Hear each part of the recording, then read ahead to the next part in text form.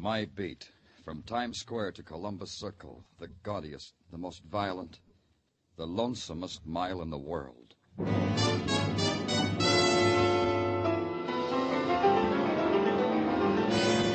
Broadway's My Beat, with Larry Thor as Detective Danny Clover.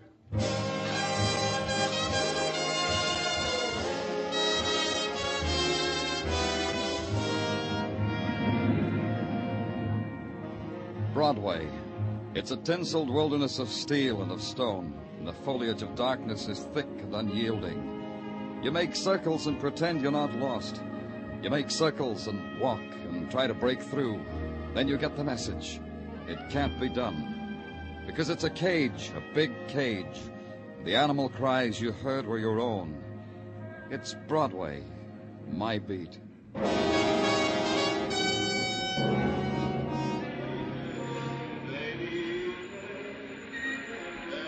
At 10 o'clock of a bright December morning, Broadway's music shops open their loudspeakers. And Broadway wears a scrubbed face, a new haircut, and a flashy smile arranged to look appealing and innocent. Because Broadway is on its way to con Santa Claus. Then you get a look at yourself in a mirror decked with holly, and you know you're doing the same thing. So you drop a coin in the pot. Thank you, Danny. It feels good inside. And then at 46th Street, you see Patrolman Meshikoff ad-libbing his way through a crowd. But he's got a tight hand on a little guy with gentle and tired blue eyes. All right, townspeople, all right. The party's over. So make way for me and Santa Claus, huh, townspeople? Me too, Patrolman Meshikoff. Oh, Danny, I didn't notice you in the round of my appointed duties. And your duties? This little guy here, you see him? I see him. Hello. Hello. This little guy, he's crazy, Danny. Lost his marbles, like Meshuggah. You know what I mean? I'm not crazy. I'm only doing what I have to do. You have to do this? You have to give away $10 bills in the middle of Broadway? This is not only a hindrance to the flow of traffic, it smacks also of holes in the head. You tell me about it, mister. I'll tell you, Danny, even if it breaks my heart, this sweet little character is a potential client for Bellevue. He tells me he's got $50,000 to give away. Let him tell me, huh, Meshikoff? Would you like a hot cup of coffee, mister? It's pretty cold out here. I'd like it. Thank you. How about the automat, okay? Oh, very nice. Let's go. He's a very nice man, that Patrolman Meshikoff. He has a kind heart. I tried to give him $10, but he wouldn't take it. Will you take it for him? All right. We'll put it in the policeman's fund. After you, mister. Thank you. Here, I got a couple of nickels. You want coffee or chocolate? Chocolate would be nice. You think I'm crazy, too? You look like a man who worked hard for all that money. Why are you giving it away? Here's your chocolate. Oh, thank you. I give it away because it's my duty to share it with those who need it. Those people in the street, maybe they're just greedy. Oh, here's a place. We can stand at this counter. Sugar? Thank you. Some people buy yachts with money. I buy little boats in people's hearts. Maybe they'll still be sailing when I'm no longer here to wave them on their way. You'll be here a long time, Mr. Henry Baker. No, I won't be here for long because I'm going to be murdered. What? My brother George. He'll murder me because he wants my $50,000. And I want to give it away before he kills me. What's your name? Well, Danny Clover. Look, I don't quite... You're a policeman, aren't you? Yes. Then you'll protect me until I give all that money away. You'll do that, won't you, Mr. Clover? Yeah, I'll do that. Oh, you're very kind. The kindness is in your face, Mr. Clover. Look, Mr. Baker, you've done enough for today. Why don't you go home and rest? If there's any trouble, call me right away. Just give your name and they'll put you through to me. I may call you at any time? Any time. All right. Now I'll go home. Oh, thank you for the chocolate, Mr. Clover. It was very kind.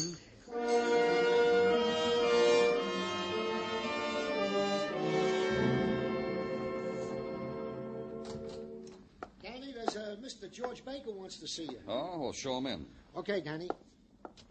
Right in here, Mr. Baker. Thank you. Lieutenant Clover? Yes. What can I do for you? Sit down. Thank you. I just learned you had a little talk with my brother. So? So this. I've come to ask you not to have him put away. You think he should be put away? Well, he's mad. Oh, I won't quibble with you. I just know that. Mr. Baker, I talked to your brother a long time. I think you can be proud of him. Proud? Hardly that. Making a fortune and giving it to drifters. Well, that's his own affair, I suppose. But it's the other thing. Which is? His insane delusion that I want to murder him. Yet you don't want him committed to an institution. Why? Well, I'm sorry for him. He means no harm. I try to help him. How? Well, I arranged that he be taken care of by a doctor. Oh, I'm glad you did. What doctor? An expensive one, Dr. Michael Sinclair. Dr. Michael Sinclair. I see. Oh, pardon me. Yeah, surely. Danny Clover speaking. He tried it again, Danny. He tried to kill me again. He did, Henry? When was this? Just now, just this instant. He shot at me, but he didn't get me. I'm glad to hear it, Henry. You'll have to do something, Danny. Promise me you'll do something. I promise. Where are you? 2150 East 20th Street. I'll be right down. Your brother, Mr. Baker. What did he want? You'll have to excuse me. I got to get down there. He says there's been another attempt on his life.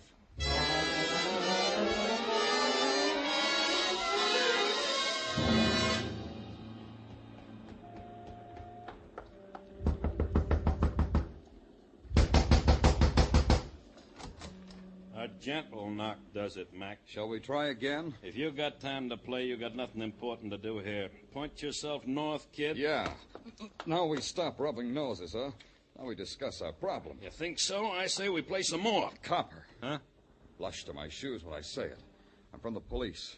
Oh, so I can't bang on you, huh? I gotta throw my hands back against the wall and drop my jaw and say, golly. I gotta do that because you're from the police. Do it. It'll make me feel important. Where are you from? From Hare. Landlord. I had cards printed once that said Ben Croft, landlord. They got sticky on a hot day and melted, but I ain't changed. You want a crummy room? I want to see Henry Baker. Huh? I got a theory. You want to hear? I'll tell you. A cop puts in 8 hours a day with the city ordinances and a gun and phony muscle. That gives him 16 hours left to be a grabber. That's why you want to see Baker, grabber. You, an off-duty cop. Look, I'm working. I'm between card-punching time. So when I say a question, you say an answer.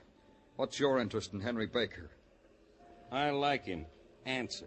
Like why? Because sometimes I talk to him, then I can stand to look in the mirror. Answer. Try this. Why didn't you want to let me in? Because people come here, try to get the little guy's dough from him. Because he's got a crazy idea someone's going to walk in and kill him. Because... Maybe he isn't kidding. Let's go. In here. He did it again. He's trying to kill me. Who? Who was it? George, my brother. I saw him. He shot at me from the alley. Uh-huh. The shot came through the window, but there's no one out here now. He was waiting for me there outside in the alley. Then he took a shot at me. I see. You're sure it was your brother? I know my brother, don't I? Sure you do. Hey, what's this sticking out from under the bed? You mean my suitcase? No. Yeah, your suitcase. Open it, Mr. Clover. Sure. Holy... Almost $50,000, Mr. Clover. Have a $10 bill. Go ahead. Take some. You're my friend, and I want you to have some. I didn't tell Henry Baker that what I'd seen sticking out from under his bed was a gun that had just been fired. I didn't tell him that the window glass had fallen into the alley outside. And I didn't tell him that all that meant he had fired the shot himself from inside his room and through the window. He didn't even know his brother couldn't possibly have been there. I couldn't let him know I saw through his child's game of attempted murder. But I could take the gun away with me, and I could call on his doctor, because a doctor is where you go when someone important to you is sick. Yes, what is it? I'd like to see Dr. Sinclair. Is he in? I'm Dr. Sinclair. Won't you come in? Dr. Michael Sinclair was the least medical-looking girl I ever saw. She wore a dress of some metallic cloth that shimmered in the afternoon light. And in her eyes was a kind of grave, mocking smile. And her mouth... The way you look at me, I wouldn't diagnose as neurotic. Not in the least. I'm sorry, it's only that... That what? I don't know. You're the doctor. It's that I'm a woman doctor, and women doctors are rare, wasn't that it? Rare? Yeah, that's it. And women have the vote, and give their seats to nice old gentlemen in subways, get their PhDs in psychology at Hunter College in the Bronx. You feel better now? I'm a policeman, Doctor. Danny Clover. I want to talk to you about a patient of yours, Henry Baker. What about him? He tells me his brother is trying to kill him. Yes, that's what he told me. When did he first come to you? About 2 weeks ago, his brother sent him to me. What's your interest in Mr. Baker? Has he committed a crime? No, it's only that he's a friend. I want to help, if I can. Yes, he does have a lot of money, doesn't he, Mr. Clover? And he gives it away. It's good you're a woman. Don't be angry. I find greed universal. I have it myself. I just diagnosed you incorrectly, that's all. Or did I? You keep records of everything Baker tells you? Of everything everyone tells me. I record it on tape. New world, new methods. I find it more revealing and more accurate than taking notes. May I hear Baker's recording? Mr. Clover, what he says to me is in the nature of a confessional. I see no need to trespass on Mr. Baker's privacy. That's a law, isn't it? Is it? I'd like to hear the recording, please. I guess there's no harm done. I'll get it since you're a friend. Yes, here it is. You'll find, Mr. Clover, that Henry's case is the usual one of sibling rivalry. More intense, perhaps. More outward-going. More bizarre. How do you play this thing? Like this. Why should he keep imagining his brother's trying to kill him? That's my problem, Mr. Clover, and I... Shh, that's me. Everything, just as it comes to you. It began when I sold my truck farm and took all the money and savings and started to give it away. I said to him, George, why do you want to kill me? You want my money. That's why you want to kill me. It's all like that, Mr. Clover.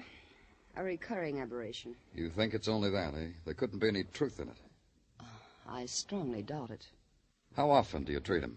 Every day. As a matter of fact, he should have been here an hour ago. What? I called his rooming house. He wasn't there. I called his brother. Not there. Do you have any idea where he might be? Yeah, Doctor, I do.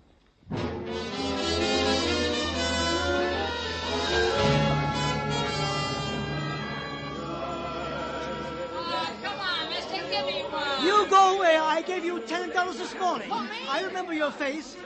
Here you are, sir. Will you have... Henry, come here. Oh, hello, Mr. Clover.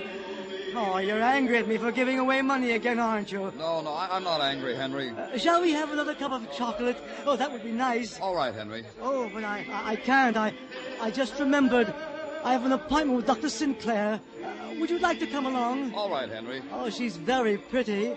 Oh, Mr. Clover. Huh? What's the matter? Mr. Clover. Mr... Oh...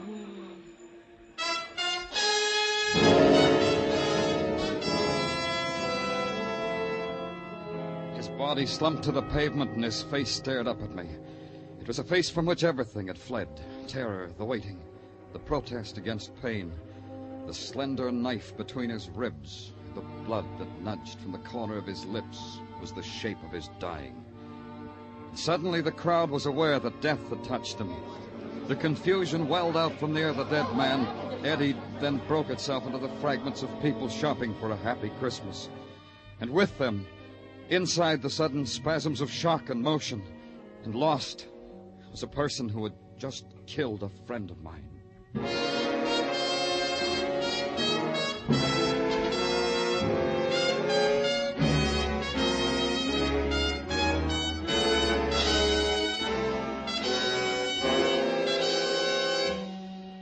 Listening to Broadway's My Beat, starring Larry Thor as Detective Danny Clover.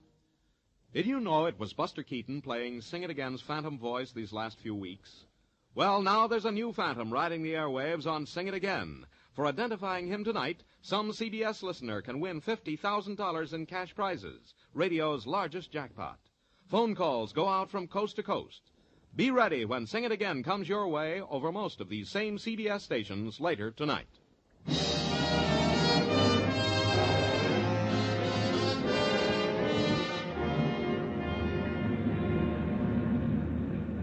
You've got to listen close on Broadway.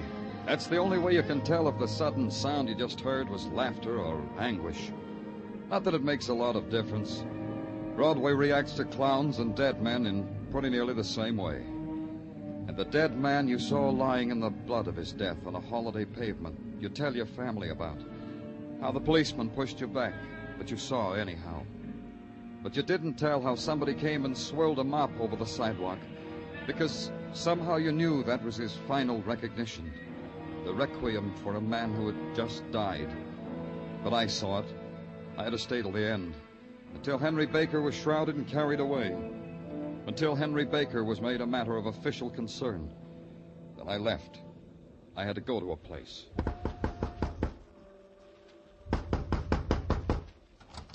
Yeah, Oh, it's you, the police fella. Yeah, Croft, me. Then come on in out of the snow and cold and the dismal elements. See, I'm doing the right thing by you. Stick around. I got a bowing and scraping act that'll tug your heartstring to pieces. Henry Baker is dead. Did you hear what I said, Croft? I heard only say it once more. Baker, dead. See, it don't pay. It don't pay at all. Good little guy with a good idea. Be nice. The world couldn't stomach him. Breaks you up, huh? Yeah, I don't show it good, do I? Because I don't know the words how to talk about it. To a high school graduate like you, I ain't being crushed enough. How did he die? The world slipped a knife in his back. A real one. I don't want to repeat myself this time, Croft. Who would want to kill him? I don't know you for a lifetime, Croft. So I'd say you might. Yeah, you'd have to say that. That's so you can smile when you draw your pay. You're being a keen police fella. Yeah, this keen.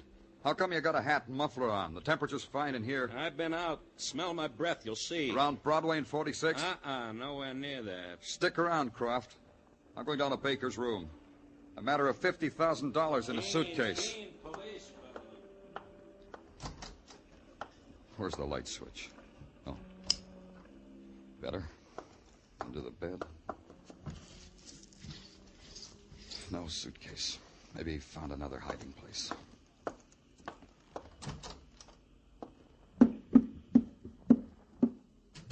Oh, not in my closet. Maybe in the bureau.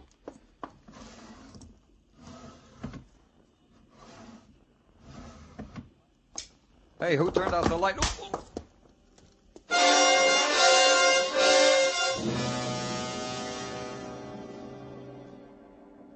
Somewhere I heard it, caught hold of it, and wouldn't let it go. Christmas bells banging an offbeat rhythm to a dream I never had before.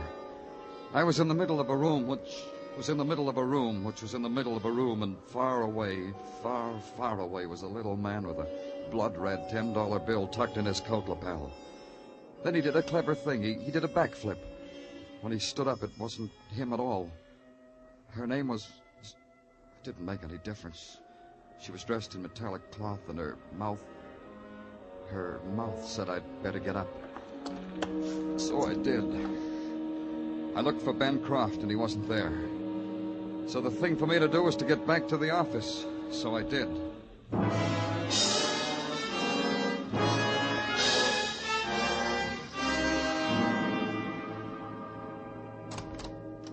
There's a Dr. Michael Sinclair to see you, Danny. Huh? Well, show her in, Tartaglia. Okay. You can go in, miss. Thank you, sir. Thank you for everything. Surprised to see me, Mr. Clover? Should I be? Yes. I'm a very busy doctor, and I know you're a busy, busy man, so I'll come right to the point. I want Henry Baker's money, all that was left of it. Oh? You're his widow? Henry never told me. Neither did you. Nothing quite so cheap as that, Mr. Clover. Henry promised me his money. Every visit to my office he promised me. He said that when he died, he wanted me to have whatever money was left because I was good and kind and helped sick people. Henry said all that? On a tape recording? No. No, that was our own secret. When a man says things like that to a girl doctor, Mr. Clover, she wouldn't record it as if it were a symptom of a wandering mind.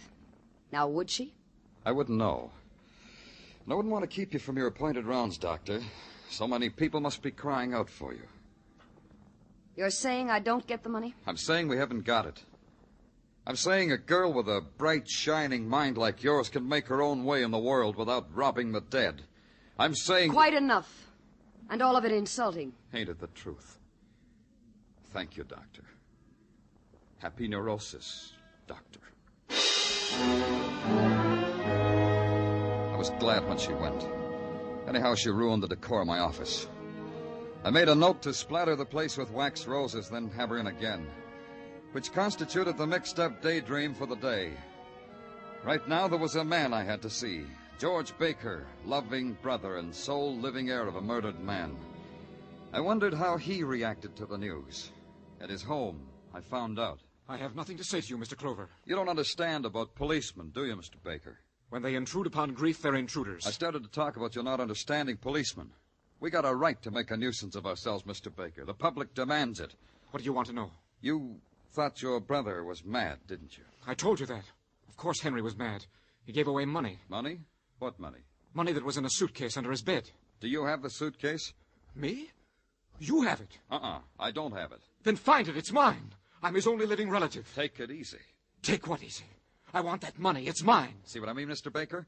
What? See what I mean? You want that money so badly, maybe you'd kill for it. Get out of here! You can't say that to the law without nudging me with your elbow and smiling. You know that, Mr. Baker. I'll post a suitable reward. Does that interest you, Mr. Clover? A reward? Wait a minute. I know men like you, Mr. Clover. You're greedy. You're holding out for a price. So I'll give it to you. I'll give you 20%. Baker? 25%. So help me, Baker. I'll... No, don't hit me. No, I wouldn't do that. I'll just throw you away. Ah! Dog! Pig! Filth! Scum!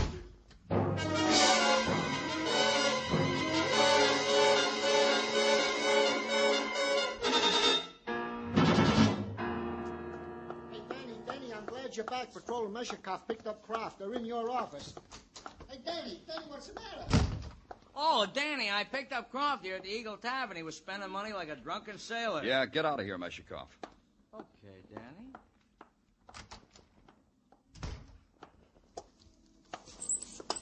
You ran away, Croft. Tell me, bitter men like you always run away? Sometimes. Things leave a bad taste in your mouth sometimes, like you. You do that to me. Now you know. You slugged me, beat me up. That makes you feel good, huh? It would have, but I didn't have the pleasure. Maybe I can arrange it sometime. Just you and me. A pleasure. First, tell me about the dough. The dough that flowed like wine. It was give to me by a little guy who had a healthier brain than all of us. That includes you and me. Baker gave you the money? How much? $100. 10 crispy sawbucks. That makes $100. That made you a big man on 2nd Avenue. Nah, you haven't got it right, Mr. Clover. Baker gave me the dough. He made me promise to toast his way to heaven when he died. This I was doing when your bull walked in and stunk it up. You could have followed Baker up to Broadway. You could have stood in the crowd and slipped a knife into him. Then you could have taken his dough and hidden it. You want to know something, Clover? I'll bare my soul to you. None of that what you said could I do. It's a weakness with me how I'm in love with good people. Yeah. Baker sometime had callers in his room. Yeah? The callers. Who were they? You? Me. His brother? His brother. His doctor? His what? His doctor, a perfumed doctor with the body of a girl and the legs of a girl. Like how often? Like practically every day. It was a thing a man could look forward to. Her with her little black case and a smile that said, "Hey, policeman, where you going? I ain't finished with my confession."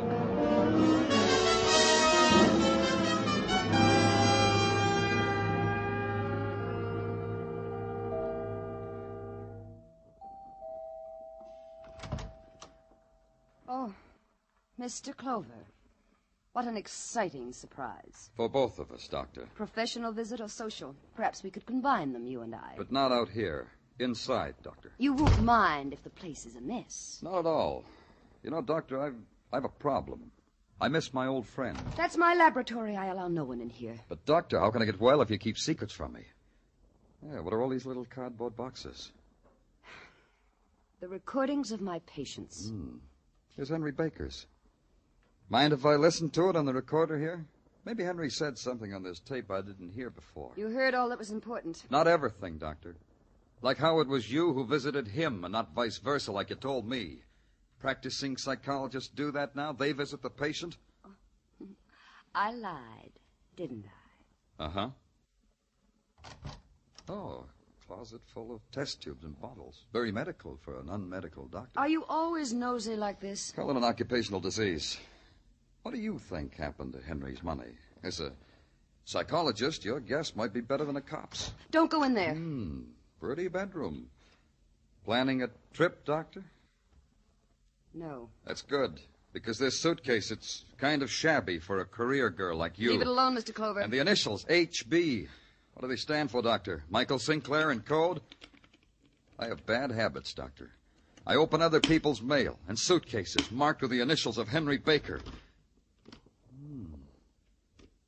All these $10 bills. They could have made Henry so many friends. He gave it to me. He gave it to me because I cured his fixation. They cure it with murder now? Let's go, Doctor. Grab a hat or something and let's go. That must be a patient, Mr. Clover. May I answer it? Yeah. I'll wait in your laboratory. Tell your patient you're busy. And, Doctor... Yes? Remember, nothing fancy. Just tell him to go away. I'm sorry, but Don't be sorry about anything. Just you can't come in here. Can't I? Can't I now? See? I'm in all right. Now give me my brother's money. I don't have it. Give it to me. Give it to me or I'll beat you up just as I did that policeman. He wanted that money for himself like you do. Give it to me. It's in there. In that room, my laboratory. Good, very good. I sold my truck farm and took all the money and savings What's that? and started to give it away. I said to him, George, why do you want to kill me? It's Henry. You want He's my alive. money. But That's I why killed you him. want I to killed kill him. me. I'll kill him again. Ever I'll since kill him you over and over again. I'll kill him. Baker! I'll kill you, Henry. I'll kill you, Henry. Makes me feel good to give it away to people. I'll kill you, The way they Baker. make friends. I'll kill you. You need friends. That way, when you leave this world, you'll be remembered. And what more could a man ask? You should see their faces when I give it to them. Don't look like that, Danny. Happy. They look You had so to kill him. happy. There was nothing else you could do. The money that's important. Yeah. It's just... Okay, Doctor. Get your hat.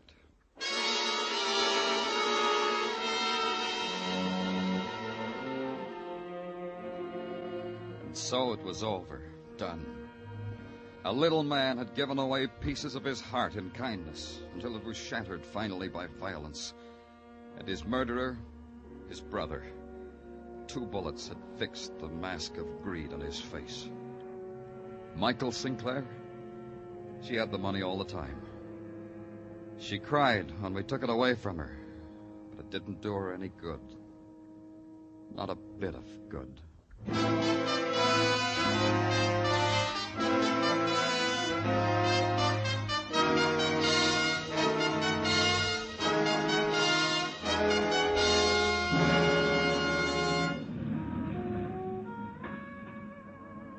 Broadway's sleeping now, and the furious avenue of the night is still. It stretches out in front of you, without beginning, without end. Only the sleepwalkers are there, the handful whose lust for a dream or reality is never through. The seekers, the sodden, the huggers close of nothing. It's Broadway, the gaudiest, the most violent, the lonesomest mile in the world. Broadway, my beat.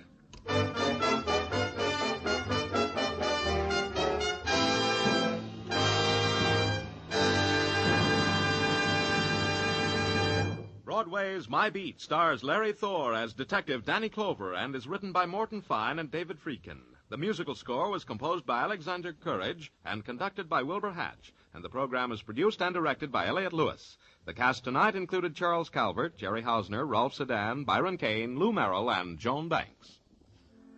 A week to go, and Christmas and its problems of shopping and presents grow serious in the minds of most of us. For the lighter approach to Christmas, may we suggest you spend Sunday evening with Jack Benny, Amos and Andy, Red Skelton, Charlie McCarthy and Bergen, with Eve Arden and all the other famous CBS Sunday night entertainers. Now stay tuned for Sing It Again, which follows immediately on most of these same CBS stations. Joe Walters speaking. This is CBS, where you'll find Broadway is My Beat every Saturday night, the Columbia Broadcasting System.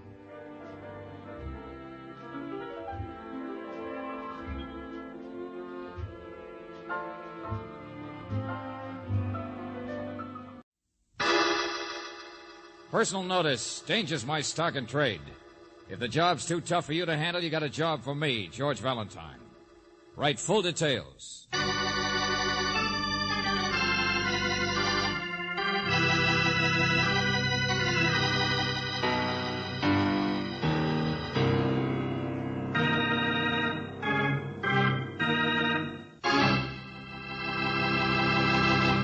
Greetings, friend. Time again for Let George Do It. Oh, which reminds me. How would you like to sit in on a nice little card game? I happen to know 4 charming fellows who are just dying for a 5th. On the other hand, though, maybe you'd better forget about it, because these boys would not only take your bankroll, they'd just as soon take your life. But it's a pretty good game at that. So while we're waiting for George Valentine to show, let's take a look in on this happy foursome.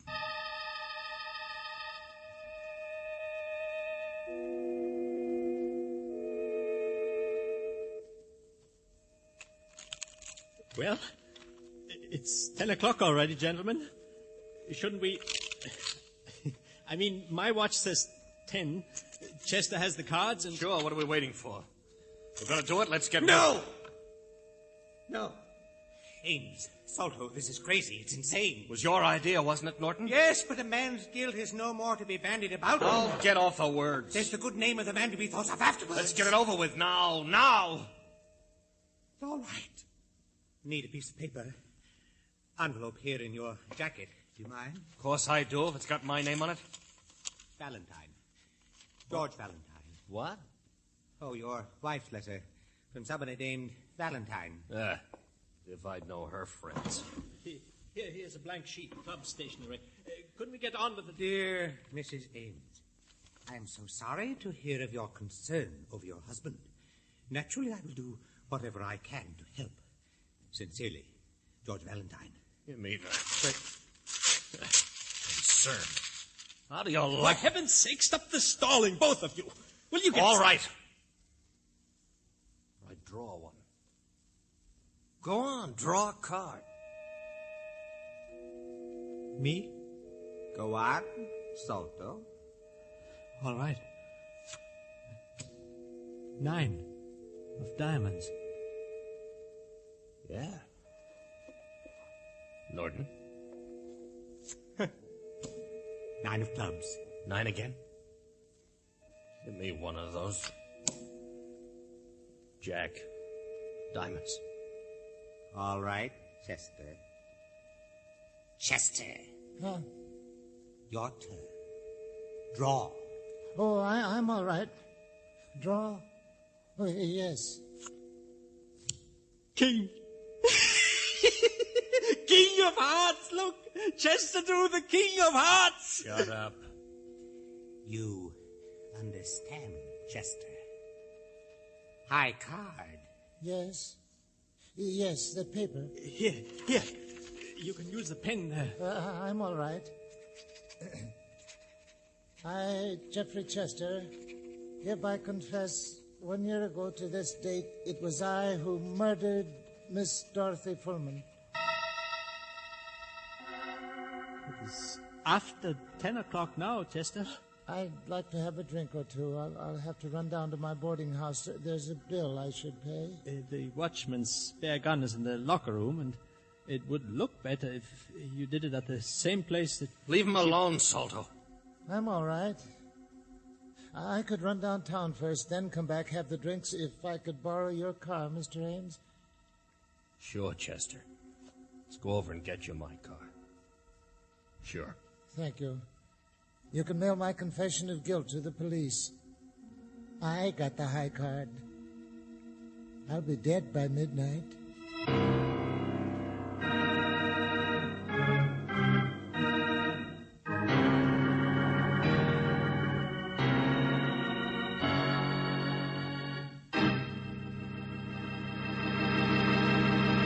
You are listening to Let George Do It. Our adventure will continue in just a moment. Now back to George Valentine and Let George Do It.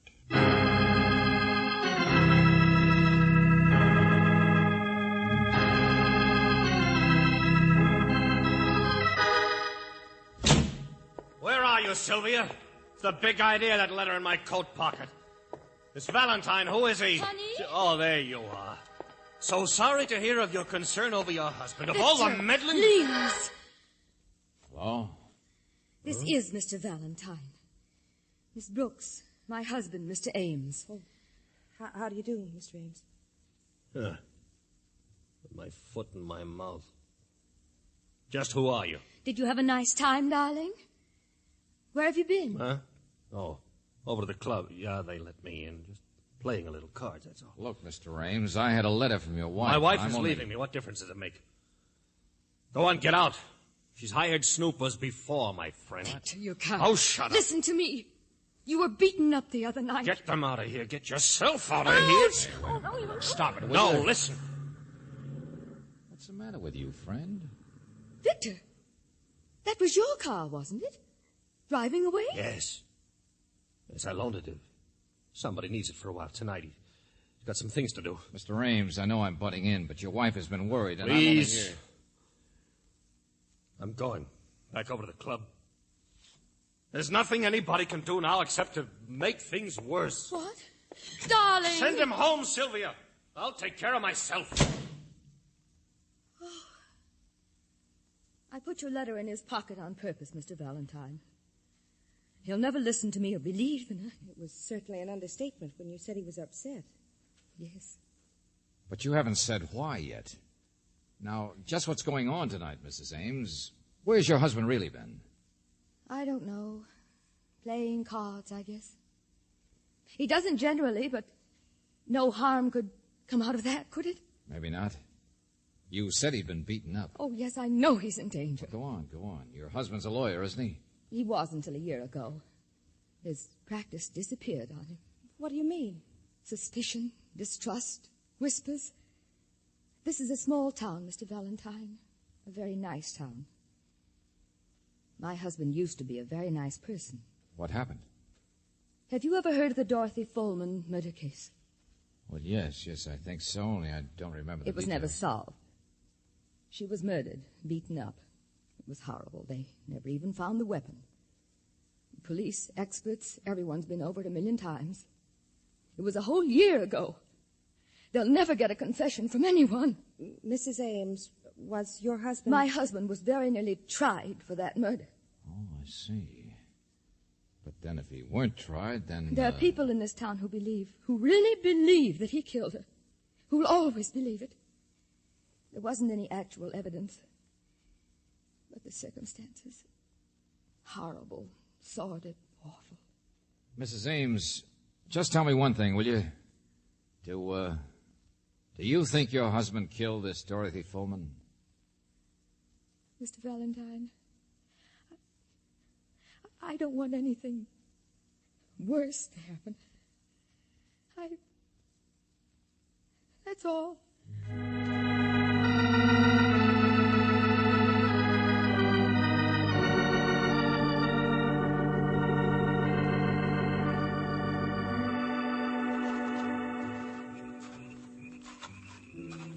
I say, excuse me. You're Mr. Valentine, aren't you? George Valentine? Yeah. I was looking for the club doorman. My name is Norton. This is quite a pleasure. I've heard of you. Seen your name here and there. Oh, is that so? See here, join me on the veranda for a cup of coffee, will you? Hospitality of our little club isn't I'm much, sorry, but- Mr. Norton. I'm looking for a man named Ames. Oh, yes, Victor Ames, splendid chap. Haven't seen him in some time. Might be here later. We can wait together. I said I'm sorry, Mr. Norton. Well, I certainly don't intend to be pushy. Oh, wait a moment. Perhaps I should be a bit more honest and say there's a little matter I'd like your advice on. I'd still go looking for Mr. Ames. Even if I said the little matter concerned Mr. Ames?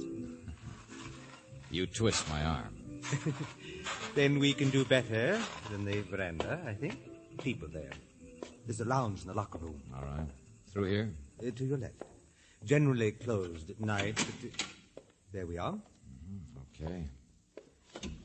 Now, what's the story? Nothing so very important, but sit down, sit down. How'd you know who I was out there? Well, Ames had mentioned your coming. You said you haven't seen him lately. Try again. Really, Mr. Valentine, Who's that?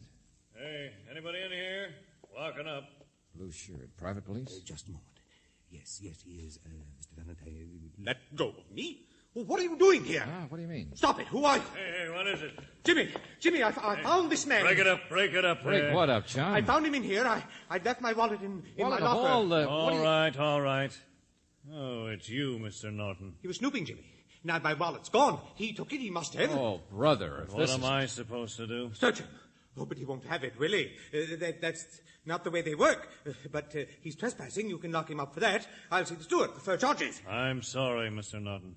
What? I said I'm sorry. You're not going to prefer anything. Good night. Jimmy, my father was the founder of this club. When I issue an order to one of the paid employees, I expect that... Yeah, sure, issue away. Only someplace else, huh? I'll handle this end. Good night, Mr. Norton. Jimmy, I have never in my life been so... Good night. Yes, good night. Well, that was something. Okay, Bud, hand it over. What? Oh, now, wait a minute. You don't mean you believe that old school ties gag about... And still you put him out? The wallet, Bud. Oh, sure. Mine. Here. Credentials, the works. Good enough? Oh. Well, I didn't exactly figure. Valentine, huh? Yeah, that's right. Only look, Buster, why? Why'd you treat him like that? Willed him like lettuce before you even know what he had to say. Because I have no use for the high and mighty Mr. Norton. And don't worry, I won't get in trouble either. He maybe don't know it, but he's being eased out the side door of this club anyway. All 4 of them are. All 4? Will you clear that up? You ever hear the Dorothy Fullman murder? Well, that nice, dignified man there, that Norton. For my money, he's the one that killed her.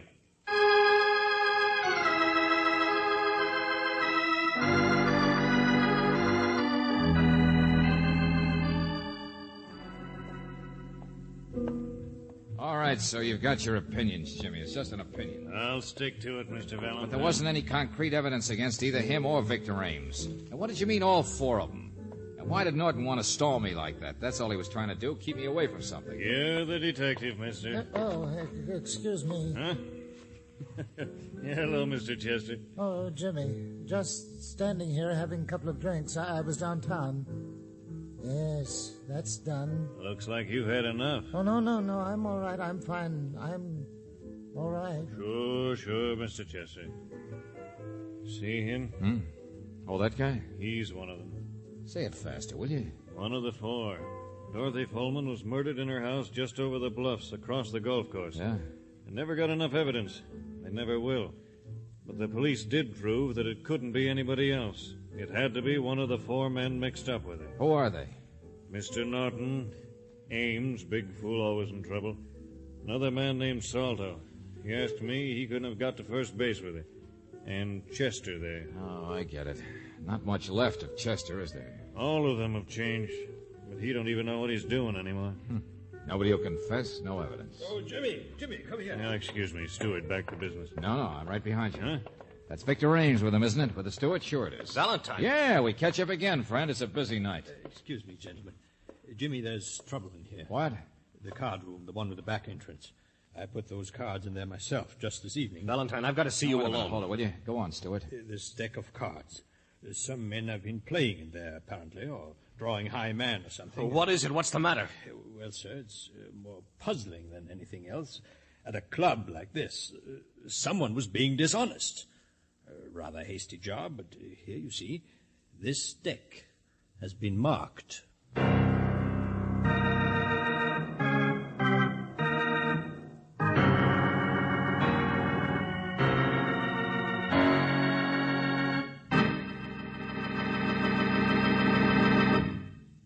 You are listening to Let George Do It. Our adventure will continue in just a moment.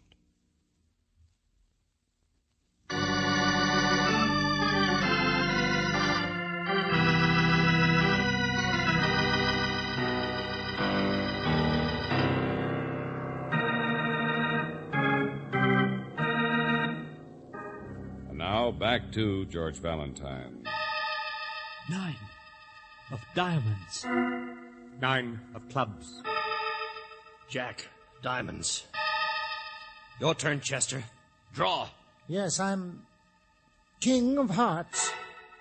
I hereby confess 1 year ago it was I who murdered Miss Dorothy Fullman. I got the high card. I'll be dead by midnight.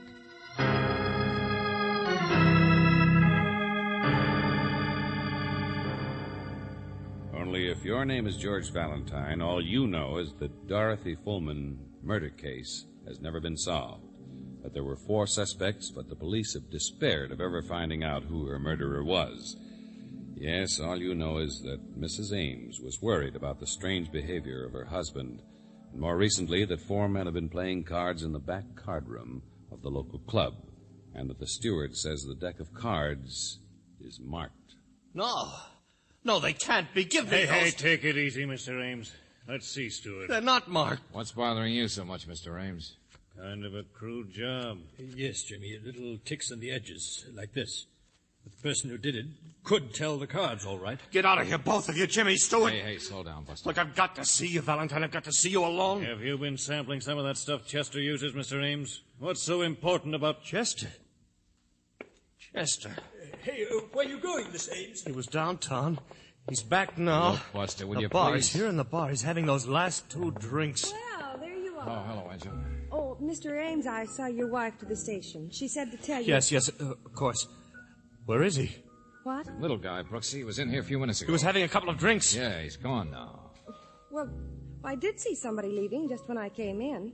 He looked like he could use a little sleep. It's 5 minutes to 12. Time for you to clear it up, friend. Where's Chester gone? What's happening tonight? Could have been any one of us. I mean, the cards marking them. But I didn't try to save my own skin. I would have gone through with it if I'd been high man. What on earth? I'm trying to remember. The watchman's spare gun, that was it. Quit pulling, Buster. What? Yeah, the closet, the back hall. Come on, hurry, will you? The watchman's gun, that was it.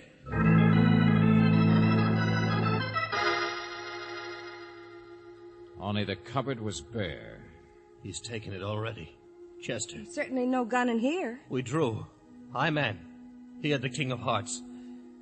Little Chester, the weakest one in the whole bunch. Didn't even seem to react. What do you look? I know I'm talking wildly. I'll explain later. We've got to find him first. Hurry. Oh, we're with you, all right, but who's he going to use this gun on? Oh. Isn't it perfectly obvious, Mr. Valentine? On himself.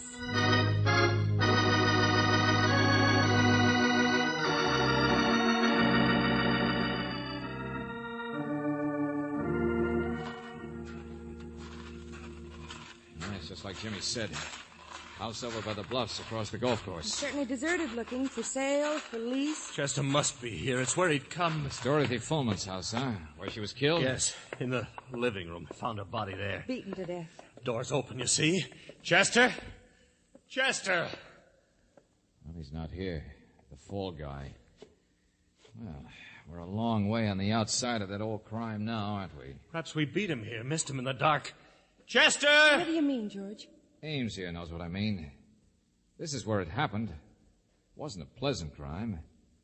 And inside a man, a terrible thing like that can get bigger in a year, huh? Mr. Valentine, I didn't kill her. Sure, that's what they all say. But, Buster, I'm just finally beginning to realize what a hopeless, crazy thing is happening tonight. Wait a minute, George, listen. Upstairs. Come on. Chester? Where are you, Chester? It's me, Victor Ames. Salto, what are you doing here?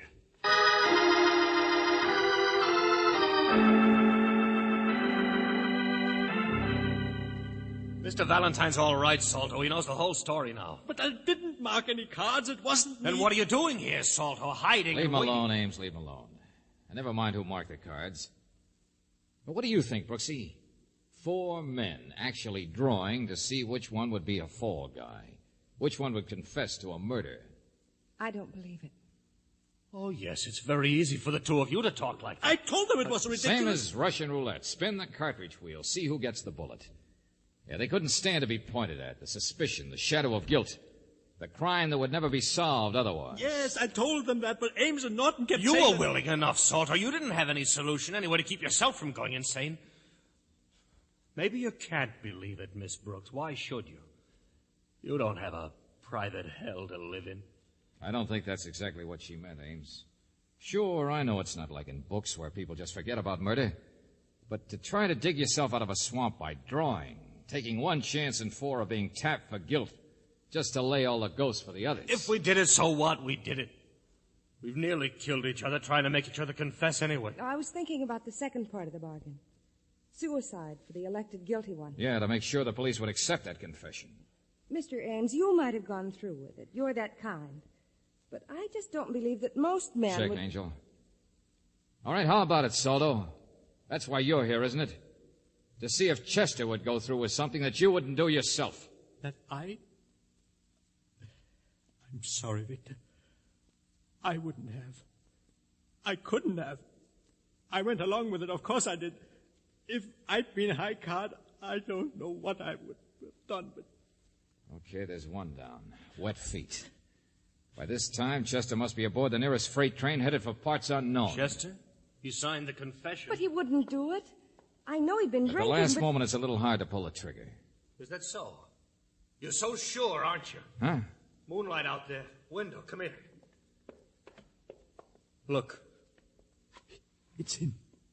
It's Chester. But he's not coming toward the house. Just walking. That's the path runs up by the bluffs. Yes, and if anything happens to him, it's our fault, Salto. Come on, step on it. Run!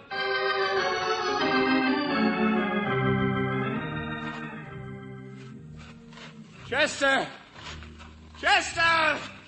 What's the matter with him? He doesn't even listen. Oh, look out, George. Now, these bluffs are pretty steep, aren't they? Chester! I'm going to climb up this way, too. Oh, no, you don't, Buster. Huh? You What? just stay behind me with Miss Brooks. Valentine. There's another way this whole thing tonight can work, but I'm going to see that it doesn't. George, look, he's up on one of the edges. Hey. Stand still!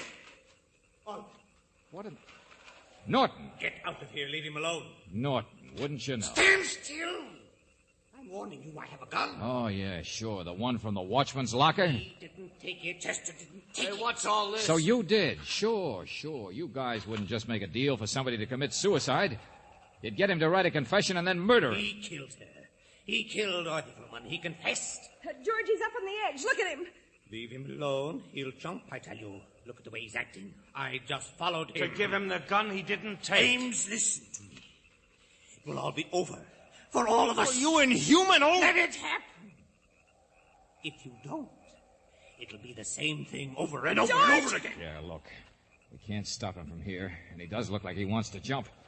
Okay, so I've been wrong, so I... Valentine! Get out of the way with that gun! I just... Okay, now you're all I've right, got it. Martin. Stay there, all of you. Chester! Mr. Chester! I'm all right. Yes? Mr. Chester, now you listen to me. I can't reach you, But get away now. There's something I'm going to do. Yeah, I know. Kill yourself. But you were supposed to do it where she died, weren't you? Wasn't that the agreement, Chester, to make it look good?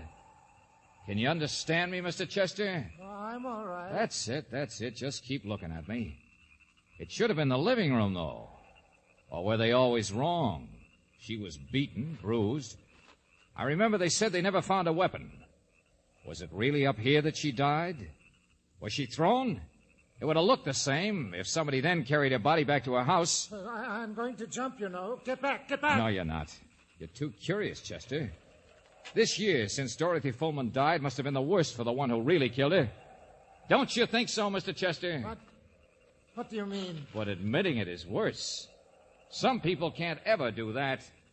They'd rather die than do that. I'm going to jump. You can't stop me. But you don't even want your death to be a confession, do you? Well, they gave you a chance, the little card drawing.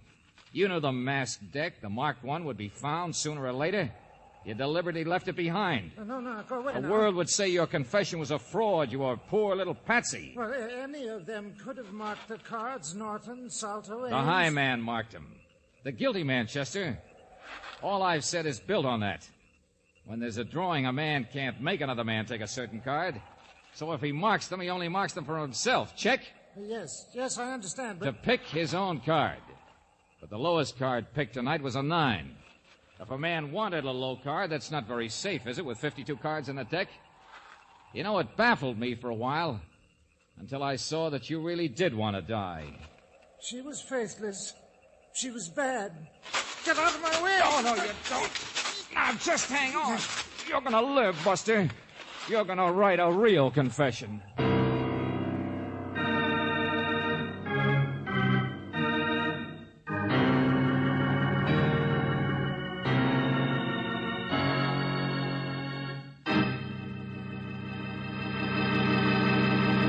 Back to the conclusion of our Let George Do It adventure in just a moment.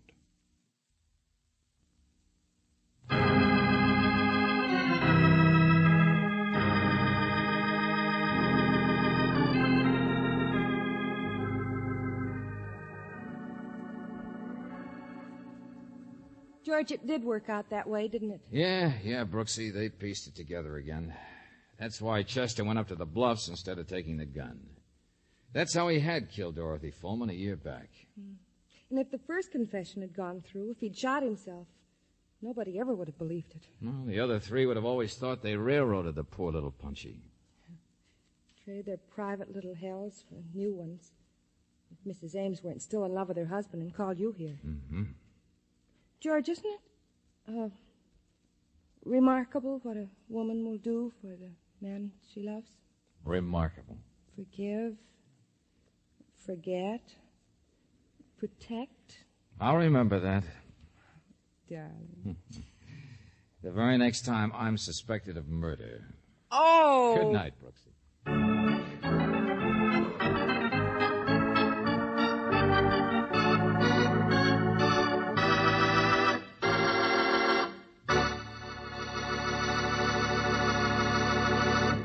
You have just heard High Card, another Let George Do It adventure. Robert Bailey was starred as George Valentine, with Virginia Gregg as Brooksy. David Victor and Jackson Gillis wrote the story, with music by Eddie Dunstetter. Now this is yours truly inviting you to another visit with Valentine, when you will again hear what happens when you let George do it.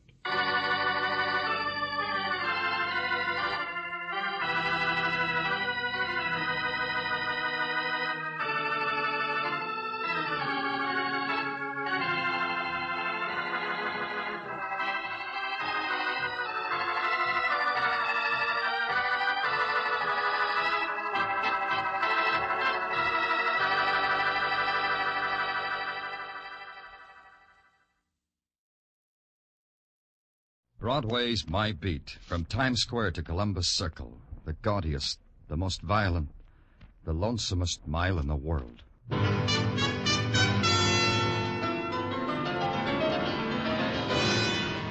Broadway's My Beat, with Larry Thor as Detective Danny Clover.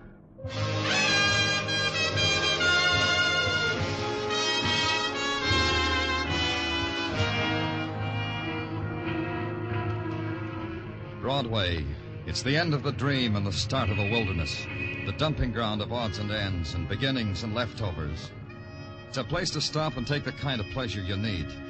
It's a street of neon names that beckons to your loneliness. And you better hurry, kid, because it's a street where your name is written on water.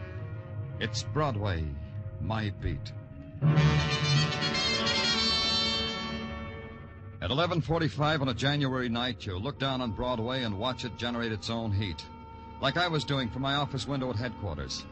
Then a call came from a shy caller. He preferred to be anonymous, he said. And he gave an address, and he said I'd better come there.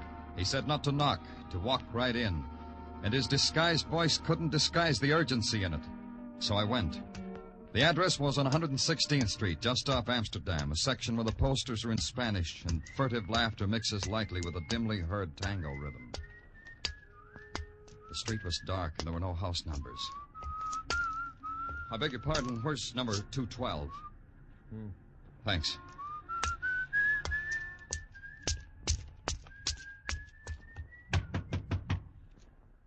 Open up, it's the police. Okay, I'm coming in.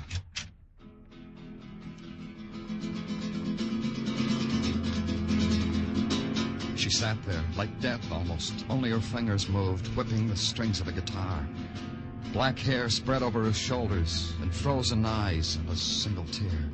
And near her, sprawled on the floor, a man. A man and the knife in his heart. A dead man. What happened here? Who are you? Who is this man?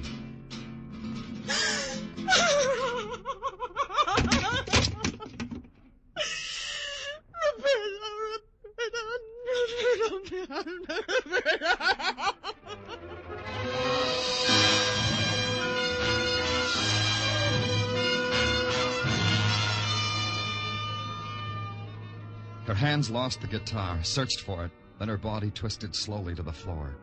Even in the moment of her final embrace of shock and nothingness, the movement was somehow exquisite and dance-like. And the pattern they made, the girl and the boy, was a pattern of torment and death.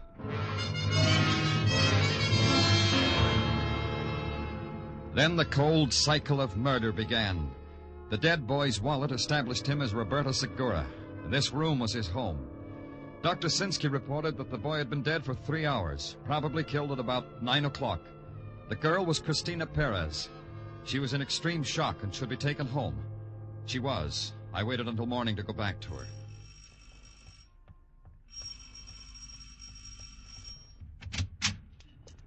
You desire something, senor? I'm Danny Clover of the police. I want to talk to Cristina Perez. Please, come in, senor. Thank you. It's necessary first to be granted the permission of Don Eduardo. Oh? The father of Cristina. I see. And you're... Cristina is the child of my body also. I am the mother of Cristina. Wait here for a moment, please, senor. Of course. Don Eduardo. Sí, señora. Una persona de policía, señor Clover. Él quiere hablar con Cristina. Ah, sí. I am Don Eduardo Perez, senor. The heritage of my forefathers demands I say you are welcome in my house, but I will not say it, for the reason that I abhor your presence. I was told I needed your permission to talk to Cristina. See, I'm asking you for it. Have you observed, senor, that your feet are standing on the tiles of the immortal artist Goya? Everything else in my house is at least of equal value. Some possessions are even more extraordinary. I'm happy for you, Eduardo. Cristina, where is she? Even more extraordinary, more delicate, more fragile. Cristina is such. You mean I can't see her? I think I have made it plain. No, Eduardo, it's all cluttered up. Explain it to me. Your own doctor said my Cristina was in shock. You do not believe your workmen-like doctors? Yeah, I do. Dr. Sinsky's a good workman. He said Cristina should be over it by now. My physician says no. And now you must go, senor. You must have many official duties. I'm glad you said that. I do, Eduardo. Like the murdered boy, Roberto Segura. Did you know him? He was not permitted in my house. Still, Cristina was in love with him. She was not with that. But she was with him when he was dying and dead. Maybe she was with him when someone put a knife into him. This you will have to wait to find out, senor. Only until my Cristina is well. Until you are permitted to see her. I'll wait. Keep watching over Cristina. Don't want her to get lost, Eduardo. She's in your custody.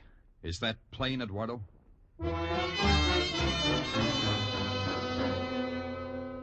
Don Eduardo Perez smiled his finest Castilian smile to make it known that it was plain.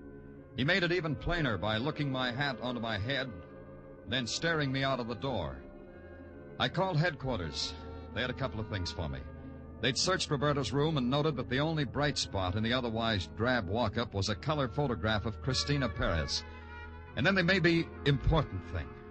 Roberto had a roommate, one Johnny Martinez. A dishwasher, they told me, because they'd checked, in a restaurant on 112th Street. That's where I went to see Johnny Martinez. Your name Martinez? Johnny Martinez? What'll I put down these dishes? Yeah, I'm Johnny Martinez. Haven't I seen you before? Maybe my back was turned, because I don't remember you. You're a boxer, aren't you? I've seen you at the fights. You must have come early to see me. Never fought better than the first 4-round prelim. I got yellow in one fight. Never left me. I'm from the police. My name's Danny Clover. What have you been doing? Been doing in jail for 1 year and a day. Tuesday will be an anniversary of my being out 3 months. What'd they get you for? Attempted robbery with a weapon. I stuck a shiv at a small man with glasses. He hit me over the head with a briefcase and knocked me cold. I lost that like I lost everything else. You roomed with Roberto Segura. You know I did, else he wouldn't be here. Know any reason why he should be murdered? Sure. Somebody hit him. You? No. Not me. Papers say Roberto was killed at 9 last night. I was here till 10:30. For 8 hours, all the time. Ask the proprietor. Yeah. Tell me about Roberto, Johnny. What was he, Clover? A guy with long sideburns, a family tree from Guadalajara, and maybe $1.35 in his pocket. Like me. You're a bitter boy. No, not bitter. I read the right papers. Roberto never would. Do you know Cristina Perez? I'm not trying to stall you, Clover. Takes a second to gather up all the nice things about her and turn them into a smile. That way, huh? Do you know her, Clover? Have you talked to her? Have you looked at her? Only she loved Roberto. I know. Now what? Roberto is dead. Now I can try my best. Now I'll get haircuts and be a gentleman. And in a week or so, Christina will smile. Because I'll say something that'll amuse her. Anything else, Clover? Yeah. What did Roberto do last night? What were his plans? Same as always. He spent the evenings at Papa Candelaria's place. I guess last night, too, part of it. Papa Candelaria, huh? What's that? Upstairs private club for the natives, Clover. Try 1203 on 116th Street. Upstairs, but legitimate. They open at 9 p.m. Thanks, Johnny. I'll see you. Yeah, sure. I'll look for you.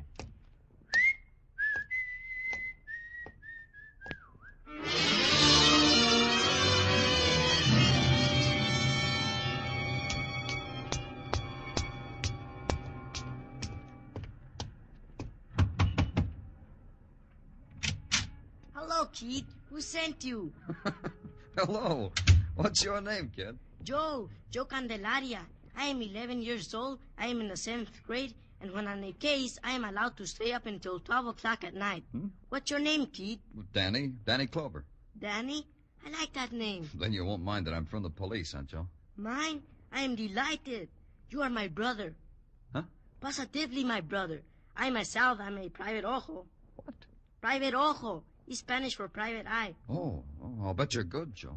The best, sweethearts. Nothing escapes from my keen eye, my keen intelligence. Only last night, I saw a big black car with 2 hoodlums sitting in it with dangerous machine guns. Joe, The other day, I found a lady's glove. One glove. And I knew she was in desperate trouble because she left behind one glove. And this to Joe Candelaria was a clue. I hate to break it up, Joe, but I got to get in there into the club. Is it all right? Oh, you are on a case, too? Yeah, Joe, that's the way it is. A case. You understand, as a fellow professional. Don't speak further. I understand.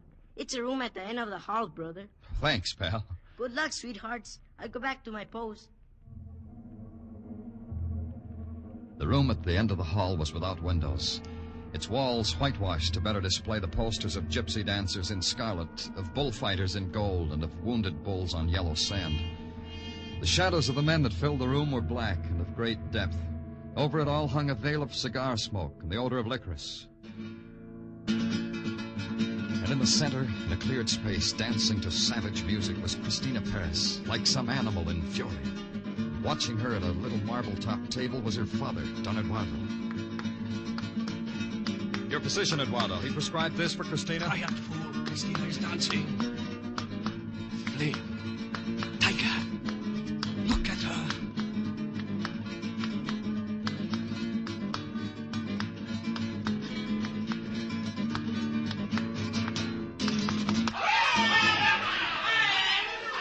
Is it all right if we talk now, Eduardo? Cristina is a sublime artist. Makes me ill to be distracted when she dances. What do you want, senor? I put Cristina in your custody because you said she was too sick to talk to me. She got better fast, didn't she, Eduardo? As you say, senor, she got better fast. You still wish to speak with her? Yeah, I still wish. My Cristina is in her dressing room. It is through those curtains. And down a hall. Yeah.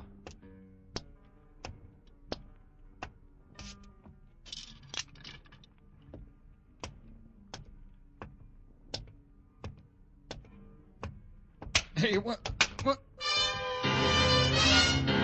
Whoever it was didn't answer me. Whoever it was pounding on me. Over and over. Whoever it was...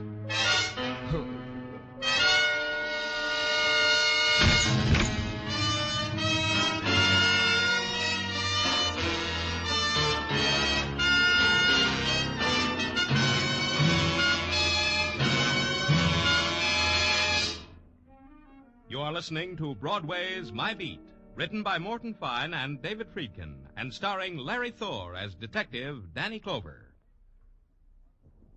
Benny and Bergen, Crosby and Groucho, Luigi and Irma. There's a lot of sheer exuberant fun around on CBS in the nighttime.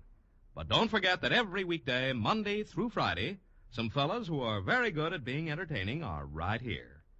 Reading from right to left, left to right, and right down the middle, they are Gary Moore, Art Linkletter, and Arthur Godfrey. Yes, every day, Monday through Friday, over most of these CBS stations.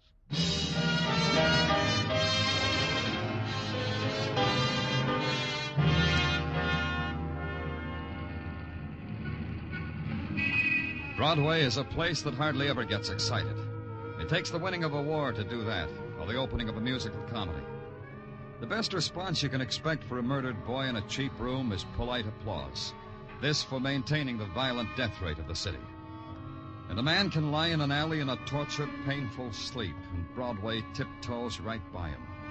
And the next morning, the man can walk down the subway steps wiping blood off his face, and Broadway will turn its back. It's a tired movie they've seen before. I know all this because it happened to me. No one gave me a backward glance until I returned to headquarters. Then I got clucked over by two mother hens at the infirmary, Dr. Sinsky being efficient and Sergeant Tartaglia being nervous. Does it hurt much, Danny? It hurts, Tartaglia. Well, now, don't you worry about a thing. Just that you should get okay again. Just that your head should look symmetrical. You know, Danny, this is an interesting formation you got on top of your head here. The bump on top of a lump. I could write it up for the journals. Take it easy, Doc. Read me what you got so far, Tartaglia. Yeah, sure, Danny, sure. Now, in the matter of suspects, we have none for the following reasons. The deceased, Roberto Segura, being deceased at 9 o'clock, that lets out Johnny Martinez, who was at his place of business until 10:30. Checked. Senor and Senora Perez in each other's company until 10 p.m. Checked. And about the girl, Christina... Grab hold to the table, Danny. This might hurt a little. Yeah. Oh, what was that stuff? Here's the bottle, Danny. Yeah, but what is it? A doctor's free sample a commercial laboratory sent me this morning. First time I tried it. Hurts, huh? It's a good sign. The girl, Christina, Danny. Not only don't we get an alibi from her, we don't get her either. She's missing, Danny. What? Hey, get back on the table, Danny. Where do you think you're going? I got only one place to go, Doc. Get me a squad car, Tartaglia.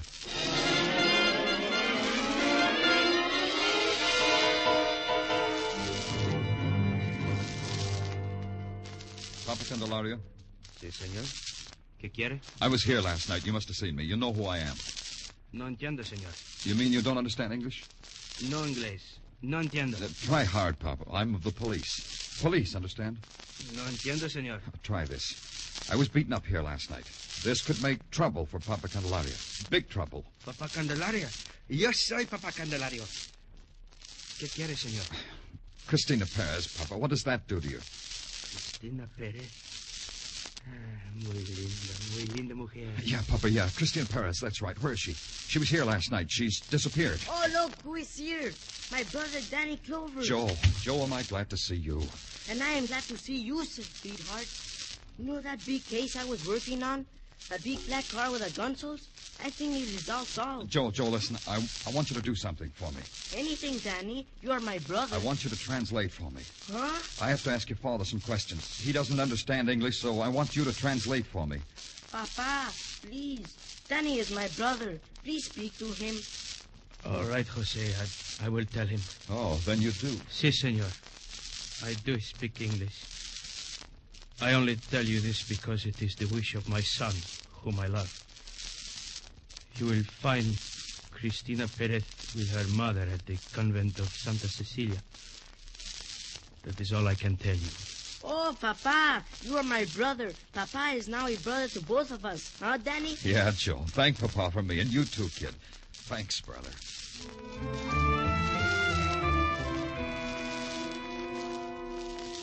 The convent of St. Cecilia stood high on Morningside Drive. A sister led me through a courtyard and into a gray stone building and into a room. A large room, simply furnished. She told me to wait. And she left. It was 15 minutes before the door swung softly open again. Senora Perez and his daughter, Christina. They didn't seem surprised to see me. They walked to a cast-iron bench and sat down and folded their hands and waited. Senora Perez? Who was it that sent you to us, senor? Papa Candelaria. This is difficult to believe. No, Mother. It isn't difficult. You must realize, like I do, that it's useless to hide from the police. Why are you hiding, Christina? My mother thought it was the best way. Now it doesn't matter. Well, that still doesn't explain very much. You were in Roberta's apartment when I found him dead. You were dancing when you should have been sick. You ran away when you should have been available. Let's start up top and see why. I was supposed to meet Roberto. A rendezvous, Mr. Clover. on the night he died. It was late. I went to his place to look for him. I found him dead. Go on. I danced because my father wished to look at me dancing. I do not disobey my father. Under any circumstances, never. Christina. Mr. Clover isn't a fool. He'll find out anyway. Christina, enough. You have said already too much. And I ran away because my mother wished me to run away. I do not disobey my mother either. Tell me something, Christina. Tell me about Roberto. I love him. Your father. What was his reaction to Roberto? My father hated him. Roberto had a roommate, Johnny Martinez. What about him? My father hated him. I'm getting the impression that your father hated anyone who had an emotion about you. Senor Perez, he is evil. I tell you this because you should know it. I tell you he is evil. He will never return to Senor Perez. You understand why, Senor? I'm beginning to. What now, Christina? What are you going to do now? That depends on you, Mr. Clover. Am I arrested? Not if you stay right here, you're not. It will be like that then. Good. Don't worry about anything, Senora Perez. If what you say is true, your husband had his own type motive for killing Roberto. Except for one thing. And that is what, Senor? He just couldn't have done it. You're his alibi for 9 o'clock. He was with you when the murder was done.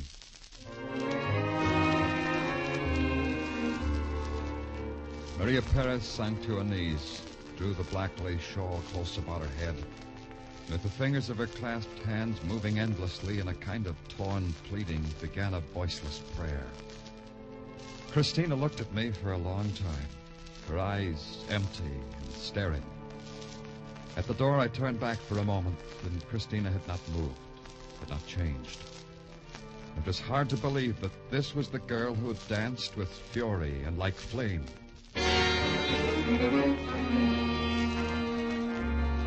At headquarters, nothing added up. Nothing took shape.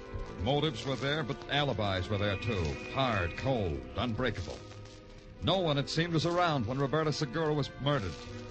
They had reason to be there, but they hadn't made it. They were somewhere else. I don't like busting in, Danny. What do you want, Tartaglia? Well, you have a visitor. Tell him I'm busy. I'm out. Anything you think of. Oh, I tried, Danny. I tried, but it's no use. Your visitor is... now, wait, let me see. Don Jose Miguel... It's me, sweetheart. Joe Calendaria. Hello, kid. Hi, Joe.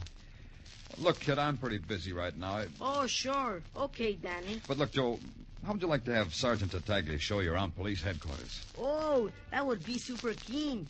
You mean it, Danny? Sure, kid. Take Joe around, Tartaglia. Everything. The works. Sure, Danny, sure. Come on, let's go, Don Jose. Wait a minute, Sergeant. First, I must tell Danny it's all solved, my case. The black card, the glove, it's all solved. Let's go, Sergeant. Hey, wait a minute. What's this about the black card, Joe? You're always talking about it. Very mysterious, Danny. This black car was standing there for a long time with all its windows open. That's bad, huh? I don't know about that, but it is very mysterious because it was so cold that night. So cold I wore my hoppy shirt and my hoppy jacket and my hoppy hat. Where was this car, Joe? In front of the house of Don Eduardo Perez. Oh? When was it, Joe? Night before last? That's right. Night before last. 11 o'clock by my Mickey Mouse watch. Who was in the car, Joe? You said there were two men. Did you recognize them? See. Who were they, Joe? Who were they? Do not ask me, Danny, because I cannot tell you. Why? A good detective should tell other detectives, Joe, when he has something important. I cannot tell you, Danny, because I am not a good detective. I am only an afraid detective. I cannot tell you. Now I cannot see police headquarters? Oh, sure, Joe. Sure you can see it. Go on, Tartaglia. Take my brother Joe around.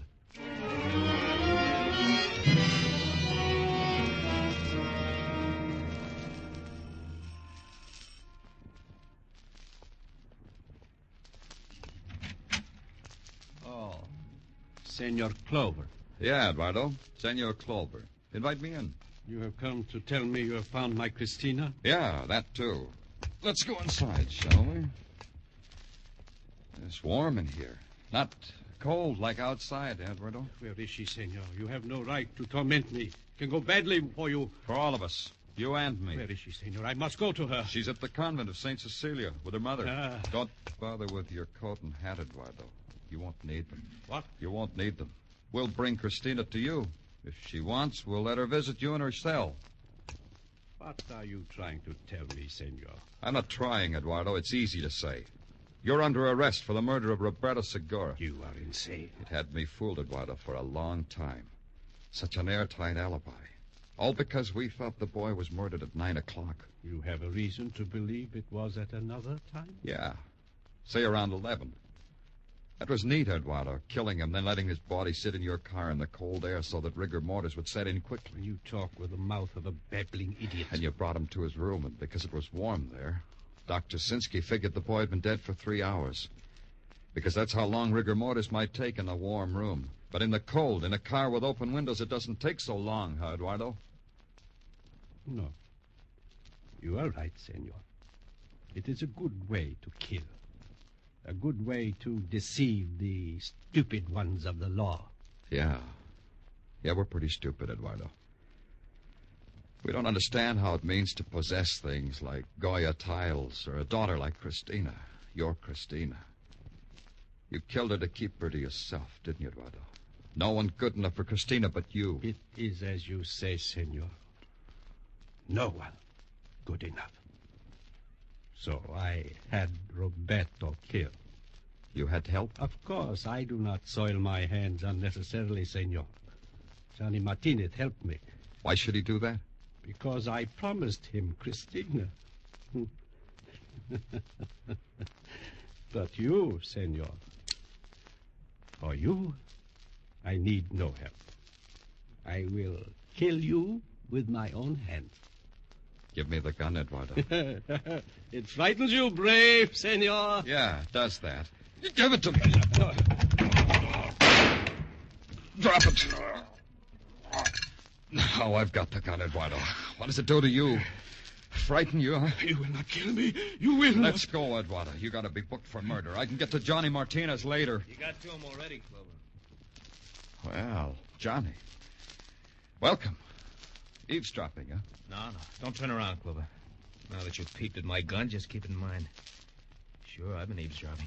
The next room. I don't mind. You can come to headquarters, too. Shoot him, Johnny. Kill him. You should have killed him last night when you knocked him unconscious. Kill him! All right. If you say so, Senor Perez. All right. Just this before you do, Johnny.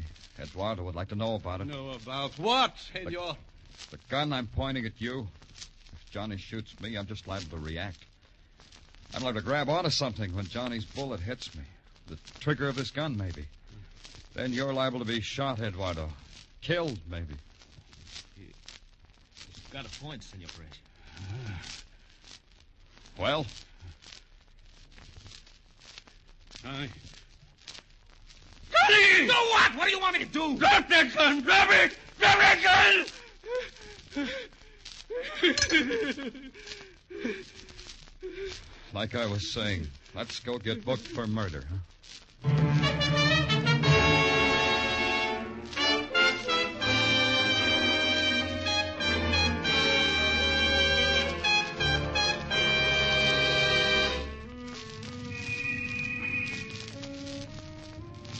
Broadway. It's an enchanted island or a desert of dust. A crazy dance that starts off wild, then winds down to a dirge and blues time. You look at it one way and it's a magician's pitch with golden mirrors and jeweled fountains. Then you blink and the whole thing dissolves. Your hands are bloody from beating against a wall corroded with pain. It's Broadway. The gaudiest, the most violent, the lonesomest mile in the world. Broadway, my beat.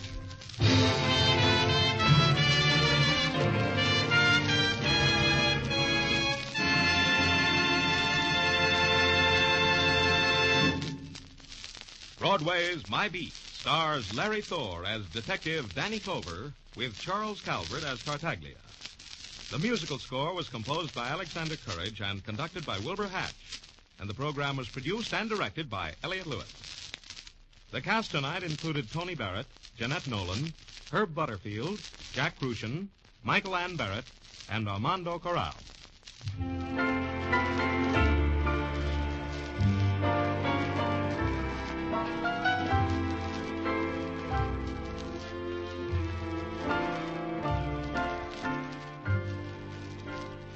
Dinah Shore, Jack Smith, Margaret Whiting, Dick Haymes, the Andrews Sisters, Beulah, Edward R. Murrow, Lowell Thomas.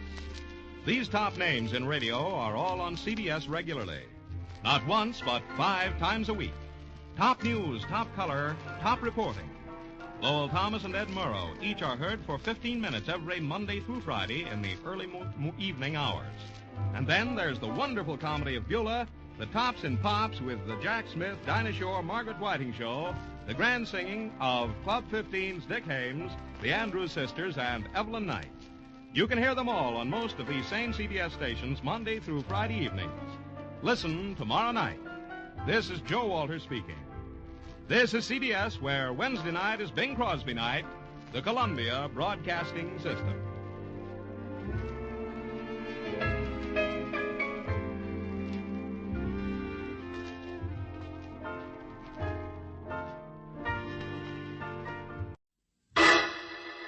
Personal notice. Danger's my stock and trade.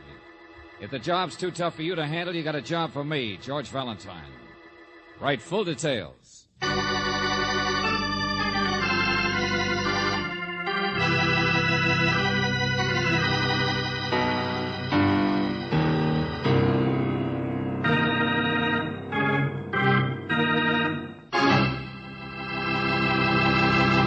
Say, when you were a kid, did you like to go skiing?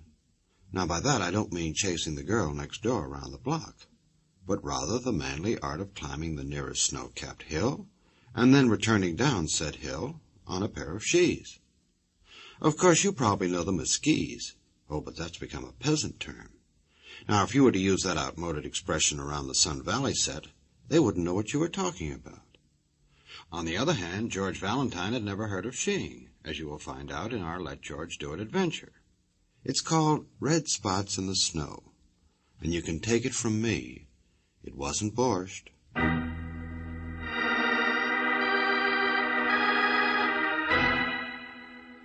My dear Mr. Valentine, I have never been a violent man, so when I'm threatened I need a professional to, frankly, to act as my bodyguard.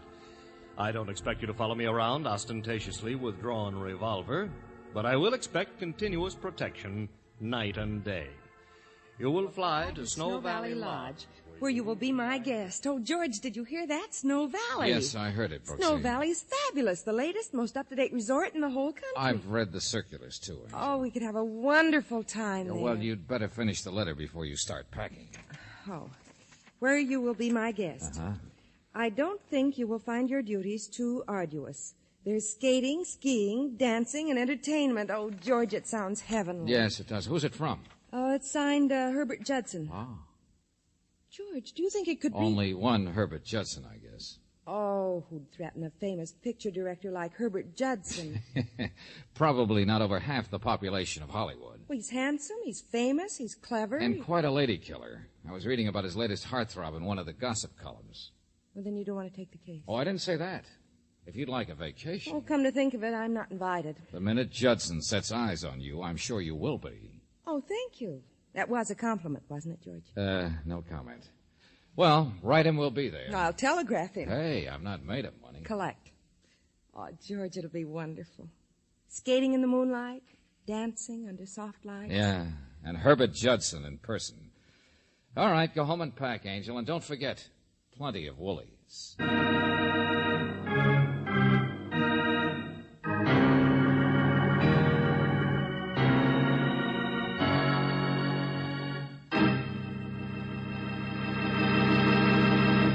You are listening to Let George Do It. Our adventure will continue in just a moment. Now back to George Valentine and Let George Do It.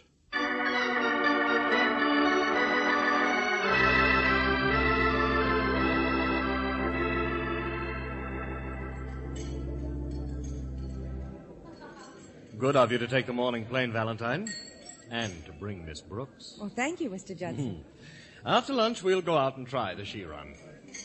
She? That's the right way to pronounce S-K-I, George. Ah, thanks. You're welcome. Sorry I wasn't here to welcome you when you arrived. Special events on the she run this morning. Oh, well, that's okay. We spent the time looking at the photograph albums in the lobby. You're on almost every page, Mr. Judson. Oh, yes, the publicity men here, you know, always snapping off-the-record pictures of well-known people on the she run. Well, if I may be permitted a pun, there was one she in particular who was posing with you in a good many of the pictures. Well, all the girls like to have their pictures taken with me. Well, this one was very pretty, in spite of the fact that her dark glasses almost covered her face. Did you ever think of going in for pictures, Miss Brooks? Me? Oh, heavens, no. Oh, really? You're extremely photogenic, you know. I can get you a screen test. Incidentally, Mr. Judson... Now, don't worry about your fee, Valentine. It'll be over and above your hotel expenses. Everything's on me. Yeah, well, while we're waiting for lunch, perhaps you'd tell us just how you were threatened. I found this note under the door to my room. Oh? Yeah, words cut out of the newspaper. Better keep your promises if you expect to remain healthy. Is that all? It's enough, isn't it? What promises does it allude to? I haven't the faintest idea. I was sure a clever man like you would find a lot of clues in this. Well, I'm not a movie detective, Mr. Judson, just a troubleshooter who occasionally gets a good idea. Well, whatever the danger is, I'm sure you can cope with it. Mere fact that you're here is very comforting. Here's little Mary with the succulent viands. You know, Pierre used to be chef at the St. Moritz? You're Mr. Valentine, aren't you? Yes, Mary, this is Mr. Valentine. Well, the desk clerk said that this note was left for you. This might deliver it once, so he sent it in. Oh, thank you. Yes. Will you excuse me? Why, certainly. I wonder who's sending me.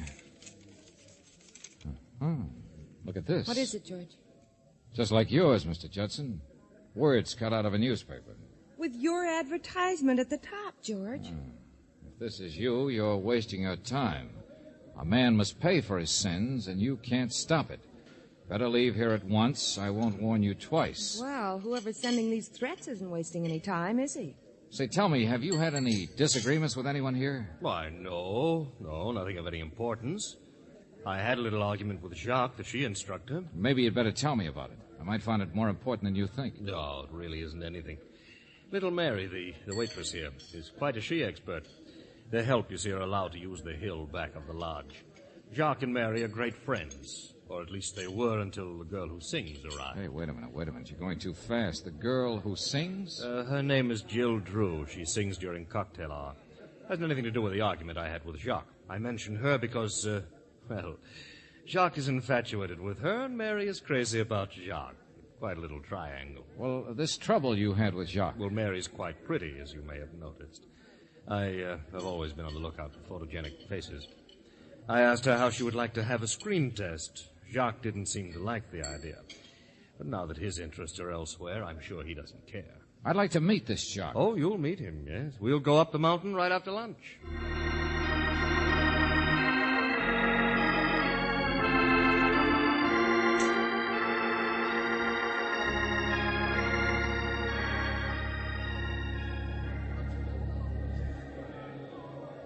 Well, Miss Brooks, you manage your she's wonderfully. Well, they don't bother me, but that chairlift frightens me. Now, it's really very simple. You just climb aboard one of the chairs as it swings round. You mean those little chairs hanging like a swing are all you have? Well, surely you've been on a she lift before. They didn't have one on the little slope back of the schoolhouse where I learned. Well, you won't have any trouble. As soon as you get on, you rest your feet on the footboard, and then you pull the bar down in front of you, and you're locked in. Well, the wire that it swings on, suppose it should break. Now, that wire is good and strong. But it goes up so high, and when it stops, you're dangling there. Oh, and this is the girl who couldn't get to Snow Valley fast enough. You know, for myself, I've always thought this was a silly sport. 20 minutes to go up, 20 seconds to come down. Well, I thought I could just play around down here. Well, you don't have to come down the she trail if you don't want to. Jacques gives his lessons on that plateau up there at the top. See that space between the trees where the lift goes over the hills? You can watch Mr. Judson, Angel. Yes, and when you're ready to return to the lodge, you can ride back on the chairlift if you want to. Now, let's see. I'd better take the first chair. Miss Brooks, you take the next, and Valentine the rear car. Okay. All right, here goes nothing. I'll show you how it's done. You see how slowly the chairs move? You just jump on. And put your shoes on the footrest. Pull down the bar. And there you are. See you at the top. Okay, you're next, Angel. I'll help you. On you go.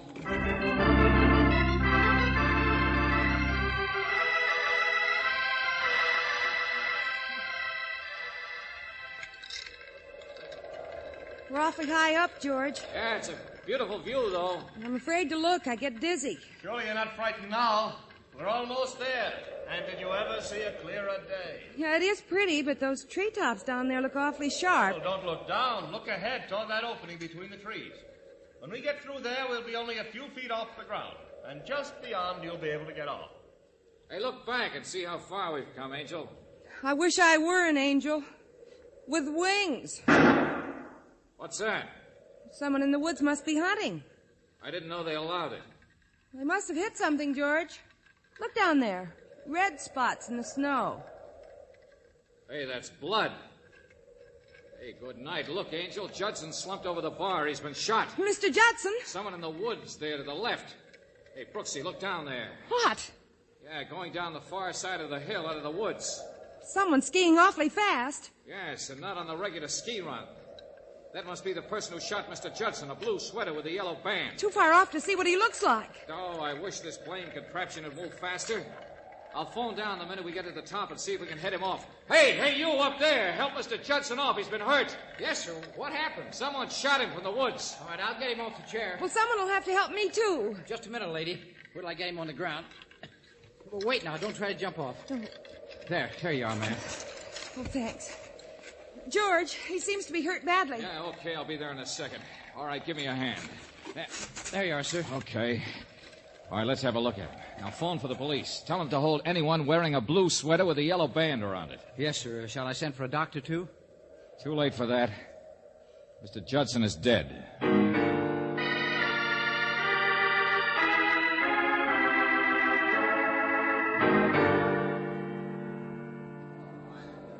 All right, please, folks, keep back. Will you? Everyone keep back. Don't touch him until the police arrive. They'll be here shortly, sir. Did you phone the lodge about the blue sweater with the yellow band? No, sir. I'm afraid I forgot it. Oh, fine help you are, Buster. You know anyone who has an outfit like that? No, sir. Jacques might know. Well, where is he? Get him. He left a little while ago, just before you arrived. He left? I thought his job was here. Well, he said he had to pick up some supplies in town and he'd be right back. Hey, Brooksy. Yes, George. Looks as if we have to ski down the hill back there. Are you game? Well, I've never tried a long hill like... Well, whatever you say. All right, come on then. Now, look, don't let anyone touch the body. No, sir. Hey, you're going the wrong way. The ski run... We're taking the same route the killer took. Come on, Angel, don't break your neck. Oh, George, I'm so glad you care. You bet I care. Oh, George. All right, I'll need you to help me when we get down. Lots of things that have to be... George. Come on, hold your hat. Here we go. It's like flying, isn't it, George? Yeah, pretty fast. George, look out. That snowbank. Huh? Be careful. Oh, hey.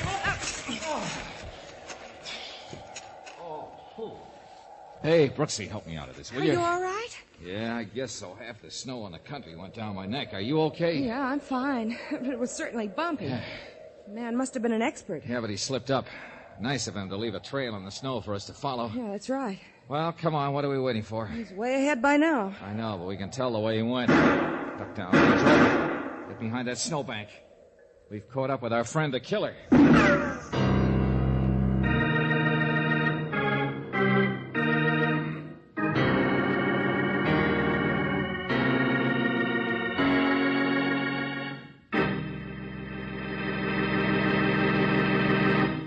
You are listening to Let George Do It. Our adventure will continue in just a moment.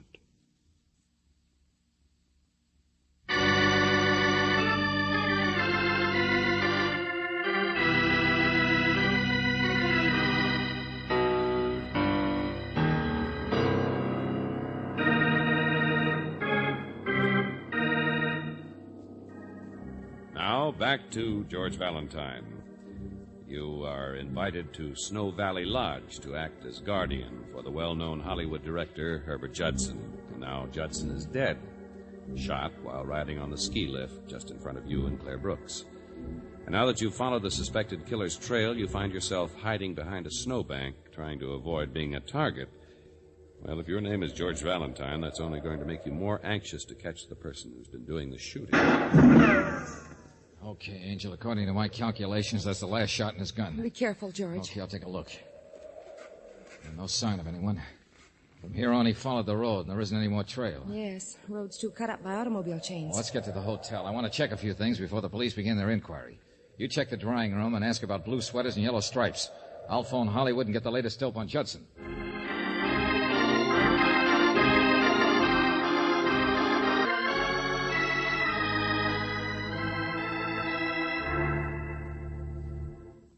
Any pay dirt, Brooksy? None. The man in the drawing room says there are several people who have sweaters like that, but none of them wore them this morning. Was Jacques one of them? No. Jacques always wears black. Did you talk to Hollywood? Yeah, I did. Signet Studios was very much upset at the news, naturally. Everyone seemed to like Judson. Due back at the studio next week to make a picture. No recent scandals, no big romance since last year. But one of the newspaper boys said that his death would cause a lot of weeping and wailing among aspiring actresses. Popular, huh? Well, he was always promising to get girls into pictures, never making good. Hey, didn't he ask you if you wanted a screen test? Yes, he did. George, that note he received warned him he'd better keep his promises. Do you suppose one of the girls? I can't imagine why failure to get a screen test is motive enough for murder. But we mustn't pass up anything. Okay, promise Mary a test. Let's see her. George, do you remember these photo albums we looked at before lunch? Yeah, sure. Judson and his she's. Well, maybe one of them had a dark sweater with a light stripe. Oh. Brooksy, what would I do without you? Well, I hope you couldn't, George. I thought... Here they are. Ah. Anything wrong? Yeah. Someone tore out all the pages from the front of this book. Do you suppose it might have been someone who had a dark sweater with a light stripe? I wouldn't be surprised. Come on, let's find Mary.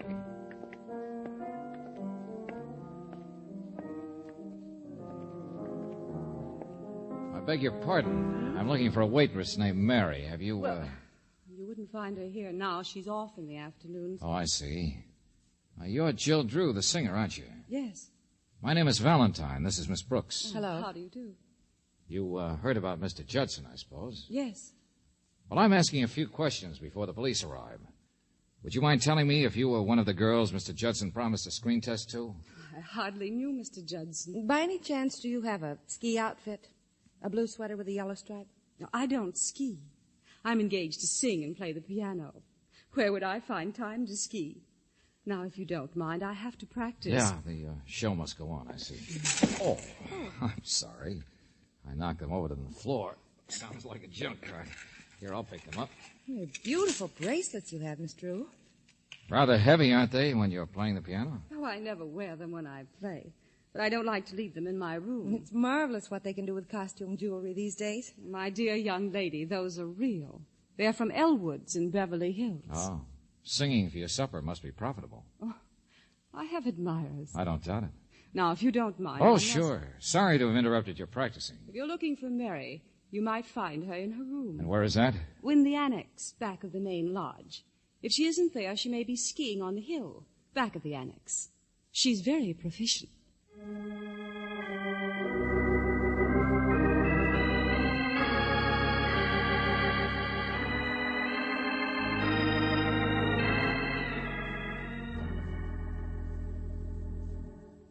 Mary, you've been crying. Yes, Mr. Valentine.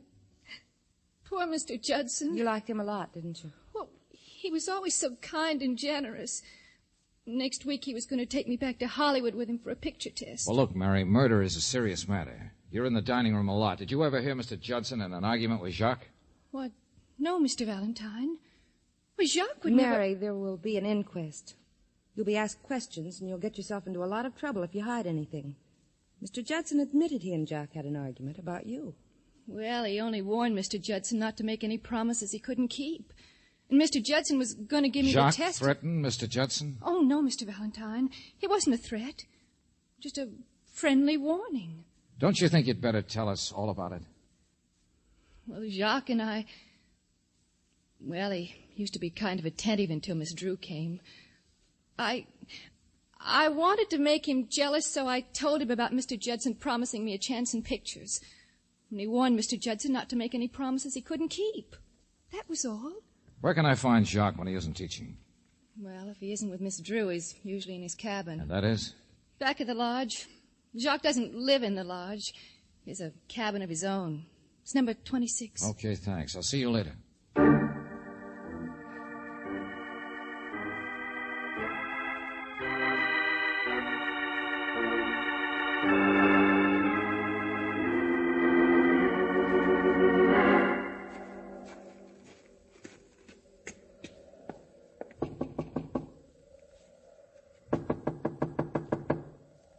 Seem to be at home. Maybe the door's open.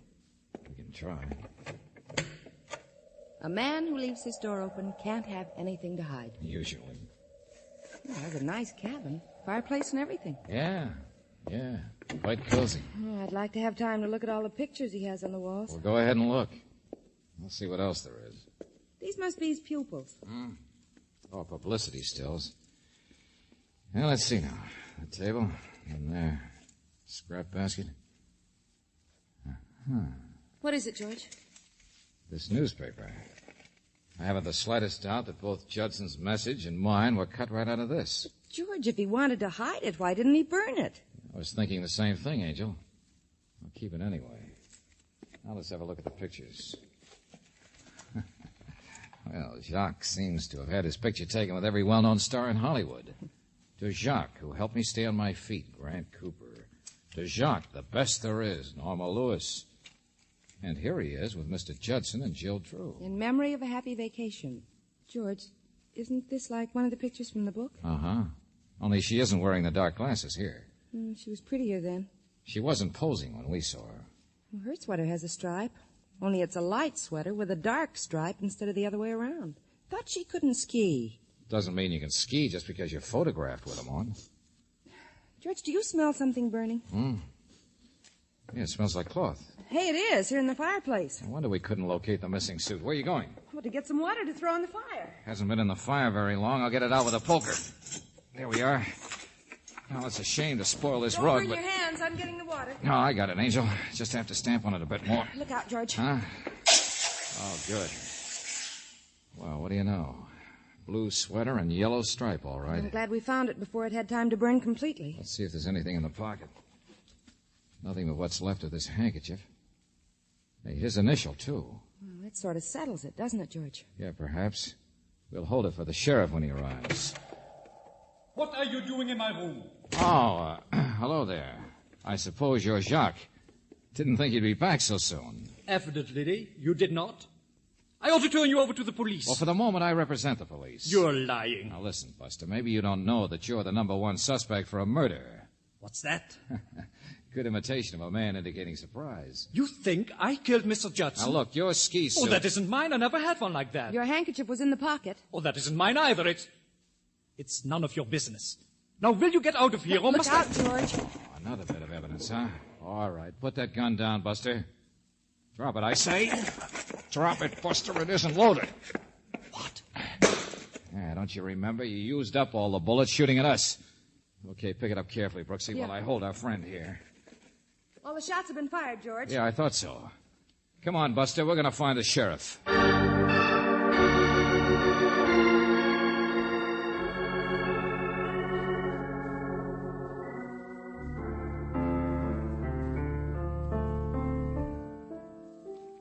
Sorry to disturb you again, Miss Drew, but have the police arrived? I haven't seen them, Mr. Valentine. Come along, Jacques.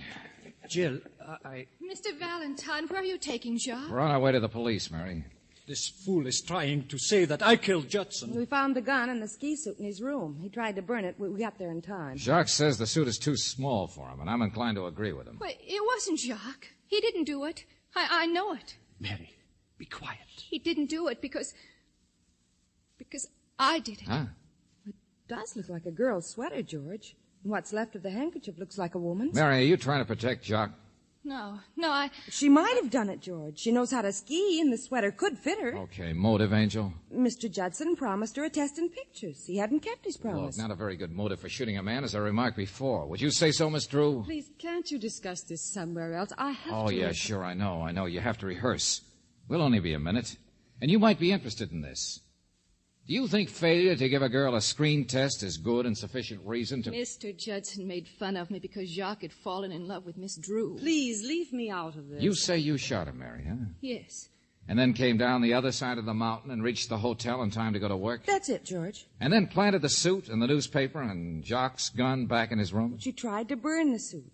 Jacques' cabin was the only one with a fireplace, and it was only natural that she should return the gun. But she happens to love Jacques, is even willing to confess to a crime she didn't commit to save his life. Why would she leave the stuff in his room for the police to find? Well, maybe she was jealous and then changed her mind when she saw he was suspected. Girls in love often do strange things. Oh, yeah, they certainly do. Well, it's an interesting theory, Brooksy. Only if you remember, when we started up the ski lift, Mary was still at the bottom. We just left her in the dining room. She couldn't possibly have reached the top before we did. Yeah, you're a sweet kid, Mary, trying to save the man you love. But it isn't a good idea to get mixed up with the law. Then you think it really was, Jack? Oh, no. I agree with you that it was a woman, all right. A woman's sweater, a woman's handkerchief. And do you remember the initial on the handkerchief? Yes. J for Jack. Why not J for Jill? Don't go away, Miss Drew. Oh, this is ridiculous. Is it? We saw your photograph in a blue sweater and a yellow band. You destroyed the pictures in the album, but you forgot the one in Jacques' room. But she had on a light sweater with a dark band. The strange peculiarities of photography, Angel. Unless you're using panchromatic film, blue comes out light and yellow comes out dark. And I think when I check with Elwoods and Beverly Hills about those bangles, we'll find that Judson bought them. Yeah, I think we'll find out that they were presents from him before he got tired of her and started sheeing elsewhere. All right, I did it. I didn't mean to kill him. I just wanted to frighten him. But he deserved to die. He was a pig. He was always promising women the world and giving them nothing. He even promised to marry me. Then he met this little nobody and treated me like the dirt under his feet. I tried to make him jealous by pretending I cared for Jacques. Brooksy, I'll turn this little lady over to the sheriff. Phone the jeweler in Beverly Hills. And then I'll meet you back in the lobby.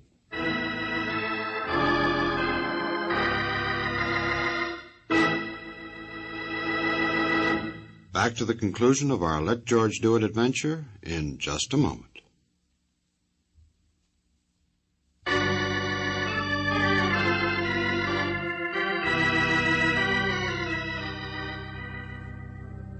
Well, I was right, Angel. Judson bought those presents and bracelets for Jill. But, George, did she tear the pictures out of the book so we wouldn't know she could ski? That's right. I don't think she meant to implicate Jacques, but his cabin was the only one near hers that had a fireplace. So when she went there to return his gun, she thought of burning the sweater, which she knew we'd seen from the chairlift. Well, how did you know Jack didn't do it? Well, he didn't know the gun didn't have any bullets in it, for one thing. And now Mary and Jack can live happily ever after. Can anyone really live happily ever after? Oh, George, you're so cynical. If you don't look out, some girl will take a shot at you for a warning. Not from a ski lift, Angel. The only girl who'd take a shot at me doesn't like dangling from the sky.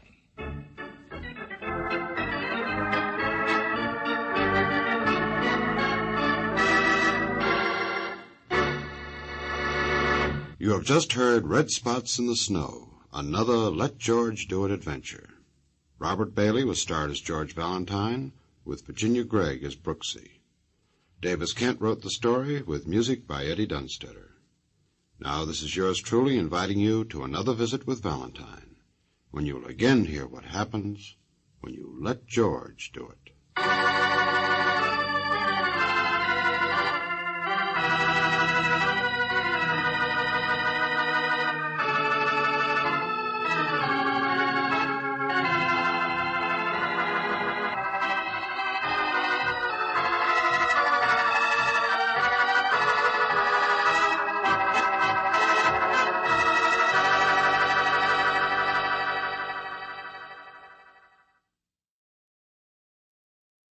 Broadway's My Beat.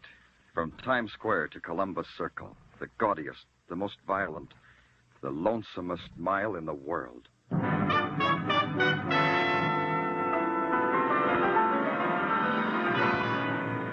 Broadway's My Beat, with Larry Thor as Detective Danny Clover.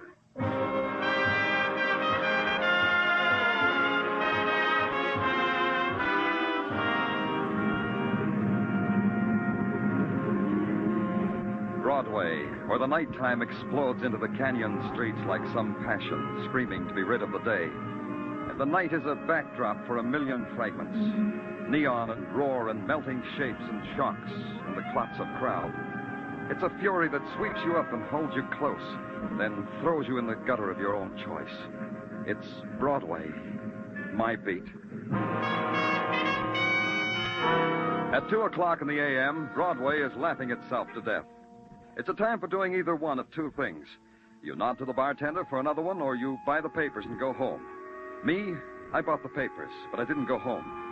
Back to headquarters and write out a report on a visiting convention delegate with a wayward buzzer. It had to be done. I owed it to the taxpayers, because the taxpayers had supplied me with a sergeant named Tartaglia. Them convention delegates never give up, do they, Danny? Nope, never do. You know, I never forget what happened 3 years ago, the time I went to a convention. Tell me later. Answer the phone. Yeah, Danny. Sergeant Tartaglia speaking. What? Now, wait a minute. I can't understand you, lady. Well, what is it? Some dame on the phone, laughing, crying all at once. I can't make out heads or tails. Well, let me have it. Yeah, here. Danny Clover speaking. I'll be dead. I'll be dead. Who is this? Dead. Oh, hurry, please. Please, hurry, Well, please. pull yourself together. I can't understand what you're trying to say. All right, I'm trying. You see, I'm trying. Well, sure you are. Now, talk to me. Tori Jones, that's my name. Tori Jones. Good. Talk slowly. Yes. Tell me where you live, Miss Jones. In the village. Greenwich Village, 1112 Bank Street.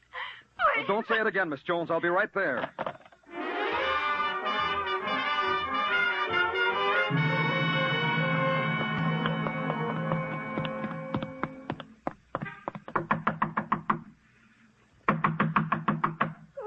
Go away. Let me in, Miss Jones. It's Danny Clover of the police. Police. Why would anyone call the police? Did someone call the police? You did, Miss Jones. What? What did you say? You phoned me and said you were in trouble, remember? That?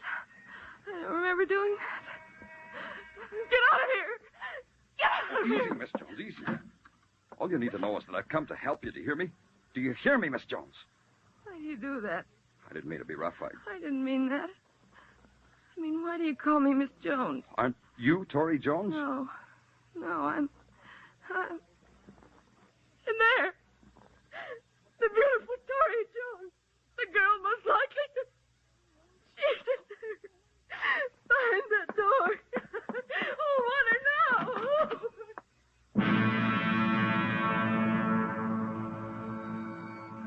now. Her body hung from a tarnished light fixture with all its bulbs blazing down on her golden hair. And the thing that held her suspended and moved her like a puppet in a slow waltz-like circle was a scarlet sash of silk wound once, twice, 3 times about her throat. A draft from an open window somewhere ruffled her dress, and it was a dance you watched, a slow, dignified, stately dance to the rhythm beat of horror. And on her face was the terrifying smirk of the violent dead. She's in there, isn't she? I didn't make it up. I didn't dream it. Tell me she's in there, policeman. When did you find her like that? A minute, a year, 100 years before you came. I just got home from a date, and he kissed me at the door. I went in and called to Tori. She didn't answer. And I went into the bedroom to see if she was asleep. She wasn't. She was like that. Like that, with that horrible smile. You live here, then? I'm her roommate. Tori's roommate. I'm the plain one, Beth Stafford, the plain one. Tori called me about 15 minutes before I got here. Was she with anyone? Pull yourself together. Was she with anyone tonight? Can you tell me that? I don't know. Leave me alone. I don't know. I think she had a date. Tori always had dates. Every night of her life was a date. Where's she from? Who are her people? I never asked her. All we knew about each other is what happened to us in this room. The phone calls, the meals, the screaming you hold in. Where did she work? At Sterling Incorporated. She was a dress model there. Sterling Incorporated, huh? Okay. I'll want you to stay here, Beth. You won't go away. All right. I could send a doctor. Do you want me to do that? I'll be all right. Just get rid of that. And I'll be all right. Mr. Clover, Yes? girls like Tori always end like that. Don't they? Don't they, Mr. Clover?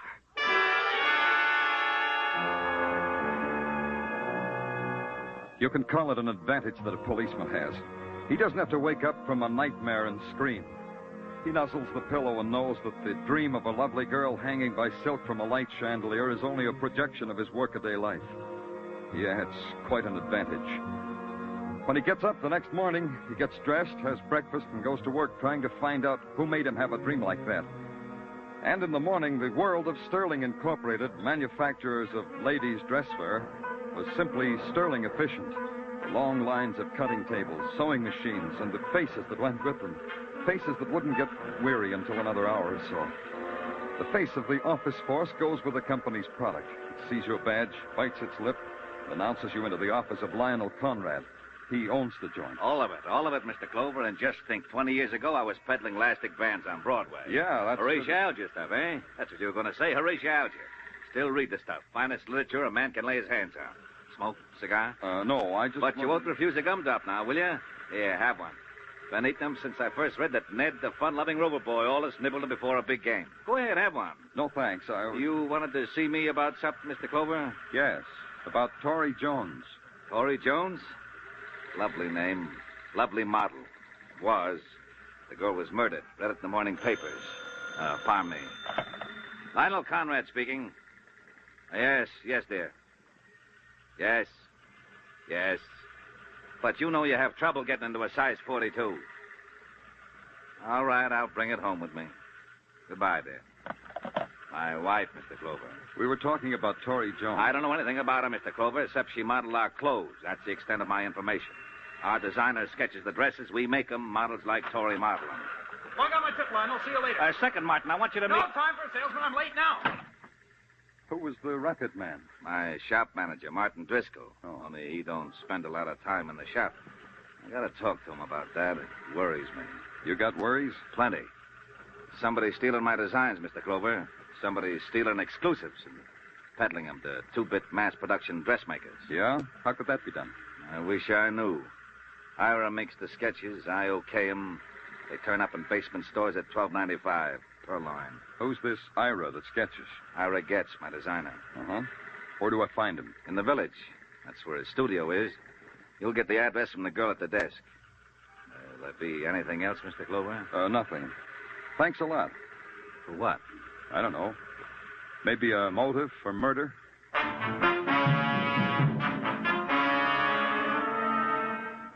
At the Greenwich Village studio of Ira Getz, a tired Venus in homespun linen, emerald toenail polish, and long chains of Indian silver that jingled, jangled, jingled, lifted a turquoise-studded hand, strangled a yawn, and in pure green burnt, told me Ira was having lunch at the Flamingo Cafeteria, only a pearl's throw away.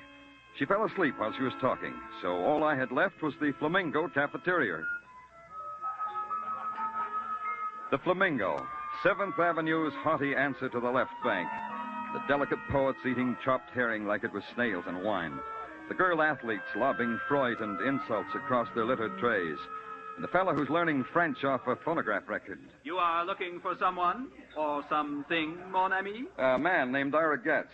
You know him? Do I know him, the gallant asked. Of course I know him. Who doesn't know Ira? He's working. Il travaille. Where is he? Over there, mon ami, at that table near the wall, surrounded by his usual coterie of sycophants. Oh, thanks. Il n'y a pas de quoi. Oh, I said it, Stephen, I said it. It's abysmal what Dolly is trying to do. Can you imagine acting like that about Picasso? Oh, that's ridiculous. Pardon me, are you Ira Getz? Don't interrupt while I'm talking.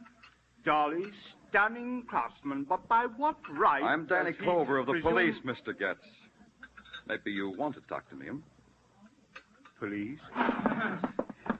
Fair weather sycophants, Mr. Getz. They needn't have left on my account. Maybe it's because we have nothing in common with the police. Nothing to talk about, Tori Jones, we could make conversation about her, couldn't we, if we tried? All I know about Tori is that I sketched her in things I created. This creating, it pays well? Well enough. What are you getting at? Your boss tells me your designs are being stolen. Does that bother you? As long as I get paid a living wage, nothing bothers me. Isn't that how it is all over? You could add to your income by selling your drawings twice to a competitor of Sterling Incorporated. Tori could have found out about it, and you could have... Murdered her? I don't think so. No. Converse some more, Mr. Clover. Were you ever out with Tori? No.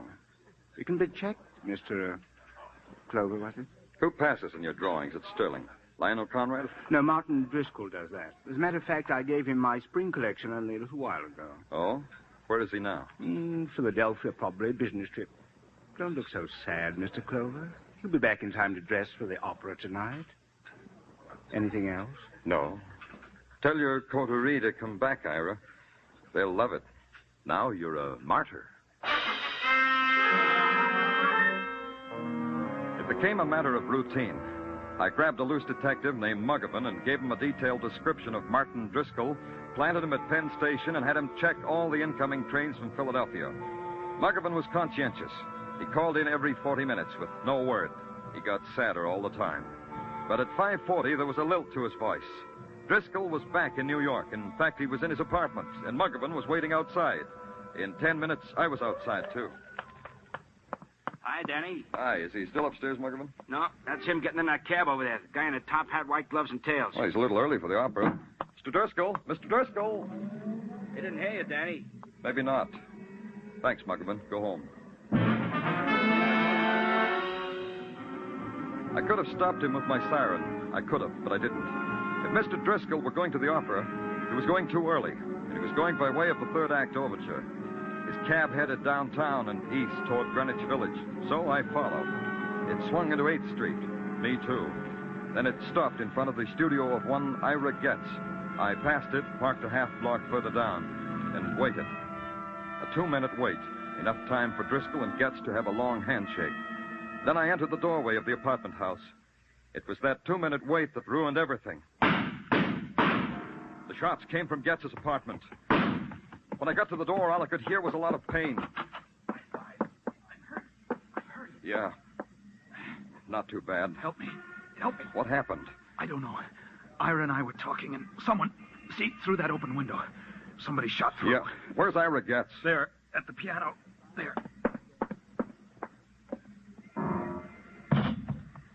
Aren't you going to call an ambulance for me? For Ira? We need help. Not Ira. Not anymore. He's dead.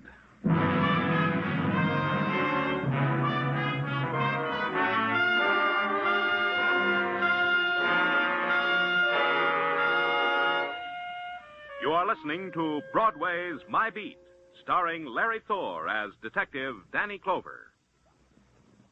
There's $55,000 waiting in Sing It Again's jackpot this week. The current Phantom's proving a real hard-to-get guy.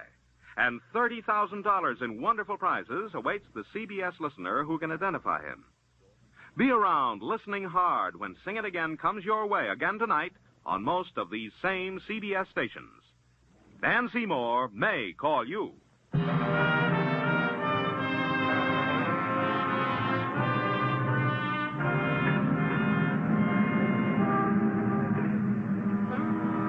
There's this about Broadway. It wants everything neat and in place. A word misspelled on a spectacular can stop traffic. A girl with a run in her nylons, likewise. The scream of the loudspeakers has to be adjusted, just so. And the deep, anguished weeping in a darkened doorway, not too much.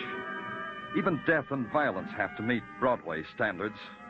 Broadway weighed the death by hanging of a golden girl named Tori Jones, balanced it against death by bullets of a designer named Ira Getz. Found they measured up and gave it its seal of approval. Artist and model murdered. Grade AA. The wounding of a man named Martin Driscoll, that was okay, too. Broadway waited outside the emergency hospital to see how it came out. I waited inside for the same reason. You're a lucky, lucky man, Mr. Driscoll. It's only a flesh wound. A little more to the left, you'd be a dead duck, as we say in the profession. Very amusing, Doctor. Now, this may hurt. Just grit your teeth or something. Brave fellow. Now, we're almost at the finish line. A little washing, some bandages, a few kind words. Is it all right if I talk to Driscoll while you're doing all that, Dr. Sinsky? Oh, of course. It's all right with him. It's all right with me. Why did you go back to Getz instead of going to the opera, Mr. Driscoll? I should think you'd be more interested in who it was tried to murder me. Spunk. That's what Mr. Driscoll has, Danny. Spunk. Oh, he'll recover all right. He will. We all know you've been wounded, Mr. Driscoll, but answer the question anyway, huh? Why did you go back to Getz? Well, there was something about his drawings that needed correcting. You didn't have the drawings with you? No, but Getz would know what I was talking about. The mutual understanding of co-workers, Mr. Clover. Exactly what happened before the shots? I think I told you that. Tell me again. I rang Ira's bell. He came to the door. We talked about the drawings. I heard a shot, several shots. I had this sudden, terrible pain in my side. And then you were standing over me. That's all that happened, Mr. Clover. Why should anyone want to murder you? A man makes enemies, Mr. Clover. Enemies he doesn't realize he's making. Some, I suppose, want to kill you. And Ira Getz. Why should someone want him dead? That I would hardly know, Mr. Clover. Yeah. Doctor. Yeah, Danny? You'll take good care of Mr. Driscoll. Of course. How else would You'll I... prescribe a good rest at home, wouldn't you, Doctor? So a person would know where to find him? Wouldn't you prescribe that, Doctor?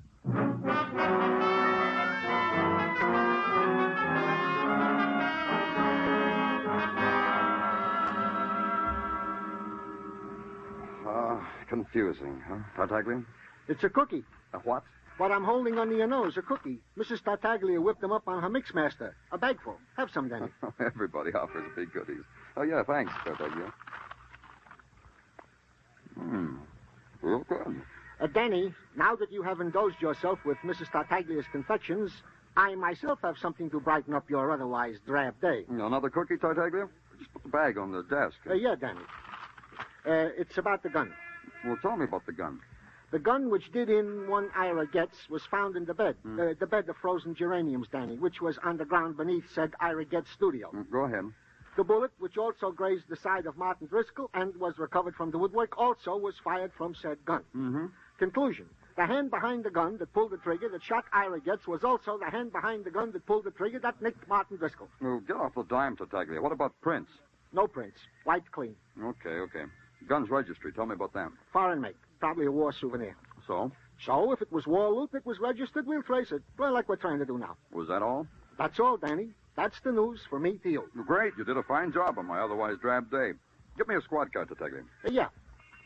Can I have my cookies now? Well, didn't you hear me? Give me a squad car.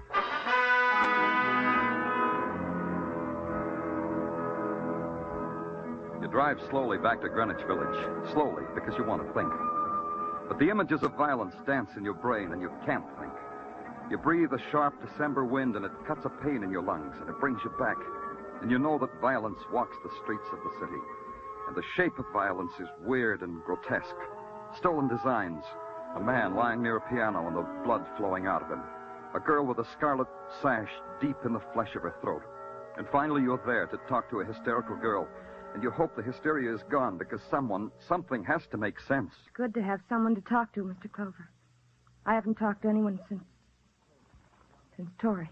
How are you, Beth? Are you all right? Sure, I'm all right. I want to ask you some questions, Beth. Try to answer them as simply as you can. Don't I always, Mr. Clover? I even did the night. What questions? You knew Tori maybe better than anyone else. It's the way I knew her, Mr. Clover. Who would want to kill her? I can tell you that. I wanted to kill her. Over and over. How many times I've wanted to do that. Over and over. Why, Beth? Look at me, Mr. Clover. Look at me. Isn't it plain? Isn't it? Go on, Beth. Let it spill out, all of it. Everything I ever wanted, she had. It's like in the movies, isn't it? The Princess and the Ugly Duckling. Clothes, presents, men. Men who called for her, took her out, showed her a good time. What men, Beth? Oh, big men, important men. Like who? Like... I'm not going to keep it back any longer. I don't owe him anything. He never even looked at me. He called for Tori, and I might as well have been the rug or the floor. He never even looked at me. Who, Beth? Why, Lionel Conrad, president of Sterling Incorporated. Even the night Tori was...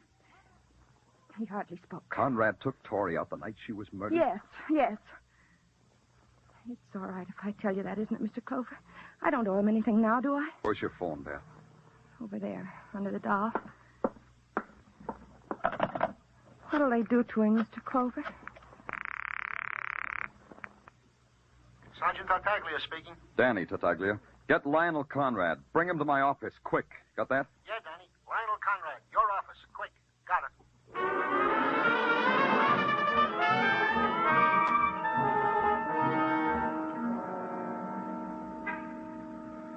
I want to thank you for bringing me down here, Mr. Clover. You police work just as effectively as we dressmakers. And I want to thank you, Mr. Conrad. You know, this is my opportunity to see you detectives detect it firsthand. Nick Carter stuff, huh?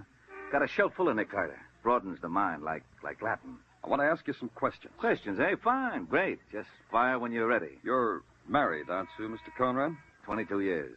How often did you have a date with a model named Tori Jones? Huh? Answer me. Look here. Answer me. What about Tori Jones? I refuse to answer. I know my rights. I've read enough books to know all about them. Me too. I'm going to book you for suspicion of murder. Mr. Clover, Mr. Clover. Yeah? I gotta get out of here. I gotta get out of Come here. Sit down. Sit down and talk to me. I said talk. Lionel, the fun-loving Conrad boy. Your playing around doesn't concern me. It's who it was with. Shows. That's all we did, Tori and me. Go on. I love beautiful things. Tori. I wouldn't know. She wasn't beautiful when I saw her. Tori dead. Yeah. Who did it? Who did it, Mr. Clover? Did you? Beautiful. Once she kissed me. Why didn't you tell me about Tori before? I couldn't. Don't you see? Nobody likes to get mixed up in a murder, Mr. Conrad. Not even a murderer. My wife, my business. Yeah. No other way to say it, I guess. Your wife, your business. The whole thing. 22 years. A mess. I didn't kill her. Maybe. Sure, I can understand why you didn't come to us. As a human being, I can understand that. But I'm a cop. And right now, you're in a lot of trouble. Right now... Yeah, Tartaglia, what is it? More news, Danny. What's on your mind? Come on. We traced the gun. To whom? To this guy right here, to Lionel Conrad. Book him. Let me tell you something. Book him for murder. Call the DA The and... gun was stolen. It was stolen from me. Get him out of here, Tartaglia. He's for the DA. Come on, you. But the gun was stolen. I didn't do it. I didn't. Why didn't you tell us about the gun? Because of what you're doing to me now, accusing me of murder. What are you trying to say? I knew it was my gun that killed Ira. The description of it was in the newspaper. Why shouldn't I have kept quiet about it? My fingerprints were on it. I haven't got a chance. Come on, mister. Let's go. Hold it, Tartaglia. What? Bundle Mr. Conrad up and put him in a cab. Send him home, Tartaglia, and charge it to the police department. Now get out of my way.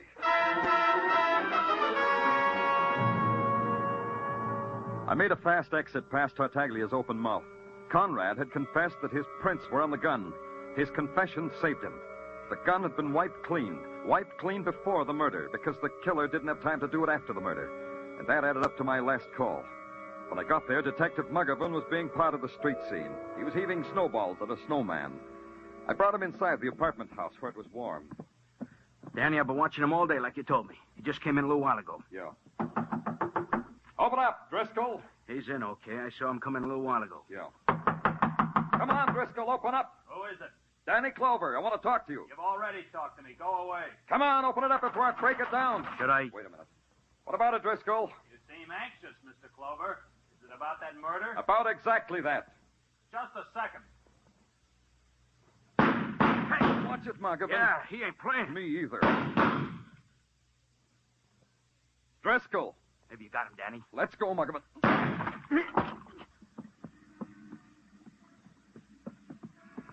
Hey, the window's open over there. Yeah, the fire escape. There he goes up to the roof. Come and get me, Clover! Oh, careful, Muggervan. Watch the snow. It's slippery.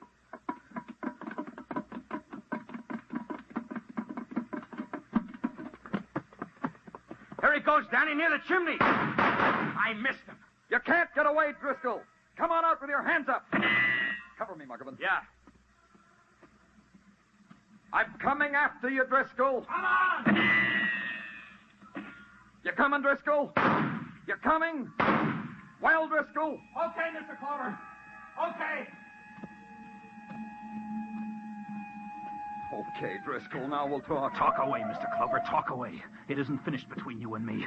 Not finished! Easy, Driscoll, easy. I want you to hear when I talk. Every word, every word.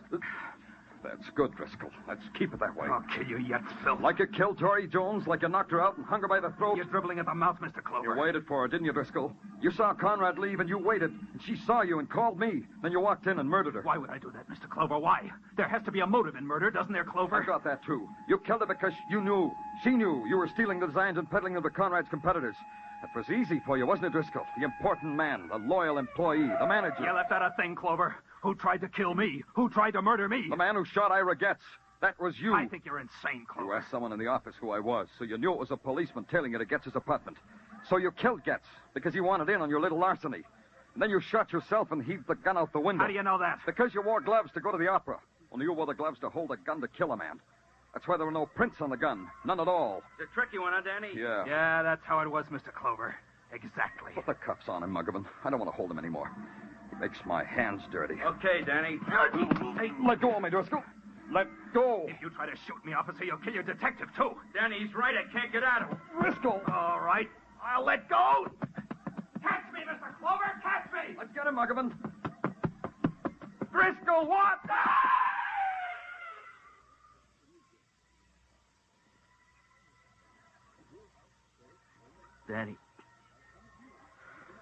Danny, he slipped right over the edge.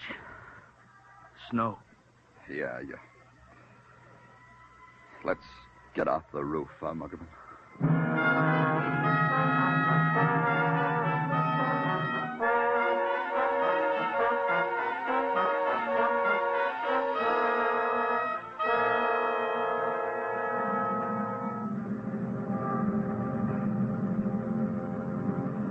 In the midnight cold, Broadway is a wasteland. A wasteland that echoes with sounds you hear where there's only darkness, where there's no sun. People pass you and you touch, and you look down and there are fingers of dust on your shoulder.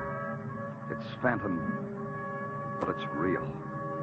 It's Broadway, the gaudiest, the most violent, the lonesomest mile in the world. Broadway, my beat.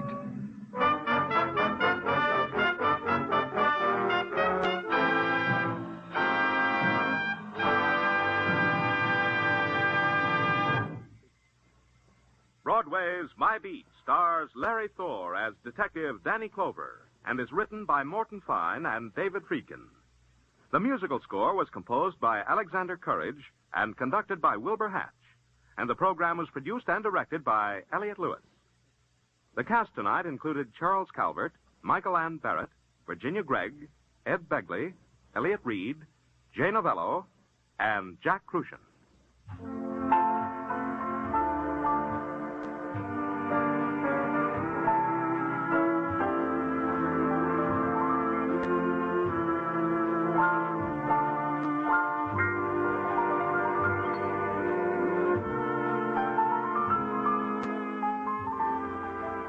Looking for new fields to conquer, Jack Benny will take a look at Notre Dame football tomorrow night.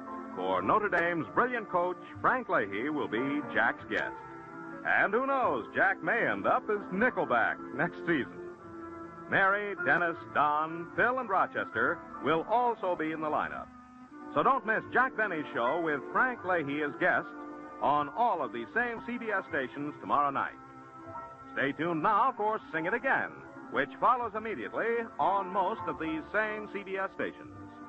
The Sing It Again gang will be here with famous tuneful riddle songs that total up to $55,000 in prizes.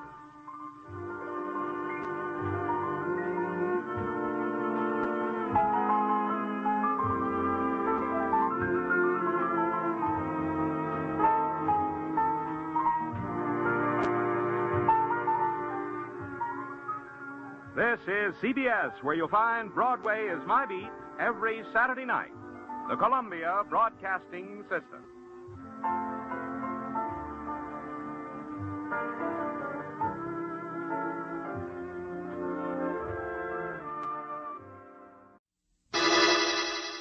Personal notice. Danger's my stock and trade. If the job's too tough for you to handle, you got a job for me, George Valentine. Write full details.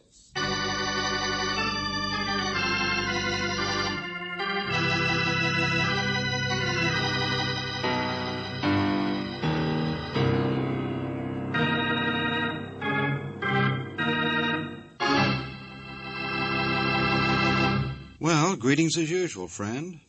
Now, before we get down to cases, I want to ask you a question. What, in your opinion, is the dirtiest trick man can play on his fellow man? Now, don't say stealing candy from a baby, because that'll send you right back to the bush leagues. No, I'll tell you what I'll do. I promise you that if you'll listen to our Let George Do It adventure, you'll get some of the nastiest ideas on how to louse up your neighbor that you've ever heard of. Is that a deal? Okay. Suppose I let George Valentine take it from here.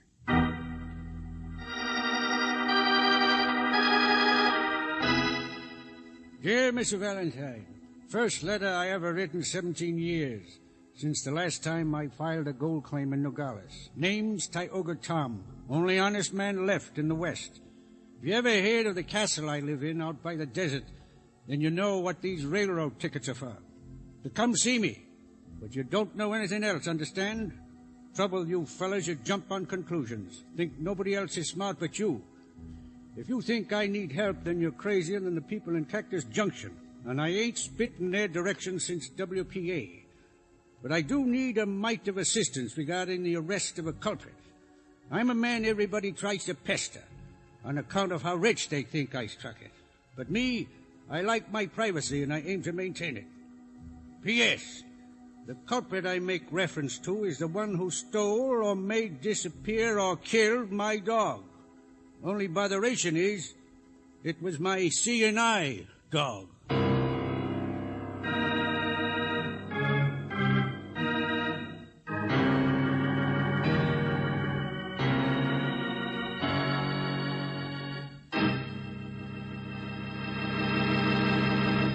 You are listening to Let George Do It.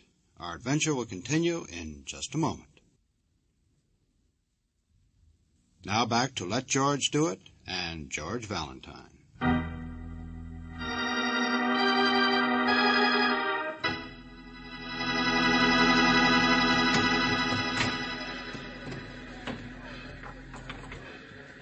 Like a chicken leg, dearie, I brought a whole fryer along with some hard-boiled eggs.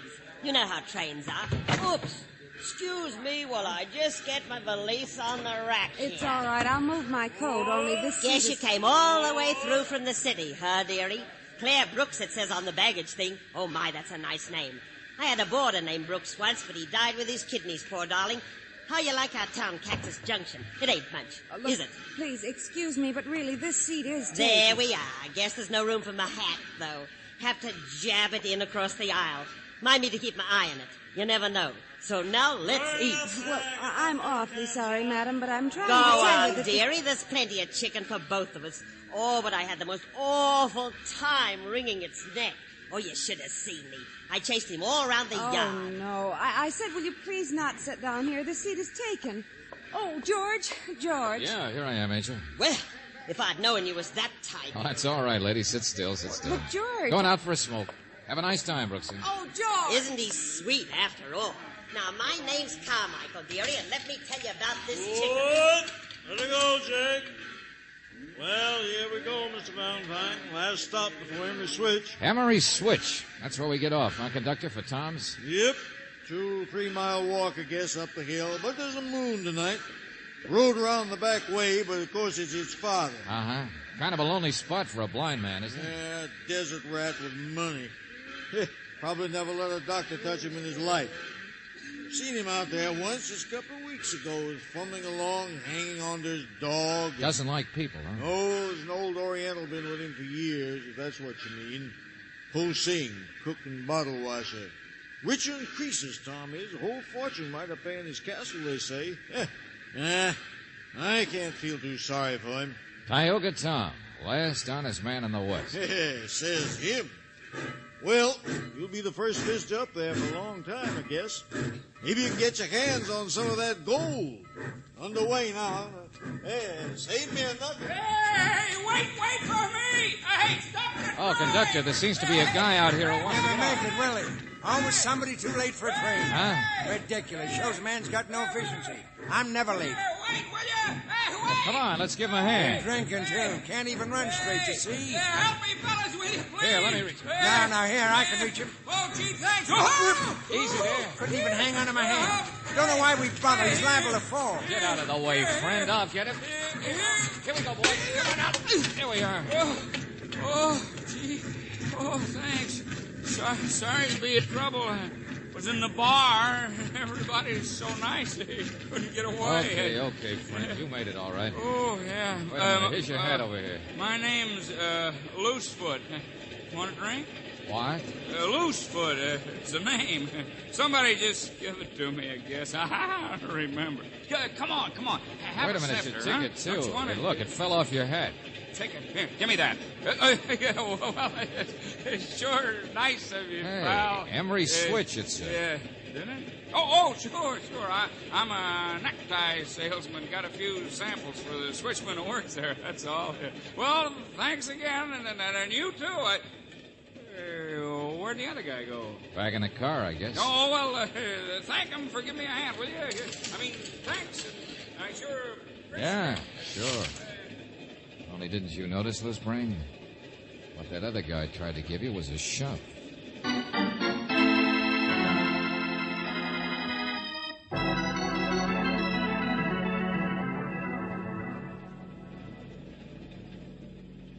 I didn't shove him, Mr. Valentine. I just didn't help him much. I didn't want him on the train. What of it? Well, Mr. Flannery, I don't know. I'm just curious. Perfect right. Perfect. His name's Loosefoot. You know him? Who doesn't? I've done business in Cactus Junction. Lawyer. Coming this time from the city, though. As far as Emery Switch, huh? You too, maybe, huh? And why not? Now, Loosefoot's the kind of a person who's always in the way. Son of an old partner of Tioga Tom's, or claims to be. Always claiming to have a claim on him. Oh? And why are you going? What's your claim, Mr. Flannery? Never ask a lawyer a direct question, young man. Spoken like an ambulance, Jason. Or presume on a man's guilt before it happens. Now, I haven't really seen Tom since before he lost his eyesight. Many's the time I've handled his legal affairs. Wait a minute. What do you mean, guilt before it happens? What happens? What's going on tonight? You and Loosefoot. That makes three of us headed for the same place to visit a guy nobody ever visits. And all on the same night. Why?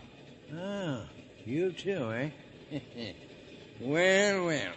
What's your angle? You need counsel, say so. You don't, leave me alone. Why should I say why? I tell you this, though. There's 4, not 3. Huh? His common-law wife for 6 months back in 1917. Or she says she was, but that's her claim. Not a bad one. You mean Tioga Tom's... That big, overdeveloped appetite out there in the coach. Notice her eating fried chicken. A woman, Mr. Valentine, who'd wring your neck for a favor, but charged to tell you the time. The widow Carmichael.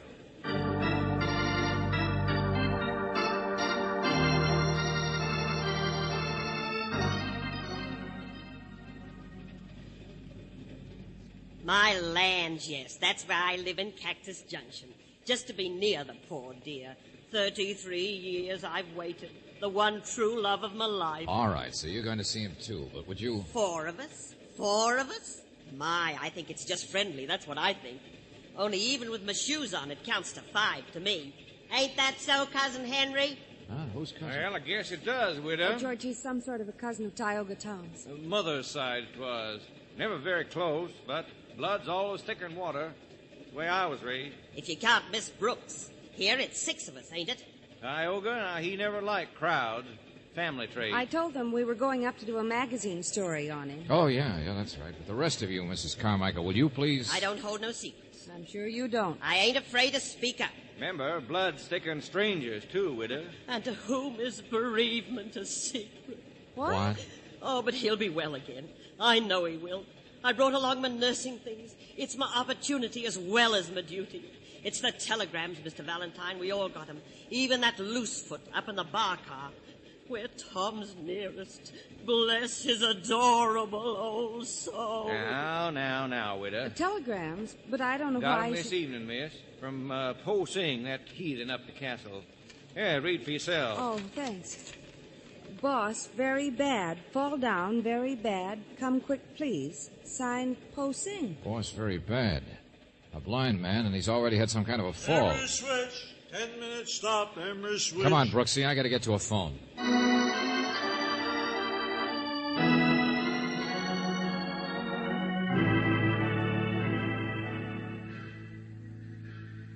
Trap? What trap? What is it? Quiet, Agent. Some kind of trap. I know, Savvy. All it's saying me mix Oh, up. for the love of... Look, Posing, I told you this is Mr. Valentine. I'm on my way up, but I want to find out what happened since Tom wrote me. Now, if you need a doctor or something... No. Boss, he say doctor just for horses and the sending he bills. Boss dying, that's all. What? Come quick, that's all. Boss is dying. Dying? Come on, Brooksy, let's get our stuff off the train and get up there. I don't know what's going on. But, George, day before yesterday, a blind man's dog was stolen or killed, and then he has an accident. I know. A rugged character who probably kept moving around, dog or no dog. Sure, somebody's up to something. This bunch of people. Haven't you realized what they are? Yeah, they all got telegrams. You know what I mean. They're the only people in the world, apparently, who have any sort of claim against Tioga Tom. They're nothing but vultures. Well, I'll go you one better, Angel. Say ghouls. Because you want to bet a guy like Tom has never made out a will? So if he did die, they'd all want to be handy to stake out those claims, start grabbing for his gold. There they go, George. All walking out together. Yeah. About 3 miles up the hill, somebody said. Only suppose you and I just walk fast and beat him, huh? Let's get to Tom first. All right. Loosefoot and the widow. Look, they're certainly a pair. Cousin Henry, he's as slow as they are. Characters, I tell you. But there's one who's not so slow. Hey, he's not with him. Who, Mr. Flannery? Yeah, still in the compartment. Let's drag him along with us. I want to ask him about what he did with that seeing-eye dog. Ask him. George, what makes you think I'm that just he's... guessing. I'll tell you later, Angel. Hey, Flannery, let's go. George. Mr. Flannery's dead. Yeah. Murdered.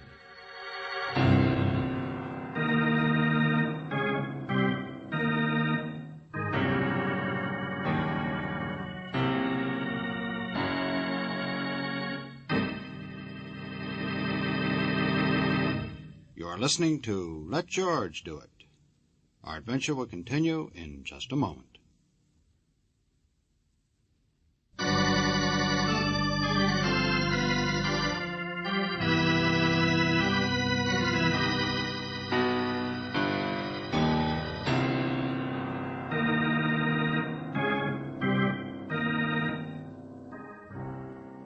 And now, back to George Valentine. Tioga Tom, the legendary man in the castle overlooking the desert. He thought he didn't need help, but that was yesterday, when all that worried him was the disappearance of his seeing-eye dog. Once his protection was gone, something happened to Tom, an accident. And his only friend, Po Sing, says that he is dying, says, come quick. The vultures, the only relatives or ones with claims against Tom, they're gathering too. But if your name is George Valentine, you can't hurry to the castle quite as quickly as you'd like, because one of the vultures is dead. Yes, Mr. Flannery has been murdered. Holy brother of McIntosh, what are we going to do? All right, take it easy, conductor. Take it easy. Some sort of a sharp weapon, George. Yeah, a little tiny wound in his throat. Yeah, but I got a train to worry about, and them people all scattered now. I better get on the telegraph. George, you said you had a hunch Mr. Flannery was the one who did something to the dog. Why? Oh, any of these people could have got at that dog, you know, Angel. It happened yesterday. It's only 15, 20 miles from Cactus Junction out to the castle, so they could have gone back and forth. Well, what's on your But mind? Mr. Flannery told you he'd come all the way from the city, didn't he? Yeah, he did. Neat, sharp little guy, man with efficiency. How about that, did he? Well, I don't know. I don't remember. I'm so rattled that I can't tell. There's mud, clay on the bottom of his shoes, and the instep, see it? I noticed when he crossed his leg and carefully creased his trousers. Mr. Valentine, wait till the sheriff... If he'd been in the city the day before, how'd mud get there? I'm the kind of guy who'd have a shine before breakfast. Say, well, wait a minute. I got the stubs here. Yes. Flannery, compartment... But you're right. He just got on at Cactus Junction, just like the others. Uh-huh. So then maybe I'm wrong about the dog. Oh, George, now you're confusing me even worse. Well, why was he murdered? Who murdered him? Maybe somebody else did something, and he was up here snooping around and saw it. Quite an operator, you know that. That'd be his style. See something and just keep quiet. Hey, Al, you see him? No. See a little woman, a little wobbly guy, and a stiff-jointed slowpoke? I know, sure, I know. No, I didn't see him. I couldn't catch up. Already left the road, I guess. Took the trail up the hill. Oh, brother. This road run around the backside of the castle? Sure, about 5 miles up there. There's a place you Okay, stay and help the conductor, will you? Let me have your truck. Well, he's got to get us off on the side. And All anyway, right. before he You gets guys worry about the train and the body. Come on, Brooksy. The ghouls are on foot. We can beat them. Yeah, sure, Only get that sheriff here fast. One murder's enough for tonight. Particularly if the second one should be me.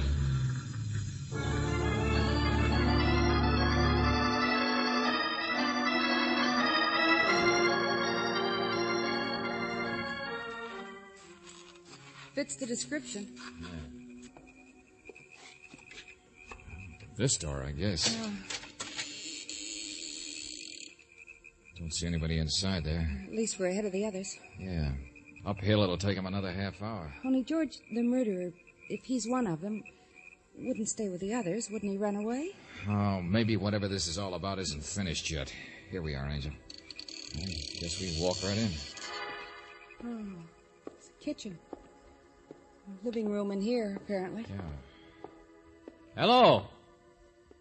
Anybody here? Hey, Tom, where are you? The place is so empty, but it's clean. That must be his room. It's the only one that could... Maybe he's asleep.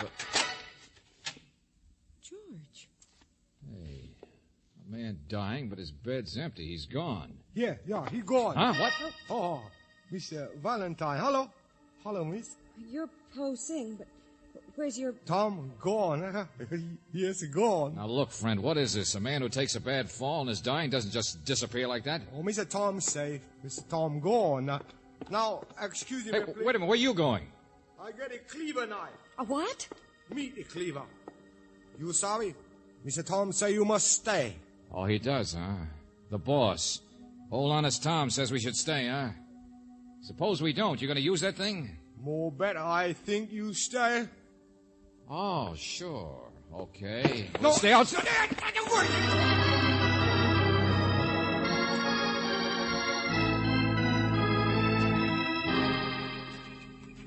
Oh, brother. Valentine the sucker. Valentine George, the there's a smart. fence down here the front way, too. Supposed to be a gate half a mile from the house. Yeah, and this was a path when we started out on it. Where the deuce did we lose it?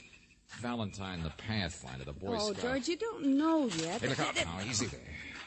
Ooh. We seem to be down in a gully. What? Yeah. The trail must be up there, George. Little bridge right up over us. Come on. Now, wait a minute. Wasn't what I was looking at. Sawdust. Hmm? Yeah, sawdust. Scattered. All around here, too. Farther under the bridge. Seems to be just a little footbridge. Pretty far up there, though, isn't it? Yeah, sawdust has been here for a day or two. Wet. Fell here, and there's some on top of the crosspiece, too. Yeah, I see it. Somebody said trap. Something up there has been freshly sawed, Angel. And anybody coming up the trail from the front gate would have to go across that bridge, wouldn't they? And it's so dark they couldn't see. Yeah, come on. Get up there before somebody tries to walk across it. Look out where you're going. What? Bump into a man just sitting peaceful like that. Hey there. Woman's voice, wasn't it? Well, yes, couldn't you see it? Tom, Tioga Tom, wouldn't you know? You wouldn't know anything. Who is it, Valentine? Yeah, I'm standing right here in front of you. You're sitting on a rock waiting for something to happen? Detectives always thinking. Trouble with you, fella. But sitting nice and healthy, huh? The poor guy who had the bad tumble. Only honest man left in the West. And he gets his hired boy to send out telegrams saying he's dying. Huh. Had a tumble. Broke 10 ribs back in 1922. Never told a lie in my life. So that's the way you stretch it. Poor dying Tom. Been dying since the day I was born. So have you. So now you're sitting here waiting to hear wood break, huh? Posing brings you out where you can, waiting to hear people tumble through that little trap you set up there. Pester me, every one of them. I told you that... I'm afraid we don't believe anything you told us. Told you I like my privacy. I aim to maintain it. Bunch of vultures all pester me looking for my gold. So you hire me to- Seeing I dog disappeared. Don't you think somebody's up to something? You jump on conclusions. Say, I had that bridge sawed. Well, one of them did it. Like one of them did a murder, I suppose. Ain't interested in murder. Gonna die myself sometime. That's enough to worry about. Just trying to slow up the process, that's all. Steal my dog and then saw my bridge. Who do you think uses that bridge? I do. Even without my dog, I can find my way around this place, but I found 'em out, yes, sir. Tom isn't gonna go down with it. Huh? Go on, Munchausen. Hold your tongue. Ain't you got ears? George, yes, somebody's coming. I'm going to get up on that bridge before... No, this way. Hey! Hey, where am I? Who is that over there? Where's the trail? I can't see. My loving vultures. Tell everybody they're friends of mine can't even find their way around. Hello, Henry. Your voice, ain't it? Tom. Fitter than a fiddle. What in the name of... Never mind. Where's the rest of them? Loosefoot and the lady. Oh, coming, I guess. We moved kind of separate. Only that telegram, Tom. What kind of a stunt... There. Let me take your arm. Help me up. Quiet, boy. Henry Loosefoot. Mrs. Carmichael. Another county you heard from. Could hear that one across 3 counties. Yeah, there she is, over on the other side. She's headed for the bridge. Come on. Hurry up and get her. I'll be all right. Where is George, we can't get up there in time. We're on the wrong side. She's coming this way. Mrs. Carmichael, stop. Who's that? Where are you? Stay where you are. Don't come across that bridge. What did you say? Oh, the bridge, yes, I see it. All right. Stop! Don't walk on it! Oh, it's you, dearie. I'm coming. Stop, I said. Stop, will you? Well, I can't stop till I get there, Oh, can Lord, she'll fall. Stop. My heavens, what's all the fuss? Oh, Out of the way, Angel. Let me see something. What's the matter with him? Oh, dearie, what a climb. And the wind blowing my hat off all the time. What are you trying to see, George? The gird is sawed half through, all right. But a board's been freshly nailed across to support it. George, But I who don't... could have nailed the board across? Tom and Post Singh are the only ones up here. So Tom was telling the truth. Someone else sawed it, then Tom had it fixed. Wait a minute. Mrs. Carmichael, where's your hat pin? What? Yeah. When Flannery was murdered, a little tiny wound. He was stabbed with something sharp. Well, how in blazes should I know where the pin is? George, she pinned her hat to the seat opposite us. The seat across the aisle. I remember it. Did I? Couldn't find it when I left the train. And the only person who would have noticed it or thought of using it was the one who sat down there. Cousin Henry. Yes, Cousin Henry. And George, he's down there with Tom. Wait a minute. What about Loosefoot? Where's he? Ran on ahead, I guess. He was the fastest. And the trail's easy mountain. So we haven't seen him because he's probably already crossed this bridge. Probably clear up at the house by now. But George, Tom is down there with Sure, Henry. Sure, with Henry. Don't you see, Angel? Tom wanted to know who killed his dog and sawed the bridge. That was the reason for the phony telegrams, this whole shindig. It was to get all the vultures up here and see which one of them wouldn't walk across the bridge. Henry. And 5 minutes ago, Tom discovered who was guilty. Well, hurry up. We Yeah, haven't got... but quietly. Because now it's all backwards. Now the question is what Tom intends to do to Henry. There they are. And they're not moving toward the house, not moving at all. Tom's got a gun, George. He's hanging onto Henry's arm. Even a blind man could shoot somebody as long as he had a... Come on, around this way. Look out. Well, come back, did you? Get down here, Mr. Valentine. This crazy... Shut up, dog killer. You'll get your chance to grovel. He's a murderer, too, you say, huh? Don't answer, Angel. Around the rock here. Yeah, that's right.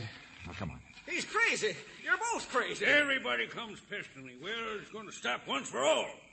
Sure, he killed Flannery. Flannery's another pest, snooping around the same day he was. Let go of me. Let go of me. Get your hand off my... Oh, no, you don't. You move. The gun goes off. Okay, Tom, I'm here now, right beside you. You can hand me that gun. Georgie, let go. He just let go. Look out. I'll get him. Give me that gun, I said. Where are you? Where is he? No, you don't. Detectives. Knocking my gun The sheriff out. will get him, don't worry. I just got an idea. It might be good to save you from dying for a while, Tom. Man's dying from the day he's born. Oh, sure. Honest Tom. Rugged independent. I know I hate that guy, but shooting him while escaping might not go down so well with a jury. Just shooting wild? I couldn't actually... Well, would have been just blind luck if I hit him, I mean. Oh, sure, Tom. Be careful what you say. Don't want to tell a lie. Only honest man left in the West. Yep, that's me. Don't want to admit you might be a dead shot. Don't want to say right out you're blind. Even though that's how you suckered these people into coming after you. But, George, he said... Ain't a lie if a man always talks like he had to hear people to recognize him, is it? Ain't a lie to stumble around the few times you've seen, is it? Buster, you take the cake. Honest as the day is short. Sure, we all jumped at conclusions, all right. Because I guess there's no law against a man with good eyesight owning a seeing-eye dog.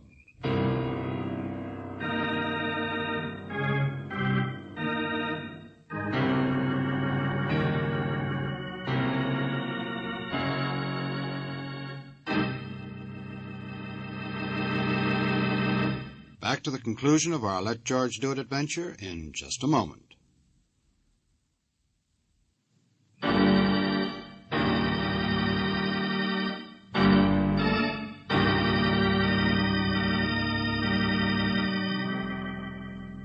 Listen. Music. Don't like it. People. Don't like them. Well, you can leave for the castle pretty soon, Tom.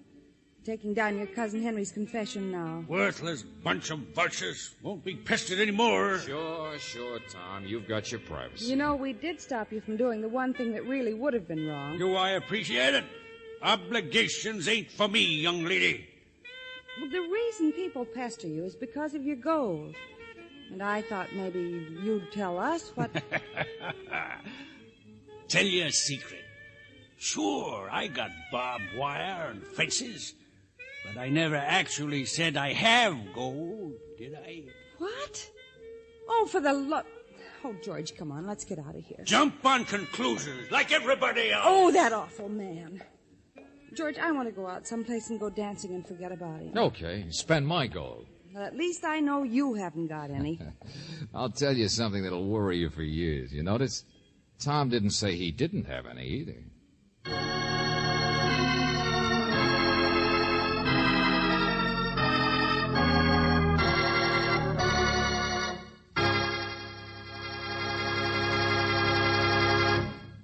You have just heard Nothing But the Truth, another Let George Do It adventure. Robert Bailey was starred as George Valentine, with Virginia Gregg as Brooksy. David Victor and Jackson Gillis wrote the story, with music by Eddie Dunstetter. Now, this is yours truly inviting you to another visit with Valentine, when you will again hear what happens when you let George do it.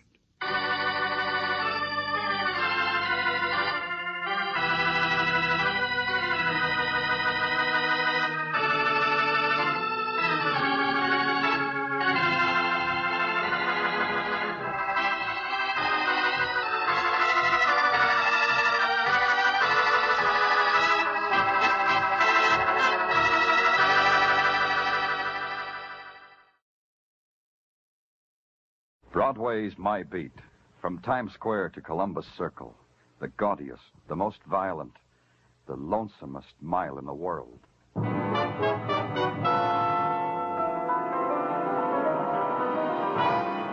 Broadway's My Beat, with Larry Thor as Detective Danny Clover.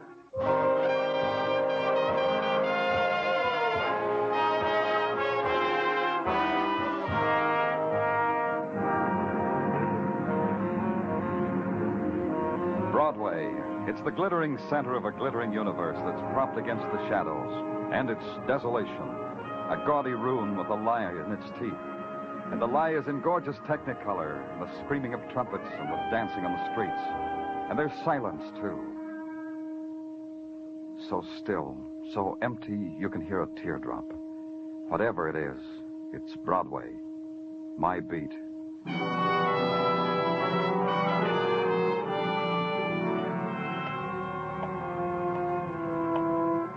After midnight, Broadway is a place that pulls up stakes. Wives lead husbands home to their cages. Bartenders sweep up the sawdust and a few drunken clowns. A tired voice invites you to a sideshow. Hi, mister. Try the Palace of Fun? And you keep walking. And then a voice calls your name. Hey, Danny! Wait a minute, Danny! Danny! And it's the voice of Maxie Stern, manager of the most colossal, most stupendous, most nothing movie crib on Broadway. Danny, come quick, huh?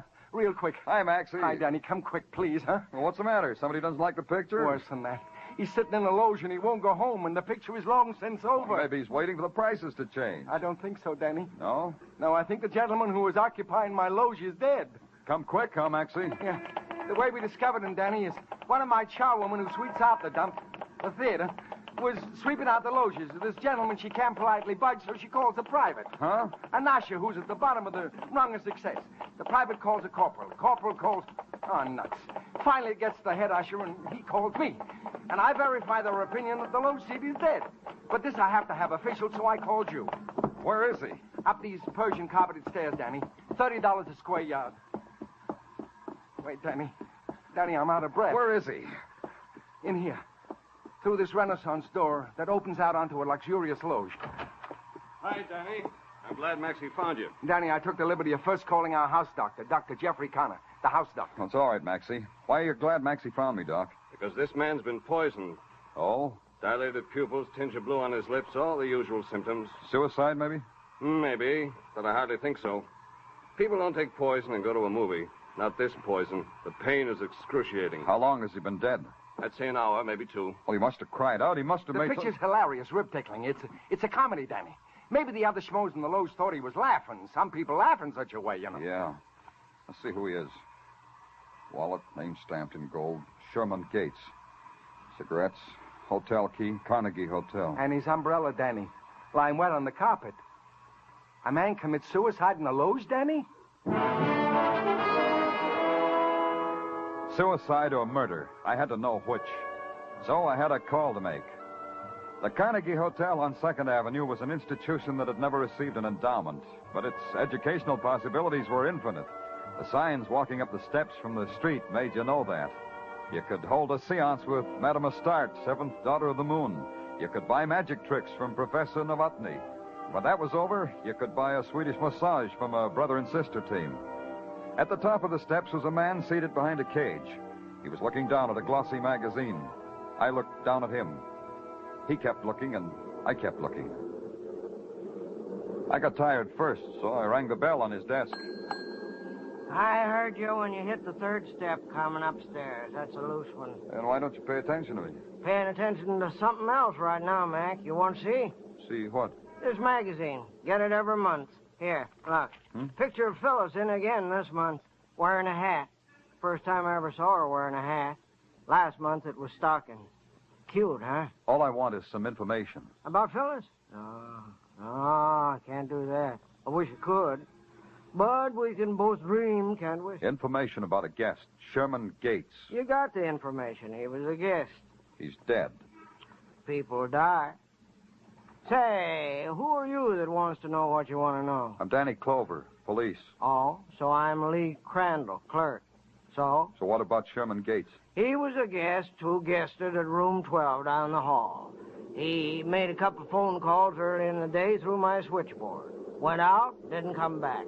Putting 2 and 2 together, I'd say the latter was because he's dead. Am I helping? What about the 2 phone calls? I'm being a citizen like all get out. I got 'em right here. Right here someplace. Yeah, here they are. Thanks. Don't mind if I use your phone, citizen. I know you don't. Not for a dime, I don't. Sergeant Tartaglia speaking. Danny Clover, I want you to check 2 phone numbers for me, Tartaglia. Here are the numbers. Give me the names and addresses to go with them. Yeah, Danny. Plaza 7, 9970. And Regent 4, 1098. You got that? Yeah, I got it. Good, I'll call you back.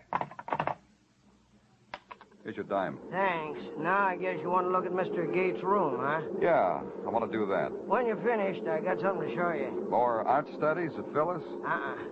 Broken down dentist once left a stack of National Geographics here.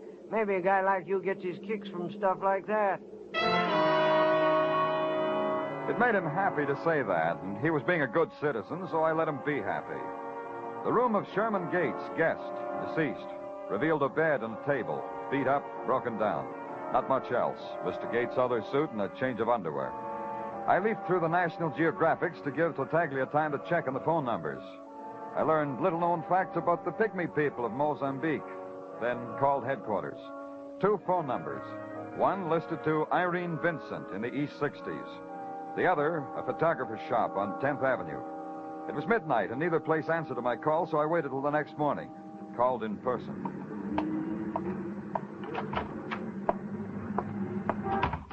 Something I can do for you? Yeah, there is. I want to ask you a few questions. Oh, good. About a camera? This one takes wonderful pictures of the whole family. I don't have a family. Questions about a photographer. Oh. Well, we've got some wonderful brochures here.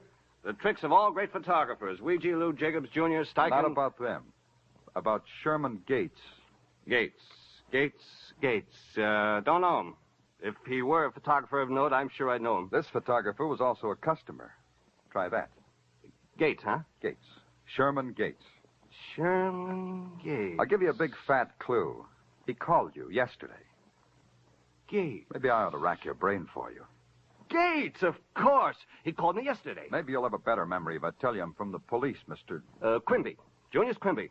There's nothing wrong with my memory. I just told you. Mr. Gates called me yesterday afternoon. What did he call about? About the usual thing. Like? Were his pictures ready? And were they? No. What did you tell him? I told him no. I mean, when did you say his pictures would be ready? Today, this morning. Now? Now. Get them. I'm calling for them. It's irregular, you know. I know. Get them. Why does Mr. Gates call for them himself? He's dead. Now get them. Of course, they're right here. In this drawer. Here they are. In this envelope. Yeah, thanks.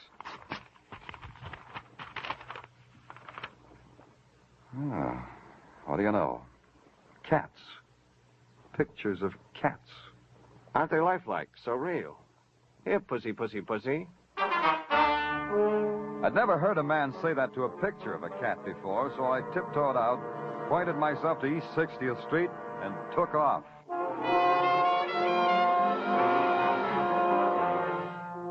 Irene Vincent's apartment house was fashionable. It had a fashionable doorman accoutred in dawn pink, standing under a fashionable moss green canopy. And his fashionable eyes were the color of dead fish as he took my name, my occupation, my sex. Took them over to a lavender phone, spoke them in a shocked voice, arranged me in an elevator, pushed a button, and washed his hands of me on the 10th floor. I lit a cigarette and saw Irene Vincent waiting for me in her doorway. She didn't leave much breath for smoking. Come in, Danny Clover. Yeah, thanks. He is frightful, isn't he? Who? The doorman. I hate snobs, don't you, Danny? If you say so. You hate snobs. Then why are you calling on me? Man named Sherman Gates. You know him? If you say so. He called you yesterday from the Carnegie Hotel. So he did. He died last night in a movie. So he did. I read it in the paper. They say it might be suicide. What do you say, Miss Vincent? Oh, I don't think so. Sherman wouldn't commit suicide, not that way. Tell me about Sherman, Miss Vincent. Oh, Sherman was 100%, Danny. All boy, all star. High school track, V-club cheerleader, a devil with the girls. I was in love with Sherman once. 100%. When was that? Too long ago, when I was a little girl in Iowa. When little girls fell in love with little boys like Sherman. And he called you yesterday? Why? He wanted a date. The flame was flickering, he said. That's the way Sherman talked. You gave him the date? Of course. It flatters a girl, Danny, when an old love comes out of Iowa and asks for a date. Where'd you go? What did you do? In detail. Mm-hmm. In detail, we went to Gino's, had a few drinks, left Gino's, had an argument. Oh, that should interest you, Danny. It does. Well, it was about a cat. A cat rubbed itself against the leg of Sherman's tuxedo, and Sherman kicked the cat in the face. So we argued. And? So I took a cab home, threw my umbrella in the tub to dry off, took my clothes off, got into... Oh, Irene, the drinks are ready. Well, haven't you finished with the police, my dear? Oh, I think so, Joseph. Danny, this is my fiancé, Joseph Dorcas, Danny Clover. How do you do? Mr. Dorcas... I'm eavesdropping, Mr. Clover. You'll want to know if I knew of Irene's going out with Sherman Gates. Oh, I hadn't thought of it, but it'll do. I knew about it, Mr. Clover. Irene has full personal freedom until we're married. You've read of our marriage? I'm afraid not. It's been in all the columns. A winter romance, they call it. That is, my part of it. Nice phrase, isn't it? I told you, Joseph, they're only little dogs barking. You mustn't let them hurt you. You see why I love her, Mr. Clover. And in 2 weeks, she'll be mine. And then, Irene, no more jaunts to Iowa to see your mother. No more evenings with callow youths like this Gates fellow. No more. Darling, you're embarrassing Danny Clover.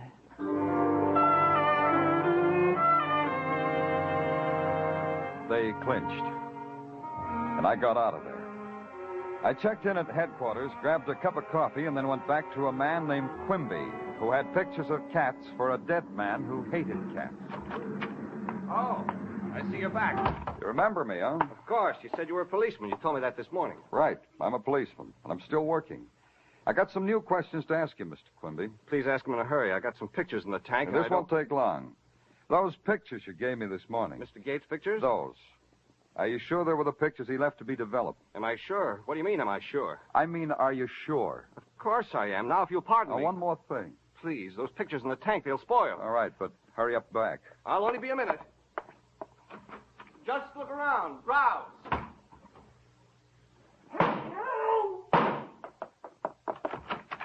Quimby, what happened? He tried. He really did try to tell me what happened, but he couldn't. He'd never be able to. I hurried over to the open door which led to the alley. Empty. The sound of a car starting off, a car driven by a killer, suddenly made the whole place empty. Empty except for one thing. One single and shining fact. The dead man in the lodge wasn't a suicide. He'd been murdered. Now he had company.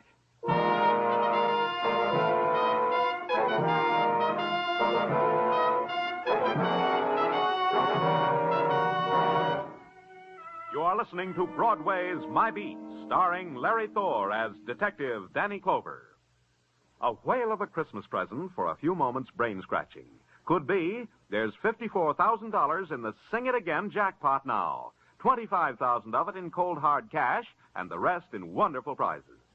Sing It Again is heard for a full hour every Saturday night on most of the same CBS stations.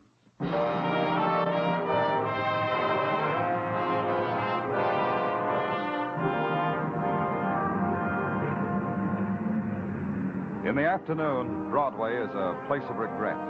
It's the interval between the furtive lunch hour and quitting time, the longest 5 hours in the world, and it happens 5 days a week.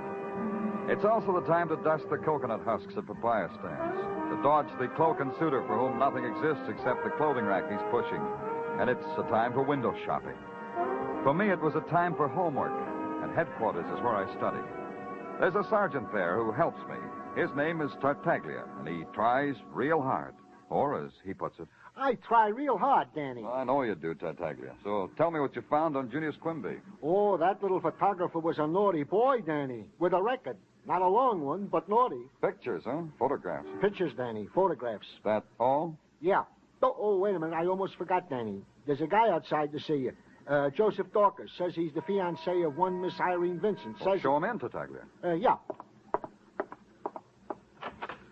Go right in, Mr. Dorcas. Thank you. Hello, Mr. Clover. I hope you're not too busy to see me. Oh, not at all. Sit down, Mr. Dorcas. Thank you. Mr. Clover, I'll come right to the point.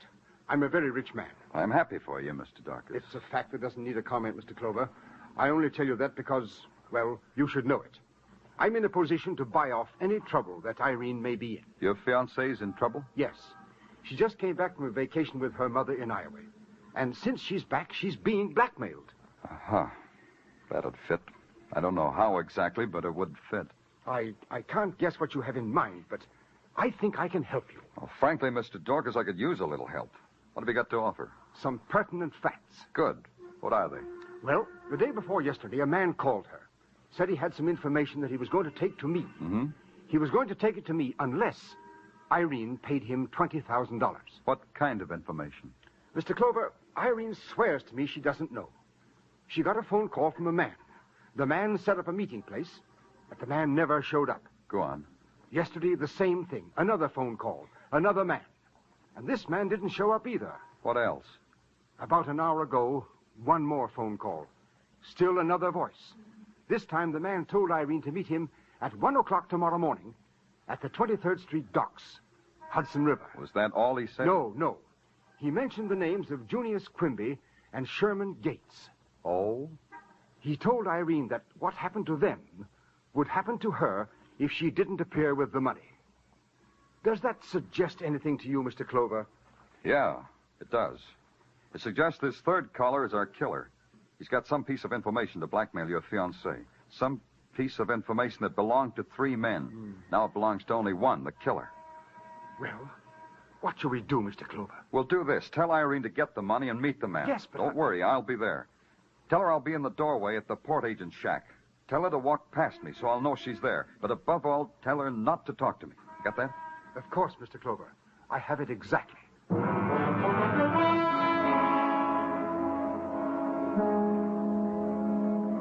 At midnight, the 23rd Street dock is an island torn out of limbo.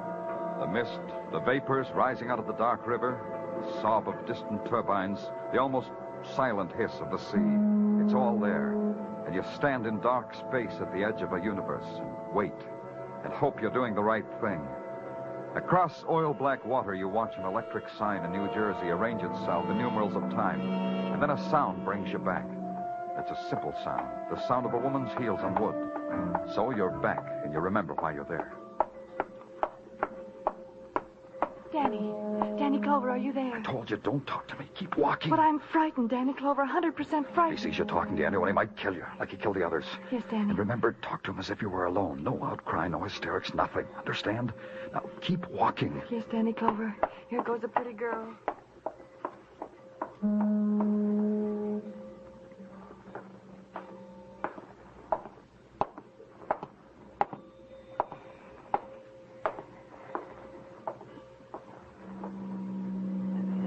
It's him, Danny! fool! I told you not to yell!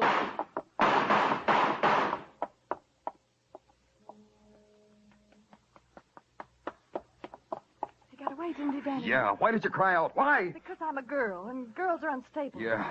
Are you hurt, Danny? Did he shoot you? No. But there's blood on the ground. See, Danny Clover? Danny Clover saw the blood on the ground. Danny Clover put an idiot named Irene in a cab. Danny Clover went back to headquarters. By 2 o'clock, the orders were out for every drugstore, every hospital, every doctor to be on the lookout for a wounded man. Then Danny Clover curled up in his swivel chair and fell asleep.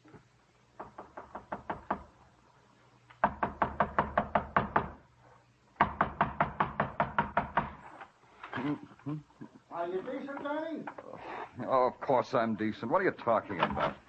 There's a lady out here to see you, Danny, from the Salvation Army, with a drum and a cymbal and a tambourine. What? Yeah, she says she knows you, has something important to tell you. Oh, show her in, Sergeant. Show her in.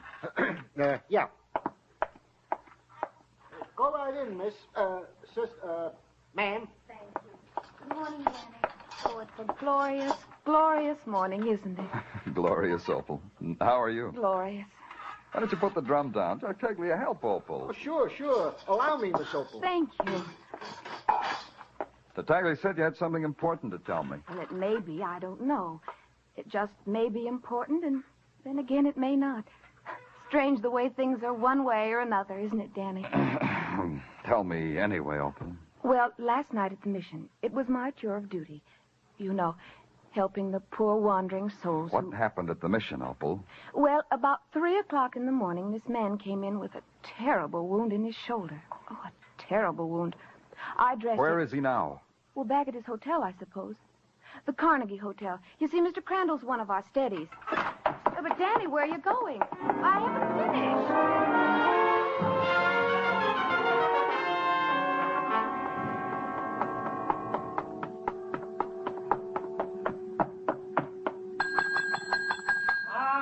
All right, I'm coming. Oh, it's you. Yeah, citizen. It's me. Come to tell me I'm not much of a citizen no more, huh? A real bad one. A wounded one, too. Your shoulder hurt? Some. If I make an effort, it'll still operate. Don't try. I'm booking you. We'll take fine care of your shoulder. I missed everything, didn't I? Missed it all up. Amateurs oughtn't to play that game. It makes them gun happy. Uh-huh. Yeah. I turned all of Phyllis's pictures to the wall. She isn't proud of me. She looks sad. Even the one in stockings. Tough. You ready? Sure. Can I figure on how long the rap is? Figure on all the time there is left in the world, so you won't be disappointed.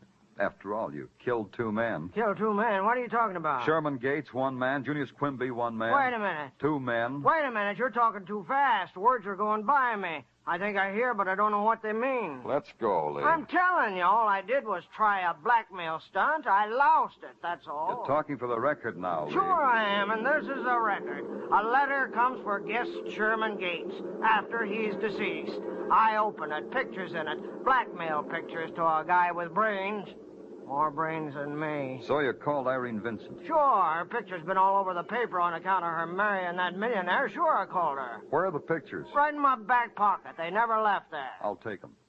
Well, here. Thanks. You can't book me for murder. You can't... Here's a dime, citizen. I gotta call headquarters. We're going for a ride. You, me, and the pictures.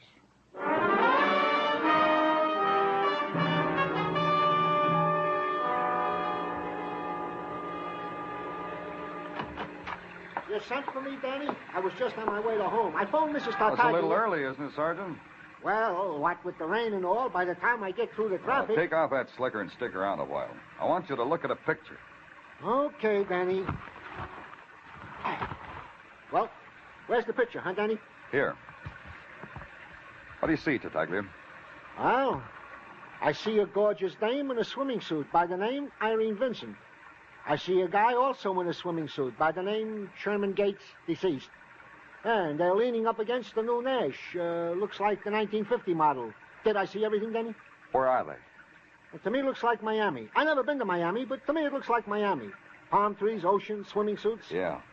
Neat piece of blackmail. This is to blackmail? To be in Miami in the winter? You can go home now, Tartaglia. Oh, thanks, Danny, thanks. It's because of the rain I'm leaving now. What do you got there? The umbrella? Umbrella? Yeah, sure, an umbrella, Danny. It's raining outside. Cat and dog. Umbrella. Go home, Tartaglia, and tell Mrs. Tartaglia today you did real good.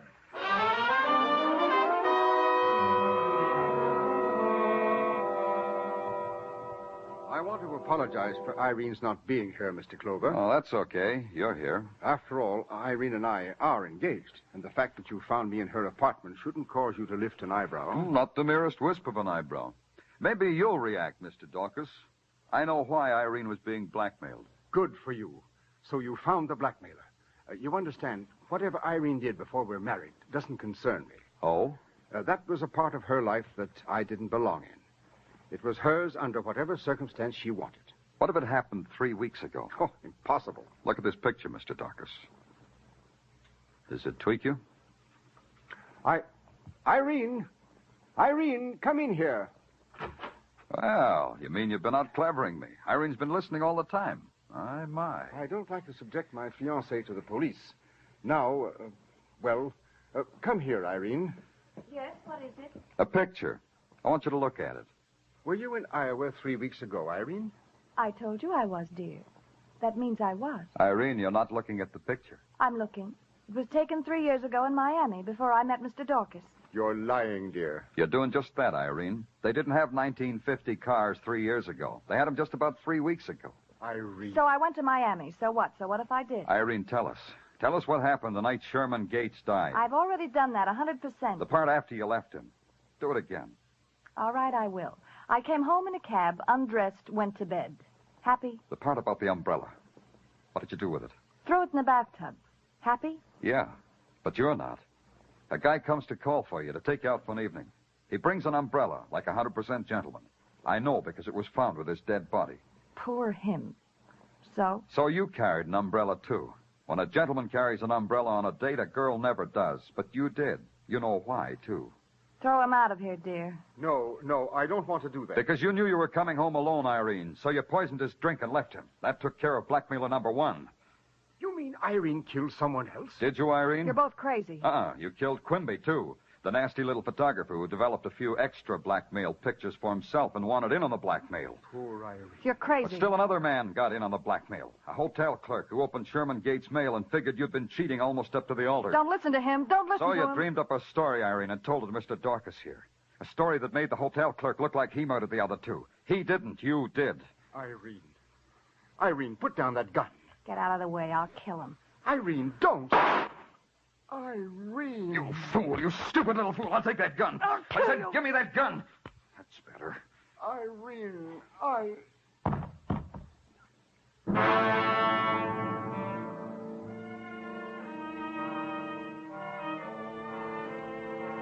She looked at him, then fell suddenly to the floor, took Dorcas's head in her arms and swayed back and forth. Her eyes filled with the terrible fright you sometimes see in a child. And it was hard to believe she was a murderer. But you knew better, so you called headquarters. And they sent an ambulance and a couple of burly cops. She was 100% with them, so they gave her the best seat in the paddy wagon.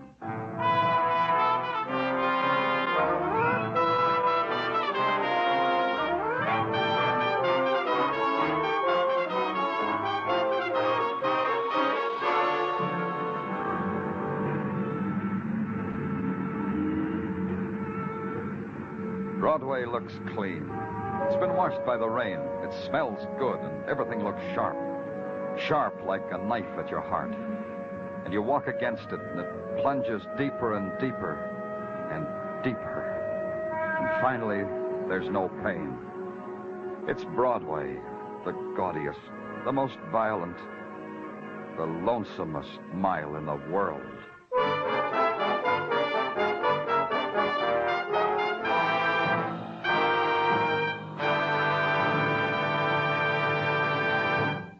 Broadway's My Beat stars Larry Thor as Detective Danny Clover and is written by Morton Fine and David Friedkin. The musical score was composed by Alexander Courage and conducted by Wilbur Hatch, and the program was produced and directed by Elliott Lewis. The cast tonight included Charles Calvert, Joe Forte, Paul Duboff, Junius Matthews, Mary Jane Croft, Herbert Rawlinson, and Joyce McCluskey.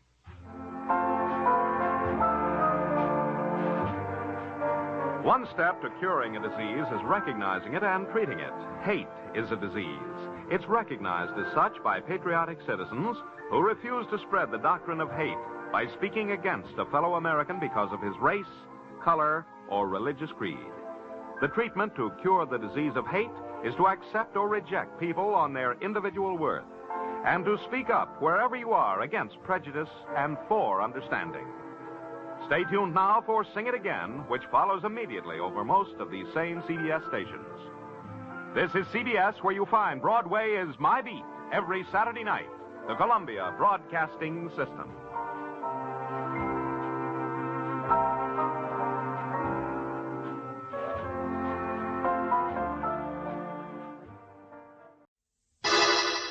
Personal notice, danger's my stock and trade.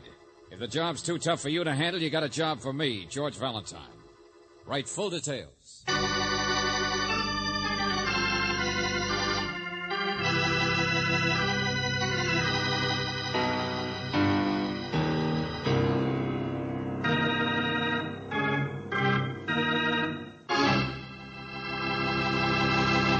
Greetings, mystery lover. Time for your dead time story. That's right, dead time. This Let George Do It adventure has so many bodies in it you'd think the Black Plague hit town. It's called Angel's Grotto, and I think you'll find it a heavenly tale. As usual, it's all about George Valentine and his faithful companion, Brooksy. Companion? Oh, well, I better not tell you any more, as it might spoil the suspense, and that we cannot do.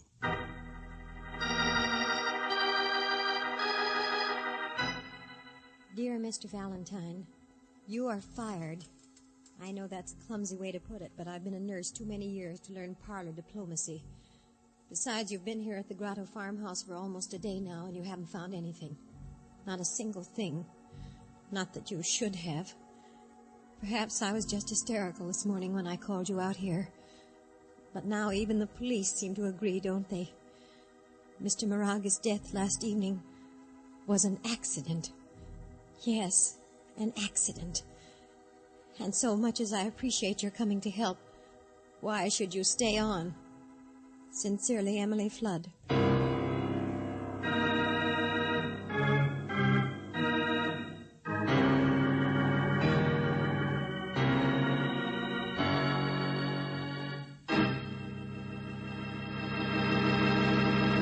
You're listening to Let George Do It. Our adventure will continue in just a moment. Now back to Let George Do It and George Valentine.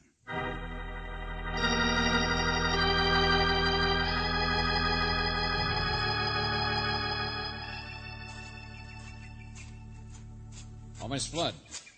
Miss Flood. Yes? Oh, Mr. Valentine. Oh, here you are. We've been looking all over. Did you get my note? Yes, back at the house, but we wanted to... I don't like it back there. I came Look, out Miss to... Flood, I was a little surprised. After all, I've barely even had a chance to talk to you since we got here. You see, there's very little factual evidence of any kind. Here. Did you check here? There might have been fingerprints on the handrail that might show... No, we checked all that. Best fingerprint man in the state found nothing to prove anything, not even on the wheelchair. No sign of a struggle. He hated that wheelchair. Imagine a man only 45 who usually couldn't sit still for a minute, having to spend 6 months in that thing. It was from a sailing accident.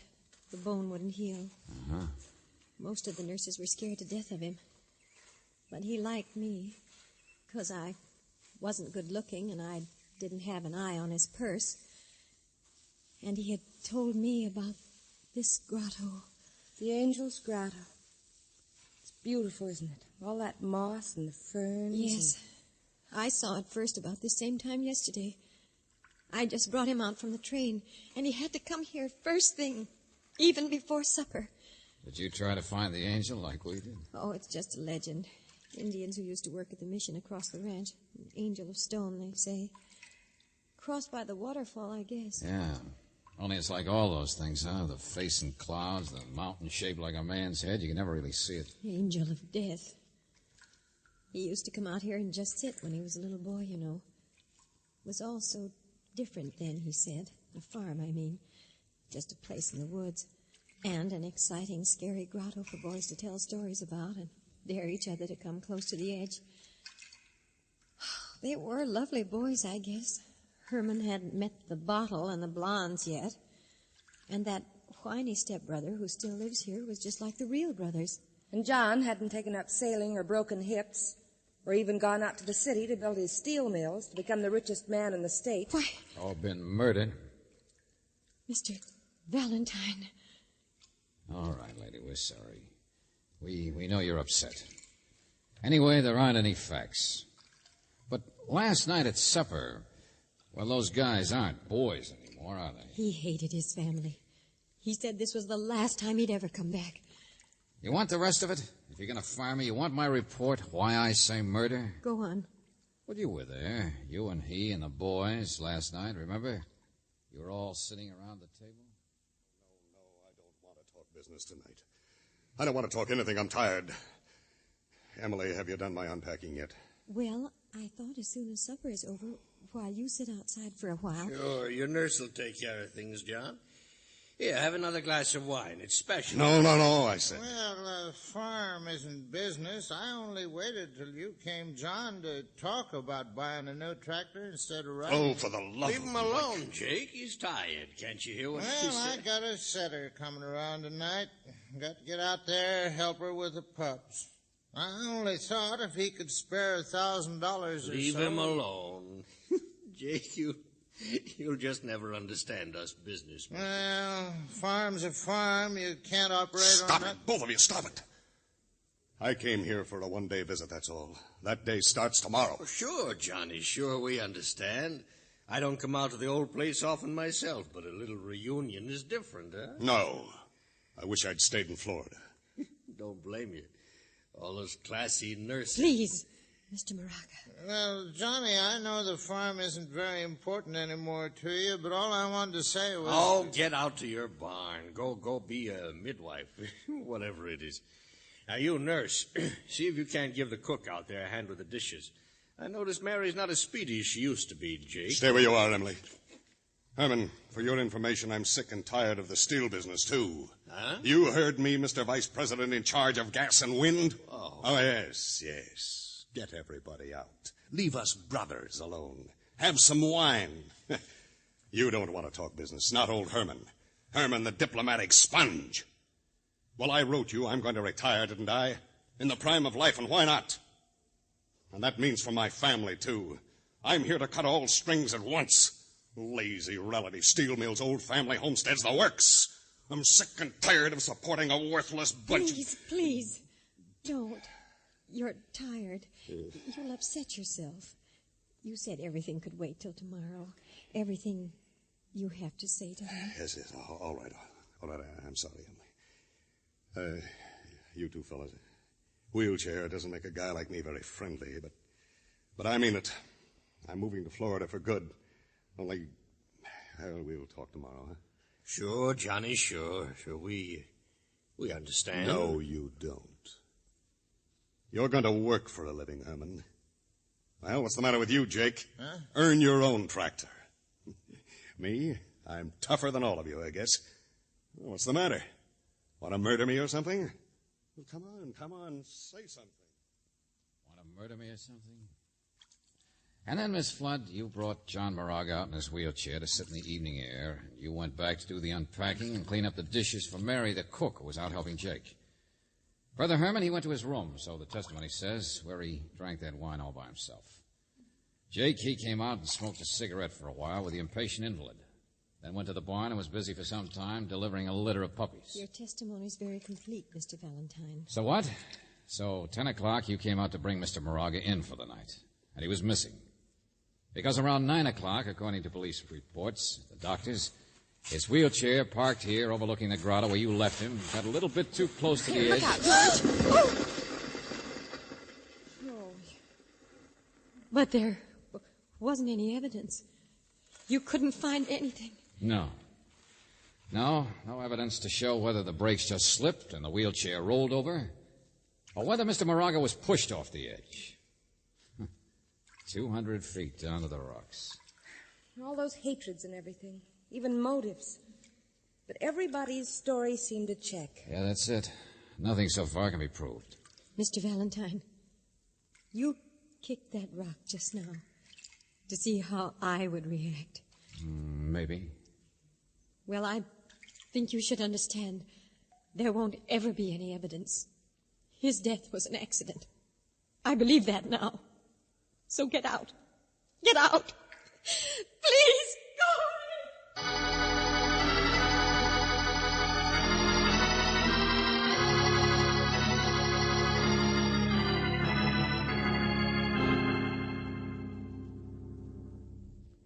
Johnny couldn't have been too surprised, Mr. Valentine. Said he saw the angel clear as death. Omen, I guess you'd call it. We smoked a cigarette together down there, you know, half hour before his death. Surprised at what, Jake? Huh? Well, the brake slipped on his chair, don't you think? You figure he was unconscious when it happened. We don't even know that. Look, we're leaving. I only asked to see... His own fault in one way. Had a fixation on that place, he did. Ought to be the devil's grotto, I always claimed. Or maybe we could blast the marble and make a quarry. You see me, Mr. Valentine? Oh, yes, Mr. Moraga. Look, Jake, do you mind... Sure, Mr. Valentine, sure. Got to see about... Mr. Moraga, testimony showed that last night your brother called you vice president in charge... In charge of gas and wind. Yeah. Old Johnny was the only one had any brains or... Are you part owner of the Moraga Steel Mills, or just a paid employee? You mean am I just the boss's brother? Yeah. Yes, if you like. Uh-huh.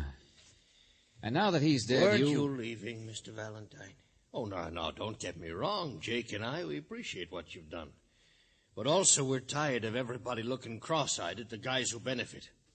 I should have told that nurse she was being officious to get you up here in the first place. She was badly upset. Well, so am I. Johnny was my brother. These little nurses get more conscientious the richer the patient is. Oh, how dare you! Mary, listen to me. What in the I name... will not, and I won't leave here until I'm sorry. I didn't mean to hit you, but you can't talk like that to me. I'll talk any way I please. I've been here 15 years. I'll call you all the names I can. Stop it, I said stop it! All right, Nursey, now cut it out. Cut it out. What'd she do to you, Mary? Huh? What'd she do? Don't look at me that Miss way! Flood? Hey, easy, please. Huh. Miss Flood. Know what she was up to, Mr. Moraga? She was firing me. Yes, she fired me. You what? Now, look here, Miss Flood. You've been butting Take it Oh. easy, will you? Here, Emily, you're all right. It was the way she looked. The way she... I'm sorry, Mary. I didn't mean You see, Mr. Moraga, I happened to overhear this young lady and a policeman Please, talking. no. You just found out the nurse is really a wife, eh, Mary? What's that, George? Just guessing. But it would explain why she could try to fire you, Mary. Why you laugh at the word miss.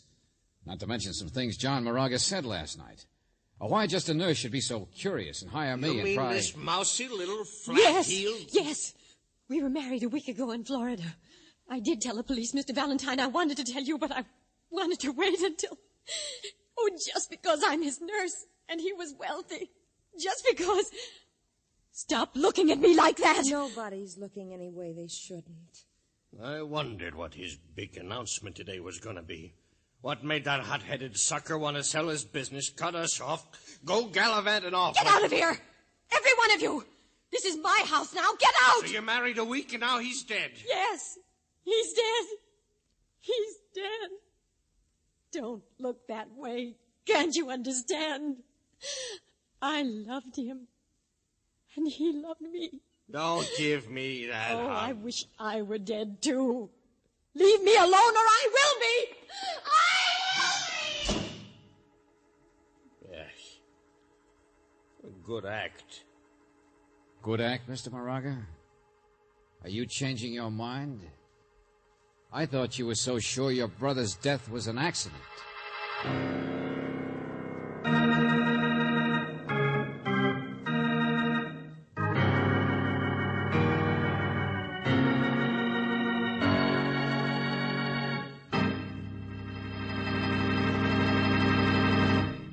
You're listening to Let George Do It.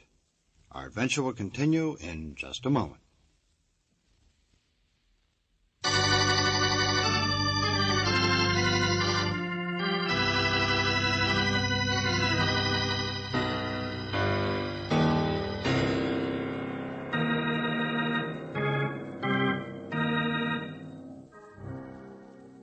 now, back to George Valentine. Angel's Grotto, a place of great beauty, a place where a man fell 200 feet to his death on the rocks below. A man in a wheelchair sitting alone in the moonlight. But, according to the police, that death was an accident. There's no further reason for you to stay around. Still, if your name is George Valentine, well, what can you do except stall for time, pretend you can't start your car?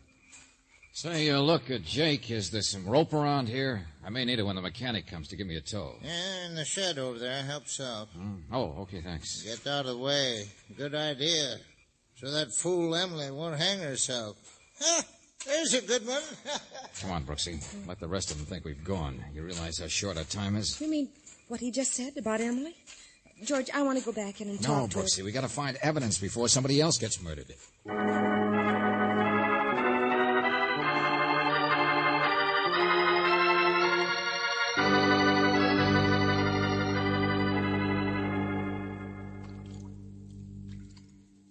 Yeah, these are the tracks, all right, Brooksy. And here's where the wheelchair stood. George, you and the police went over it inch by inch. Jake gave me an idea. He was wondering earlier if John Moraga was conscious when he fell, remember? Yes. Okay, now look, I'm John Moraga. I'm in a wheelchair, see, and I'm sitting here. I'm a strong guy. Strong? George, John had been laid up for 6 months. Well, that's not long enough to break down a dynamo like him. The point is, when he was sitting here, it would have been pretty hard to take him by surprise. You mean somebody slugged him first? I don't know. There's no sign of a struggle. Police thought he might have fallen asleep. George, suppose he'd been drugged. Huh? I mean, remember that wine last night at supper? Oh, yeah, I thought of that. But it's like everything else. Nothing left to show. Nothing left but the tracks of the two wheels here. And hey, Brooksy, look. They just go in practically a dead straight line all the way out to the edge and over.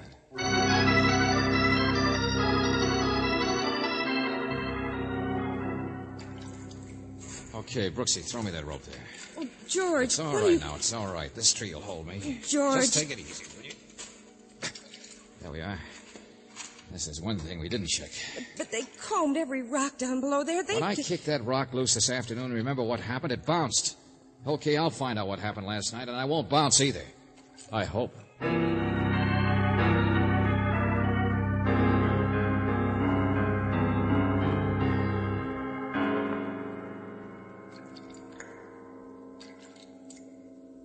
Hey, Brooksy, I can see the angel from down here. Yeah, it really does look like one, you know. Across by the... George, your rope's twisting. I'm all right. There's some stuff to hang on to here. Angel of death, huh? I can't even see you anymore. Brooksy. What'd you say, George? Hey, not so loud, will you? I was just looking down before. It's a watch. What? No. Piece of watch chain. Sure. He did hit here before he dropped to the rocks. I thought so. The way the cliff curves out, it's... Don't go any farther. What if he did lose part of his watch chain? It doesn't tell you anything about... doesn't it? Hooked on a little twig, some scrub trees here growing in a crevice. Well, you know, it doesn't have any bark.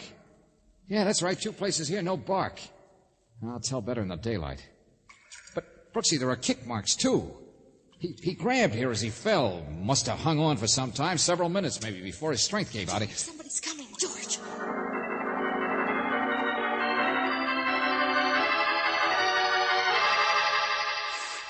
Mayday.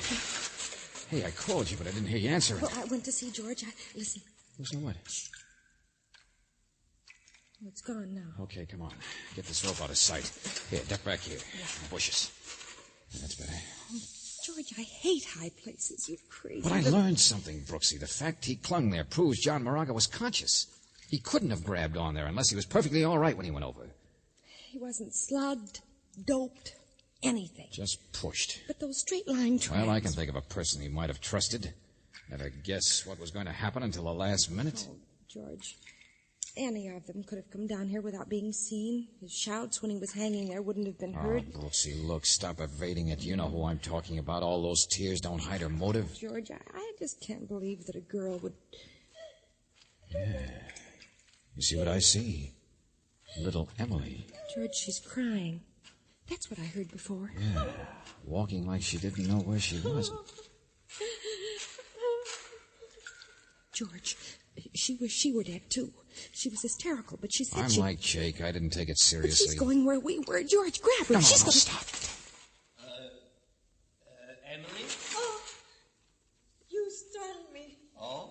I didn't mean to. It's Herman. Beautiful night, isn't it? Mr. Moraga. What are you doing down here, anyway? You know, don't you? Why do you ask? Oh, well, I didn't believe a good-looking girl like you with her head on her shoulders would seriously think of carrying out a threat You like... think I'm ugly. You said so. A stupid, flat-heeled nurse. Oh, well, really, it isn't anything... No, stay where you are. I don't think there's room for both of us here, Mr. Moraga. All right. All right. I loved your brother. I loved John. I'm 35. I'm not pretty. I know what I am.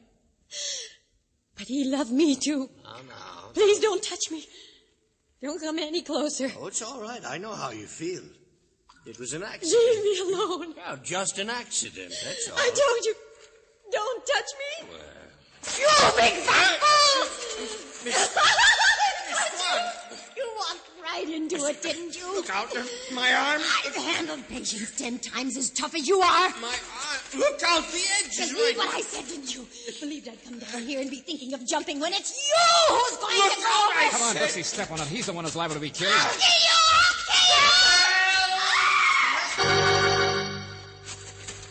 Get back here, I said. Get back. Let go of me! Okay, sister.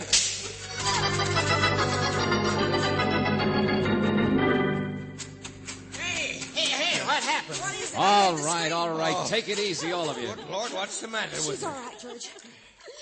Let go. Leave me alone. She would have killed me. She was trying to I push me. know. We saw We it thought all. it was going to be the other way around. Oh? It never occurred to me. She has the same motive for getting rid of you, Mr. Moraga. You're the only real brother. You're in her way, too. Herman, for the love of Pete, what the crazy little fool... I thought that she was... Shove me. Was she All trying right, will to you do? please Tried to stop shove- it? Yeah, that's right. We prevented a murder. Now I can prove it. Murder number 2. Hey, did you find out something? Mr. Lady, Valentine. will you stop crying for 1 minute, please? I didn't say you killed your husband. You didn't kill John Moraga. George. Emily, the tragedy we prevented tonight was you killing for vengeance because you thought the murder would never be solved. Herman did it. I was sure. The police couldn't find any clues for you, but you were like I was. You knew it had to be murder, and so you tricked Herman into following you down here. The only trouble was when you tried to take the law in your own hands, you picked the wrong person. What? Yeah, that's right. He didn't do it. He's demonstrated that pretty well right now, hasn't he? Only, what's your name, Cook? Mary? Oh, Did you ever see the angel? did I... What? Come on, the angel on the rocks. You've lived around here 15 years, you said. You've heard the legend. Oh, that. No, I don't know what you're talking about. There's no angel in the rocks, Valentine. That's just an Oh, old... yes, there is. Because I saw it. And John Moraga said he saw it, too. Oh, no. No, he After didn't. you left He's... him down here, Emily, he supposedly said it while smoking a cigarette. With you, Jake. Now, wait a minute. I never said anything. Oh, yes, you did. I remember it, George. And that was your mistake. Because, Buster, that angel turns out to be a real angel of death. You can't see that rock formation from any place except halfway down a straight cliff. No wonder the Indians had a legend. So when could John possibly have seen it except when he was climbing down there after he'd been shoved, clinging there, hanging there? Why did John scream out that he saw the angel? Was he pleading with you to help him? And did you just stand there and laugh at him, Jake? No, you're crazy. I'm just a farmer. Sure, you're a big, strong guy. And that's why the tracks of the wheelchair were nice and straight, Brooksy. A man strong enough could just tip it back, load and all, and give it a roll. You listen to me. I was up with that setter of mine. I was clean out in the barn. Mary, help me. Mary, do you know what the penalty is for providing a false alibi in a murder case? No, I don't even know what you're You talking... better tell me fast, lady, how many of those puppies you delivered? Mr. Valentine... How much of that 2 hours Jake really spent with you in that barn? Hey, get her, she's running. No, we'll get her all right. I don't believe anything that dumb old thing... That's all, Jake!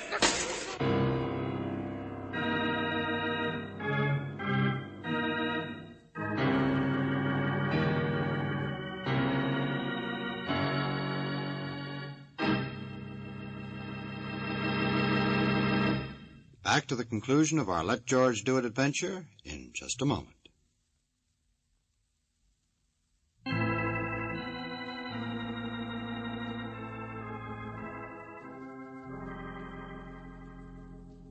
Angel's Grotto. And the angel really did solve it. Well, Brooksy, the weak need accomplice didn't help Jake much. But Mary wasn't really mixed up in But she started the ball rolling. Nothing else he could do but confess after that. I suppose she wanted to keep the farm as much as he did. And Moraga was going to take it away, sell everything. And to think it all started with our being fired. Emily tried to do it the right way, George. She hired you to find evidence of what she thought had happened. And by woman's intuition. So, just on the basis of that, she tries to play angel of destruction, of vengeance. It was crazy and wrong. But she loved John Moraga. Those tears were all true. She told us how much she loved him. First and only love of her life. I could tell. And he loved her just as much. I know. Love, love, love.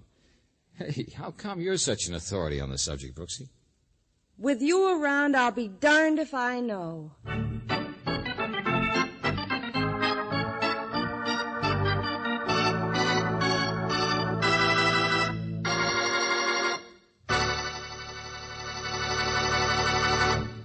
You have just heard Angel's Grotto, another Let George Do It adventure. Robert Bailey was starred as George Valentine, with Virginia Gregg as Brooksy. David Victor and Jackson Gillis wrote the story, with music by Eddie Dunstetter. Now this is yours truly inviting you to another visit with Valentine, when you will again hear what happens when you let George do it.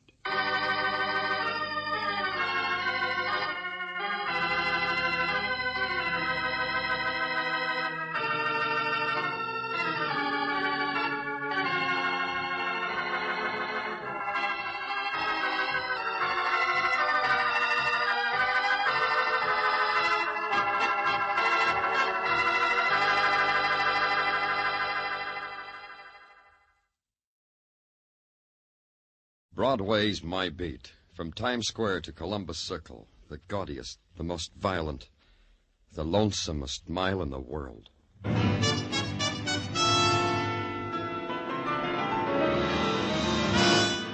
Broadway's My Beat, with Larry Thor as Detective Danny Clover.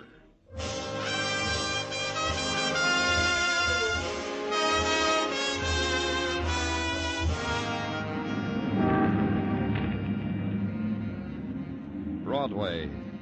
On Christmas Eve, Broadway's natives dance their Christmas dance to the music of carols flowing out of tinseled loudspeakers.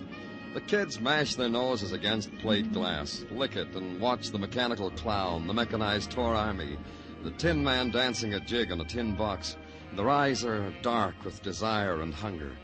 They make a wish on a neon star. That's how it is on Christmas Eve on Broadway. My beat.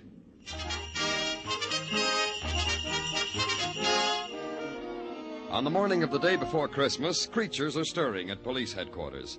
There's the patter of tired feet and the sound of manly giggles as little gifts are hidden in desk drawers or poured into Dixie cups or slipped under the police blotter.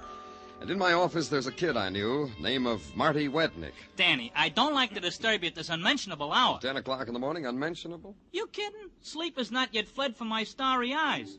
What makes me bounce from my pillow at an hour which is for the squares is a problem. What's your problem, Marty? Am I or am I not the child president of your branch of the Police Athletic League? You are? So I promised my constituency of fellow former delinquents a Santa Claus for Christmas. That's the problem. When are you going to give with a Santa Claus?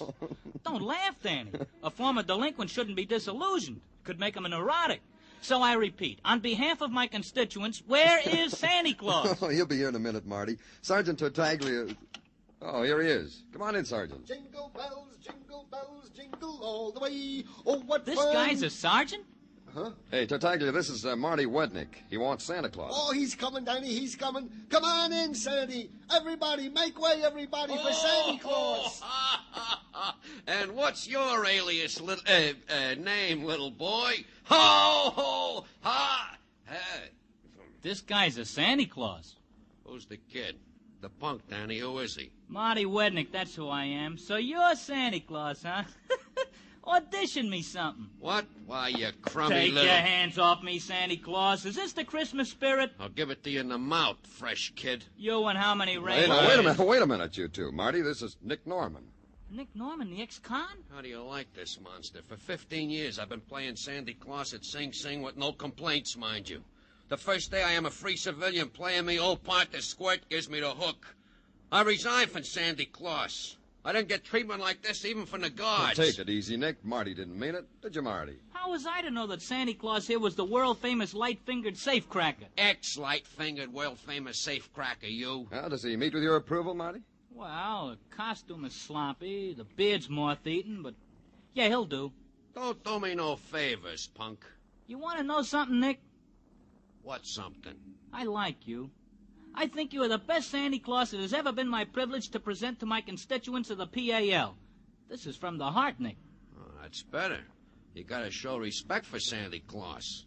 What time's your party? 8 o'clock tonight. You'll be there? I'll be there. Well, so long, Danny, Sergeant, Santa Claus.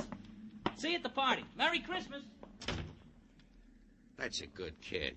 Appreciates the finer things. Feels good to be out, huh, Nick? 15 years is a long night without sleep, Danny. Yeah, feels good. And thanks for the job of Santa Claus. I would miss it after all these years. The deal we made. That feels good, too, huh? Oh, yeah, the deal, sure, Danny. I'll keep my promise to you. That's good. You won't forget what happened 15 years ago on Christmas Eve. How can I forget it was like today? I was all dressed up like Santa Claus. I had a few idle hours, and right in front of me there just happened to be an idle safe. So I cracked it. So I got caught. Uh-huh. Now, what are you going to do now, between now and 8 o'clock, the time the party starts? Walk the thoroughfares and wish everybody joyous tidings and pat kids on the head. And leave their mothers' purses alone. Oh, Danny, how can you talk to Santa Claus that way? I promised you that... Sure you did. Hey, Tartaglia. Yeah, Danny. Tag along with Santa Claus. Fresh air will do you both good. Oh, gee, thanks, Danny, thanks. You know, the fresh air will do us both good. Yeah, but hold his hand, Tartaglia, so he won't get lost. We don't want him to get lost, do we? Oh, no, Danny. No, because what's Christmas without Santa Claus? Have fun, boys.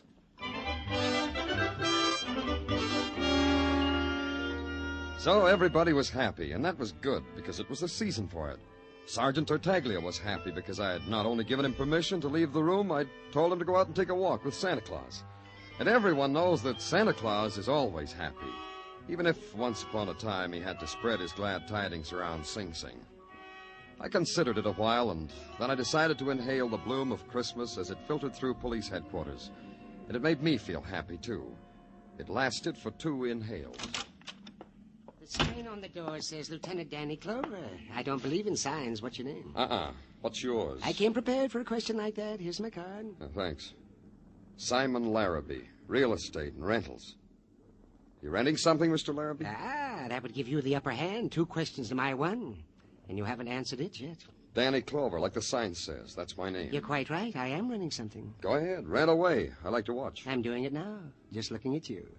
I'm renting that property known as the Warehouse at 2290 East Grand Street. Well, if it makes you happy... Wait a minute. That's our clubhouse. That's where the kids are having our Christmas party. Are you? What's the... What else can it be? Where's the rent? Rent for what? Rent for that property known as the Warehouse at 2290 East Grand Street. You mean it hasn't been paid? How much is it? It's $62.50 a month. Oh, that includes utilities. I'll pay it. The club's treasurer will reimburse me. You don't understand, Mr. Clover. When I rent something, I get a year's rent in advance. That comes to $750. And I want it before there's any party there. Are you kidding? Why are those kids going to get money like that? Well, I'll give you until 8 o'clock to get the money, and I'll just sit right here until then. All right. Grab yourself a police gazette. Never touch the stuff. Suit yourself. Oh, excuse me, Simon. Danny Clover speaking. Danny, this is Patrolman Curcio. Yeah, what is it? I can hardly hear you, Curcio. Yeah, well, no wonder. Listen what I gotta talk through. Listen, Danny. Hey, you see what I mean? Why the sirens? What's the trouble? Sergeant Tartaglia's up a tree. What? Sergeant Tartaglia is in a tree on the Avenue 8 playground, Danny. He flipped his lid. He's telling anyone that'll listen that there ain't no Santa Claus. Hey, you better come on down, Danny.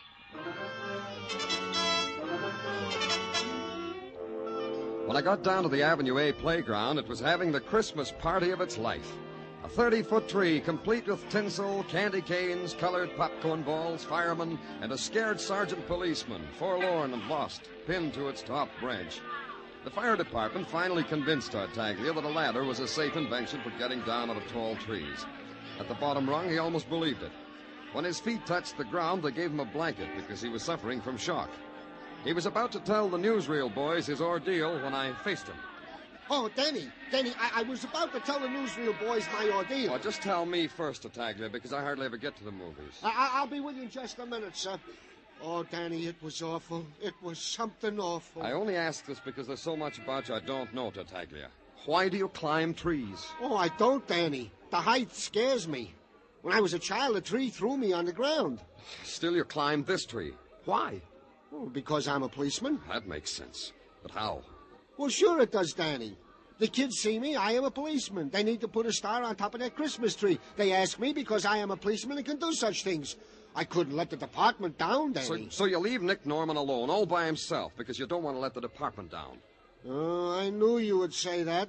But I trusted Nick, because he is Santa Claus. He told me I could trust him. Sure you can, Tartaglia. But what happened to Santa Claus? He's not around. That's right. There ain't no Santa Claus, like I've been saying. They told me you were saying that.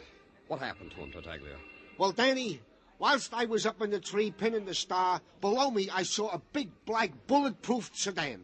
What kind? A big black bulletproof sedan. Now I know.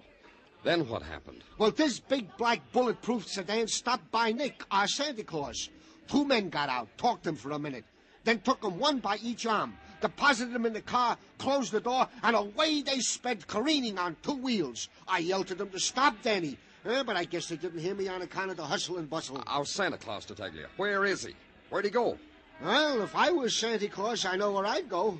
Not that it matters, but where? Well, to my mother.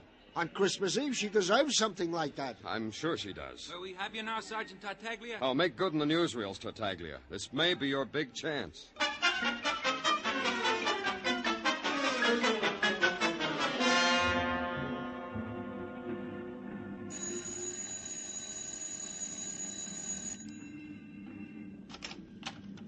Yeah? Are you Mrs. Norman? Why? I'm Danny Clover. Yeah? May I come in, Mrs. Norman? Why? I want to talk to you. About what? About Nick, about your son. Come in. Thanks. In here, in the parlor. Sit down. Thank you. No, not on that seat, that one. What do you want to talk about Nick?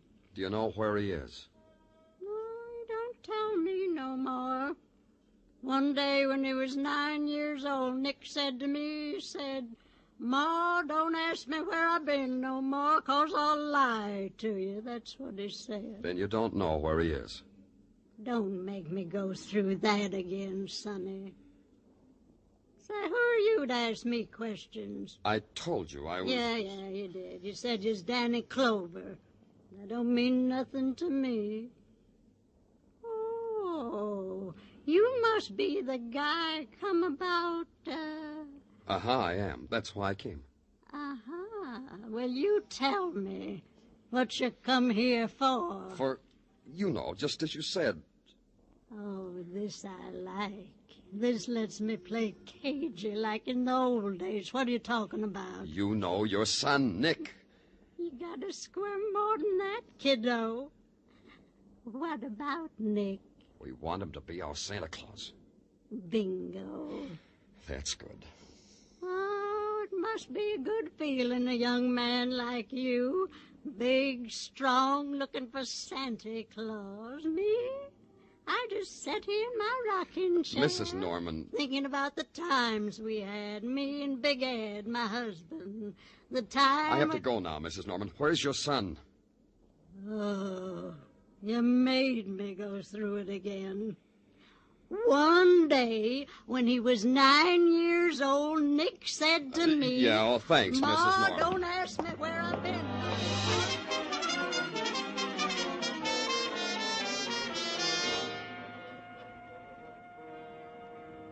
Hi, Danny. Did you find Santa Claus? No, Tartaglia. What are you doing about it? Me? Nothing. That's good. Anyone to see me? Yeah, in your office. Hey, Danny, what are you angry at me for, huh, Danny? Hey, Danny, what's this I hear about Santa Claus taking a powder? You'll get your Santa Claus, Marty. You still here, Simon Larrabee? Yes, I'm waiting. Just as I told you, I'm waiting for my $750 rent. Can you imagine this kind of Danny? On Christmas Eve, he wants his rent. This is a Christmas, no Santa Claus, no party. What am I going to tell my constituents? It'll work out, Marty. We'll get the money someplace. By 8 o'clock, Mr. Clover. Shut up, Simon. But, Danny, no Santa Claus. Hold it, everybody. I got the solution.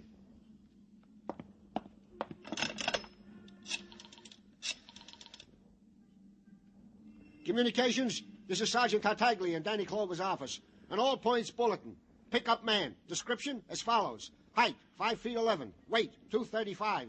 When last seen was wearing a red suit, a red hat with bells, and black boots. Identifying marks. Has a long, snow-white beard. What's his name? Santa Claus!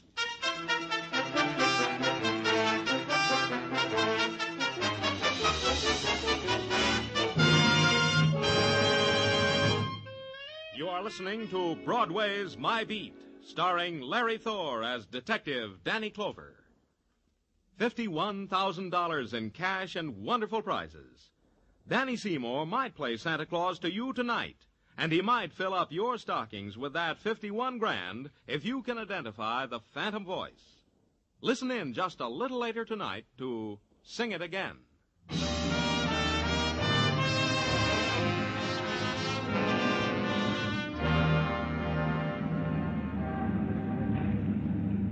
Broadway brings you Christmas in a lot of ways. You get dribbled around by the opposing teams of last-minute shoppers. You ride backwards on up escalators so you can be in a good position for the down escalators. You get mauled and shoved and picked over, and finally you get gift-wrapped and sent on your way. My way was out to lunch and back to police headquarters, holding my Christmas stocking in my hand. I had two things, no rent and no Santa Claus. Two nothings which made for an empty holiday.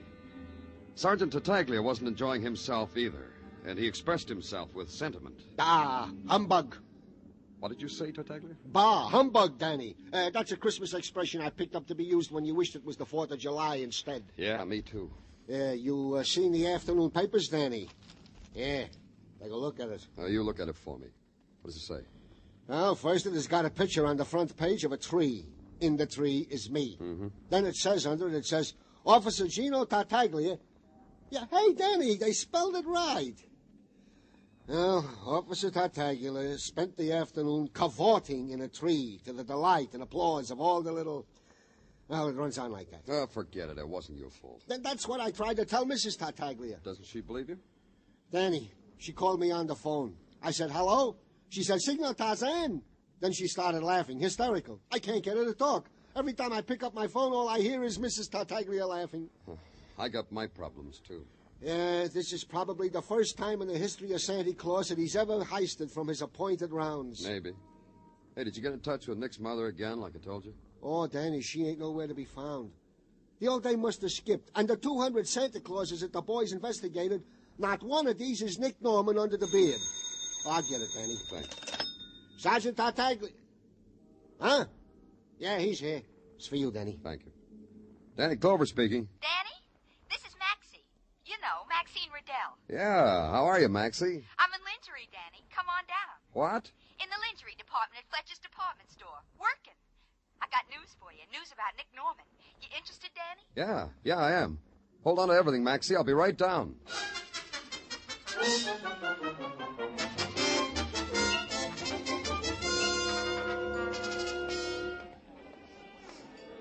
Here, mister. Take this black nightgown over to that girl over there. She'll gift wrap it up. Hi, Danny. How am I doing? Great, Maxie. Only great. How long you been working here? Only for the Christmas season, Danny. But the way I've been operating, I think maybe they'll keep me on. No questions about your background? You mean about me being a shoplifter? Uh-huh. That's the reason I got the job. The way I was lifting things, I told them it'd be cheaper for them if they put me on the sales force. So they did. So for $22 a week, I'm an honest mouse. Anyway, it's steady. Keep it that way, huh, Maxie? Anything you say, Danny. Well, now that we've had our tea, I guess you want to know about Nick. Yeah. Breaks my heart to be a stoolie. You know how it is, Danny. Me with my former alliances. But it's different now. Yeah, different. I want it to be different for Tussie, too. You remember how it was between me and Tussie. How was it? It was gorgeous. That's why I'm being a pigeon, Danny. If Nick made up his mind to be a kosher citizen, he should stick to it. Not fall back into the arms of a mob like a doll who says mama. Which mob, Maxie? Tussie Cons. Such a name for a gorilla. Tussie. How do you figure a name like that? I don't know him.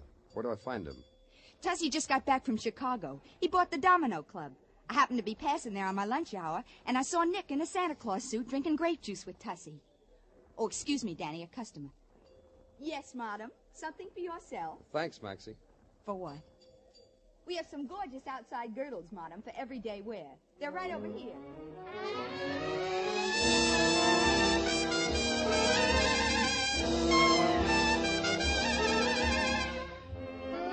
The Domino Club in the West 50s is a bright and shiny joint plastered with black glass. It stands close to the ground between two peeling brownstones. When you walk into it, you have the feeling you're walking into the mouth of a beetle. Its walls are lined with black mirrors, and its ceiling is draped with folds of scarlet silk. And at 6 o'clock of a Christmas Eve, the boys, complete with Christmas-wrapped girls, are beginning to gather. You ask a busboy in white tie and tails, where's Tussie Carnes? And he lifts an eyebrow to a guy standing near the bandstand. A guy grinning like an alley cat, while a girl pins a sprig of mistletoe to his lapel. You wait till she kisses Tussie. Then Tussie kisses her. But his eyes are open and flicking around the joint, so he sees you and pushes the girl away. Beat it, Blitzen, I got company. Merry Christmas, stranger. You want something from Tussie, boy? Same to you, and I want Nick Norman. Oh, that's a big desire on a holiday. What you want, Nick? Tell Tussie, boy. Maybe I gotta explain. I'm Danny Clover, a cop. I want him. Don't everybody?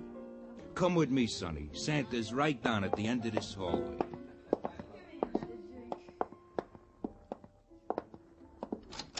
Merry Christmas, Melvin. Ain't it, though, Tussie? Merry Christmas, George. Likewise, I'm sure. I brought you a present, boys. Goody. Likewise. Where's Nick Norman?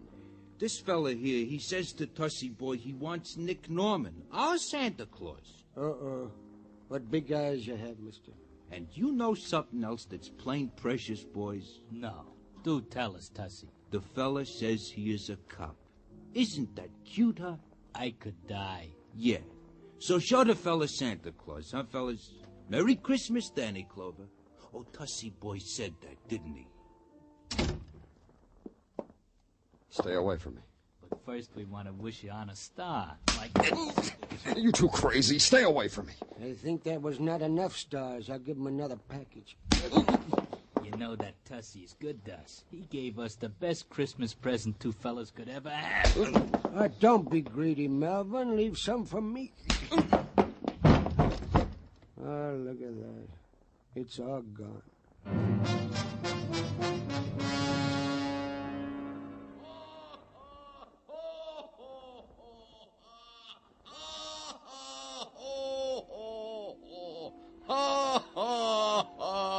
Come on, Danny, open your eyes. What?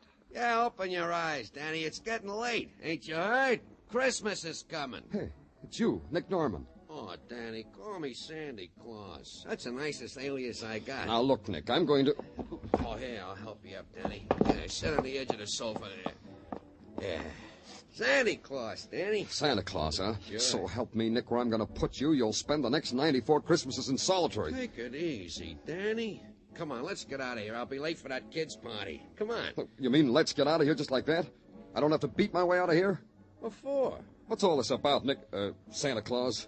You're adult today, Danny. What's the matter with you? But you were kidnapped. Kidnapped? Me? Who would want to do a thing like that to jolly old me? A man in a tree said two guys pushed you into a car. He only had a bird's eye view, but he said kidnapped. Oh, you mean Melvin and George? I mean Melvin and George. Two pals from Chicago, Daddy. They heard I was out and wanted I should be Santa Claus to a private party they was giving. That's all. Harmless guys, pals, buddies. We enjoy each other. Yeah, they enjoyed me, too. Before they left town for this party, they said to tell you... Oh, wait a minute, I wrote it down. It says, Dear Danny Clover, sorry we made a mistake and beat up your head. May the bells ring a joyous Noel for you. Signed, XX. That's Melvin and George. A mistake, huh? Sure. They knew some mob or other might try to get me as Santa Claus. They figured you was a mob, so they protected me from you, like you was fibbing about being a cop. After they walloped you unconscious, they went through your pockets and saw you was really a cop. So they wrote this note. The running ink you see here on the note, Danny, that's tears. You'll forgive him, won't you, Danny? Yeah. How about your mother? Well, that was your error, Danny. You didn't tell Mom you was from the police, so she thought just like Melvin and George. Gave me the double talk. Yeah, that's my mom. A grand old dame. You know what I told her once when I was 9 years old? Yeah, my sleigh's outside. I'll give you a ride back to my office.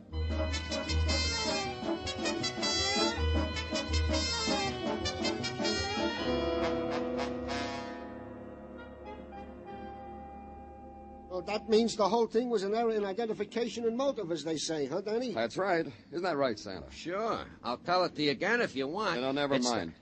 What happened to Simon Larrabee? Oh, he went out for a feast of spud nuts and coffee. Hey, you don't look very happy, Tartaglia. No, Danny. I ain't happy. Unhappy. Very. What's the matter? We've got Santa Claus? Come on, smile. It's going to be a fine Christmas. I can't, Danny. I just can't. It's Mrs. Tartaglia. Yeah, now she ain't laughing anymore. The neighbors are laughing and Mrs. Tartaglia is crying. Why? Well, the later editions of the paper said that Santa Claus was heisted. It was because I was in a tree. Yeah, the papers say I, single-handed, messed up Christmas. Bad as that, huh? Well, I'll tell you, Tartaglia. Hey, what about my Christmas party? Well, not yet, Santa. Wait till you get to the party. Say, the press was saying that you were snatched, Sandy. What gives? It said that mobsters grabbed you. No, it was just a little misunderstanding. That's right, Marty. Nick was grabbed by mobsters. Huh? Yeah, well, then how'd you get away? Sergeant Tartaglia. Yeah? Uh-huh. Sergeant Tartaglia. The kind of policeman who tracks down criminals to the lair. I am, Danny? The kind that single-handed rescued Santa Claus from the jaws of disaster. This guy did that? Yep. I'm just about to call the press boys and tell them about it. Oh, Danny. I mean it, Tartaglia. Don't be so modest. I'm going to do just that. Danny. Put Marty in a cab, Tartaglia. I'll send Santa down the squad car in a little while. Yeah, sure. Well, come on, little tyke. Marty. Okay. Merry Christmas, Danny. Whatever you tell the press guys, Danny, I'll swear to it. Sure you will. That's a fine Christmas you're giving everybody, Danny. How about yourself? Oh, I'll have fun at the party. I always do. Where is it? Where's my money? Oh, look, Mr. Larrabee, it's Christmas. Of course it's Christmas. That's why I want my rent, so I can have a Merry Christmas. Hey, Danny, who is this guy that needs rent to have a Merry Christmas? This is Simon Larrabee. He wants a year's rent in advance for that warehouse where the kids are having their party. Or else, no party. Yes, that's who I am. Oh, like that, huh? So that's how you are, huh, Simon? Stop breathing in my face, Santa Claus. All them kids wanting to have a party, and a Simon like you wants to louse it up. I'll put him down, Nick. Yes, I ain't doing nothing, Danny. Just holding Simon up so as I can breathe in his face. Please. I want you to think about something, Simon. Think about all those kids that are looking forward to their Christmas party, which ain't going to happen on account of you. Think about All it. right, I'm thinking, yes. Maybe you could think better with a pen in your hand, Simon. Yes, a pen that will write out a receipt for a year's rent in advance, huh, Simon? Of course. Oh, Christmas spirit and all that. Yes, I'll get my receipt book. Oh, my. Well, I haven't felt so good in years. Yes, here you are, Mr. Clover. A receipt for a year's rent in advance. And tell the darlings, Merry Christmas with us. Yeah, I will. Ain't he a nice fella, Danny? Come on, nice fella. I'll take you to a party. Merry Christmas, Danny. It's a Merry Christmas, Danny. Merry Christmas.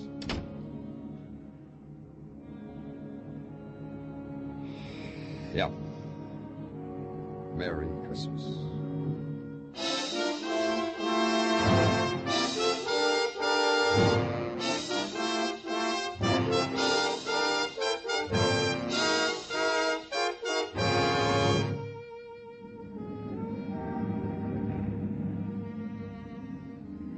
On Christmas Eve, Broadway is almost like any other place in the world.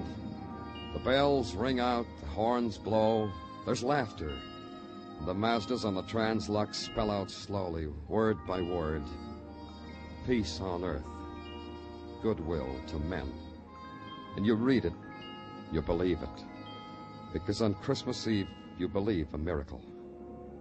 Then a whirl of confetti is in your eyes, and you're pushed along with the crowd, and you never see the next news bulletin. You don't try to look back.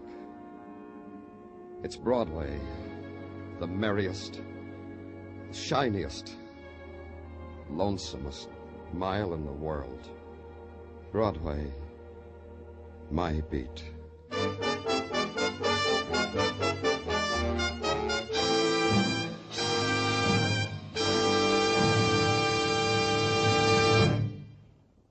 Broadway's My Beat stars Larry Thor as Detective Danny Clover and is written by Morton Fine and David Friedkin.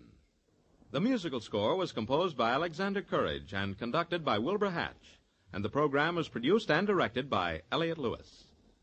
The cast tonight included Charles Calvert, Gil Stratton Jr., Howard McNear, Hal March, Bert Holland, Shep Menken, Estelle Dodge, and Peggy Weber.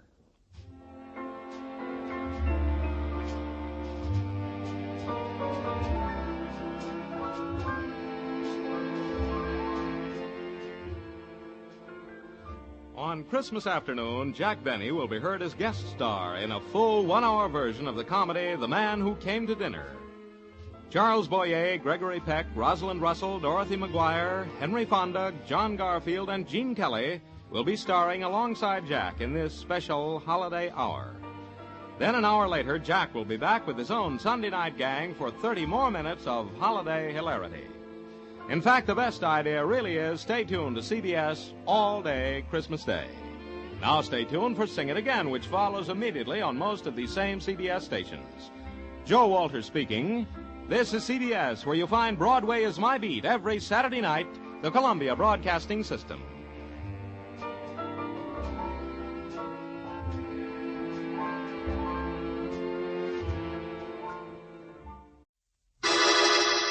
Personal notice, danger's my stock and trade.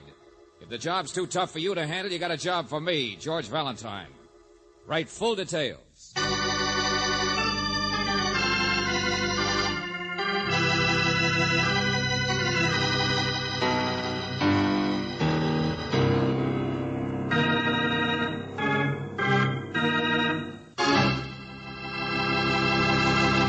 You know something? I'd love to be a detective. You meet so many interesting monsters. Take the fellow who's about to get in touch with George Valentine. He's a big game hunter with a cargo of hungry wildcats, boa constrictors, and other charming playmates. Now, what this old codger wants with our George, I don't know. But I do know this. Our Let George Do It adventure is called The Hand and the Coconut. And just in case you don't care for jungle stories, you should pay attention anyway, because you'll learn a dandy new way to keep Junior's mitt out of the cookie jar.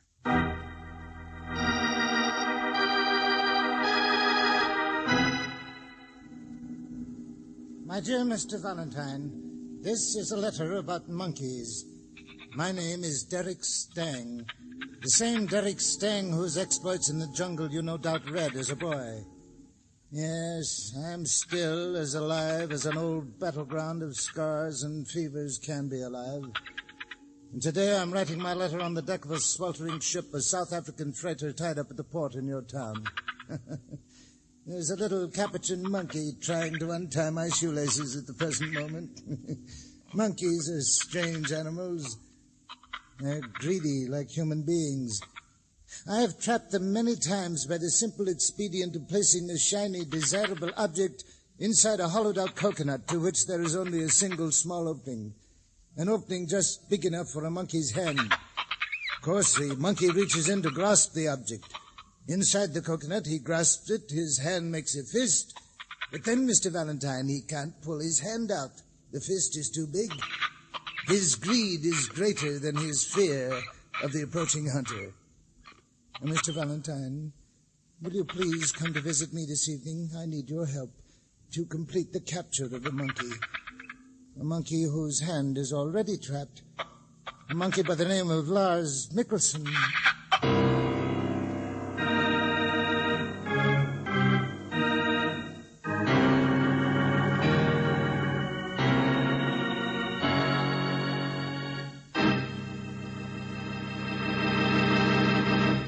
You are listening to Let George Do It.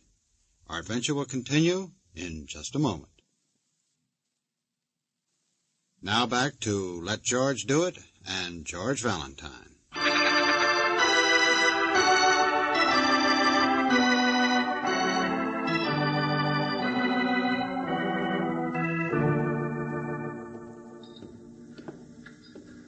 You didn't think I could stay away, did you, Mr. Stang? Here we are, through here.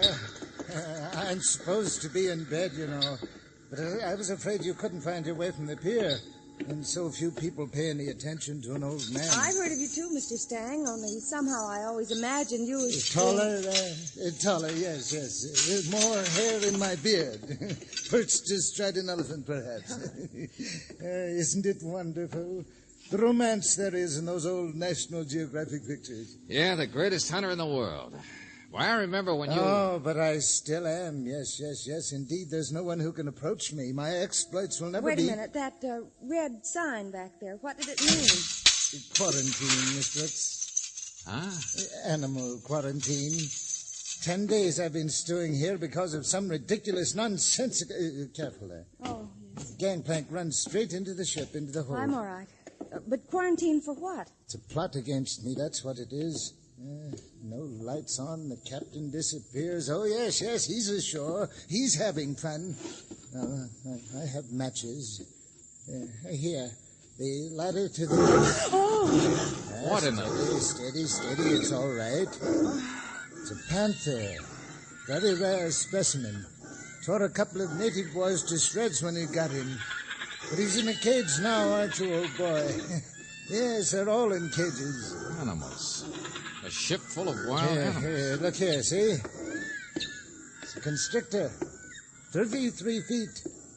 Takes quite a crate to pack them in, doesn't it? Yeah. See, through the little bars? And over here, the poison... Well, thanks. I'm not much interested in snakes. No, of course not. Too easy, much too easy. All of them are, you know. 60 years old I am. Living from pill to pill, fever to fever. Well, I guess you're still the greatest Red animal... tape, to be finally caught myself in red tape. Oh, you mean this quarantine? Yes, not one of my animals is sick, mind you, not one. Zoos all over the country waiting for delivery. But the day we dock, what happens? An officious young veterinary aboard for the usual government inspection, and he and the captain get together. Well, look, Mr. Stang, this veterinary or the captain, is one of their names Lars Mikkelsen? Is that what you meant when you wrote No. Mr. Bowling, that's the vet, Mr. Bowling. Your captain's name is Teague. You've had trouble with him before. Lars Mikkelsen is... Now, Baba, how many times have I told... Asleep, stupid like men, big booming feet on the floor. You come booming like elephants. All right. My wife, Mr. Valentine, men. This is... Oh, no. My wife is asleep. She means in there. Baba, these are friends of mine. We're just going to my stateroom. Well, go. Do not just talk about it. She's asleep. Be quiet. Of course. All right. Men, elephants in the mood. Here we are. What in heaven's name was that old thing in earrings? Baba. Old-fashioned notion of my wife's the personal servant, the devoted slave. I found her in Cairo 25 years ago. Claimed she could talk to animals. She looked just the same then, but she gets more and more obnoxious every year. Did your wife make this last trip with you, Mr. Stang? Oh, yes. Has to be somebody to tie my muffler, spoon out my medicine, yammer at the old man. Mr. Stang, wait a minute, look. What do you want me for? To be a witness. The hand in the coconut, Lars Mikkelsen. But who is The captain left the ship in charge of this man, an ugly, conniving rogue, the second mate, Lars Mikkelsen. Well, what did he do? What do you want me to be a witness to? Mr. Valentine, he stole my field glasses. He what? Especially made ones they were, too. Finest Zeiss lenses. There were several things stolen during the voyage, but I was sick. I didn't notice. First a hunting knife, then other little things. Now you're to see that he has them, that's all. I'll testify to their loss. I'm seeing my lawyer in the morning. What makes you think Mikkelsen took these? The hand in the coconut, I told you. The field glasses I placed where he could take them. He won't let go. No one else could have taken them. He's up in his cabin now. Oh, you think this is trivial. I'm being vindictive. But, Mr. Valentine, people can't get away with things with me. I won't let them. Now, you'll find out for me, won't you? You'll come back first thing in the morning. This quarantine, my fevers, those nagging women, you understand, don't you? It's the last straw when somebody thinks I'm so ineffectual I can be stolen from without... All right, Mr. Stang, all right. Yeah, sure. See you in the morning. The boyhood hero. How the mighty have fallen. Oh, George, I feel sorry for him. Sure. What are you going to do? He's going to see his lawyer in the morning and prefer charges What can against... we do, Angel? I don't like a thief either. A hand in the coconut.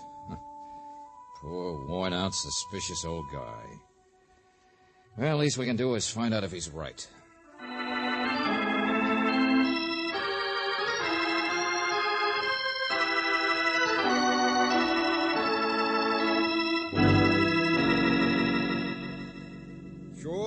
Sure, those are good field glasses. What of it? Well, we were on the ship here, Mr. Mickelson. I just wondered what the skyline of the city would look like from... Well, I saw you with them around your neck, and... The name is Lars, sister. Second mates don't rate that mess of stuff on a tub like this. I've just been cleaning them in my cabin there. You want to go out on deck? Oh, wait a second. Zeiss lenses, huh? Nothing but the best. Who are you? What are you doing aboard? Oh, we're just visiting Mr. Stang. Oh, nasty old coot, isn't he? What's the matter, buddy? Whose glasses are these? Mine, of course. What are you talking about? They're a gift, that's all. Look, what in the name of... Oh, excuse me. Mr. Mickelson, have you seen my... Well, how handy. Those are what I came for. These? Yes, of course, my glasses. I wanted to take a look at What? Wait a minute, Lorna, baby. You said you... Beg your pardon? I don't know who you are, but if this fresh sailor's a friend of yours... Baby, I don't... Mr. Mickelson, I want these field glasses. I loaned them to you, remember? Are you so stupid? Here you are, lady. Here you are. Thank you. You're not stupid at all. But then... maybe you're not a sailor. Bye-bye. Well, here's one for you, Angel. Tempest in a teapot. So much fuss over a pair of field glasses. Here's. They're on this ship, tourist. Now, get off, both What are of you so mad about? Who is she, friend? Passenger. Lorna Stang. Mrs. Stang. Mrs. Stang, but she was supposed to be asleep. Look, both of you, there's a gangway off the forward deck through here. Now, come on, be good, will you? I'm busy trying to get ready so we can unload when this crazy quarantine... Wait a minute. Why can't we go through here? No, you can't get the way out she came. Here, this is the door she came out of, isn't it? The same one you came from when we came in here? No, get away from there. Says you, handsome. I don't know why you should be so upset, Mr. Mickelson. There's nothing through that door except apparently your stateroom.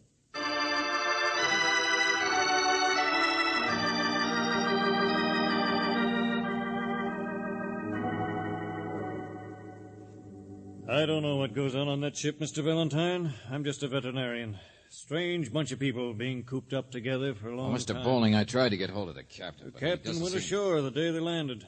Known him for years. Nice guy.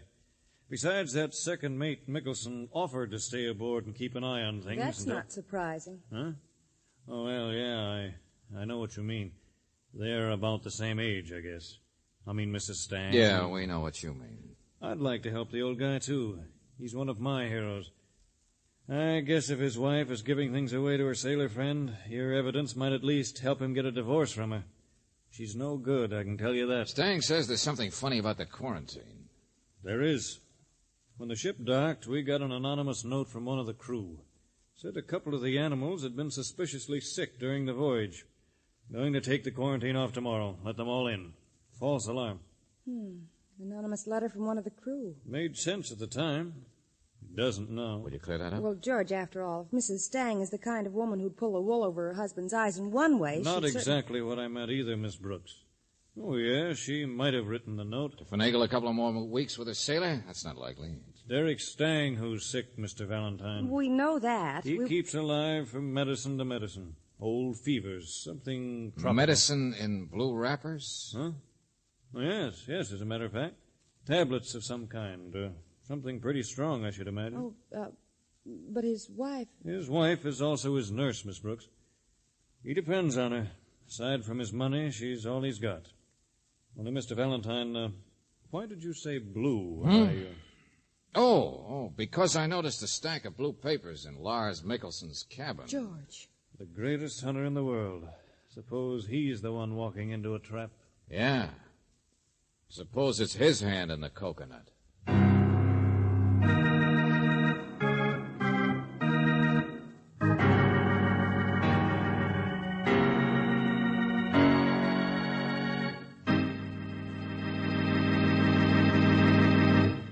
You are listening to Let George Do It. Our adventure will continue in just a moment.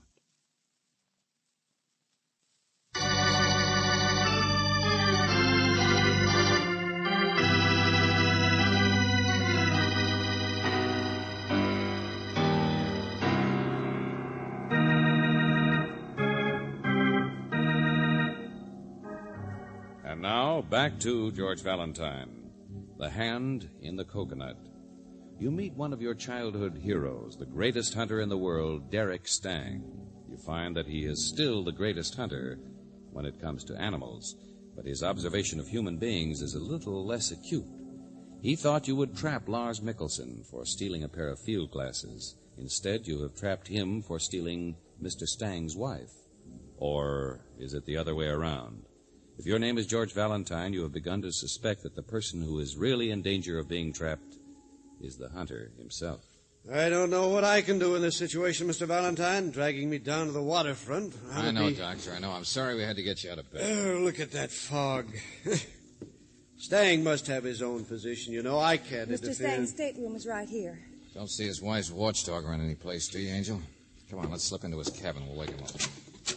Georgie's not here. He's gone. Well, you dragged me out to look at a man you think might be sick or... Yeah, you see? He's so sick he's out walking around deck someplace at 6 a.m. or going someplace else. Well, I'm a doctor, Mr. Valentine. Do you expect me to take seriously the idea that... Here, look at these. Yeah. Blue papers. In the wastebasket. George, the same as those powders, those tablets were... Yeah, only look how many of them. Yes, the accumulation of days, judging from the other trash. Strong. Well, I grant you the old man is taking strong medicine, but men who are poisoned generally die in bed. Uh-huh. And if a man had been living on this stuff, he could build up quite a resistance. In fact, Mr. Valentine, while it might hurt you or me, he couldn't be poisoned with it.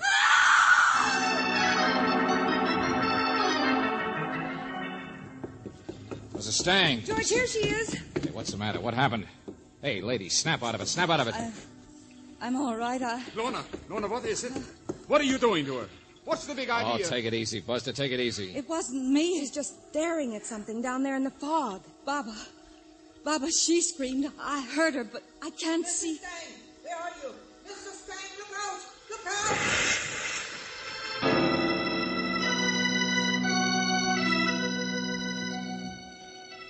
In the water. He fell in the water. George, I can't see him.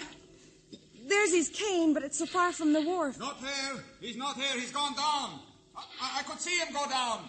The current's so fast I can't do anything. Hey, there's the police over there. Get a boat for him, Mickelson. Step on it. The current's so fast. All right. Do what you can. He just fall. I could see him now, fall. listen, old lady, will you there tell was us? something the matter with him. He walked like the blind. I call out, I shout. I tried to grab him in time, but he falls. Policeman over there on the deck saw the splash too, Valentine. Looks like Stang's been swept out. All right. Only Mrs. Stang. Leave me alone. My baby, I could not grab in time. Don't touch me, Baba. Oh, my baby. Baba, come here, will you? Now, look, he fell here, huh? Over this rail? Yes, I think. It was in the fog. I Okay, couldn't... now listen, I don't believe you. And I don't mean just the rail. I mean the scuppers, wide and deep, see? If a man fell, he'd only land against the rail. Men. He fall, I say. I saw him fall. They're not doing much good, Valentine. Mickelson. The police couldn't get out in time, neither could I. He didn't come up. He's gone. He's gone, you understand me? Yeah, I understand. It's as phony as a lead nickel.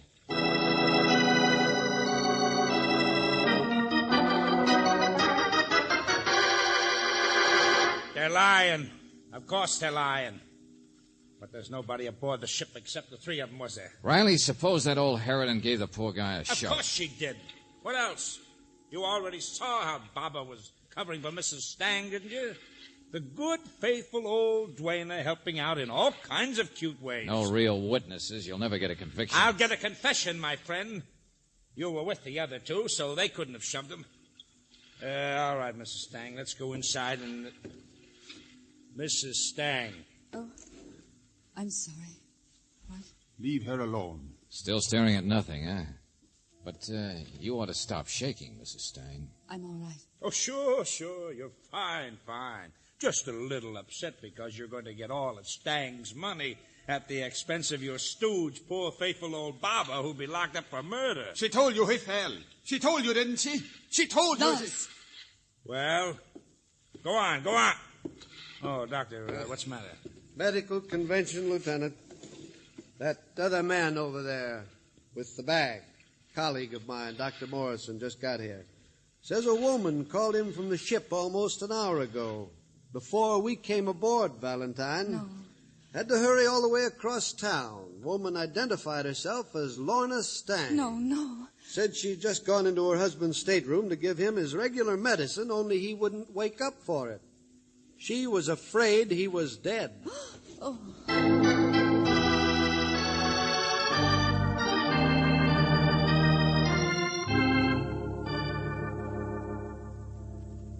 So it was just his body that went overboard. Don't you understand, Riley? We'll get a confession. The three of them are in it. Hey, wait a minute, hold it. Doctor, what else in that wastebasket? Same wrappers, same medicine. So they poisoned him.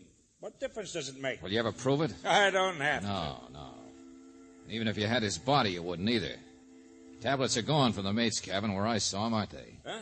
What's that got Hey, to do Doctor, with it? tell me. Derek Stang lived on this stuff. What would happen if it were taken away? It's hard to tell. Die sooner or later, probably. Uh-huh. Well, suppose Lorna Stang had left those tablets with the mate. Suppose they were substituting something harmless for the strong stuff in the blue papers. Suppose that was the idea. Even an autopsy couldn't prove that absence of medicine had killed a man. Hey, where you going? Where do you think, Riley? To catch a monkey.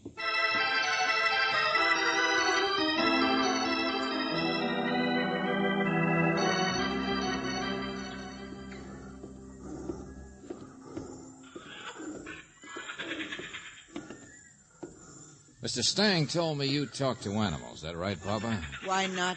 They can say more than men. I already told you we know the whole story, didn't I? That your beloved mistress confessed, the whole thing, all of it? And so? And so now tell me he fell overboard. I threw him overboard. He was dead. I see him dead in this stateroom. Oh, great. Helpful Nellie, huh? No wonder Mrs. Stang wouldn't let you touch her. No wonder it was she who screamed when she saw you out there on deck. You kind of interfered with their little plan, didn't you? I know nothing of plans. You knew enough that when you saw the body, you figured it was murder and thought you'd better be helpful and get rid of the evidence. She is my mistress. For her, I would do anything. But you say she confessed. I lied. You shuckle. Take it easy, lady. Look out now, look out. Yeah, be careful. Don't get your friends excited. Besides, you're not really mad. You told it too easy, so don't pretend. There should be cages. Oh, I'm not afraid of these things. All behind bars, aren't they? All trapped. The monkeys, panther. Yeah, even the snakes. I talk to animals too, you know, Baba. Ah, you fool. No, I'm not. You are. The good and faithful servant who spoiled Lorna Stang's plan for a perfect murder. So perfect, so neat, it must have been put right in front of her. Like bait in front of an animal, like a shiny object in a coconut to trap the greedy Look monkeys. out. They move the cages. Sometimes there are accidents. Cut it out, old woman. I'm not afraid. But everybody else seems to be. Stevedores, policemen. They don't come any closer than they have to, do they? You're only too glad to get rid of this slice of the jungle. Now, let's see. All consigned for shipment to Derek Stang's animal farm. You talk like the wind. Ah, men. Old woman, so faithful to Lorna Stang. I guess she believed it. You put up a pretty good act. But then she's young. You can't have been with her very long. And the great hunter told me he found you in Cairo 25 years ago. Faithful to whom, Baba? Now, let's see. Who's everybody most afraid of? Snakes, I guess. Boa Look out! Don't touch a cage! The great hunter. Greatest in the world. Hello, Mr. Stang. Stand very still, Mr. Valentine. Oh, yeah, now I get it. The snake was the dead man, thrown overboard. Yeah, even when I was a kid, I knew how good you were. Don't know why I thought you were slipping. There is a snake in the next cage under my hand, a live one, poisonous. You will stand here quietly until I am loaded off the ship with my animals. No, you're not a hero anymore, just a guy who baits coconuts. Waits until the monkeys bite. Think they've killed you, and then mess things up by having Baba throw something overboard with a splash. Then she reluctantly admits it. It was you. You would have made a good pupil, Mr. Valentine. I doubt it. You picked me for a sucker, didn't you? Because you arranged this phony quarantine that kept the monkeys aboard, where you'd all be cooped up together, where you could push Lorna and Lars into what they did. Sure, you arranged it all. It won't do you any good to move, Mr. Valentine. I lift this catch and the snake is released. He's faster than you. I was hired as a witness, wasn't I? Yes, a witness, Mr. Valentine, to a murder without a body. Oh, yeah, that's better, isn't it? It'd be second degree. They'd be put in prison, locked up, put in cages. Yes. I never kill animals, you know. So you baited the trap. In cages, Mr. Valentine, they'll still be here. Perhaps you, too. The biggest game in the world, men. And I am the only hunter in the world who ever tried... Hold it, Stang, hold it. Now, you listen to me. I'm just an amateur, see? Mr. Valentine, there's no more time. It's up to the snake. When I go hunting, now you listen to me. I'm stupid when I go hunting. Because I carry a gun. Yeah, you see? Now your snake's dead. So you stand still, Buster. I could probably get a game permit for you.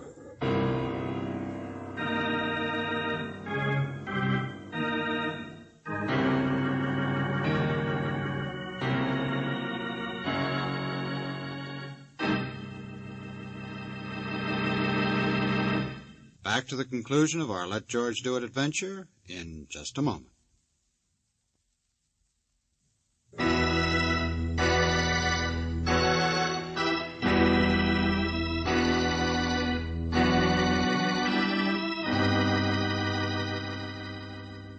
But Stang didn't do anything. That's the awful part. He made the other people do things that were wrong, so there's nothing the police can hold him for. Angel, Derek Stang was really successful. You know that, don't you?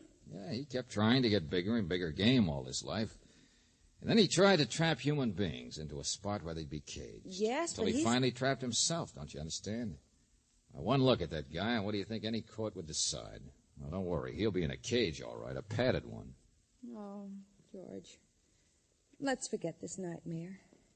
Take me someplace for a nice, cozy supper. Okay, the Tropic Inn. Is it nice? Oh, yeah, Angel. They serve a delicious kind of drink there. In a coconut shell. Oh, George.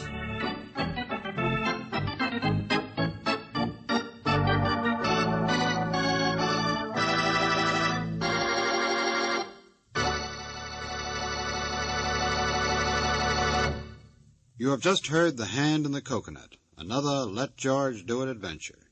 Robert Bailey was starred as George Valentine, with Virginia Gregg as Brooksy. David Victor and Jackson Gillis wrote the story, with music by Eddie Dunstetter. Now this is yours truly inviting you to another visit with Valentine, when you will again hear what happens when you let George do it.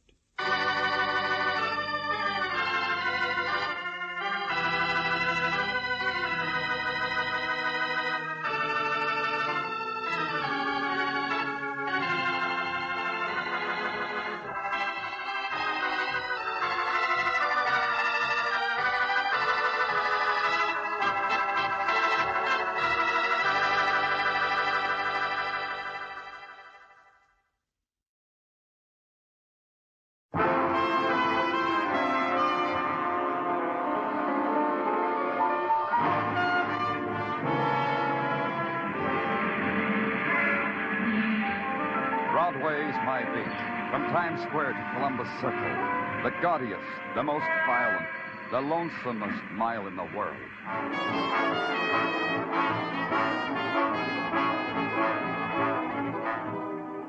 Broadway's My Beat, with Larry Thor as Detective Danny Clover.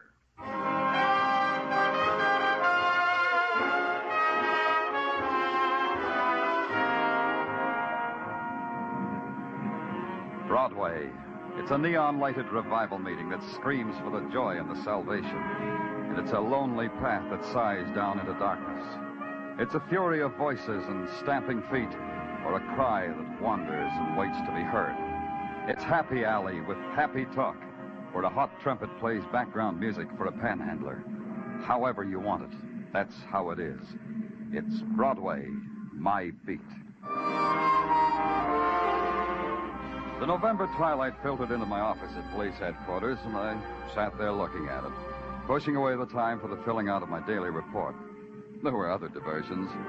Through the open window, I watched a girl walk down the street. She wore a green silk dress that knew summer was over but didn't care. Then I heard two things, a sigh that came from me and a door opening that came from the door. I have no wish to trespass upon a reverie of delight, Daniel. There was only one man who could talk to me like that. A miniature of a man called Lee Kai. Lee Kai, professor of Oriental art at the university. He hadn't changed. The same black military-looking jacket that buttoned high on the throat. The same patent leather shoes with spats slightly pink. And the face still as if it had been engraved on yellow shantung. Daniel, may I presume upon you? Anything you want, Lee, any time. Then permit me to read you this telegram. Is that all? You could have presumed bigger. I shall, when you have read the telegram. It is addressed to me, and it says in 3 words, "Terror follows me." It is signed Mei Ling. Only 3 words. Is not 10 words the usual? Yeah. He's a frugal one, this Mei Ling, huh? Mei Ling is a delicate interweaving of all that is lovely and exquisite in a girl. I do not think she meant to be frugal. I do not think I know what you're talking about. Of course. Therefore, I will explain. You see, Mei Ling, this lovely girl of whom I have told you so much already, she brings me a statuette of the goddess Kuan Yin, the Chinese goddess of mercy. And among friends, there is no need for circumlocution. Of course. For what? Circumlocution, of course. Oh. The Kuan Yin was smuggled out of my bleeding China, Daniel. It is worth approximately $100,000. Mei Ling was bringing it to me. And now, in 3 words, terror follows her. You understand what I need of you? Not yet. I want you to meet Mei Ling's train at 125th Street at 8 tonight. She is in private car 23. You will give her the protection from the terror that follows her, Daniel. Oh, we have other departments for that, Lee. I could... But you are the friend department. No, Daniel?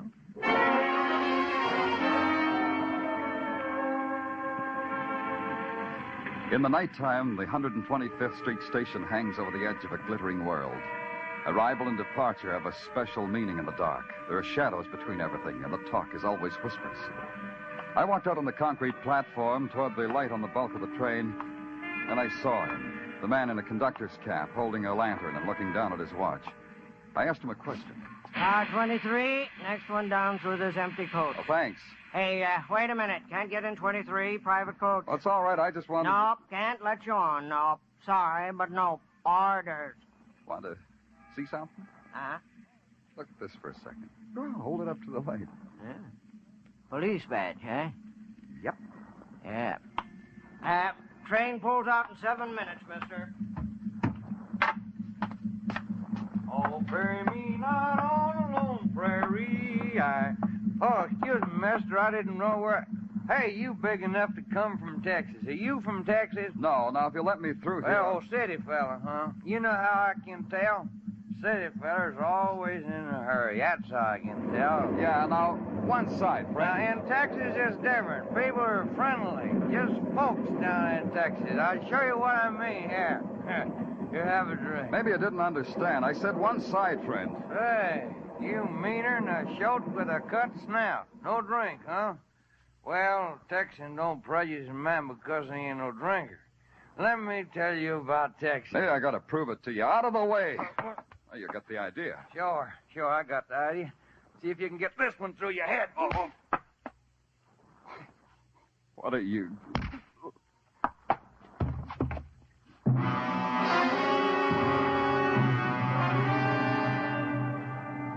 End of the line, all out. New York, Grand Central Station. Hey, you, wake up. Now, don't ask me where you are. I've been shouting out my lungs where you are. Oh. Come on. Get up. There you are. Hey, you're the policeman. Yeah, the finest of the finest. Stumbled, huh? Later. First I was slugged. Feature that. You feature it. I haven't made car 23 yet. Hey, come back here. I've got to write a report. But I finally did. I finally made it. Car 23. Inside, the place was a shambles. Upholstery ripped, baggage opened and tossed across the seats, as if someone had been in a desperate hurry to find something. I noticed her then. She was sitting there, very lovely, very delicate, the frown pressed at the corners of her lips. I guessed her name was Mei Ling, but I knew she was dead. The bullet hole between the almond eyes made this common knowledge to anyone who took the time to look. To a policeman, a death scene is a place of business. There was nothing there that looked like a priceless statuary called Kuan Yin. I made some notes, called the station master, then found a phone booth to make the violent death of Mei Ling by person or persons unknown a matter of routine. Sergeant Tartaglia speaking. Danny Clover. Mei Ling's dead. Send the boys down to Grand Central. Photographers, fingerprints, technical, the whole crew. The coroner, too. I'll wait for them. Okay. Hey, say, Danny, a guy called. Said he wanted to talk to you. Said it was urgent. Who said all that? John Smith. Well, that's what he said his name was, John Smith. I wrote it down so I wouldn't forget. He said something about wait a minute, here, I'll spell it to you. Kuanyi. Kuan Yin? Yeah, Danny, that's it. What's John Smith's address? 1212 Mott Street. Got it? Yeah. Goodbye, Tartaglia. Anyone who wanted to see me about a Kuan Yin was a man I wanted to see. I waited around Grand Central until the crew from headquarters arrived, then I took off my squad car and hit Mott Street in 10 minutes. The red brick pagoda that bore the address of one John Smith held all the charm and grace of a 20th century housing project. The only thing oriental about it was a cast iron dragon that snarled at me from the door knocker. I picked up its head and banged it against the door. You would be Danny Clover, and I would be John Smith. The ecstasy is mutual. Please enter.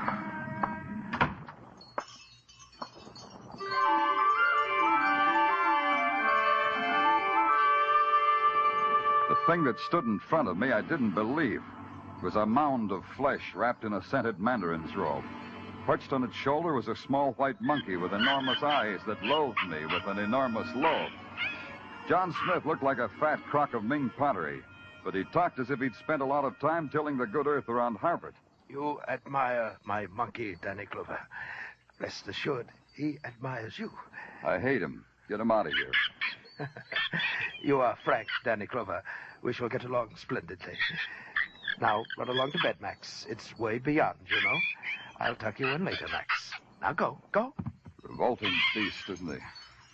I say that deliberately. It depends on your point of view. Me, I find all the answers to all the mysteries of eternity in Max's eyes. You gaze at my house. You like it? Yeah, looks like you've collected all the loot in China. Cozy, though.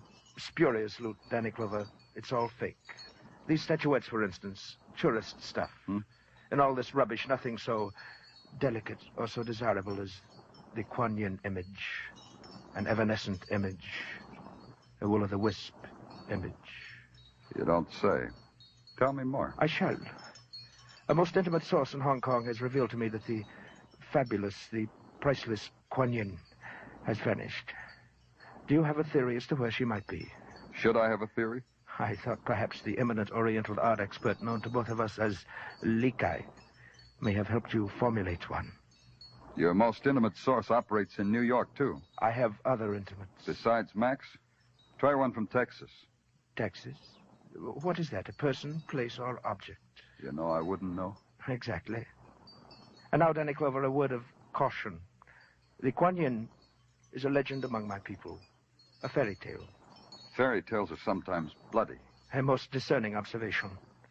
On a sensitive and intelligent mind, they can leave a most fatal scar. Sometimes not only on the mind, It's sweet the way you try to scare me. The Kuan Yin is a goddess of mercy and compassion. If you know where she is, may she watch over you.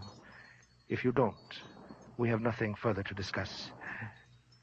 And now I must tuck Max in. Au revoir, Danny Clover. I shook his hand, watched him wince, then bowed out of his fat presence. John Smith was a man who would keep. Now there was one place I just had to go, to the university, to break the news to Lee Kai.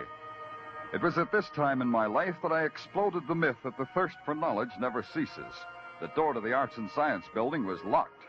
It took me a half hour to find the night watchman, go through the policeman's badge routine, and get ushered to the self-service elevator. Wait a minute. Hey, wait a minute. Thank you. Thank you very much. I feel silly saying this, but... Floor, please? The third. Oh, good, me too. I've never seen you about the building. What are you in, arts or sciences? I never knew which. I'm Danny Clover, a policeman. Oh? Mm-hmm. And you're in... Seismology. I'm Professor Higgins. Professor? Oh, here we are. Third floor. Oh, yeah. You, were saying? I was saying Professor of Seismology with a question mark after it. What is seismology exactly? Exactly. It's that branch of geophysics which has to do with earthquakes and their attendant phenomena. Mm-hmm. Here's my lab. Good night. Oh, before you go, and in non-scientific terms, could you tell me where Professor Lee Kai's office is? Lee Kai? Yeah. How nice. In the Argo, any friend of his is a friend of mine. Now we'll shake hands. I'm glad to know you. I'll show you his office. You've known Lee Kai for a long time. Why, he slapped my... He was in attendance when I was born. There were no doctors nearby then. In China, Mr. Clover. In the interior. Oh, and from that moment on, you became interested in earthquakes and their attendant phenomena. Pretty nearly. Understand, Mr. Clover, I enjoy seismology. A girl can always make her way in the world with a good, sound knowledge of seismology, I always say. I'll say the same thing. It does make for dull conversation, doesn't it? Well, Here's Lee Kai's office. Professor Kai. Professor Kai. Professor Kai!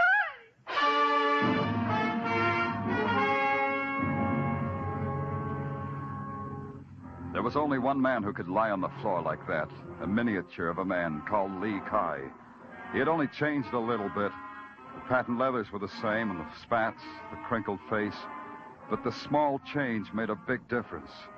The sharp object sticking in the middle of his black military-looking jacket made him a venerable ancestor to whatever good he'd done in this world. I knelt down beside him. It was a letter opener plunged deep into his back. And on its handle it said, Acme Life Assurance Company. Put your life in our hands.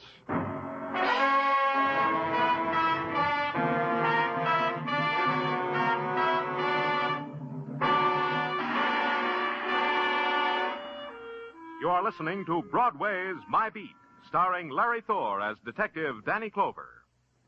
50,000 or more always in the jackpot on Sing It Again. Music by Gene Autry and Vaughn Monroe. Mystery and thrills with gangbusters Philip Marlowe, Johnny Dollar, and Danny Clover, the Broadway cop. That's the one-way ticket to top fun on most of these CBS stations every Saturday night. This fall, when you hear them all on CBS, Saturday night promises top music, top adventure, and a chance at radio's top prize.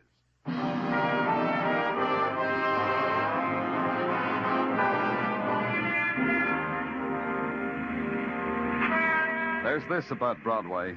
It savors the exotic while it's taking bites out of a hot dog.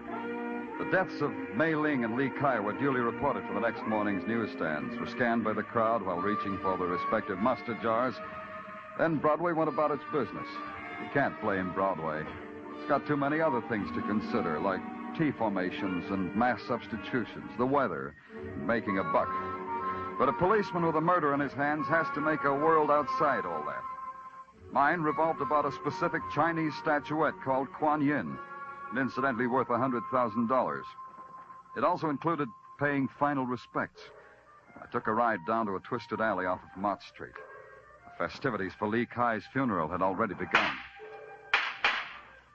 Venerable Chinese ladies and gentlemen stood on the curb and with great ceremony lighted firecrackers and tossed them serenely into the air.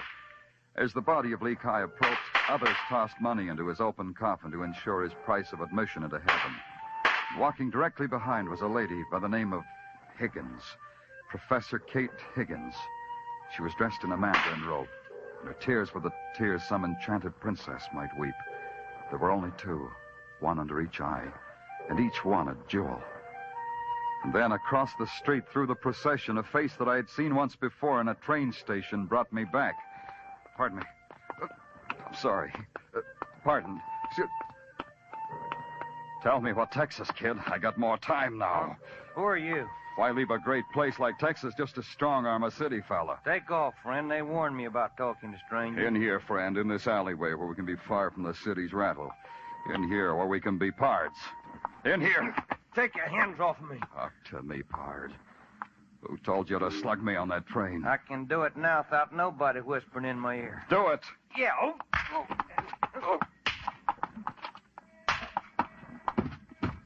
It's going to be a well-filled saddle tonight in the old Hooskow.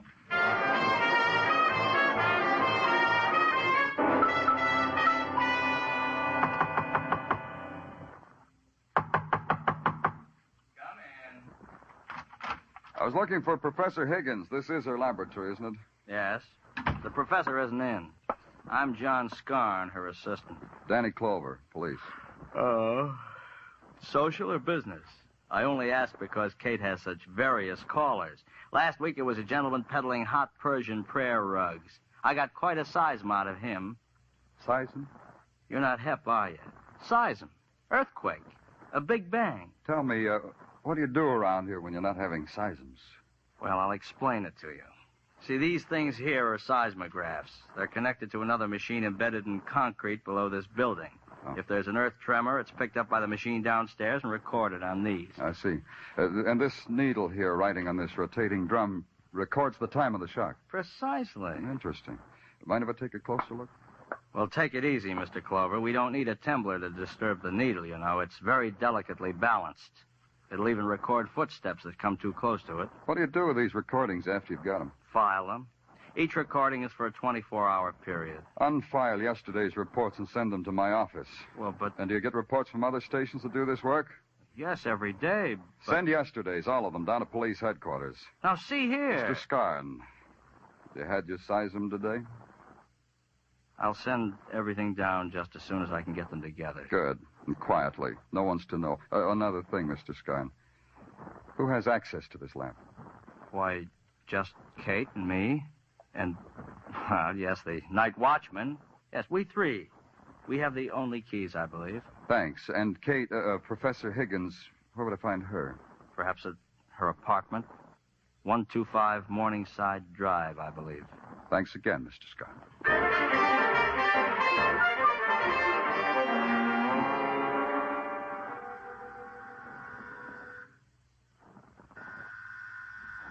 Just a moment. I have to put something on. I'll wait. Clover, why is it that everything happens to you while you're on duty? Maybe it's because you're on duty. Oh, it's you. How nice. You caught me just as I stepped out of the shower, so you'll have to take me as I am, robe and all. Come in. I could wait outside until you, A shy policeman, how charming. You can trust me. Go on in. Thank you, Professor. Over there, but the fire's nice. I always dry myself by the fire, but you interrupted that. Easy, Clover. I'm here. Tell me. I didn't say anything. Oh. Shall I get her something? A drink? Do you object to the phonograph? Some men do, you know. I saw you at Li Kai's funeral. I saw you, too. You're different now. You're not? That's right. I'm still thirsting for knowledge. So talk to me about things Chinese, Professor. The, Kuan Yin, for instance? For instance? A miraculous goddess believed by the Chinese to have only to kiss a wound to make it vanish. $100,000 a kiss. It's expensive healing. There are some who would pay more. 2 murders, maybe? More, if they have to. Yeah. You told me Lee Kai slapped you into the first breath you ever took. What else did he do for you? Everything. He was my father, my brother, my companion, my teacher. And, Mei Ling? I didn't know everyone in China, policeman. Nice policeman. And a man named John Smith? John Doe, yes. John Smith, no. Give up. All right. Invite me to an earthquake sometime, will you? I'll take time out for it. You'll love it. There's nothing quite so exciting as when the earth moves. Danny, Yeah? the Kuan Yin. You could give her to me. I'm only a professor on a professor's salary, but I could think of some way to pay you for it. Oh? What makes you think I've got the Kuan Yin? Because Lee told me he'd gone to you. Because you found Mei Ling. Because it would have been simple for you to steal it from a dead girl. Yeah, it would have been. But you know, I didn't think of it. Also, she didn't have it. Now it's your turn again. Lee Kai would want me to have it. No one else. I'll make a note of it, Professor. Now, would you unlock the door, please? I promised Mother I'd be home early. Of course. There's frustration everywhere, isn't there, policeman? Nothing but frustration.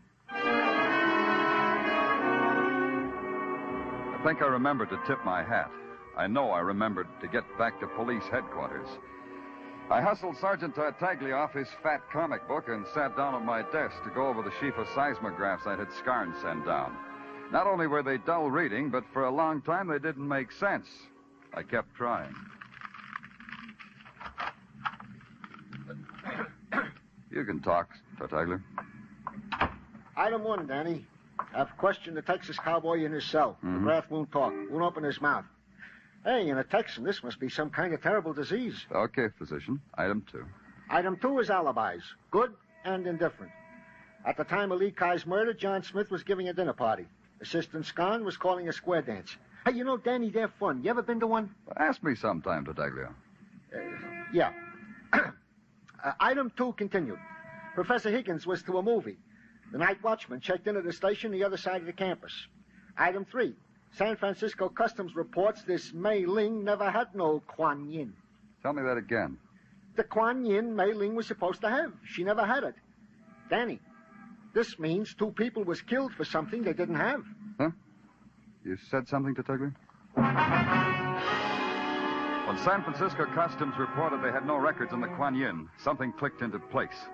If the Kuan Yin existed at all, I figured there was only one place where it could exist.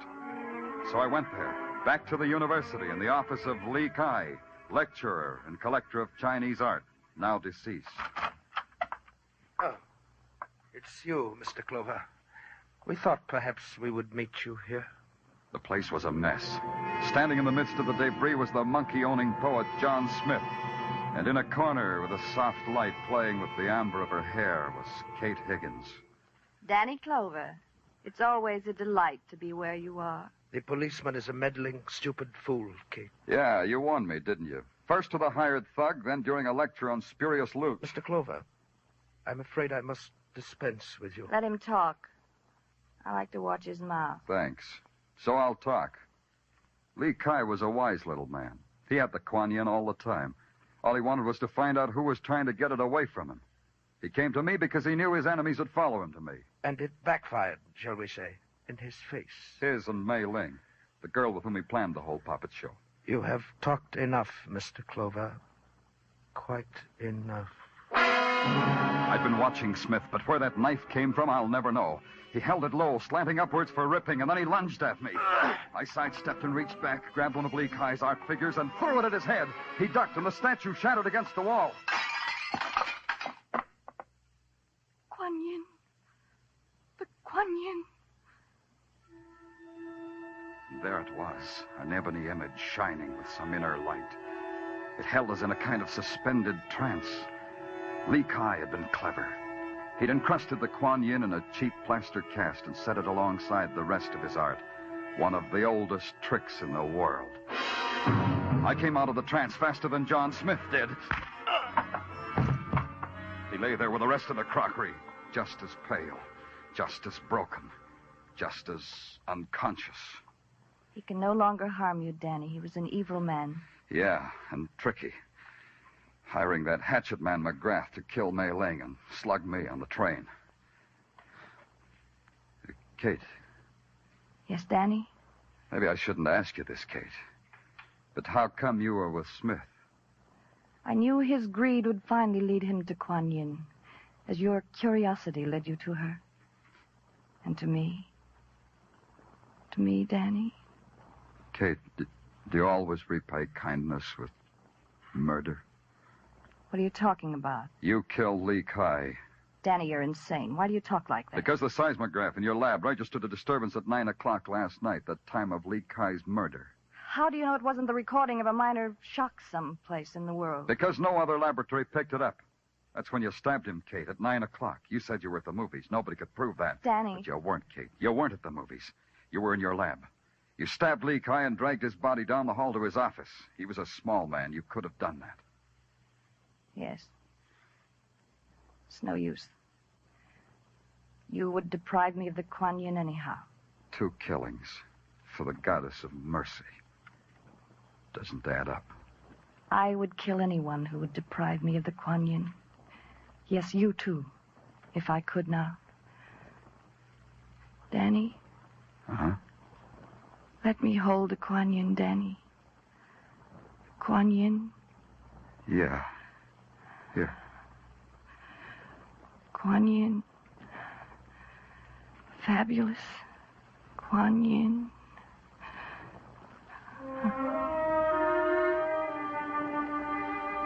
I watched her hand slide down the side of her cheek and her body go taut. Her eyes fixed and the Kuan Yin narrowed. I caught her before she fell to the floor. When the boys from headquarters came, it took 4 of them to heave John Smith onto a stretcher. And they started for Kate Higgins. I told them to mark her fragile. Even a professor of earthquakes can break.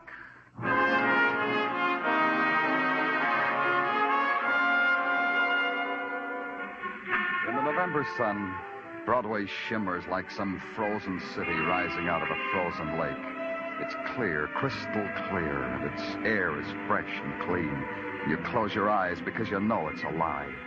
The easy laughter that snarls when your back is turned. The spectaculars that advertise the grave. The welcoming hand that turns to ice in yours. It's Broadway, the gaudiest, the most violent, the lonesomest mile in the world. Broadway, my beat.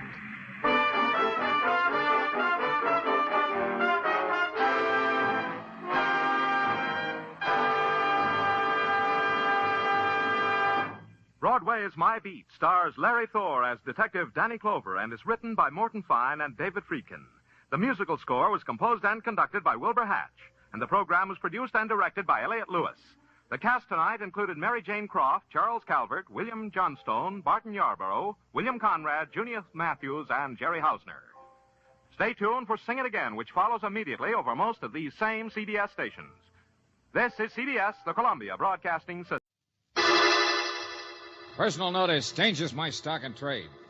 If the job's too tough for you to handle, you got a job for me, George Valentine. Write full details.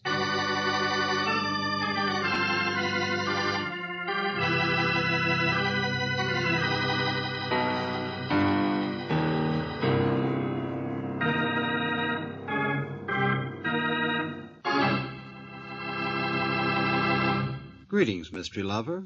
Welcome to another George Valentine adventure, better known as Let George Do It. I think we have a real George story for you, even though the title may do nothing for your goosebumps. It's called The Sedan from the City, which I must admit is kind of mild. However, it all takes place on Halloween, which is something at least. And even though it might not be Halloween where you are, I think this story with its goblins and its witches and stuff should kind of scare 'em your harem.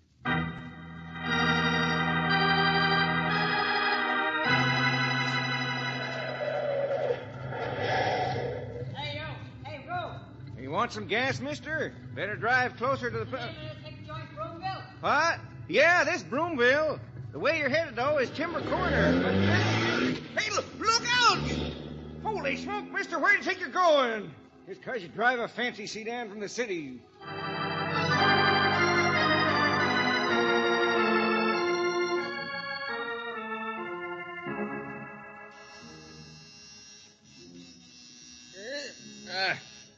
Yeah, I know. I heard your car. Heard it drive up. I'm coming. Shoes now. Where to put those? All right. Just a minute. Wonder who it could be. Yeah, I bet I'm going to be surprised. Now, wait a minute. I got a little surprise for you, too. Don't go away. Just take a minute. Yeah, big sedan.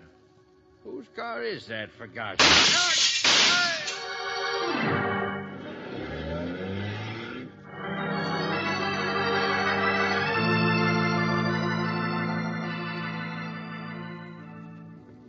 Mervyn Brewster, huh? B-R-E-W-S. But why? Everyone loved my husband. They did. From the city it was, There was Lieutenant nobody- Riley. Big black sedan. It didn't catch the license, Oh, but I it was did. the same car they saw drive away from the house here. Didn't they, Fred? They loved Mervyn. Everyone did. Now, Dora, wait a second till I tell him. Take hold of yourself, Dora. The lieutenant has But, to. Mac, I just came home, and there he was, lying there dead by the door. I'd been out visiting. I wanted him to go with me. It's such a beautiful night. But when I Mrs. came Brewster, home... please, we've got to work fast. Several people spotted the strange car, and Fred, in the service station, couldn't you see what the man looked like? Well, a dark hat, Lieutenant. An overcoat pulled up, he's sort of a fish-colored face. I remember that. Little skinny shrimp, I'd guess, and, he had a funny eye, sort of pushed out of place. Scarred, I guess. What? Merv didn't know anyone Well, like we'll that. radio the highway patrol. They're setting up roadblocks. There's never been anyone like that in Broomville. That's right, Lieutenant. People love Merv. He was the nicest man in the world. Yes. Why would anyone like that from the city just come out and shoot Now, him? Mrs. Brewster, Here, Lieutenant, please. I'll take care of it. Yeah, thanks, sister. Huh? Miss Brooks? What in the name of Hello. heaven are you... Come on, Mrs. Brewster, we'll go. Wait a minute. What are you doing here? Well, I came with George, naturally. But what? Who sent for him? Come on. What's going on here tonight? Who sent for Valentine?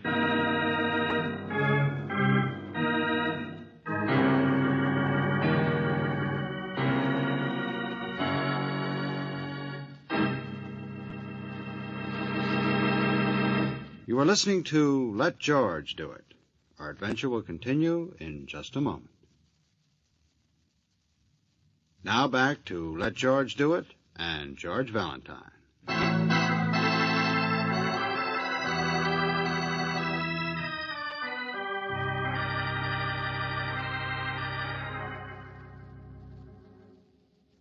Everybody loved him, Mr. Valentine. That's why I called you so quick. I didn't know the city police would be called in, too. Okay, Fred, so you phoned me. Well, you see, Dora come home and found Merv. Went to the nearest neighbor, first place down the other road from Timber Corner. Only that's old Fawnville. He wouldn't help his dying mother. So she called McKenzie. Wait a minute. Let me get these people straight. McKenzie, he's in there in the other room. You saw him. Merv Brewster's assistant down at the factory. Whisk Broom, Merv called him. Gosh, Merv always had a funny word. Well, what's this factory you're talking about? Brewster's Brooms. Haven't you heard of them? Sweep the skies, sweep the world. Yeah, that's Merv. Well, it's his factory, and this is his town. Gosh, he built the whole You mean thing. the chubby man in the suspenders in there who's dead, Merv Brewster? You mean he owned a factory? Well, sort of one. But it don't make him no rich man. He never cared about profit, just for the good of the town.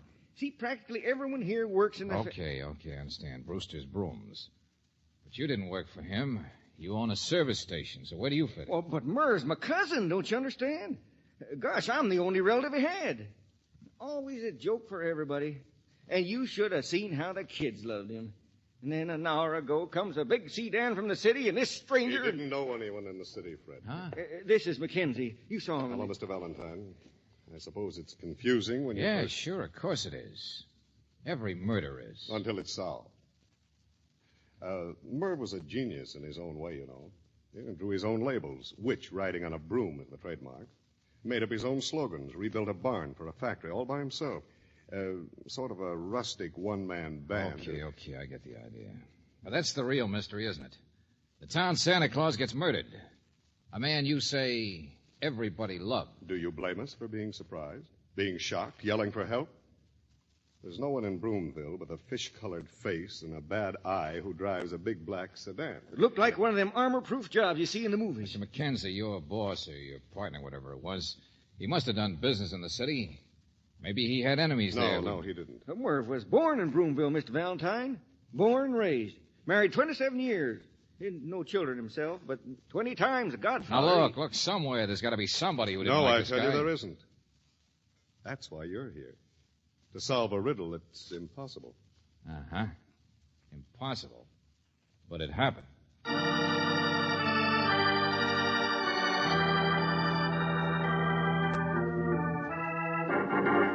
Valentine, forget the sedan. Just think about Brewster. He sat here. Room was dark. Doorbell must have rung. Walked to the door. Well, of course, Lieutenant. Just a minute, I said.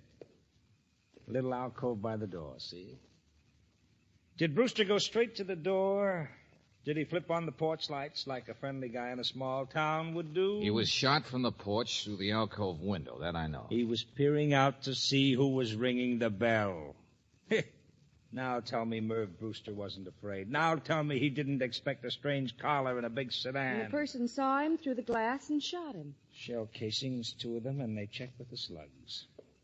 Found them right on the grass, right next to the window box here. What kind of a gun? A Luger, my friend, a special type with a special shell. A very popular gun in the city, in the dirtier parts of the city. And gang killing. Exactly. But we already know it has all the earmarks Of of a rubout, Miss Brooks. Yeah, a killer and a rubout. Ronnie, if the killer stood here on the wet grass by the door, there's probably... Now you're getting it. Now you see him. Oh, we'll chase the sedan from the city, sure. But right here in Broomville, we've got something. No? Because where the killer stood, there are no tracks. Hey, wait a minute. Oh, there yeah? were. Yeah, sure. But some of these local lovable people have very carefully trampled all over them with a pair of rubber boots. You see, somebody's been killed that everybody likes.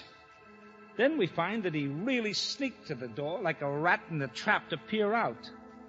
Look, we don't know what kind of motives people really have underneath all that. Okay, Riley, go ahead. Make like a detective. Huh? Me, I'm going to follow the footprints. The footprints of the rubber boots that spoiled the killer's tracks.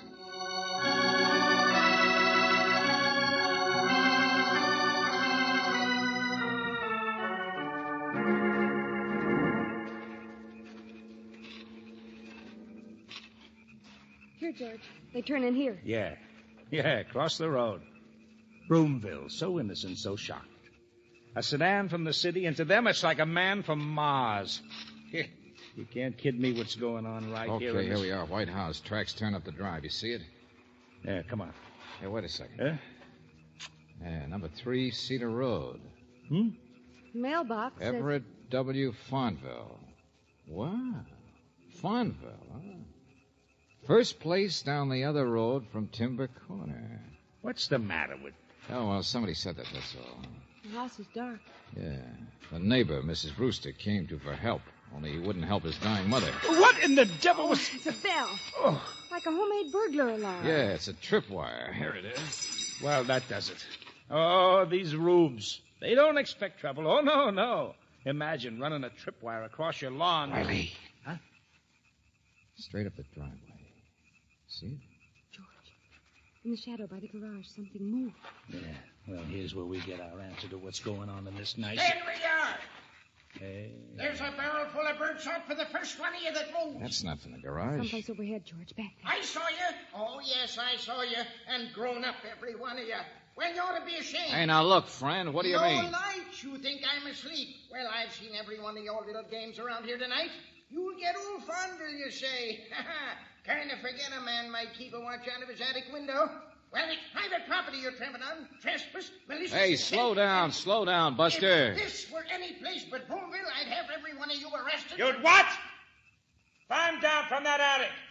And get down here fast, my friend. Because you're under arrest.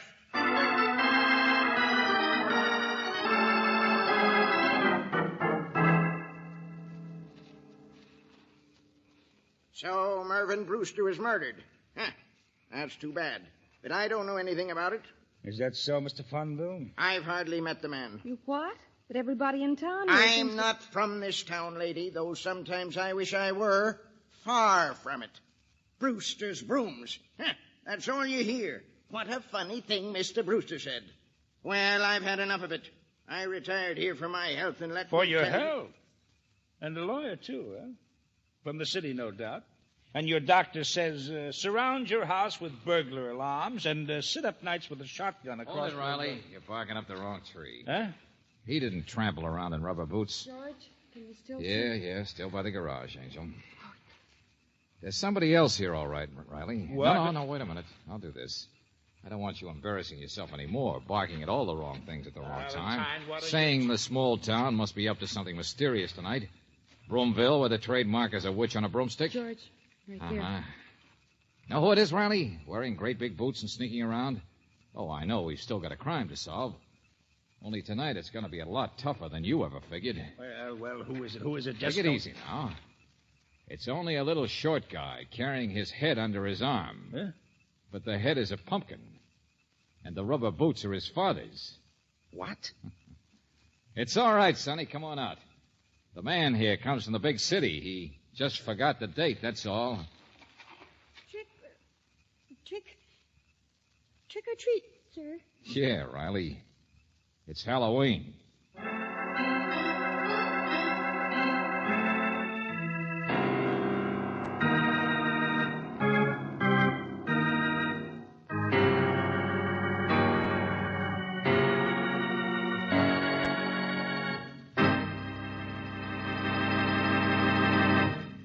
You are listening to Let George Do It. Our adventure will continue in just a moment.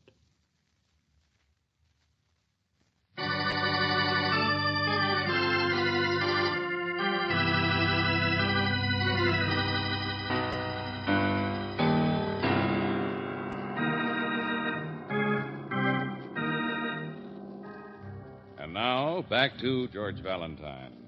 A sedan from the city. Before the car disappeared into the dark again, its driver had murdered Broomville's leading citizen, Marvin Brewster, the man that everybody loves.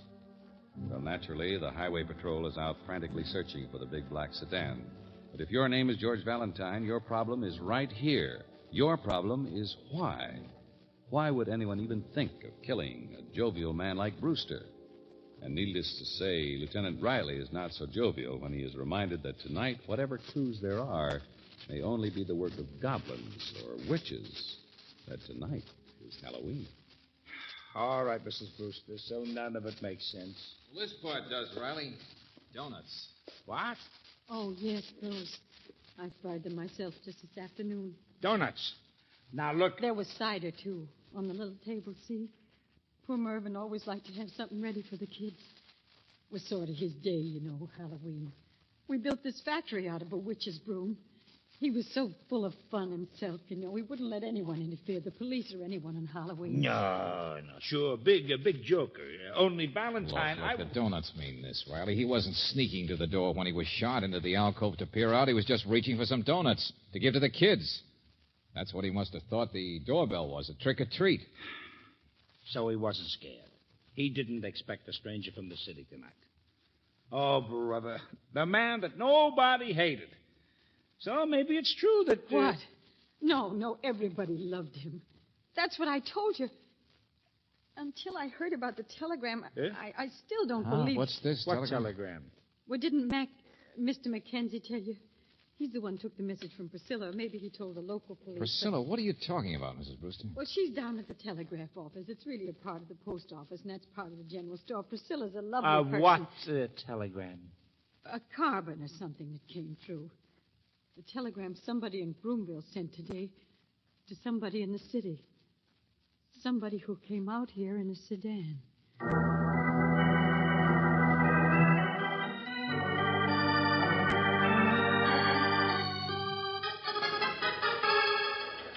Who sent this? In a little place like this, you must but have a they just write them out and leave the money. I'm so busy at the other window, you Hey, Riley, see. listen. It says, you don't something... Anyway, don't get paid until he's gone. Paid until he's gone. Dead. There. There, you see what I mean? The guy in the sedan was a killer from the city. And somebody right here in Broomville hired him. Oh, yeah? Well, that's not the way I figure it, Riley. Come on, I'll show you.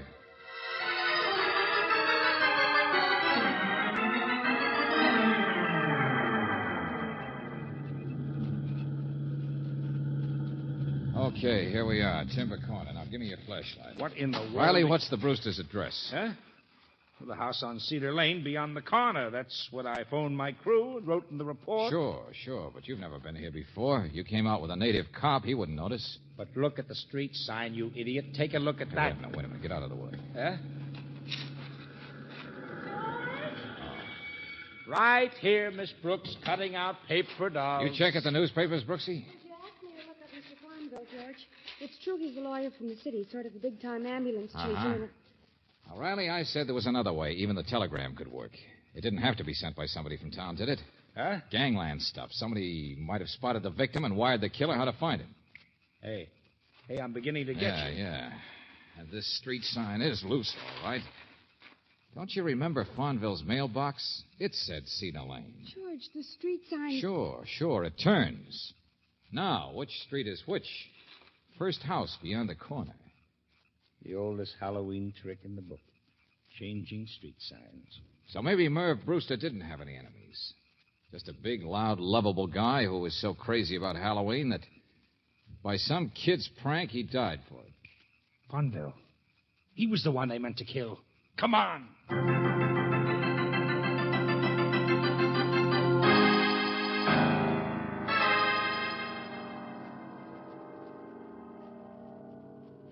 Well, we're too late.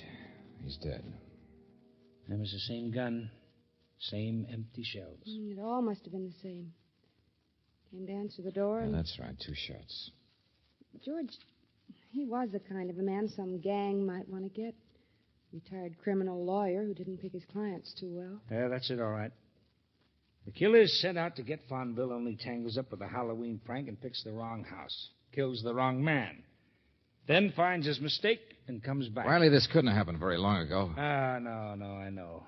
So, let's go. We'll, Oh, hello. It's Fred, the guy who got me into this. Yeah, the guy who found the car. The sedan. You what? Yeah.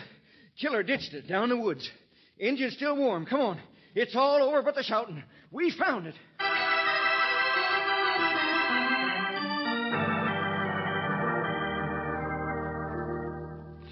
Not surprising you ditched it, sir. We got 100 patrol cars out on the highways, roadblocks set up at every crossing. The same sedan. I'm sure of that. I'm positive. Not going to be easy to trace, neither. No registration. The driver will be easy to find. Little fish-faced guy with his eye all scarred up. How many men have you got, officer? Oh, plenty, and everybody in Broomville will be only too glad to help us. Wait a minute, don't touch that. What? There won't be any fingerprints, Valentine. We know he was wearing a hat, an overcoat, and probably gloves. Yeah.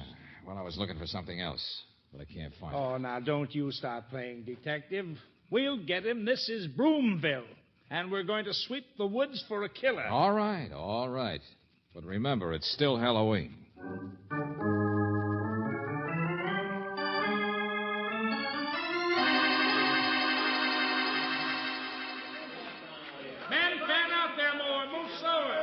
Keep the flashlights on the ground. I hope they find him.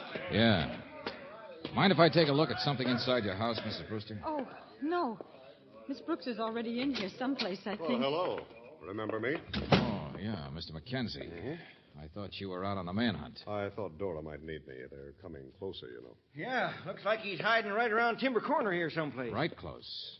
And the closer they get, the more wrong I am. Wrong? What do you mean?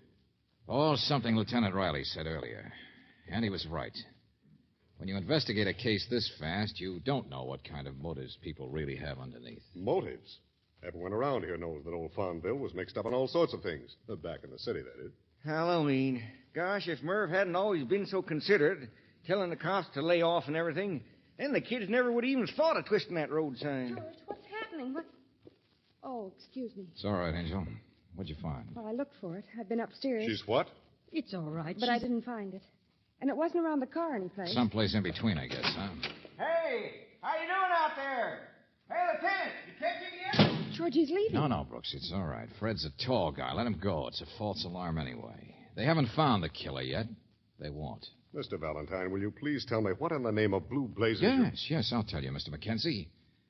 Now, suppose somebody wanted to kill Mervyn Brewster. Oh, I don't know why yet. But everybody loved my George, husband. Upstairs. Suppose that person set up the phony telegram. Suppose that person dug up a big sedan from the city. That part'd be easy. Why, of all and most important, suppose that person took advantage of Halloween by twisting the road sign. On purpose. George. Sure, Brooksy. What would everybody say? Kids. An unfortunate accident corroborated by the Halloween road sign and the telegram. Oh, yeah, sure. Everybody knows Farnville has enemies. And forever after, the police would be combing the city for some mythical gangster killer. Mythical? Well, people saw him. Fred saw him. Of all Mr. the Mackenzie, what do you think I was looking for at the deserted car? Miss Brooks looking for here? I haven't the slightest idea. It's Halloween, Buster, remember?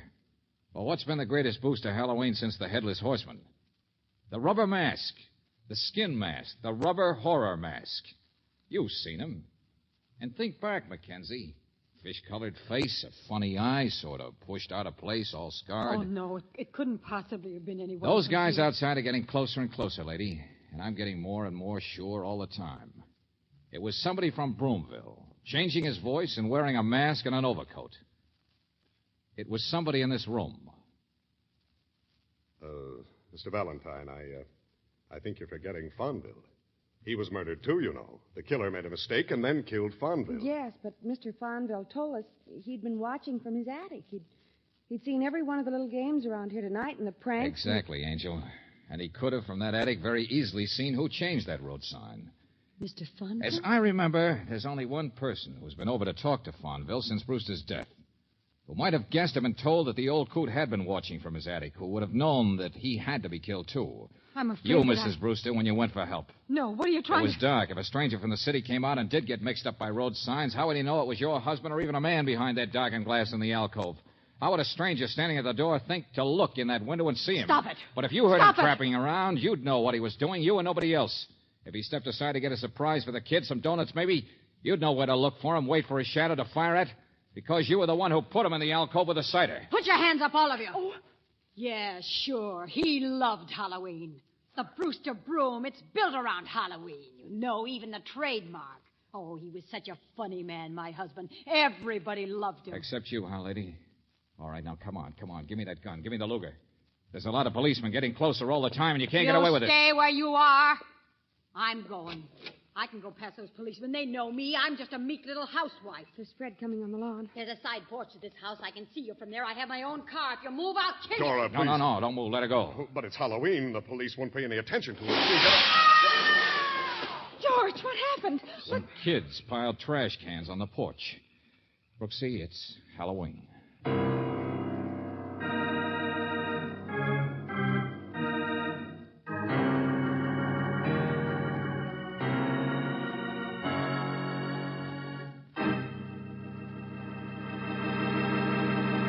Back to the conclusion of our Let George Do It adventure in just a moment.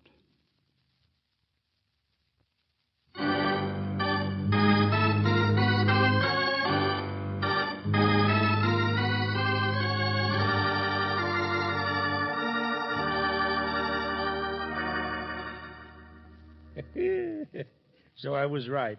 You see, Valentine, we don't know how people really feel underneath. There she is, married for 27 years to a perfectly nice guy. Oh, just a minute, Lieutenant. It must have worked both ways. Huh? Well, when I was upstairs, George, I started to tell you. In Mervyn Brewster's study, he drew his own labels, remember? The witch riding on the broom? Yeah, that's right. It's on every broom. It was a big sketch. The original, I guess, in the drawer. Oh, he must have been a lovely man to live with. What do you mean? Well, you can't see it on the little ones. But guess whose face he drew on that witch? And then probably laughed about it, thought it was funny. Hey, yeah, that's right. Dora did look a little like a witch. Santa Claus to everybody but her. Kind to everybody but her. Well, it worked both ways, all right. She's hated him. Halloween. She used it to kill him. It trapped her. Well, Brooksy, somewhere the witches and goblins are laughing real loud. They had a big night.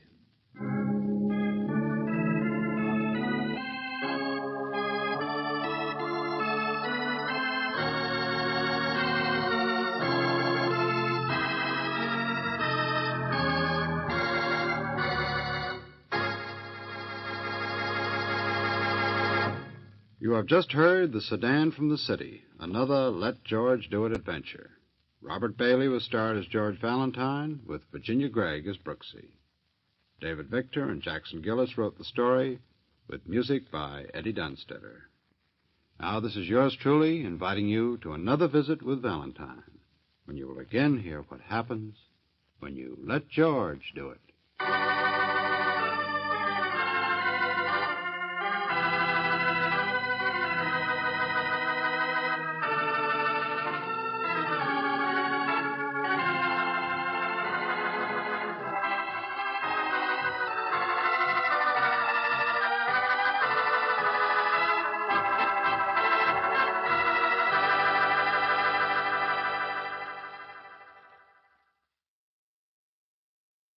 The FBI in Peace and War, ordinarily heard at this time throughout the year, is taking its usual summer vacation and will return to CBS 1 week from tonight on September 1st. Broadway's My Beat. From Times Square to Columbus Circle, the gaudiest, the most violent, the lonesomest mile in the world.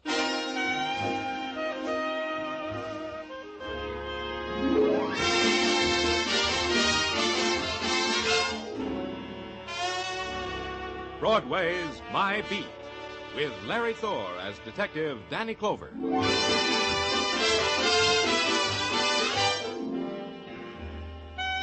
Broadway. It's a swamp that'll drag you breath by breath into its shadowed pools, or it's a meadow shining with golden light. It's a place and a time and a loneliness that reaches out for you, then beckons you into an airless room and locks the door. You get out or you don't. Either way, it's Broadway, My Beat.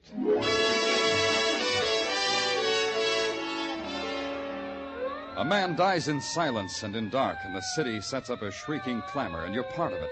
You ride a scream through the crowded, heat-heavy streets, and then you hit a dead end. And it's a building, and a room at the top of the building, and it's a man lying in the center of the room while other men take notes on the history of his dying. All right, Joe, get one from this angle, huh? Yeah, hold the light while I Danny. focus, will you? Hiya, Danny. Okay, that's good. Got it. Now get a shot of all that food. Oh, what a banquet this guy laid out for himself. Danny, come over here. This'll interest you. It never interests me, Doc. What have you got? Val Dane, the novelist. Ever read any of his stuff? No. Neither do I. The wife does, though. Says she's mad about him. But she went mad over Rebecca of Sunnybrook Farm. Well, let's have tea some other time, huh, Doc? Tell me about Dane. Yeah, well... Hey, first tell him about me, huh, Doc? Tell him about me. Oh, yeah. Danny, this is Clem Picasso. Yeah, that's who I am. Picasso. Picasso, haven't I heard your name someplace? Sure you have. Clem Picasso, the painter. I paint flagpoles. That's where it was. You were painting a portrait of a flagpole for Dane, is that it? No, you don't understand. I'm the real article. Let me tell you about me. Yeah. If it wasn't for me, you guys wouldn't even know Dane was dead. Tell me more about yourself. Well, I was painting a flagpole on top of this building, see? All of a sudden came a gust of wind. I grabbed hold of the pole, dropped my pail of paint right through that skylight there, see? I look for spilled paint. I find a dead man. That is the experience that happened today to Clem Picasso, flagpole painter. Unforgettable. It'll live in my memory, too. You got anything to add to that, Doc? Only this, Danny.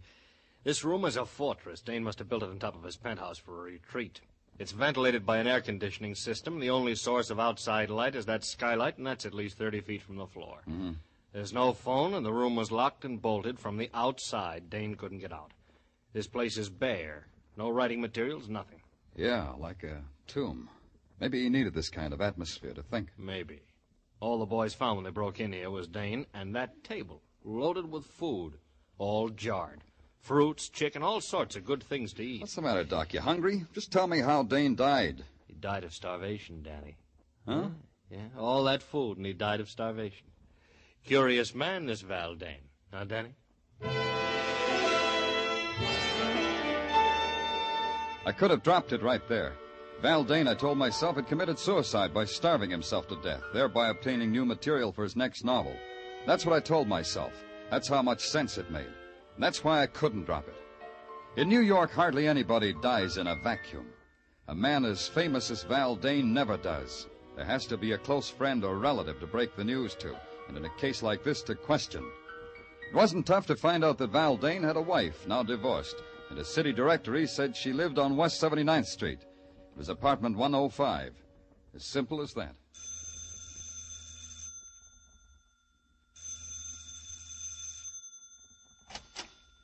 Yes, what is it? You're Mrs. Dane? Well, only approximately. Mr. Dane and I are divorced. I've kept his name for my son's sake. You're... Danny Clover. I'm from the police. Oh, how interesting. We've never had a caller here from the police. Won't you come in? Thank you. I do hope you'll stay until Jimmy comes home. Jimmy is my son, Mr. Clover. I'm sure he'd love to hear the experiences you'd have to tell him. In here, the living room. That's quite a collection of glass toys there on the floor. Clowns, building sets, animals, and all in glass. Jimmy must be an unusual boy. Oh, yes, he is. That's all I have left in life, Mr. Clover. To make him happy. There's something I have to tell you that might make you quite sad. About Jimmy? No, it's about your former husband, Val Dane. He's dead. Oh, I'm so happy. Well, I mean, I'm relieved. I was afraid with Jimmy being on the streets... Then it doesn't affect you, Mr. Dane's death? I think I should be more sad if I read in the papers that a man I never met had died at the age of 93. I see. No, you don't, really. How could I feel sorrow for Val Dane? He was a miserable 10 years thrust into my life. Why do you say that? Because he was a talented egoist. He cared nothing for Jimmy. Cared even less for me. We lived for him. He lived for Val Dane. When did you see him last? 2 years ago. In that horrible cabin in the Adirondacks. He forced us to go there so he could write. And one more thing, Mr. Clover. Yes? When you write your report about me, put this down. Put down Joanne Dane, Val Dane's ex-wife. She's glad he's dead.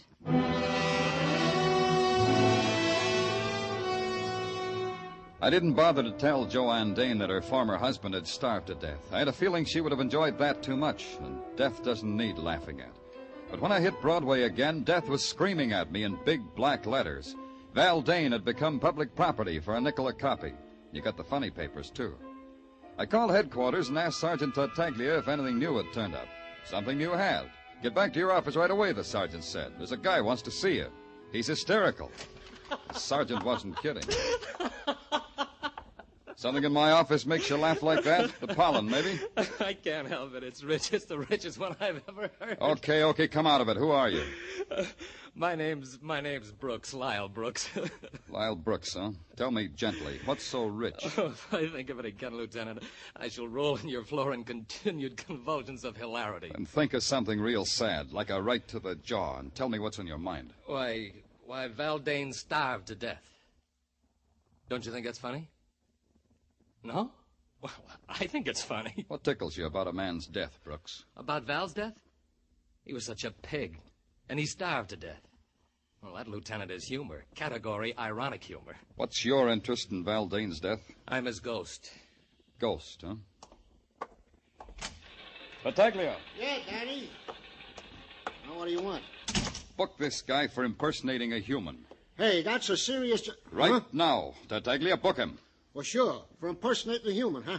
Come on, you. Policemen have a sense of jest, too, I see. Come on, you. So I'll explain. I am Val Dane's ghost. You're doing it again, Brooks. His ghost writer. I did much of the writing which is credited to our so literary Mr. Dane. That's why I came to give myself up. To give yourself up, huh? Did you have anything to do with his dying? Assuredly not. But you might think so. I hated him. Val Dane cheated me time and again. But this time was the biggest cheat of all. What's he talking about, Danny? I'm talking about The Great Fake, Val Dane's latest book. I wrote at least half of it, you know. Got no credit. Val said I would get credit. What are you trying to tell us? Just this. If Val Dane met with foul play in any way, I should head your list of suspects. Me and Cynthia, of course. We mustn't forget Cynthia. Oh, we can't forget her. Cynthia who? Cynthia Troy. Why, everybody knows she's the woman in The Great Fake. Heavens, do you mean to say you haven't read the book, Mr. Clover?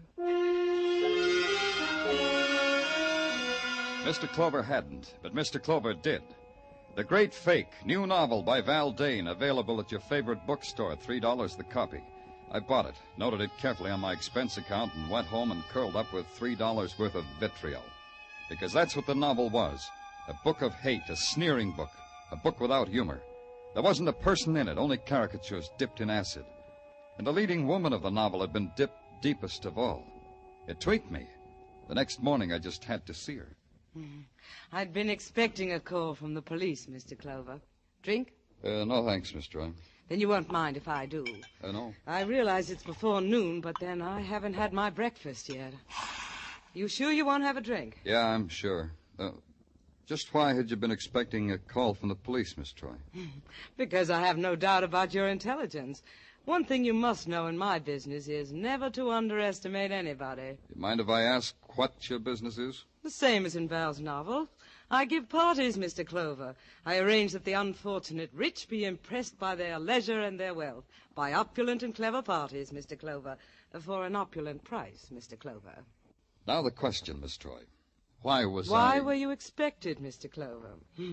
The answer is a question. How do you get a man to starve to death? I've been asking myself that. You think somebody got Val Dane to starve? Undoubtedly. Val Dane was a man whose only love was Val Dane. He was too jealous of his love to kill himself. He would never commit suicide. Then you think he was murdered? I believe I implied that, don't you? Did you kill him? The idea titillates me. Yes, it's a rare thought. Ask me that again, Mr. Clover. Look, Miss Troy, the social graces aren't one of my, social graces. In your circle, how do you tell a lady to quit stalling? By telling her. Then let's quit stalling, huh? Very well. You've read Val's novel, yes? It made a fool of me, didn't it? Is that why you killed him? Locked him in that room and starved him to death? I should like to have done that, Mr. Clover. The idea... Yeah, I know. It titillates you. You've started a train of thought, Mr. Clover. I should like to have locked him in that room and spent days of ecstatic joy watching Val Dane starve. I went back to the clean, almost domestic air of the police laboratory and waited while the lab boys checked and rechecked the coroner's report. No matter how you shook it, it came out that Val Dane had died of starvation. Then it caught up with me what Cynthia Troy had said. It would have given her days of ecstatic joy to watch Dane starve. There was only one place anyone could have done that. That was from the roof and through the skylight of Dane's death room. I took a uniformed officer with me because maybe that kind of ecstasy leaves a clue. Danny, I've been over every inch of this roof. There ain't a particle of it that ain't intimate and familiar to me. I'm also sick of the sight of it under my nose. Okay, officer. You can get up off your hands and knees now. Thanks, Danny.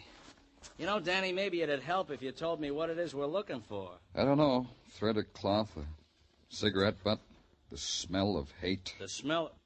Huh? Hey, Danny, you dizzy from the altitude or something? No. You can go now, officer. I won't need you anymore. Okay. Hey, you know, it's kind of pretty up here. Huh. All the lights of the city.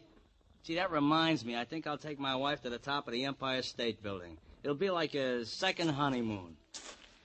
So long, Danny. Don't stay too long in the night air. Yeah. There has to be something.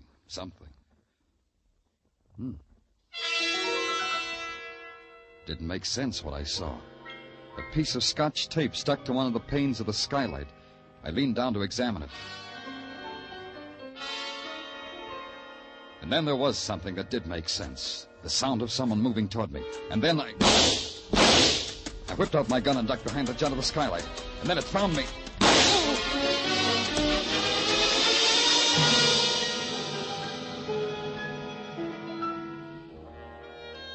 When I woke, a sickly dawn spread itself over the roof and over me. I took inventory and found I was missing 2 items. A valuable hunk of skin from my right temple and a piece of Scotch tape. Just that. Scotch tape.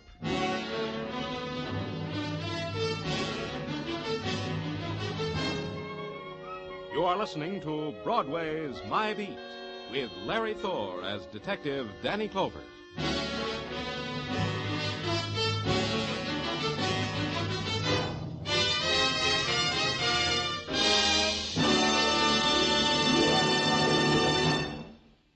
A thrill a minute.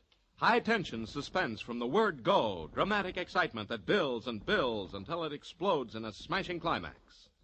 That's Inner Sanctum, the great mystery show that's another of CBS top-notch Monday night programs. you'll find Inner Sanctum one of the most entertaining spots on your Monday night listening schedule.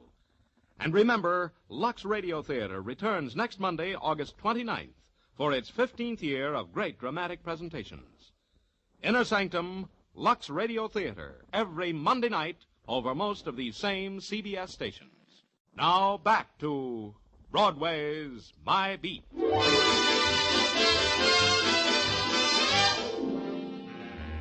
Morning on Broadway is like any other August morning on 1,000 other main drags. People are caught up in a salary to be earned, baseball scores, and the heat. You keep moving and do the best you can. The best I could do was to try to push my way through a brick wall. Progress was practically at a standstill. But by now, one thing was obvious. I had a murder on my hands. Valentine had been found starved to death in a locked room with a banquet spread before him. That in itself was something to nick the curiosity. But when I got too curious, somebody had taken a shot at me. Draw a line and add that up, and you get a 6-letter word meaning foul play. At headquarters, after I had my head bandaged, Sergeant Tartaglia was terse and intelligent about the whole thing. I can't figure it, Danny. Now, don't try, Tartaglia. If you could figure it, you'd become invaluable to the department. You'd never get your pension. Did you get what I told you to? Yeah, one piece of frosted glass, just like you said. Thanks. Where'd you get it? Now, Danny, where would you get a piece of frosted glass at police headquarters? Out of the men's powder room. You better hurry up with it. Yeah. Now, we'll tear off a piece of Scotch tape. Now, we'll paste it over the glass like this. What are you doing, Danny? Pasting Scotch tape on frosted glass. It's the latest craze. Now we hold it up to the light. Look through it, Tartaglia. Get up close and look through it. Hey, you can see right through it. The part of the glass with the Scotch tape on it, you can see right through. Hey, that's a neat trick, Danny. It's also a clue, Sergeant. The skylight to Valdane's retreat was frosted glass. Somebody stuck that missing piece of tape on the glass so they could watch Valdane die. Uh-huh. Tartaglia, suppose you were locked in a room loaded with food and you were starving to death. What would you do? I'd eat the food. Unless what, Tartaglia? Unless nothing, Danny. I'd eat the food. Unless what, Tartaglia? Danny, I said I'd eat the food unless it was Unless it was poison, Danny. You're so right. Tartaglia, I want all the food found in Valdane's room transferred to the technical lab right away. I want every piece of it analyzed for poison. I want the analysis on my desk as soon as possible. Right. Now, wait a minute. Yeah. Danny Clover speaking. Plainclothes Meshikov, sir, assigned to follow Cynthia Troy. Oh, okay, Meshikov, what do you got? At 9 a.m. this morning, Cynthia Troy entered the Fifth Avenue apartment of one Michael Green. Who? Cream. Michael Cream. C-R-E-A-M. Cream. You know, like in cream. So I took a plant in the hall. At 9:15, I heard loud voices, which at 9:20 become a heated argument. Who's this Merkel Cream? Oh, him I checked. He's a yogi. A yogi, huh? Oh, that's interesting. These guys go on starvation diets to get next to their souls. Thanks, Mechikov. Stick with Cynthia. Hey, Tartaglia. Yeah, Danny. Get my bed of nails. I'm calling on a yogi.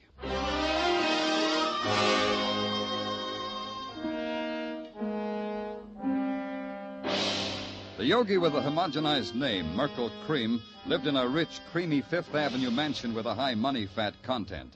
The outside stairs were covered with a thick layer of perfumed oriental carpet. When you rang, a girl made of copper with bells on the ankles of her bare feet and a jewel stuck in the middle of her forehead opened the door. With a scented arm, motioned you into the presence.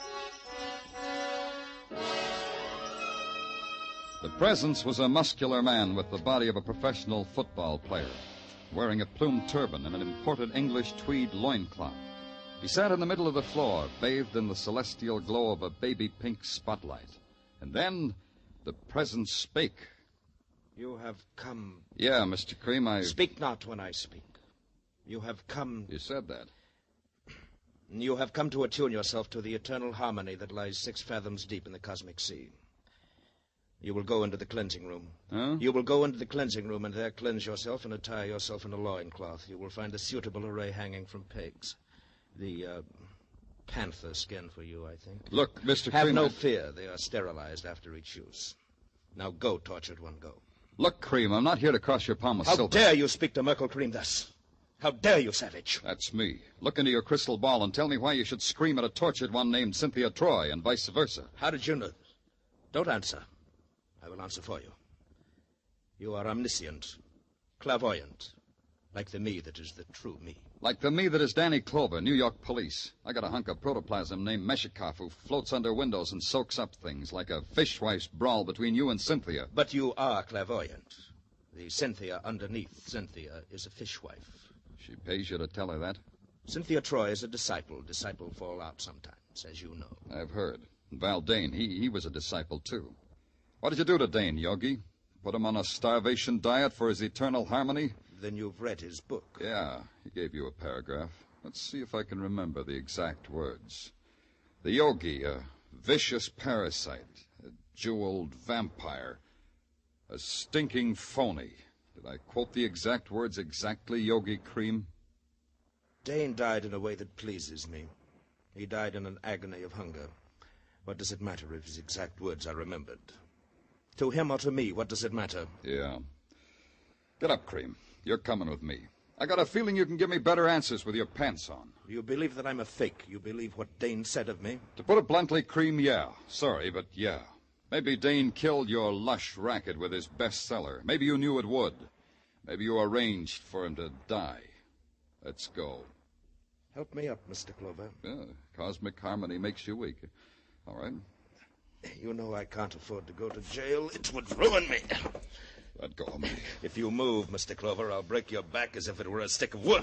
Let go of me. A little trick I learned from a man on Amsterdam Avenue. 10 judo lessons for $20. Worth it, don't you think? Don't you think? I got my lessons for free. Well, send them back. They're no good. Let's find out, shall we? Let's find out.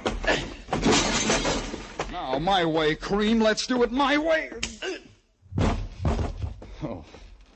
Well, what do you know? The Yogi found cosmic harmony. Has to be a phone in this dump. Yeah.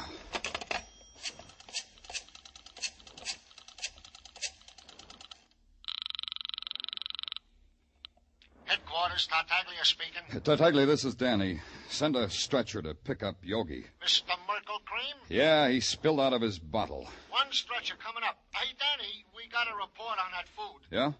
Give it to me. I was about to, Danny. You know, it is very interesting. Tartaglia, if you don't talk fast, order a stretcher for yourself, too. What about that food? Well, that's what I'm telling you, so interesting. It was not poison, Danny. Valdane's food was not poison. Until the Yogi was in condition to talk to me, I had to talk to myself. What kind of man was Val Dane? That was the big question, the important question. Locked in a room long enough to starve to death, and he refused to touch the food, the unpoisoned food at his fingertips. Why? What was the mentality of the man? Once, long ago, he had been human enough to marry, to have a family. Maybe that was the clue. Once somebody loved him. Maybe his ex-wife, Joanne Dane, would be calmer now. Maybe she could divorce her memory from ugliness.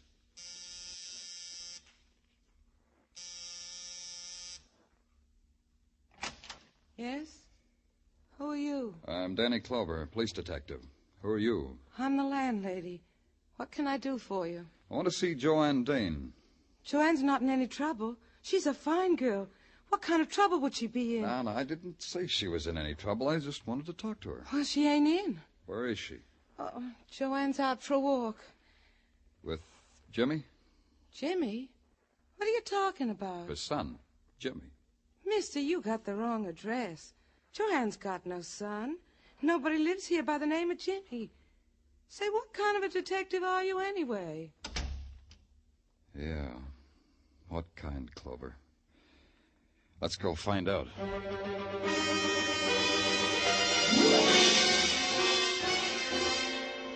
Oh, here are the vital statistics he asked for, Danny. Yeah? Hey, when are you going to take me to see South Pacific, Danny? Oh, any day now, doll. I'm just waiting for that inheritance. Oh, Danny, stop pulling my leg. Here. Know the vital statistics, Danny. Read it to me, doll, because your voice is like honey. Read it to me. Get him. James Dane, age 4, son of Val and Joanne Dane. Died June 22nd, 1947. Cause of death, accidental poisoning. Death spasms took 4 hours. Remoteness of cabin in Adirondacks made it impossible to reach boy in time to help. Signed, Dr. James Robeson. Hey, Danny, where you going? I haven't finished. Danny, come back here. I've got some things to settle.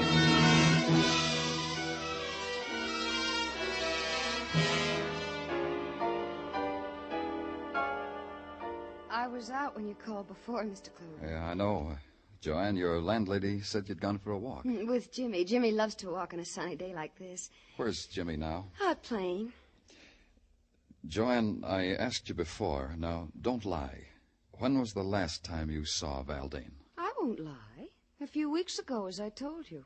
A few weeks ago, yeah. Another question. Why did you go to see him? To ask him for money. I hated myself for it, but Jimmy needs clothes. You see, he'll be going to school this fall, and... I see. Joanne, did you take anything with you, anything that you gave to Val? Well, I don't think so. I can't remember that I did. Food? Why... food in jars, chicken, preserves, things like that? Well, now that you mention it, Mr. Clover, yes, I think I... Yes, Joanne, you told Val that food was poisoned, didn't you? Just before you left, just before you closed the door behind you. You told Val it was poison, didn't you, Joanne? What are you talking about? Just before you locked the door and bolted it behind you, you told him that. You pointed a gun at him and told him that. Why should I do that? Joanne, listen to me. Jimmy is dead, isn't he? Jimmy dead? Jimmy dead? Jimmy died 2 years ago. You know that, Joanne. No, what? I don't know what you're saying. In the Adirondacks, one summer 2 years ago. Jimmy took some poison by mistake. There was no way to get help soon enough. You and Val had to watch him die. You're making all that up. You blamed it on your husband. You blamed him for bringing you there because it was so remote. No, it wasn't that way at all. Yes, it was. You left that food with your husband, Joanne. You told him it was poisoned. You knew he'd never have courage to taste that food after seeing the way Jimmy died. Your husband took his chances with starvation rather than suffer the way Jimmy did. Jimmy suffer? Jimmy dead? Yes, Joanne, he's dead.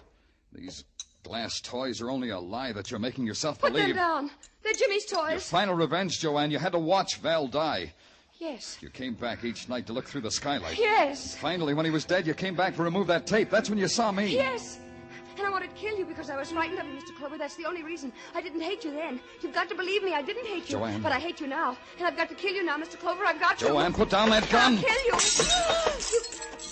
You broke Jimmy's toys. You broke them. Oh, Jimmy. Jimmy, all your beautiful toys broken. All your toys. Oh, Jimmy.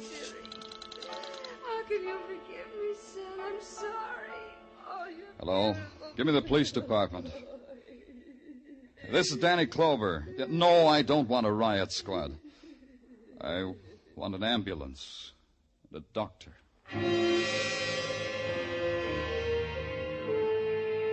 It took 15 minutes for them to come, and in that time I watched the shadow soak up the remnants of her mind. How do you tell a woman her life is done? How do you fill it in reports? How do you make statistics out of it and file it in a ledger? How do you write sorrow as a number? How? Broadway's really living now. It's got a creamy yogi back in circulation. Cynthia is throwing a marvelous party for Patrolman Mishakef. And the ghost, Lyle Brooks, he's haunting another author. Broadway's jaunty now, and it wears a chip on its shoulder. It's flexing its muscles and daring the nighttime. And before it's over, it'll tear itself apart and laugh at its own agony. It's Broadway, the gaudiest, the most violent, the lonesomest mile in the world. Broadway, my beat.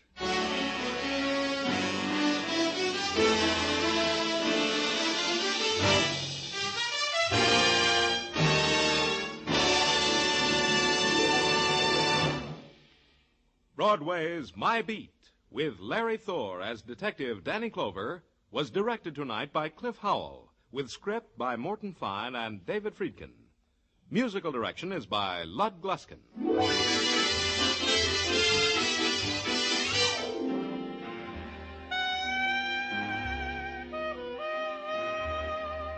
That man is coming back again.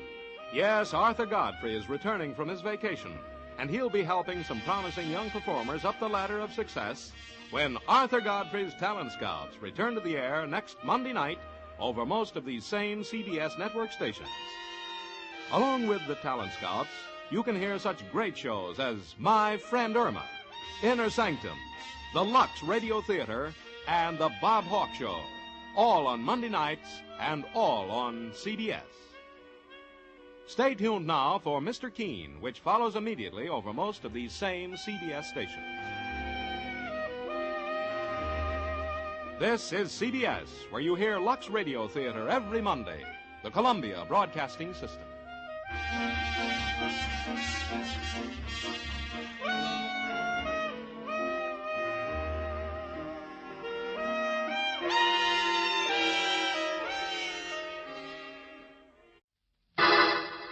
Personal notice. Danger's my stock and trade.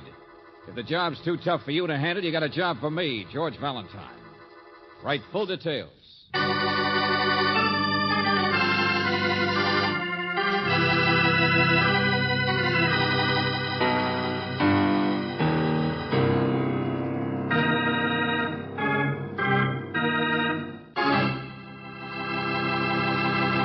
Greetings, mystery lover. Have another helping of homicide on the half-shell. Our Let George Do It adventure is a real killer, to coin a phrase, which I didn't. Anyway, it's called Tag, You're It, which, believe me, has nothing to do with Junior trying to catch the little girl next door. On the contrary, it deals with an officious master of ceremonies of an audience participation program. Now, this fellow was an eager little beaver who got along on poking fun at people, until one day someone took a poke at him. Then even George Valentine couldn't help him.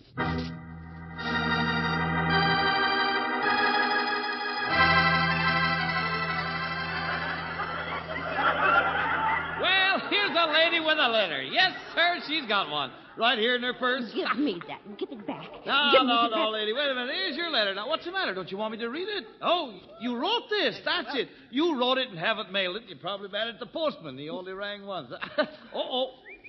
Ladies, listen to this. Listen. My dear Mr. Valentine. Valentine. Mr. McMurtry, would you please? Now, don't blush, lady. Don't blush. If our radio audience could only see her. Her, I said, not me. But, madam, if I'm brave enough to wear your scarf over my head, it's really a good fit, don't you think? Don't you think it is? Over the face. What do you say? It's not a fit, it's a convulsion. Oh, you're real cute. Listen, how about your husband, madam? Huh? You suppose he's listening? I'll bet he doesn't know about this, Mr. Valentine. Ladies, isn't that a romantic name for you? Valentine. I'll bet your husband's out buying a gun right now. He's got a rival. But you remember our bargain now, lady, on this program. You dared me to wear your scarf so I can read anything I find in your purse.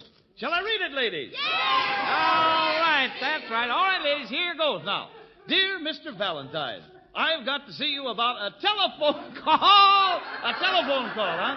Well, let's make her do the call right here from the studio, shall we? All right, ladies, but here's the rest of the letter. Listen.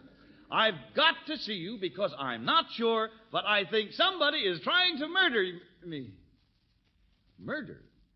Trying to murder? Mr. McMurtry, all I wanted to tell you was that it isn't my letter.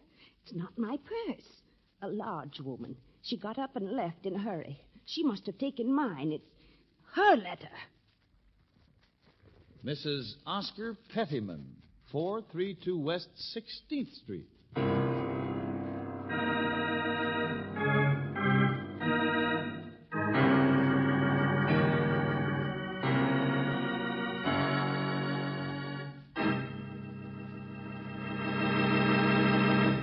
You are listening to Let George Do It. Our adventure will continue in just a moment. Now back to Let George Do It and George Valentine.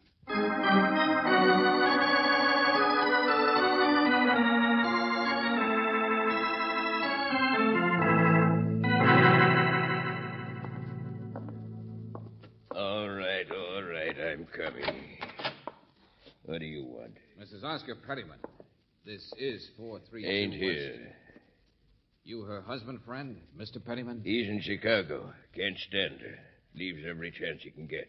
Ansel Pettyman's my name, her brother-in-law. I board here. Well, Mr. Pettyman... Yes, the police phoned me, miss, and no, I don't know anything. You hung up on him? Well, why not? Bunch of pests. Anybody tries to kill Birdie, it wouldn't hurt anybody. Why should they care? Wow, you're a nice guy. Puzzles, contest prizes. Yeah. You ought to see what she looks like. Well, what do you mean? Birdie's as big as a horse. My dear sister-in-law. So she started to write you a letter. Think somebody's trying to kill her. All right. What's all the fuss? Let him. Yeah, there's a time-wasting contraption. Now, wait a minute. I'll answer that. I asked somebody to call me here. Valentine speaking. Hal McMurtry. Mr. Valentine, now listen. Did you find her? There are cops all over the studio. I want you to understand, though, that I didn't know who you were when I read that letter. Did you find her? Well, no, not exactly, not yet. But believe me, we're turning the place upside down. Now, about that game I play on my program. Give me that phone. Give it to me. Well, look, I want to explain to Hey, you. what's going on? What's going on? McMurtry. Hello, this is Holman speaking, F.J. Holman. What? Who? What? I'm the studio manager, Mr. Valentine, and as I told the police, we'll do everything possible. I've warned McMurtry before about that silly game he plays with those women, wearing their scarves and then trying to embarrass them by prying into their purses. Well, they love it. You know they love that. Be quiet, be quiet. I just wanted you to understand, Mr. Valentine. Well, yeah, sure, Mr. Holman, sure. Nobody's going to sue anybody. Skip it. But you can ask Ansel there. He's been our janitor here at the radio station, you know. He's what? No, I didn't know anything. Well, that Bertie Pettyman, she's the sort of a person any number of people might want to kill. She's a pest, you understand? A pest. Look. A professional radio contestant who's forever snooping around here. And sooner or later, she'll be back. You see, that's what I mean. You don't need to worry. She's an unpleasant woman that lots of people Oh, tell it to McMurtry. I'm busy. Hey, bunch of characters work at that place. Including you, huh? Gosh, 20 years, never a day sick.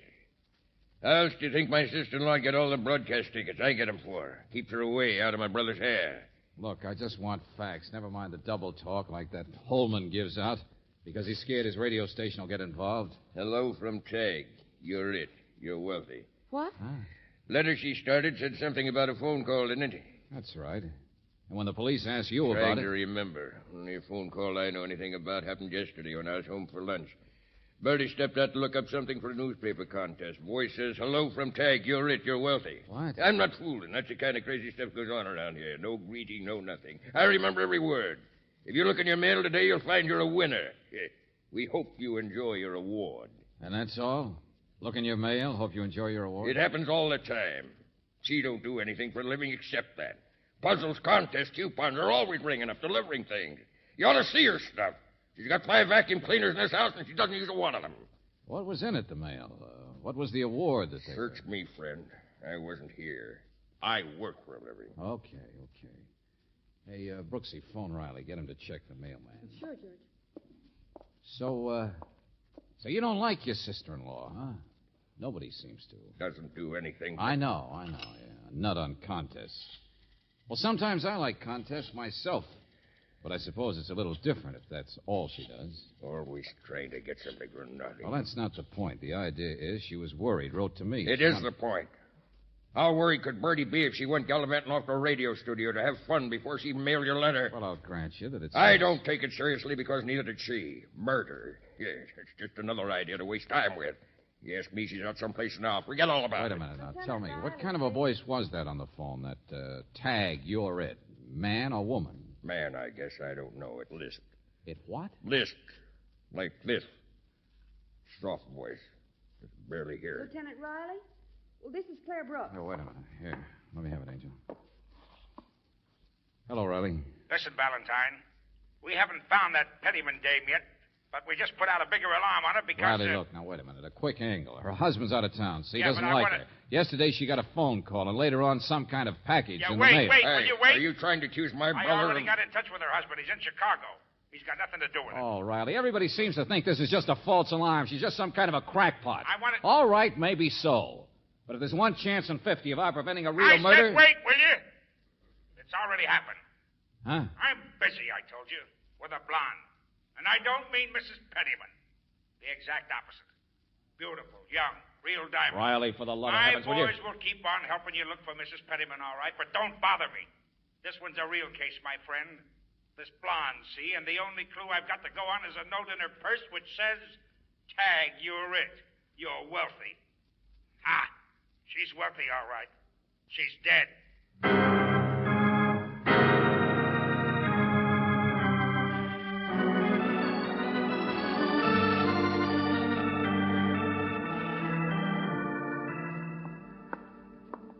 How long ago did the doctor say, Lieutenant? Oh, it happened the first thing this morning.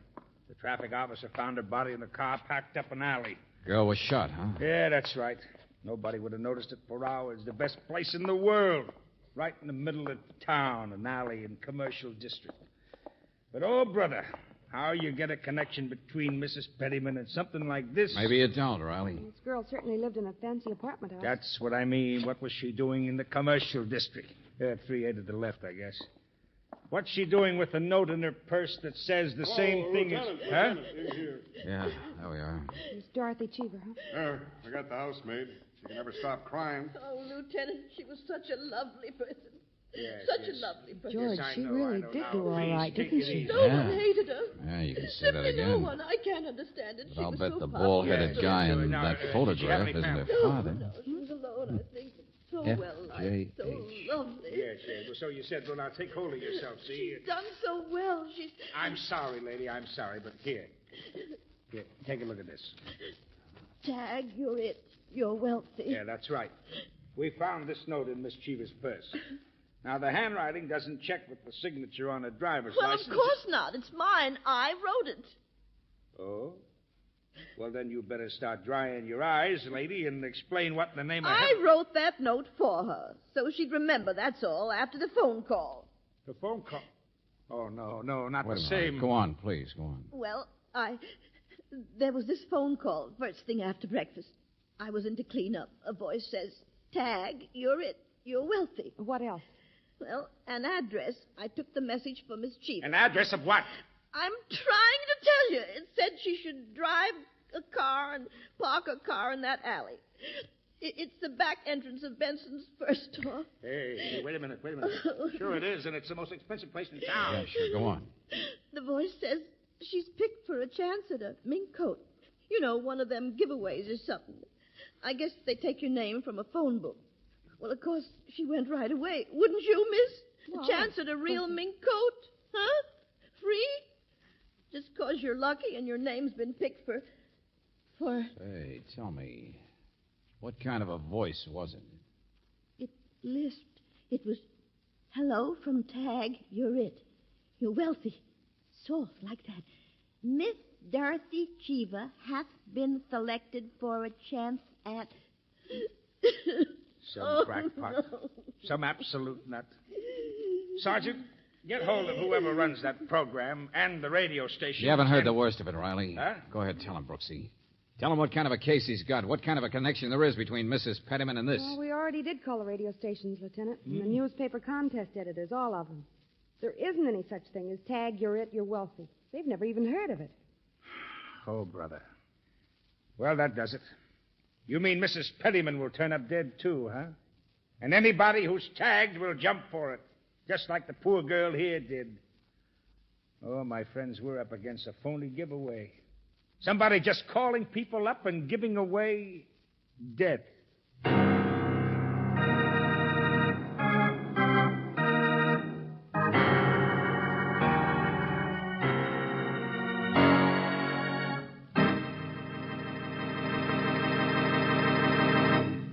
You are listening to Let George Do It. Our adventure will continue in just a moment.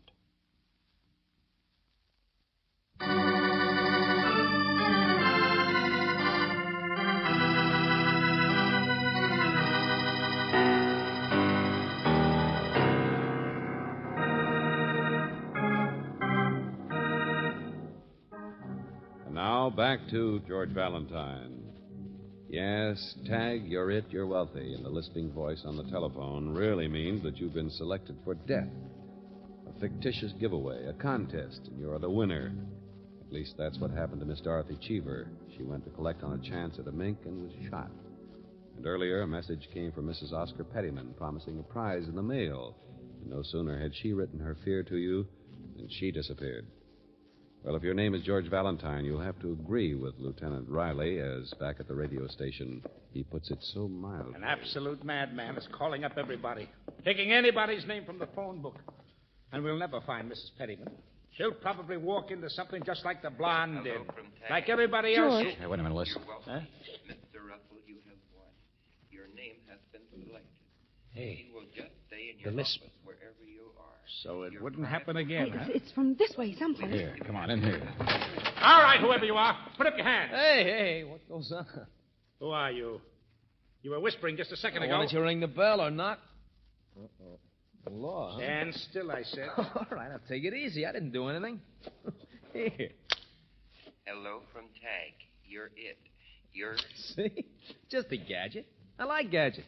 I hate the work. Oh, I'm Russell, Johnny Russell, night engineer. That was a record, you mean? Where'd you get it? Oh, the telephone. I'm too lazy to answer it. I'm out of the room for a minute. Telephone rings, goes on the tape. Listen. Hello from Tag. You're it. You're wealthy, Mr. Russell. You have won. Your name has been selected. If you will just stay in your office wherever you are, your prize will come to you. We wish you happiness as a winner in our contest. See? Came on my telephone a few minutes ago, I guess. Mr. Valentine, I stepped out for a second. Tape machine rig picked it up. So I'm tapped. So it's me. Don't you have any idea who it could be? Look, Detective, I'm a lazy guy. I don't like old women and dogs, but I don't want anybody who wants to kill me for it. So just hand me my coat there, friend. I'm on my way. Tell the boss and McMurphy No, you don't. Wait a minute. Ouch! Hey, let go. There we are. Smiling, the boy dropped dead. You don't think I'm going to stick around here, do you? We'll find out what happens. I'll stay right with you, pal. And wait for my prize to come, huh? I'm not that curious. I'm going to put as many miles between me and this place Then as you get a bodyguard. Huh? Sergeant. All the same by me. Oh, janitor. Janitor, get the sergeant. Stay down here, there. Angel. Well, McMurtry, huh? Holy smoke. Hey, it could be me next, or you, or just Oh, anybody. no, it couldn't. Say, it's quite a place Russell has here, isn't it? All these gadgets, pin-ups, hot plate for coffee, and this picture. George. Uh-huh. The blonde. Yeah, Dorothy Cheever. Russell ran around with her once in a while. Yeah, it all starts to tie together. Not the way I figured, but... Well, she used to work here, you know. Oh, no, we didn't. Well, if you could call it that. She's not the working type, if you know what I mean. I took her out once or twice myself, but she's too rich for my blood. Well, just what do you mean? Well, don't misunderstand, but you know, ambitious. She wouldn't turn down a Duesenberg if you offered it to her. Out for the best she could get, you know. But that certainly wasn't Johnny here. No, she liked men with more money. Like, FJH. What, George? Initials on the picture of the other guy. Bald-headed one back at her place, remember? Well, I wanted to see if F.J. Holman is bald. Hey, now, look here, friend. The boss is all right. Sure, he dated Dorothy, so what? It's him, sure, but there's no love triangle. Hey, Valentine! George. Yeah, hold it. Come on.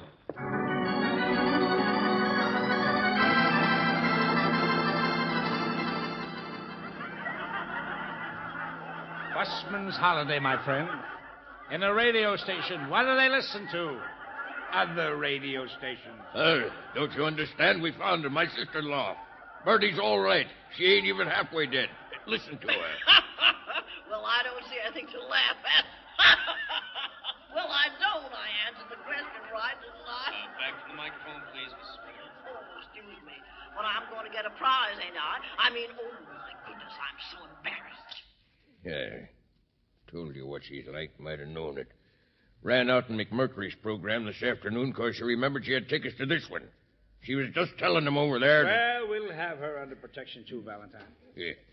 Told the audience her cat was sick. They laughed. Don't blame them. Piece of candy Bertie got in the mail yesterday. What? Huh? Yeah. What is all this? I'm so confused. Well, apparently I can't- Mrs. Pettyman got a box of candy. That's what the package in the mail was yesterday. The award the Lisper sent her. But anyway, she's out of danger now, like Russell is. Hey, Riley. Take a look at Johnny Russell there. What?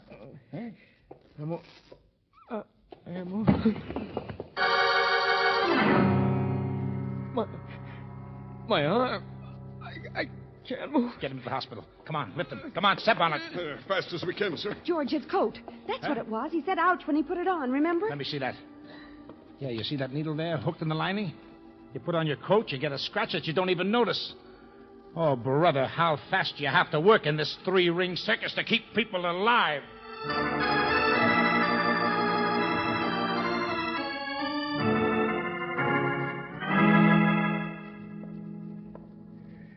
Mr. Holman's not in his office, Mr. Valentine. Oh, well, never mind. Where are you going, Ansel? I work for a living. What do you think? Instruction box says sweep Studio B. Well, janitor's hard paid. All right. George, I don't understand. Well, take them one at a time, Brooksy. Mrs. Pettyman got her call first. In some kind of murder attempt through the mail. Candy or whatever it was. Yeah. The whole case got thrown in the open fast because her letter was read right out on the air for everybody to hear. But in the meantime, Dorothy Cheever had got her call and had been killed. Then Johnny Russell. You see, Angel, the murderer was working against time, making mistakes, because it was really going too fast for him, too. George, they're tied together, though. I mean, the blonde... Well, they've all been around here in the studio, sure. The blonde, Johnny Russell, even Mrs. Pettyman, always snooping around trying to get free broadcast tickets, remember? Who's going to be next? I mean, what's the pattern? A killer like that doesn't stop. It just... Hold it. What's the matter, Ansel? I just happened to think Studio B isn't being used tonight.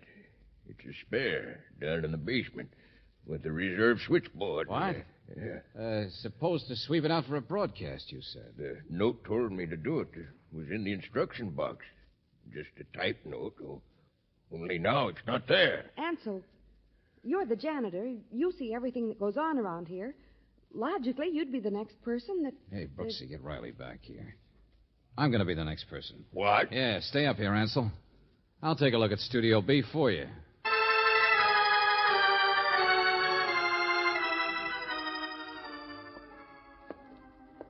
Record storage, music library, phone booths. Ah, here we are.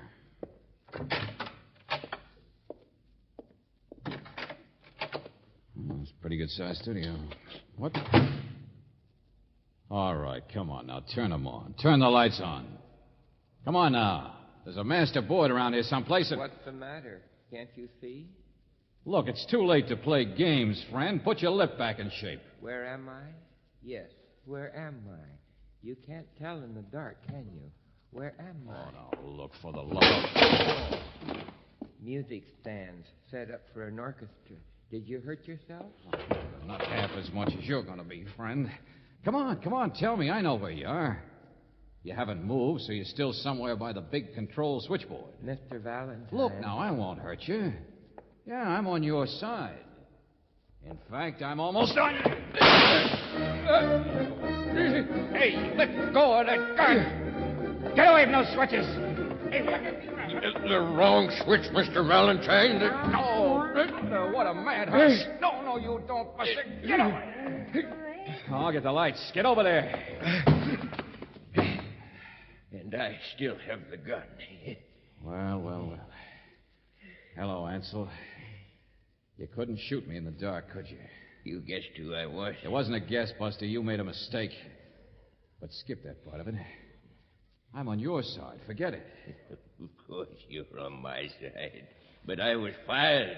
You guessed that. Fired? After 20 years of service? Holman said I should rest. But I work for a living. I'm not like the others. Yeah, I know. The girl who was out for everything she could get without working for it. Johnny Russell, he's that type, too. And Bertie, always looking for a free prize someplace. Stop looking past my shoulder. I'm not going to turn around. Yes, the worthless one. And I work. And I get flustered. Are you going to kill Holman, too, the boss? Lots of people I'm going to kill. Parasites who toil not. Sure. Yeah. Upstairs, you pulled that gag to get me down here. It was going too fast for you, wasn't it? Holman was out, and you had to have time for him. You understand, don't you? You're in the way. Now, look, Ansel, you know this is all in your imagination. Those people you tried to kill are all right. Holman's all right. I know too much, but I'm not so bad either. Shut up! Why don't you lisp like you did in the phone calls? That was your mistake, you know. I don't make mistakes. You're the first one who told me about the lisp. And you pretended you'd taken the first call from that voice. You said you remembered every word. Hello from Tag. You're rich. You're wealthy. If you look in the mail today, you'll find you're a winner. We hope you enjoy your award. Friend, in that entire message, there's not a single S for anybody to lisp on. For the last time, look at me. Now! And look at the gun! You can't fool me. There's no one behind me. I locked that door when I followed you in here. What difference does it make what I say? I work. I've worked all my life. Every penny I've made because I worked. Sure, that's right, friend. This is a radio. I'm going to kill you, and no one will ever know that it was I. No one's ever going to know what. Let me tell you just one thing, mister. It's just what I've been staring at. One of those switches we hit. Maybe lots of people don't know about you, friend. Mr. Valentine. Now, you listen to me. Now, I don't know what it means. You could tell me. But right behind you, back there over the door, there's a big red sign that's all lit up. Yeah, look at it. In great big red letters, it says, "On the air." What? No, this studio That's is... so, sucker!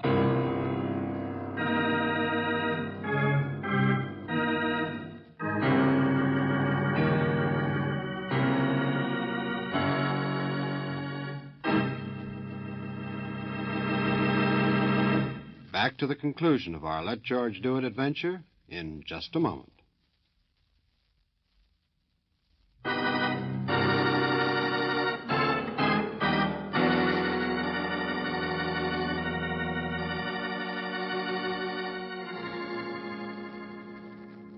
It was strange. Mr. Holman told you that. He'd saved enough money. He didn't need the job. I wouldn't try to explain him. Of course, I never paid much attention to him. We know you were busy all the time doing what Ansel didn't like. I beg your pardon. There's nothing wrong with contests, is there? With a bit of skill and a bit of luck? Oh, no. We just... You can't tell me there's anything to any of those ideas he had. A madman like that, a man who'd kill people. Oh, no, No. I like puzzles myself. You're perfectly right. Now, there's no excuse for him. He's locked up where he should have been long ago. Well, I just wondered, that's all. Because, you see, I just heard about another contest. Uh-oh. They're going to give away the most beautiful prizes. And it ain't really getting something for nothing either. Because it's a mystery quiz. And I thought if you'd give me some help, Mr. Valentine, That's all, I might Brooksy. even... This is where we came in. Good night, Bertie. We're going to a movie. Yes, George, to the Tivoli. Why the Tivoli? We're giving away a set of dishes. Oh.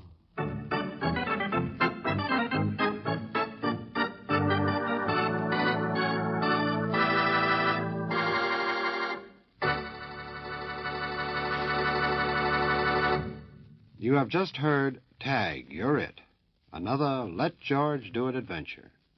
Robert Bailey was starred as George Valentine, with Virginia Gregg as Brooksy. David Victor and Jackson Gillis wrote the story, with music by Eddie Dunstetter. Now this is yours truly inviting you to another visit with Valentine, when you will again hear what happens when you let George do it.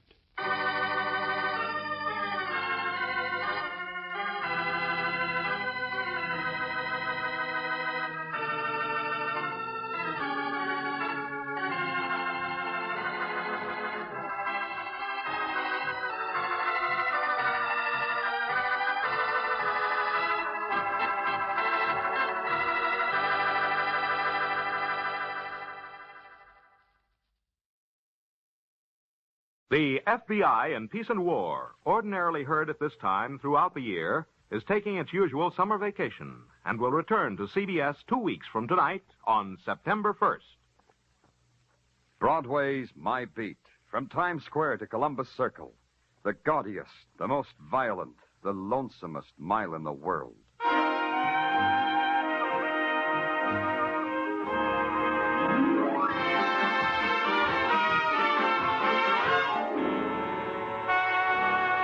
Broadway's My Beat, with Larry Thor as Detective Danny Clover.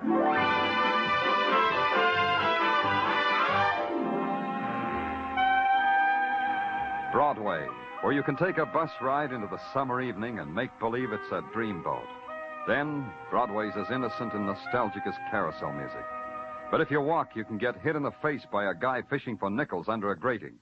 Then you can't make believe anymore. But either way, it's Broadway. My Beat.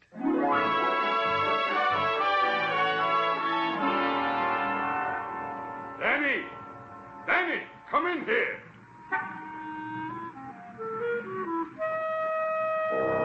The big voice that boomed through the afternoon heat belonged to Silks Bergen.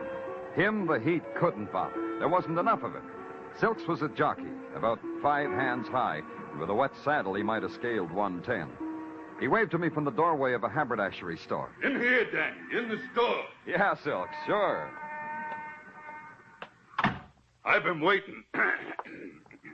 I said I've been waiting for you to pass by, Danny. What's the matter with your voice, Silks? You're down to a whisper. Laryngitis. Had it for a week. Hey, Danny, I wanted you should meet a friend of mine. Joe Murdoch.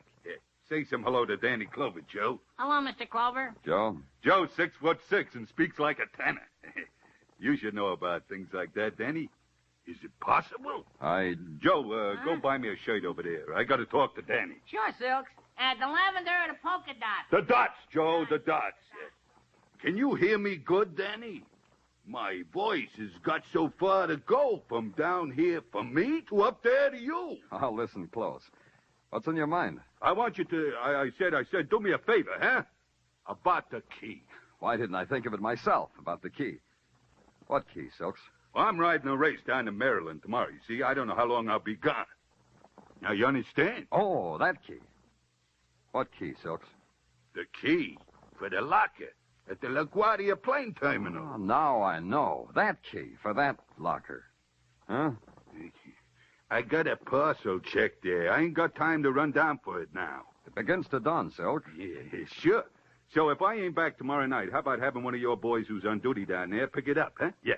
And you hold it for me. Yeah. That'll save me rental, and it'll make us even for them riding lessons I give you in Central Park. Okay, Silks. Give me the key. Thanks, Danny.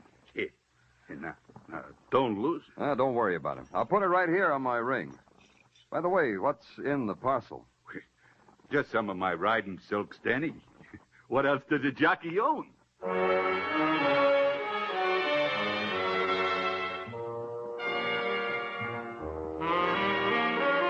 I patted Silks on the head, bit him a fond yoicks, and mushed back into the tropical heat of Broadway.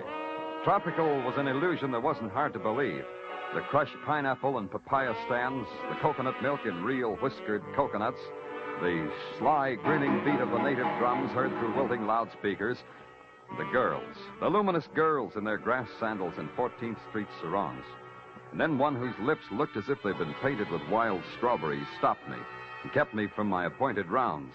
I didn't mind. I'm so honest. I don't have the price of a dream, and I'm honest. Here, you dropped this. What? This $100 bill. You dropped it. Take it before it burns through my hand. $100. Wasn't I the careless one?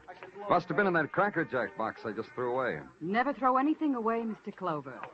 There can be a prize in each and every package. That's a hard thing to remember. Will you help me try to remember, Miss... Ames. Belle Ames. Oh. You ever need any help, Mr. Clover? Ring for Belle Ames. That's cute. Very cute. Now maybe I can do something for you, Belle. Maybe give you back all this money you said I dropped. All right, so I lied. All you have to do is believe you dropped that money and listen. See how easy it is? $100 and no pain. For $100, you can throw in a little pain. Who do I listen to? It's written on the bill. Marty wants to see you. Oh? Marty says it's easier to talk to people who have money. He likes people with money. He says they listen better that way. I'm a fool for psychology, Belle. Let's go listen to Marty. Not me, Mr. Clover. You. It's you he wants to listen. Hey, come back here. Belle, come back here.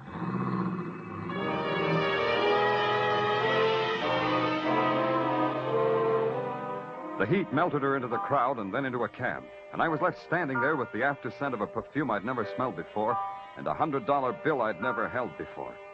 I inhaled both of them. They added up to the acrid odor of a bribe.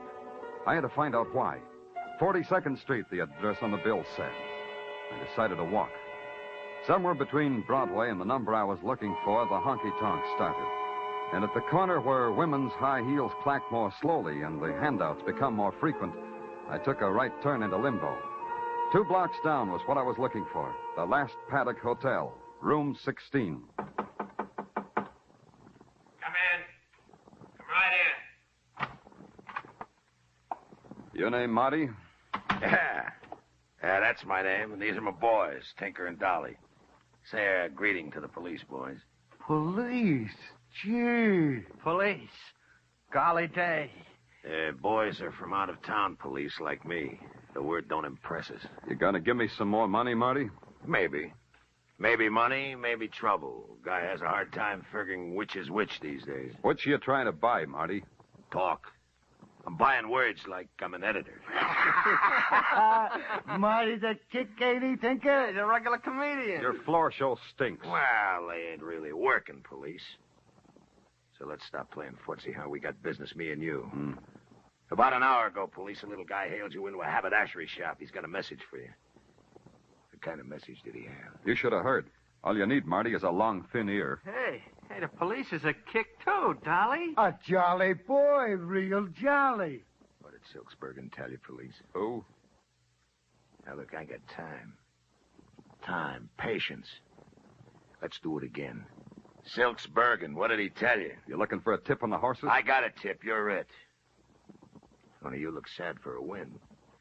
You look like hardly anything at all. Show him the gun, will you, Dolly? Yeah. Look, Mr. Police, this is a gun. Golly day. Let me have it, Dolly. Yeah. Here, Marty. Now, what did Silksbergen tell you, police? Marty, you go to movies to see how gunsels act in this kind of situation? Yeah. Yeah, in a movie. Now, how did you know? Dolly. Yeah? Show the police the second reel. Yeah, pleasure. A great big pleasure. You know the language better than that, police. You might say something. Your two muscles and your gun make me bashful. Stage fright, huh? Dolly. Yeah. Hey, Tinker, this is fun. You can play too, Tinker. Yeah, such a jolly guy. Playing movies with a jolly guy. A jolly, jolly guy.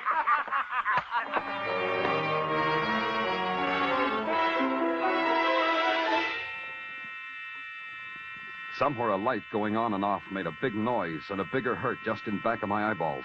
It screamed at me from across the street and through a window hung with grease-stained drapes. And I knew I was still in Marty's hotel room. I knew that hours had been torn out of my life and thrown away. Then the light screamed again, and this time there were words. Big 1,000-watt words that said, Pearl Club, delicious dancing girls. First one, then the other. And in between there was the creaking sound of a rocking chair. Then the rocking chair made words, too.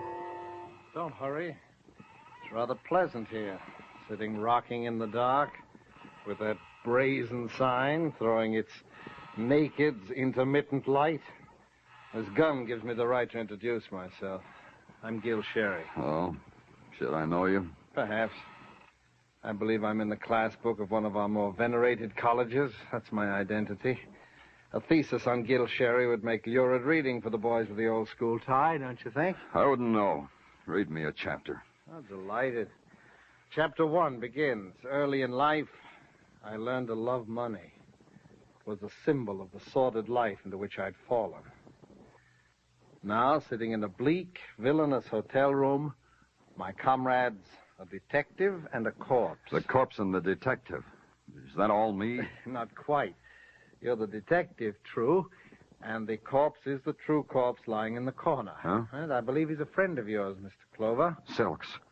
Silks. A rather fancifully named, don't you think? Silksbergen. Proud, colorful name. But pride and color seem to have drained out of him. Maybe he's ashamed of wearing bullet holes where his polka dots ought to be. He was a neat little guy. So? And he'll be pleased with death. Death is so precise. Closes your mouth, too. That wasn't smart of Marty. Marty realizes that. That's why I'm to keep watch over you until you open yours and tell us what Silks had to tell you, huh? Oh, by the way, here are your meager belongings. Yeah. Your wallet, a key ring, your badge, and a $100 bill. Marty's orders. That's good of him. They're all there? Yeah. You said $100 like there were words that hurt you. As I suggested, money is beautiful, Mr. Clover. Money buys money. Money is an ecstasy of an exquisite pain. Oh. Gil, I dropped the bill. Huh? If you pick it up for me, I'll let you hold it for as long as you want. Go on. Touch it, Gil. Feel it. Oh, I'll get it. Yeah, Gil. And get this! I'm not going to send my boys to college. Their noses break too easy. Took 15 minutes for the riot squad to clean up room 16. I booked Gil Sherry as an accomplice to murder, and the morgue booked Silksbergen. The thing I had to do now was break a promise to a dead man. I couldn't wait until tomorrow to use Silk's key, the key that Marty didn't even notice. I A half hour later, I was in the big waiting room at LaGuardia Field. American Airlines DC-6 leaving at Gate 5 for Chicago and Los Angeles. Loading at Gate 4. Hiya, Lieutenant Clover. What brings you down here? You an officer? Had any trouble? Locker thieves? No, only trouble was a 3-year-old kid in a $400 cowboy suit screaming because he lost his nurse and chauffeur at the same time. Where's locker 147? 140? Right over here, sir. Let's go. Now, let's try this key. Suitcase, Lieutenant. Yeah, pretty heavy. Something you're looking for? Hold on a second. As soon as I get this open. Holy... all that dough.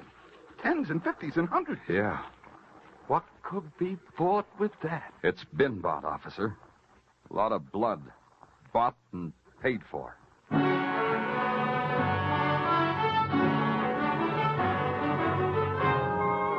You are listening to Broadway's My Beat with Larry Thor as Detective Danny Clover.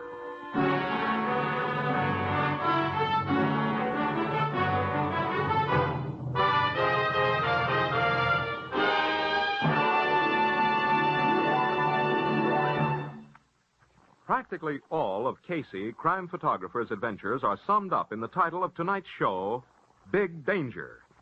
If you haven't met this ace newspaper cameraman, his pretty assistant, and Ethelbert, the merry bartender, if you're looking for a top-rating thrill show, be sure to hear this latest of crime photographer's adventures. Along with Escape, which tonight will present Irvin S. Cobb's Snake Doctor, crime photographer is heard on most of these same CBS stations. Now back to Broadway's My Beat.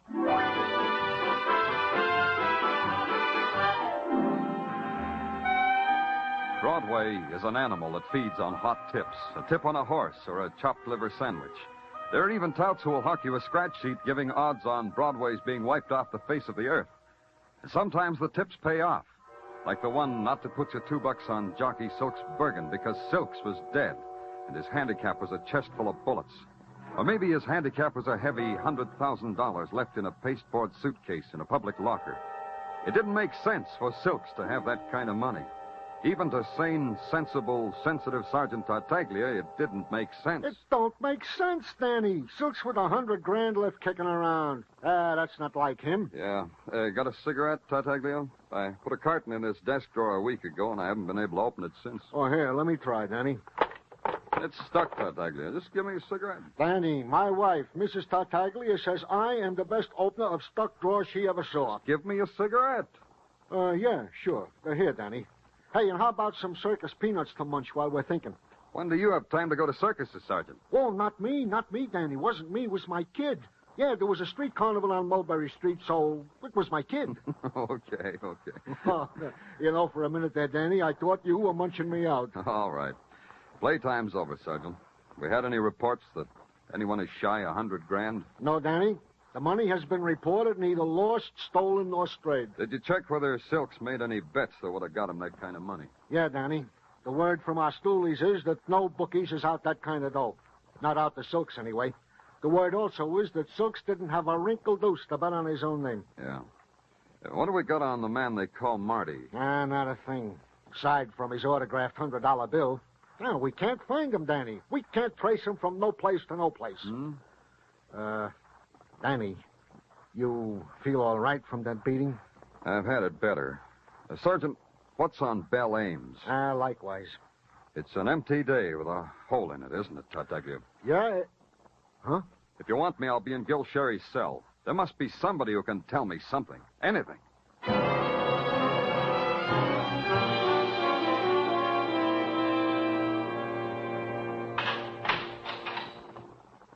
There's no need to humiliate me further, Mr. Clover. Being forced to talk to you is humiliation enough. Murder doesn't bother you, huh? As long as it's not mine. Dying can come to a man a lot of ways, Sherry. You could die as an accessory to Silk's murder. And there are so many things to prove, though, before I die, aren't there, Detective Clover? If you told us some secrets, you could maybe keep on living. That's as good as money sometimes. True. That's why I keep my mouth shut. I'll breathe longer that way. You mean Marty will kill you if you talk to us? I'm not brilliant like you, Sherry, but it seems to me you'll lose either way. Man has few choices. But the destiny of Gil Sherry will spin itself out as Gil Cherry chooses. That's what my class book said about me. Yeah. Real prophets, your classmates. Real prophets. Here's the envelope with Sherry's belongings you asked for, Danny. Thanks. I return your meager possessions, Sherry. Your cigarettes, an empty wallet, a fraternity pin, and... This is interesting. Roll of tickets to Pelagus Shooting Gallery. You know Pelagus, Sherry? Pelagus, the ex-bookie? You shoot at his shooting gallery? Yeah, that's what I thought. Happy destiny, Sherry. Happy destiny.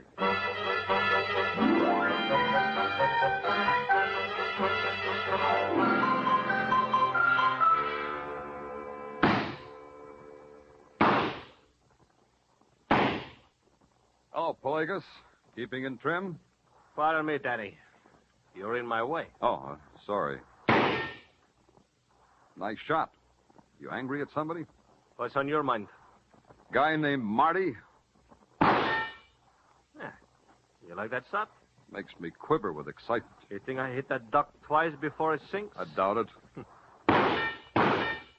See what I mean? You still booking races, Pelagus? I got caught once. You still booking? You're in my way again. Try getting used to it, Pelagus. Try this. Where would Silks Bergen get $100,000? Yeah. Where? From you? Oh, yeah, from me. From Pelagus. I give people $100,000, eh? That's why I'm running this stinking shooting gallery, because I give such big prizes. You hit that duck, Lieutenant, I give you $100,000 prize. Is that what you mean? Hello. Tell us. Tony Vrani, Joe Murdoch, Nesa Stopotami. Betty Manos. Oh, Betty Manos. Joel Murdoch. Joel Murdoch. Silks' friend. The big guy with Silks in the haberdashery. Pelagus, what's he saying about Joe Murdoch? It's hard to explain. Hard, eh? Like this. Joe Murdoch was fished out of the East River. Murdered. Don't spare me that last either. What did you say? May he rest in peace. Yeah. See you around, Pelagus. Pure scene of toes. Danny Clover. Affistato na security.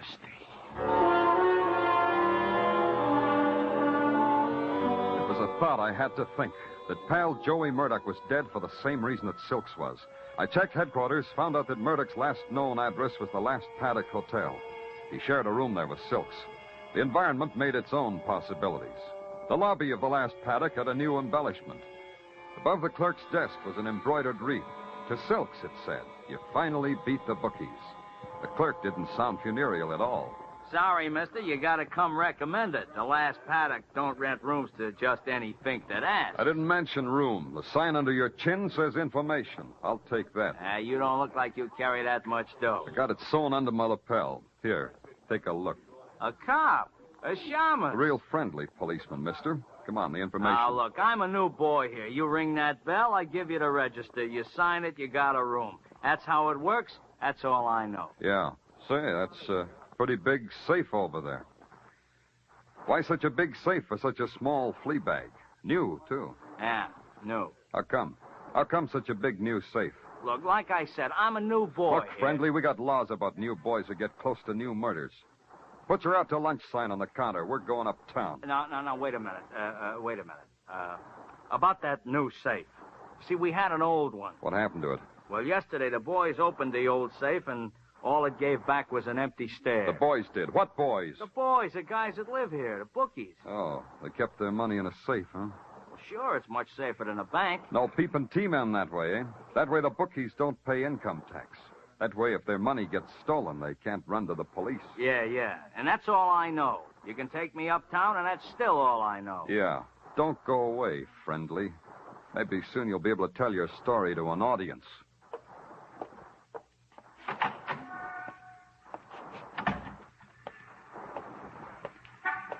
Get in the car, Clover. Well, Marty. Good seeing you, Marty. I've been looking all over for you. Get in the car, Clover. Dolly's looking at you with a gun pointed to where your badge might be. Now just get in the car.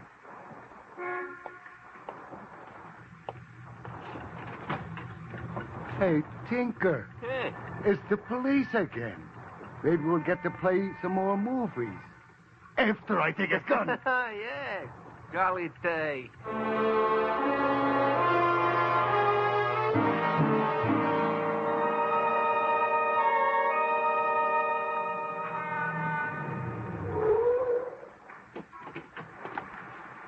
You'll play later, boys.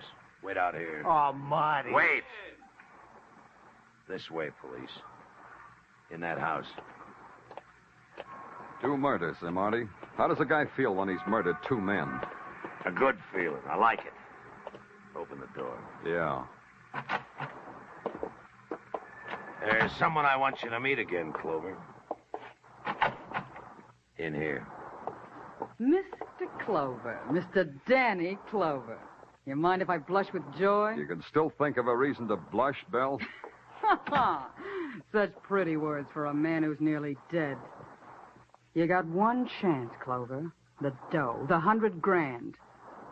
Where is it? First, I'm going to tell you something about Marty, Belle. He had that money and he didn't know it. What? What's he saying, Marty? You tell us, Clover. Belle, when Marty had me worked over, he should have taken a look at my key ring. One of the keys was for a locker. Locker, money. Marty, how could you be so stupid? Answer the policeman, Marty. So I made a mistake, Belle. Don't worry. We got the police. We'll get the dough. $100,000, Marty, like that, right under your nose. Oh, Belle, you picked yourself a dull playmate. You can't afford a playmate who makes mistakes, Belle. Marty, you fool. You stupid fool.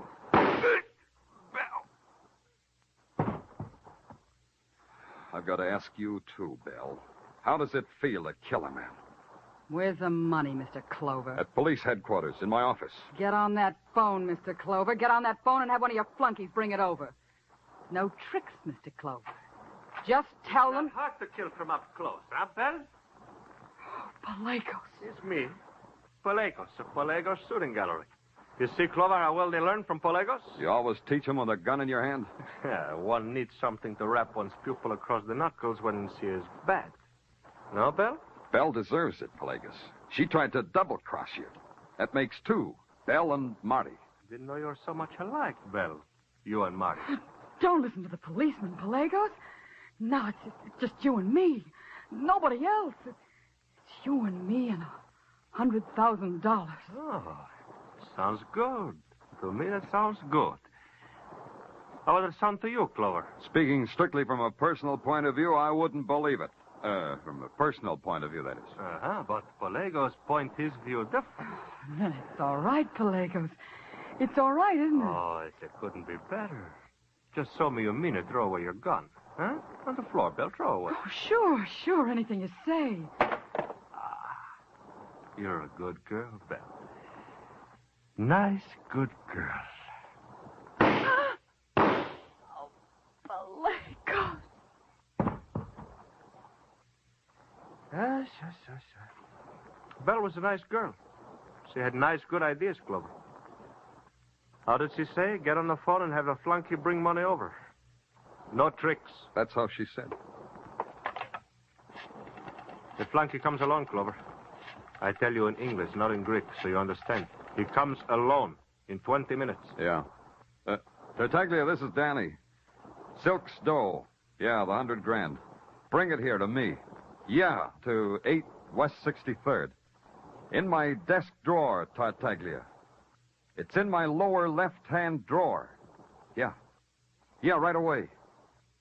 Come alone, Tartaglia. Alone. You did good, Clover. Nice good. Now we wait 20 minutes. 20 minutes, the man said. Just Pelagos and me. There was no one to play him off against. No Marty, no Belle. Just me.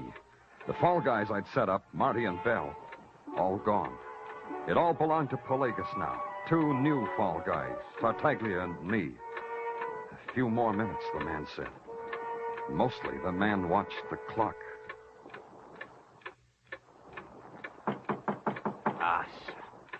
You're lucky, Clover. In 2 minutes, you could have died. Open the door. Hiya, Danny. Well, here it is. I brought the dough just like you said. Hey, you know, it's good to get away from the office. With that suitcase on the table. Huh? Hey, it's Pelagos. Hey, and he's got a gun. Hey, Danny, what Give the man the goes? suitcase, Tartaglia. Well, whatever you say, Danny. Clover. You're a nice, good fool. I get the money, you still die, huh? You and the flunky. Huh? Talk to us before we die, Pelagos. I like to talk. What do we talk about? That was your money. Silk stole it from the safe at the last paddock. Thought he could get away with it. He thought you couldn't do anything about it. But you crossed him. You had Marty kill him and his friend Murdoch. You talk all by yourself, Clover. You didn't let me say a word. Now fold your hands behind your head and stand facing the wall. You both. Good. That's nice, good.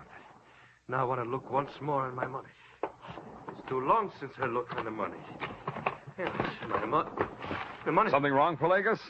This money, It's what, Pelagos? it's nothing but paper. Lousy torn-up strips of dirty newspaper. Paper is nothing but Hit the floor, paper. Tartaglia. I'll take him. Nice good, huh, Pelagos? Yeah. Nice good.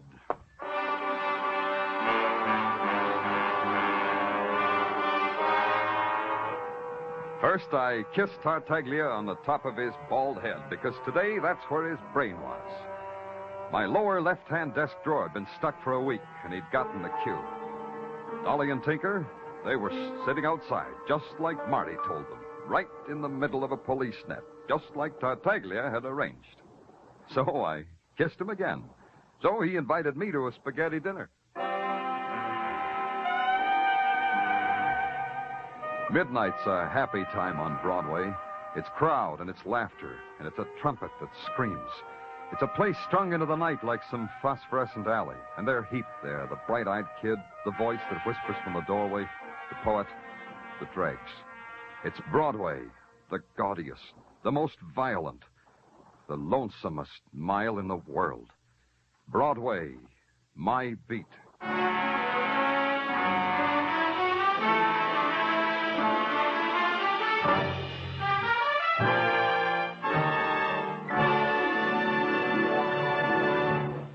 Broadway's My Beat, with Larry Thor as Detective Danny Clover, is produced and directed by Gordon T. Hughes, with script by Morton Fine and David Friedkin. Musical direction is by Lud Gluskin. Be sure to join us next week, same time, same station, for Broadway's My Beat. This is CBS, the Columbia Broadcasting System.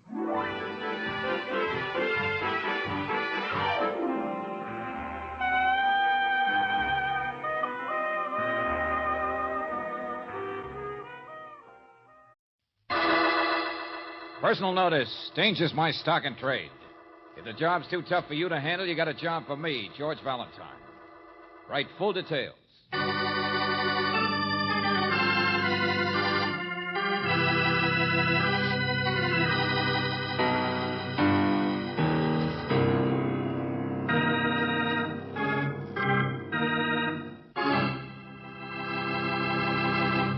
Just a second, I'll be right with you. Now, let me see. Whispering, whist, whistle, wit, white. Oh, here it is. White arsenic, white bait, white clover, white cloud that cried. Well, white elephant. Oh, that's it, white elephant. White elephant, a term in common use to designate a gift that causes the recipient more trouble than it is worth. Well, Mr. Webster was right, because that's exactly what happens to George Valentine in our Let George Do It adventure. Oh, maybe I should add that it's called the White Elephant. But you'd have guessed anyway, wouldn't you? You sly boots. My dear Mr. Valentine, I don't write letters very often these days. Having friends with whom one exchanges the best of one's mind and heart has rather gone out of fashion. To exchange anything less is death already. Now, you mustn't misunderstand, Mr. Valentine. My brother and I have enjoyed our life of seclusion. After all, we've lived this way almost entirely, ever since our dear parents died in a train accident and left us alone at the age of 10. I only speak a little sadly because, as every person must, I've been going through the unpleasant task of making out a will. And I think you should be informed of the fact that I'm including you in my will. Yes, Mr. Valentine, I'm leaving you the sum of $1,000. You will receive this legacy when you have caught my murderer.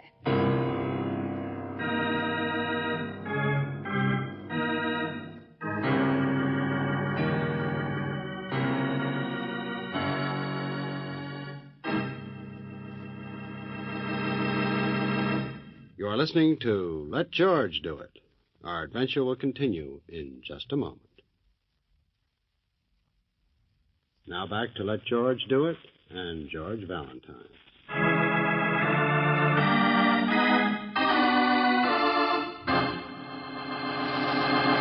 When?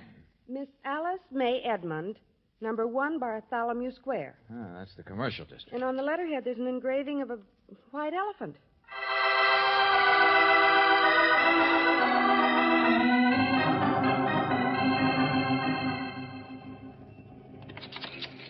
Oh, I'm sorry. Excuse me. No, I was just going to ring the bell. Is this number 1 Bartholomew Go Square? away. No peddlers or agents allowed. No soliciting. Oh, no. we're not peddlers. I'm saving you trouble, that's all. You'll only have an iron deer sewn at you. That isn't a house. It's a booby hatch. A 42-room booby hatch. Okay, thanks very much. Goodbye. All right, go on in. But me, I'll still go out. Keeper of the white elephant barker for the train seals. I'm warning you, someday I'm going to kill that woman in there. What? Yeah. What do you suppose is the matter with him? Hey, look, Angel. 3 stories high. Gardens. Hey, can't even hear the street in here. Right in the middle of the city. Yeah, a whole block of a house. Old-fashioned gewgaws on the It's woodwork. white, George. Painted white. Huh. Guess this is it, Brooksy. The white elephant.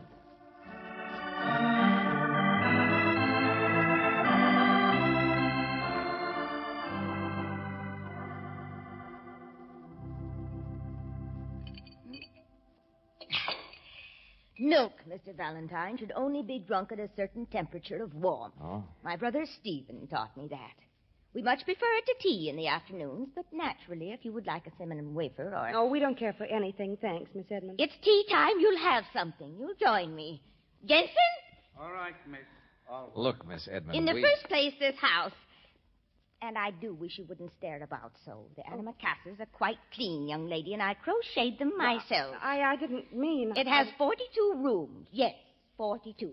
Though I'll grant you I've closed off a number of them.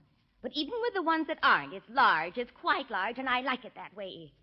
It's old-fashioned, it's gracious, and it absolutely is not a white elephant. Well, an anachronism, maybe, in the middle of the town like Because this. the white elephant, I am afraid, is me. Huh? Yes, on my stationery. The little white figure. It's the only way I have to get back at my family. To show them I know what they think of me. Your family? Oh, I know I have none. Just my brother and me, all alone in the world. He's such a wonderful person. There aren't any gentlemen like him anymore. But we're wealthy. Don't you see? Anybody who's wealthy has a family, Mr. Valentine. That man you bumped into on the way in here, that Clarence Morley. Only a second cousin, but he calls me Aunt Alice. He kisses my hand. He simpers all over himself trying to get into this house. And as for Cousin you... All right, Miss Edmund, so much for your family. What I want to know about is your murder. Last week, someone tampered with the wiring, apparently, so that I was very nearly electrocuted. But didn't you call the police? Mr. Valentine, it's probably incomprehensible to a person as young as you, but I didn't do anything. I wasn't even sure, and I don't particularly care if I die. Oh, now look, No, Miss Edmund. no, please. Why should I? I've outlived my time. In many ways, I seem so indestructible. It would be rather a relief to be murdered. Here's the tea stuff, miss. I told you I'm not much in the kitchen. That's the only service I could... All right, Jensen, all right. Now get out of here. Get back to your cottage. Go on. Gladly. Do you know something? The family I spoke of, they made me take him. But I generally won't let him in the house. For 20 years, Miss Brooks, I've done every bit of housework in this place myself. Yes, all by myself. Well, Miss Edmund, a second ago you were saying... Excuse me. Stop that, will you? For heaven's sake, stop that thing and go on, get out of my house. I'll turn it down. Take it easy, Alice. Yeah, that's good enough, isn't it? Oh, it's you. Volume control. Unusual in the gramophone. Wouldn't bring more than $50, though, I don't believe. Curio, maybe. Mr. Valentine, this is Yule. I think I spoke of him. Yeah. Another one of my cousins. A dear, dear relative. Yeah, pleasure. Mother's side was third cousin. And get your hand off that Sheraton. What, this chair? Oh, no. Late 19th century imitation. It is not. He's so kind, Mr. Valentine. He buys and sells for me. Oh, could be mistaken. There's a real one in the library. An antique dealer. Wouldn't you know from the beard? Now, Alice. I don't want to talk business today. I don't want to. Well, I only hung around from the meeting to look at some things. Get out, will you? Please, get out, please. All right. But you don't look well, Alice. You ought to let us come visit more often. What was the meeting he spoke of, Miss Edmund? I said, what was the... He was playing Molly Brannigan again. It's a song a girl used to sing. A red-headed Irish servant girl. She went back to the old country 20 years ago. Oh, she was like a breath of sunshine. Miss Edmund, what are you trying to say? My brother and I have always been alone here since we were 10. Mr. Valentine, I am peculiar, you know. The meeting? Oh, it was the relative, that's all. I try to act like a harridan is supposed to. But I'm terrified of them. What's the matter with you, Miss Edmund? Oh, I'm all right. They want me to get out of the house. I don't really have any money. It's all in the house. It's valuable property. But it's mine, and I want to stay here. I don't know why I'm rambling, so they want to make me get out. But how can they? Oh. Miss Edmund, this brother you talk about, this Stephen, can't he help? Stephen's so kind. He won't let anything. He won't let... Miss Edmund. Miss Edmund! This glass, Brooksy, the milk. It's the milk she drank right in front of us. Somebody was trying to murder her, Brooksy. It was poisoned.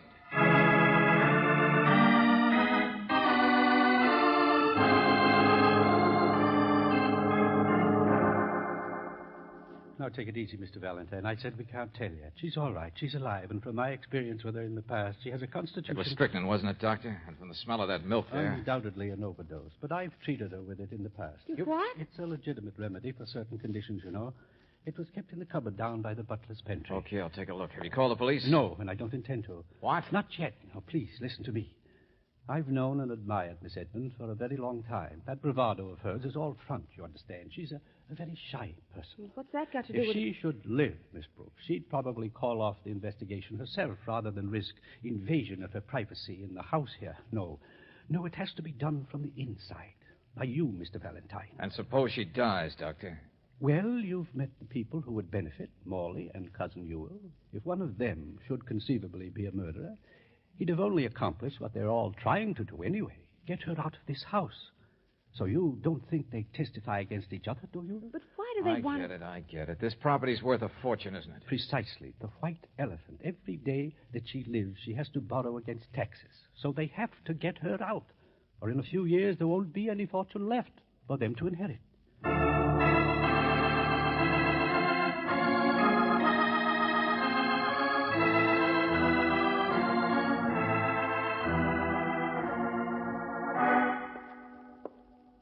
Yeah, here's the bottle, all right, Angel. Strychnine. Somebody certainly had a choice. Sleeping powders, all their medicines right here by the... Hey, wait a minute. Look at this. Hmm? The ring on the counter, see? From moisture, from the glass. Jensen says he poured the milk and then left it for her. Uh-huh. So anybody who happened to come in right then, golden opportunity. Just spike her drink a little. What is all this you're talking about, young man? I thought you left the house, went out. Oh, I saw the doctor's car, came back. What's the matter with her? Well, he'd better tell you. But you can tell me something. Where's Miss Edmund's brother? She confused me on that. Stephen? Her brother, Stephen? That brother of hers has been dead for 20 years. Dead? Valentine, come here. Oh, Doctor, is she... No, she's alive. She's going to be all right. But perhaps you had better call the police. What do you mean, Doctor? I thought it would be so simple to track down just one person. That's why she's alive. A barbiturate acts against Strickland, you see. What in the name of... You saw that stuff there in the cabinet. Sleeping powders. I'm trying to tell you why she's all right.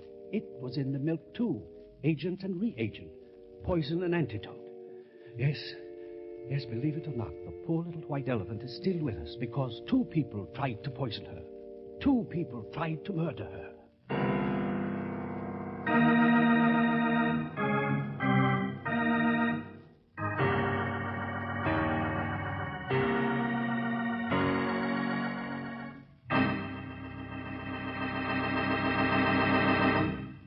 You are listening to Let George Do It. Our adventure will continue in just a moment.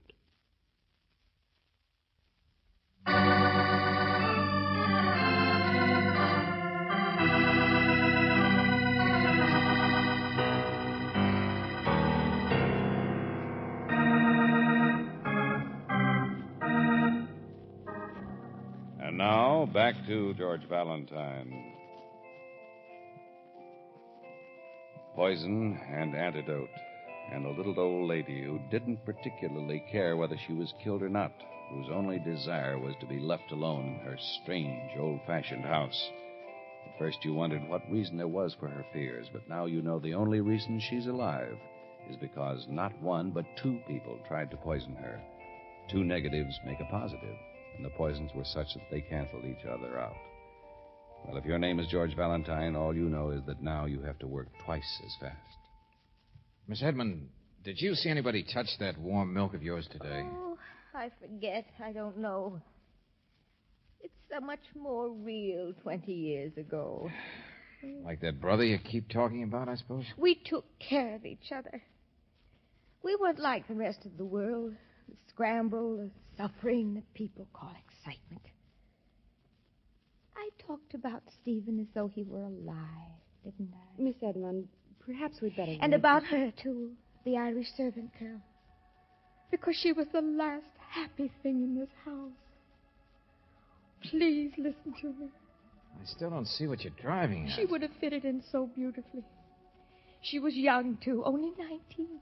So much younger, but it didn't make any difference. So full of life. Cousin Ewell knows. He knew her. Miss Now let Edmund... it go on, Brooksy. But Stephen was in love. I hated her afterwards, but now I don't. Wherever she is, she's probably never even guessed. There was a boy in the old country. She showed me the cablegram. I helped put her aboard ship that same afternoon. I begged her to stay, but she left to be married. Not thinking, just happy. And my brother came here, home, and went out. And I never saw him again.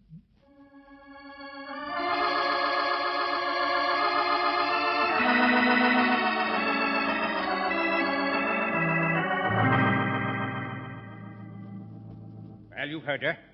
You've seen how she acts. That wasn't what I asked you, Mr. Morley. But what's the sensible thing? You don't just stand by and watch anybody throw money away when there's a first mortgage already in. Who'd benefit, Mr. Morley, if she had died an hour ago?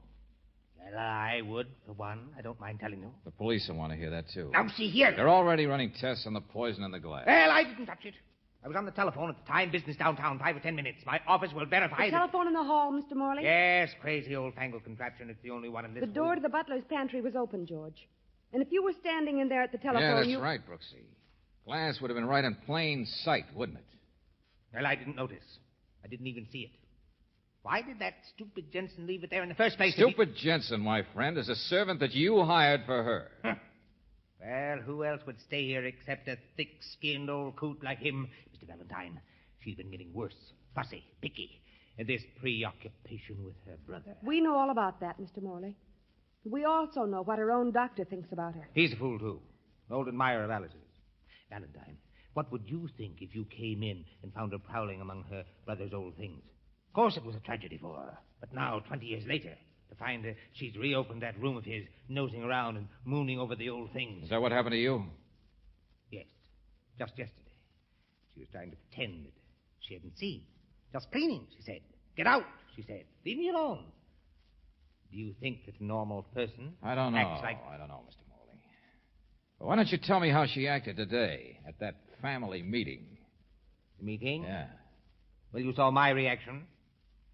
She said she wouldn't ever leave this house. Not ever. And no court order could make her. And for us to stop bothering her, or she'd make us stop. The stubbornness. Just insane. Just insane. Insane, my friend? No, I finally realized little Miss Edmund has been pointing in the right direction after all. And Brother Stephen, dead 20 years. Yeah. That's how we solve it.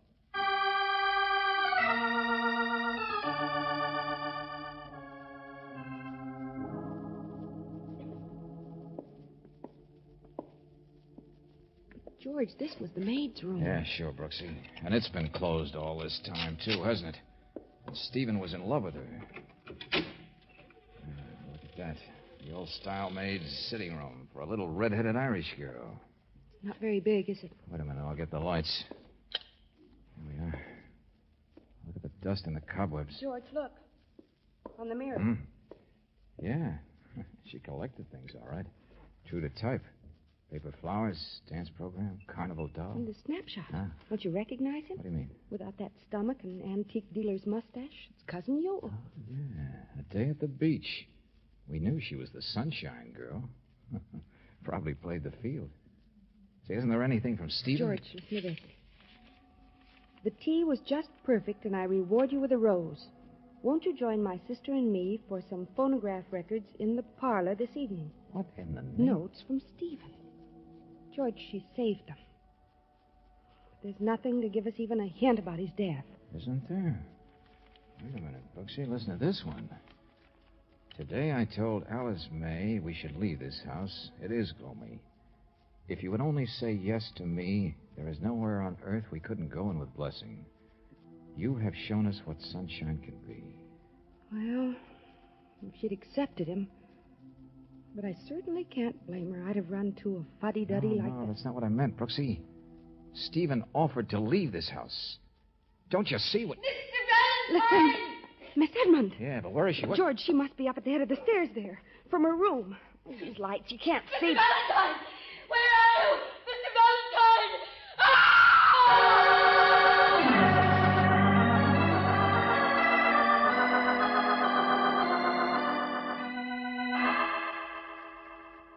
There'd already been 2 attempts on this lady's life, and now a third. It was a police matter in the first place, Valentine. Take it easy, Riley, please. Take it easy. Hello, Doctor. Oh, it's about time you got here. I came as quickly as I could. Didn't even know where the maid's quarters were. Here, I'll take her. Oh, I'm all right. Now what happened, Miss Edmund?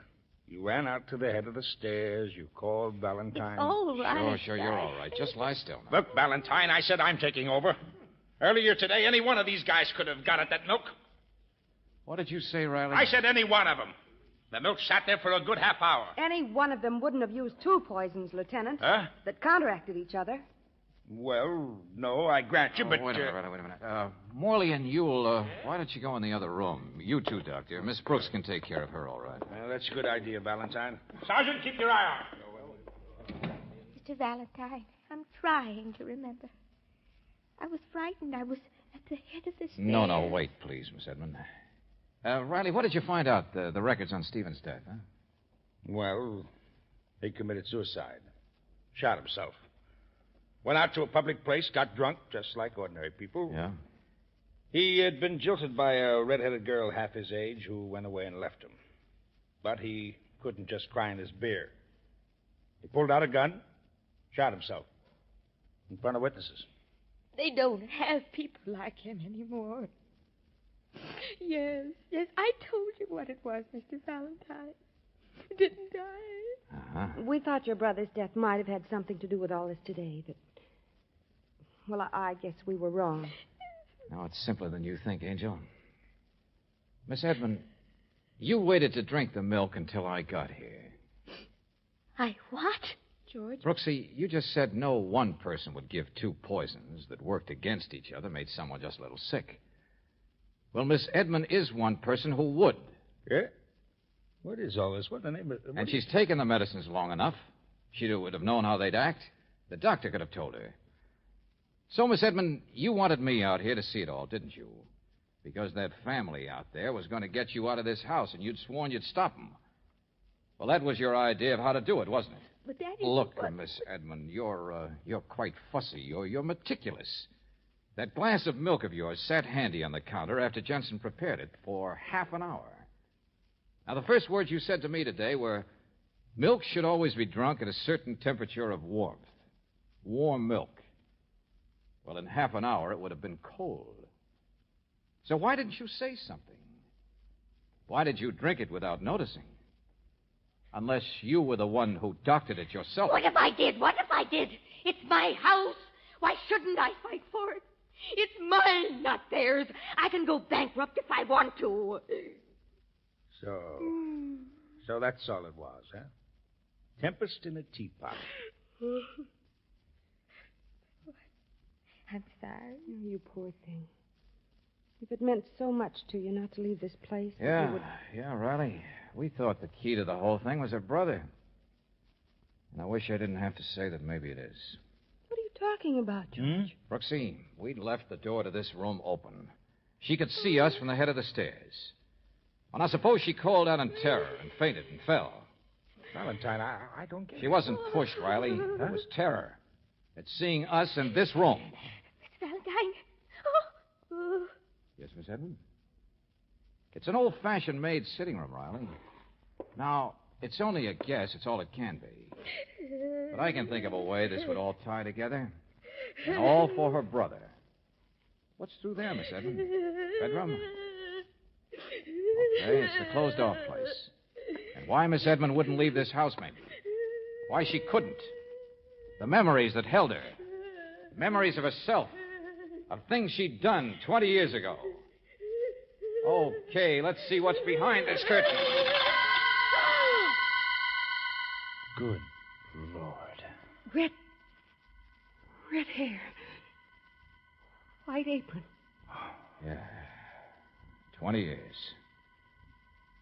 It's the Irish servant girl.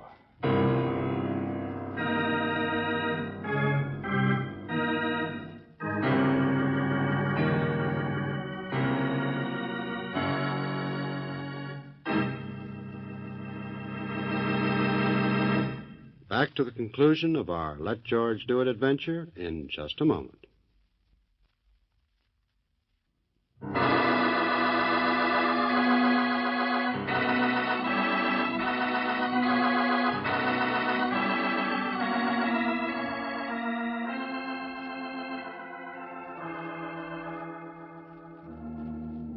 Oh, George. I know, Brooksy, I know. But when people become hermits like that, there's generally a reason. She was the only one who ever told anybody she'd put the girl on the boat. Uh-huh. Including the guy she did it for, I suppose. Only when she told him it didn't do any good. He killed himself. She did it and still lost her brother. And she had to stay on and on in this house. This prison of her own making. Miss Alice May Edmund. All kinds of loves, I guess, Brooksy. All kinds of people. The white elephant? There's an understatement.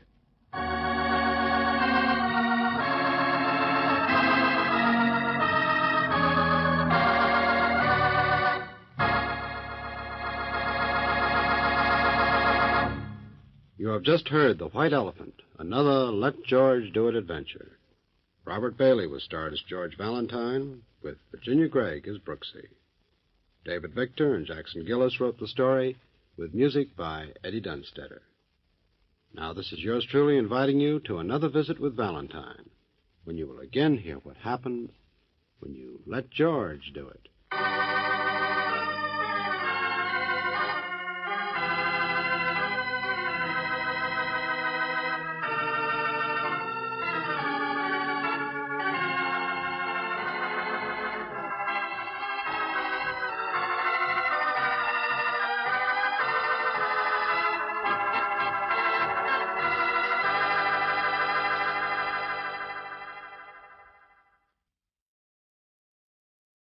Broadway's my beat. From Times Square to Columbus Circle. The gaudiest, the most violent, the lonesomest mile in the world.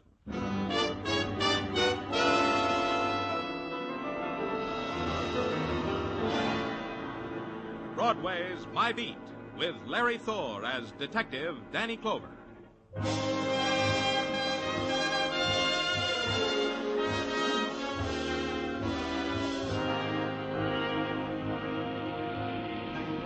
Broadway.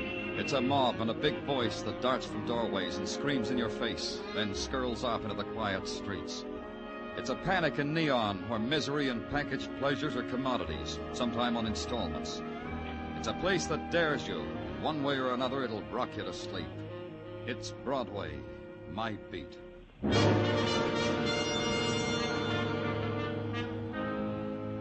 Early on a January morning, you get up and turn on the heat against the cold of the day. Then there's coffee and the newspaper, the warming things to buffer your shivering at the thought of going out into your own world. I didn't have it that good. I didn't have time for the coffee and newspaper. A call came. It said, get down to St. Anthony's Hospital. I did, and the nun at the information desk said Sister Angela was waiting for me right over there. Sister Angela?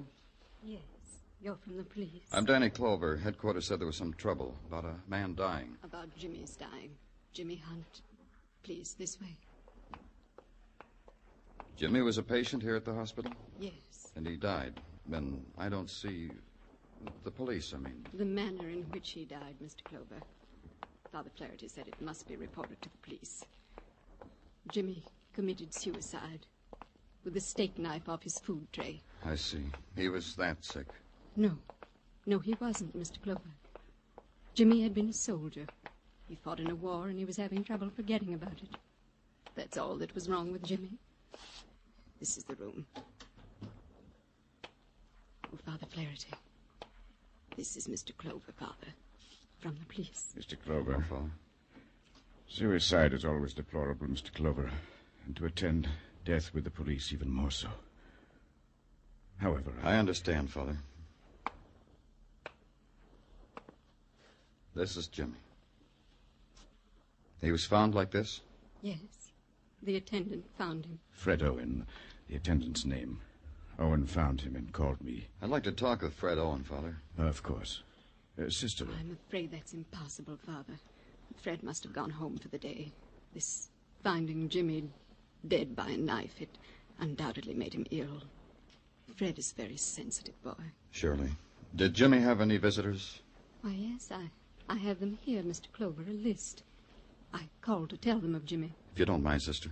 Yes, here. I don't understand. Routine, Sister, simply to complete a file. Is that all, Mr. Clover? A few more things. I'll want the attendant's address. Of course. And a question. Could anyone at all, attendant, visitors, anybody, could someone have come in here and murdered Jimmy? What do you say? Please. Yes. It could have been done, Mr. Clover. What are you getting at? Jimmy was stabbed in the side too close to his back to make him a suicide. Jimmy was murdered. You can say rights now, Father. A man who has slept on the beaches of death so many times is struck down finally in the ultimate screeching brutality of violence. And a nun's silent, gentle hands, the whispered chant of a priest, try to ease the pain of his journey into the shocking chasms of darkness. All a cop can do for the man is to find out why he had to die in this way. So the cop calls at the address of one named Fred Owen, finds him not at home, hasn't been home, don't know when he'll come home. Then the cop sends out an all-points bulletin on one named Fred Owen. Then the cop calls on the first of a murdered man's visitors list. Who is it? It's Danny Clover of the police.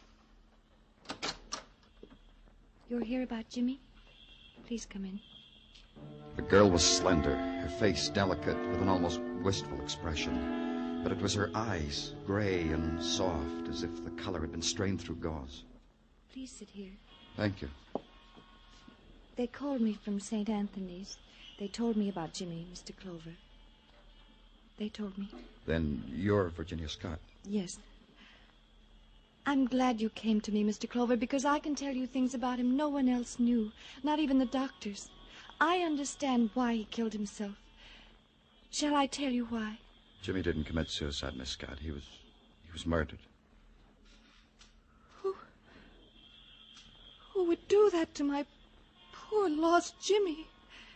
Jimmy... Miss Scott. Jimmy was brave. He was kind and innocent. He was my child and my love. All he ever did wrong was to get lost. Will you help me find his murderer, Miss Scott? Yes. Yes. Who would kill him? Who kills Mr. Clover? Who searches out a wounded boy and kills him? Are there such people? How long have you known him? We met at a dance. His company was going overseas. I didn't know anyone there, but Jimmy asked me to dance, and I fell in love with him. He kept in touch with you? Every day. We wrote each other every day. Did he ever mention anyone in his letters, anyone who could... Who hated him? Who wanted to kill him? Yes, Mr. Clover. All the nameless ones who had to kill other nameless men. He was a soldier. Virginia, Don't try to find words, Mr. Clover. The words that heal pain, are there such? You can do one thing for me, though. Anything? The letters I wrote Jimmy in the hospital, they were love letters. Every day I couldn't visit him, I wrote him one. May I have them? Letters? There weren't any. What? But they were all I could ever give Jimmy. I know he'd keep them. They have to be there. I'll find them, Virginia. I only ask this. I know you'll understand. Why didn't you marry Jimmy? Why? Why burden him with more? Didn't you notice, Mr. Clover? I'm blind.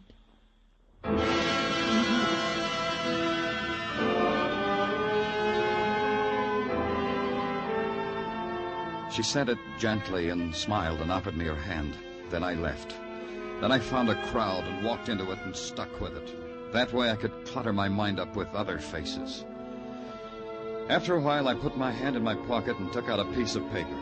It had names on it and addresses. Under Virginia Scott's was a man's name, Mickey Bianco. The address was a pool room on 16th Street off 8th Avenue. Where do I find Mickey Bianco? You're in my way. Yeah, oh, sorry. Hey, nice shot. You should play for money. I'm Mickey Bianco, mister. You know Jimmy Hunt? You like that shot? I'm quivering with excitement. Where'd you know him from? The Army? Yeah, the Army. Where I picked up an 8-ball and parlayed it into a 2-table pool room. About Jimmy Hunt. I'm from the police. What about Jimmy Hunt? What do you want about him? Did you kill him? Oh, he dead? Dead, huh? Jimmy Hunt, dead. Lieutenant James Hunt, a civilian casualty. Hip, hip, hooray. Makes you patriotic. Yeah, like the Lieutenant Hunt taught me. Be patriotic. Point yourself forward at the enemy when you die, men, he said to us. And he meant it. You were in his outfit? Sure, his platoon.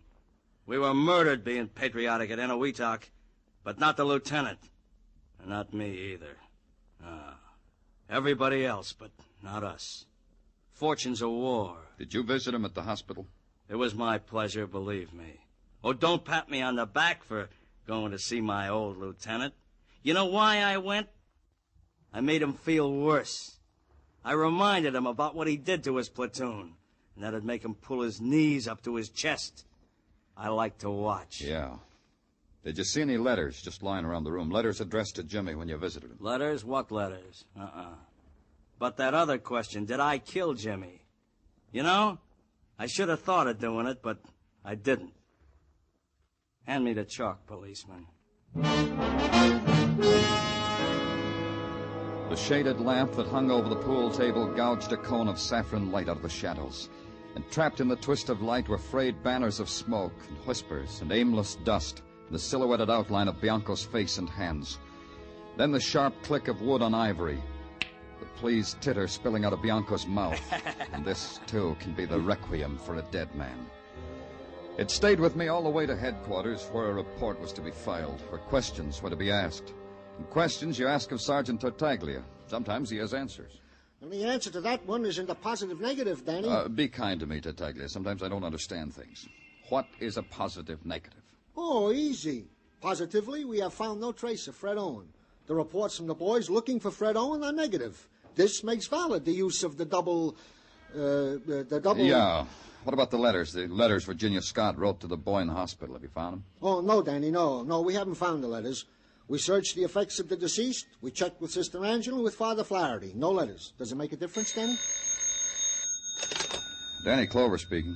Mr. Clover, I'm sorry to bother you. Oh, I told you any time, Virginia. Something strange has happened. A phone call just came, and a voice said I would die. What? It said if I didn't want to die, I'd better get some protection. What does it mean, Mr. Clover? It means lock the door and bolt the windows. I'm coming right down. Danny? Get a squad car, Tartaglia. Don't stand there. Get it.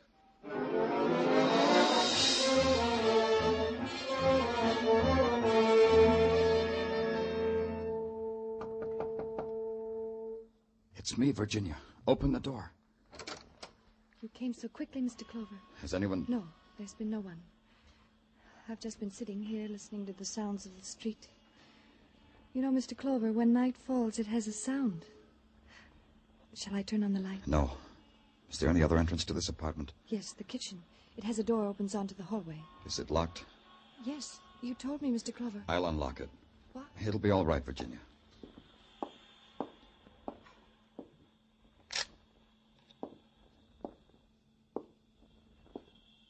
We'll leave this one open, too. Where were you sitting? Over here near the window. Sit there now. I'll stand over here. Why would anyone want to kill me, Mr. Clover? I don't know. Maybe because you're all that's left of Jimmy. If they want to kill me, why did they tell me to get protection? It doesn't seem logical, does it? Maybe it's not. Shh. I hear someone, Mr. Clover. Don't move. Mr. Clover? He's heading for the fire escape at the back, Mr. Clover. I can tell by the sound. You'll have to come with me, Virginia. I can't leave you here. Just hold my hand. There he is, down at the bottom of the fire escape.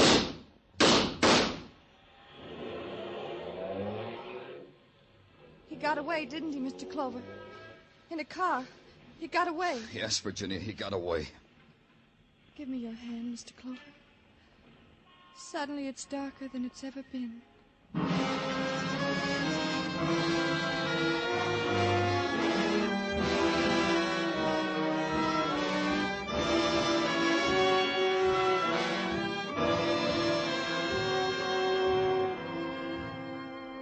You are listening to Broadway's My Beat, written by Morton Fine and David Friedkin, and starring Larry Thor as Detective Danny Clover. CBS invites you to hear Senator Brian McMahon on the Capitol Cloakroom over most of these same CBS stations later tonight. Senator McMahon is chairman of the Joint Congressional Committee on Atomic Energy, and when he is interviewed tonight by CBS newsmen Eric Severide, Bill Shadell, and Griffin Bancroft, this will be the first detailed discussion of the hydrogen bomb and its implications by a high government official since President Truman's historic announcement earlier this week. That's CBS Capitol Cloakroom later tonight.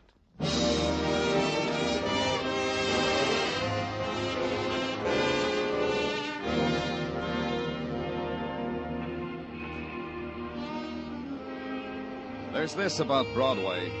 It has a bag full of free illusions, in every color, every size. Guaranteed against fading, warranted against shrinkage. Want an illusion, kid? Just reach in the bag. There's more where that one came from. There's the illusion that Broadway can break its heart. And here's one in the classy all-plastic 1950 model, laboratory tested. The illusion that Broadway can shed a tear. That's the one you'll want for the murder of a sick soldier boy. For the girl of his heart and his dreams. The song of a girl with sightless eyes. Hug it close to you, kid, because it's fragile. Danny! Danny, what's the matter? Danny, you look sick. No. Well, it's something different from sick. Hey, Danny, can I get you a glass of water or something? What do you want, Tartaglia? Danny, I just want you shouldn't look like that. What else do you want, Tartaglia? Now, Danny, don't be like that. I know how upset you are because of the boy, because of how they tried to kill that blind girl. I don't figure it, Danny. If they wanted to kill her, why did they tell her to get protection? Maybe it wasn't her they wanted to kill. No? Hey, then that means it was... Danny, I got it. The killer set it up that way because it was you he wanted to kill. Hey, Danny, we got to do something. Answer the phone, Tartaglia. What? Oh, yeah, Danny, yeah. Danny Clover's office, Sergeant Tartaglia speaking. What? Yeah. Yeah, right away. Danny. What was it? That was Dan Dobin, desk sergeant, the 29th Precinct. They got Fred Owen. He gave himself up. He's confessed to the murder of Jimmy Hunt. Hey, Danny, take your overcoat. You catch you got the cold.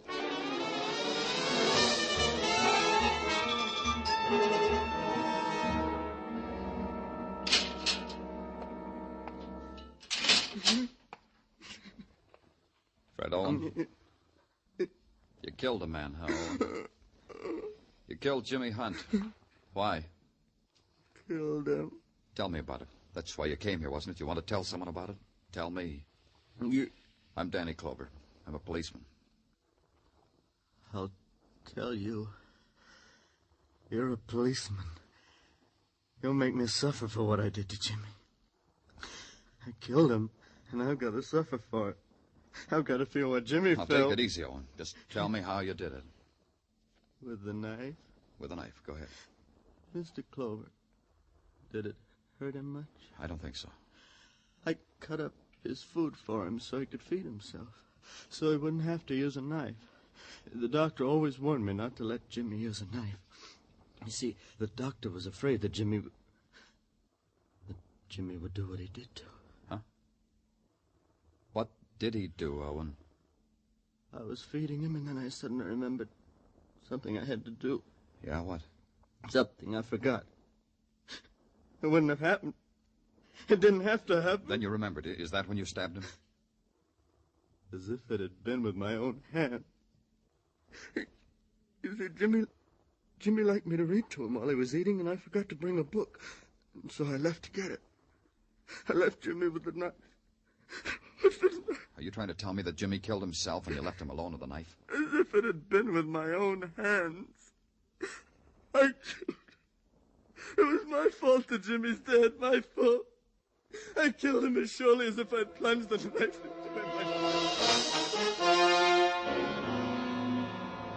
I tried to break through the wall of tears he'd built around himself, but it was no good. I tried to ask him about Virginia's letters. He didn't know anything about them, he said. And it was another lash of the whip he held over himself. I finally broke his heart by releasing him from the dismal, bitter shadows of the cell he'd begged for. Then I took a long walk in the cold, unspoiled air. Then I knew I had to get back to it. The third name on the visitors' list was Madge Taylor, whose address was a brownstone between other brownstones on West 53rd. I climbed the steps that led to its doors with the cracked stained glass. Hey, man, looking for someone? Yeah, Madge Taylor. Is she here? Come in, man. Well, come in. You want me to freeze? You're Madge Taylor? Yeah, right in there. What the old battle axe that runs his flat don't know won't hurt her. Anyway, it's cuddlier with the door closed, huh, man? Such a nasty draft in that hallway. Madge, I'm Danny Clover, the police. Huh? Let's have a drink on it, shall we, Danny? They told me you visited a man in the hospital. A man named Jimmy Hunt. Friend of yours? It's funny what I said? It kills me. I thought you were... All you want to know is, did I murder Jimmy Hunt? Isn't that it? Why did you visit him? I'll tell you why. You see me, how I am? Charge it up to Jimmy Hunt. Send him the bill. You were in love with Jimmy Hunt?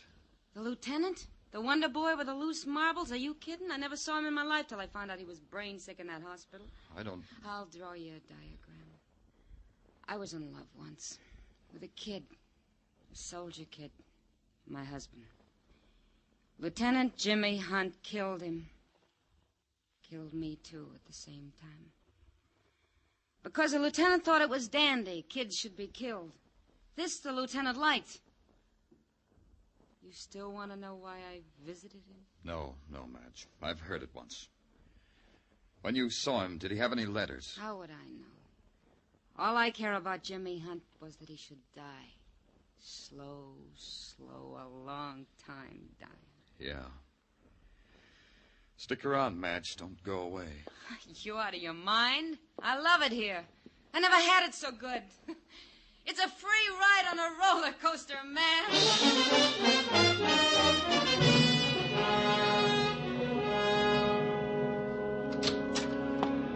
Hi, Danny. Hey, I got news for you. Yeah, what is it? There's a guy in your office waiting for you. Who is he? Named Scott. Says he has a daughter named Virginia Scott. Hey, ain't that the girl? Danny? Your name's Scott? It is. And you're Danny Clover. Virginia described you to me. Well, don't look surprised, Mr. Clover. My daughter is a perceptive girl. Nothing about Virginia surprises me, Mr. Scott, except the fact that she has a father. I didn't know that before. Because Virginia didn't want you to know. She'd have a reason for that, Mr. Scott. Oh, it's all bound up with the kind of person she is. Her love for people who love her. The reason why she insisted on living alone without me.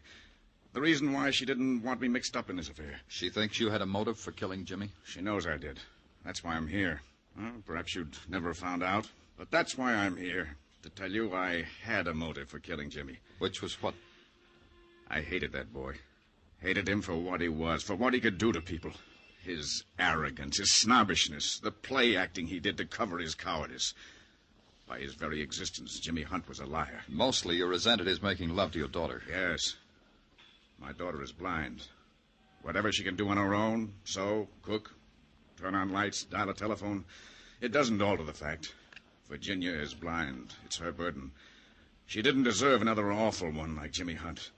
A sick boy who willed himself sick. Virginia knew you felt this way? She knew I was prepared to kill Jimmy that very day. But you didn't. Is that what you're telling me? That very day I went to the ward to kill him. That's what was on my mind to do. But an attendant saw me, asked me my business there. When I couldn't answer him properly, he made me leave. No, I didn't kill Jimmy. But there's this. There's what? I'm glad he's dead.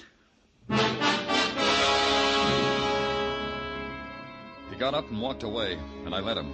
But because I'm a cop, I had a man follow him. And because I'm a cop, I had to check on his story, whether he had actually left the ward the morning Jimmy Hunt was killed. That meant I had to talk to Fred Owen, the attendant. I called the hospital, and they told me Owen hadn't showed up, and as far as they knew, he was home. So that's where I went, too, to the home of Fred Owen. His landlady was a kind woman. Fred'll be right back, Mr. Clover.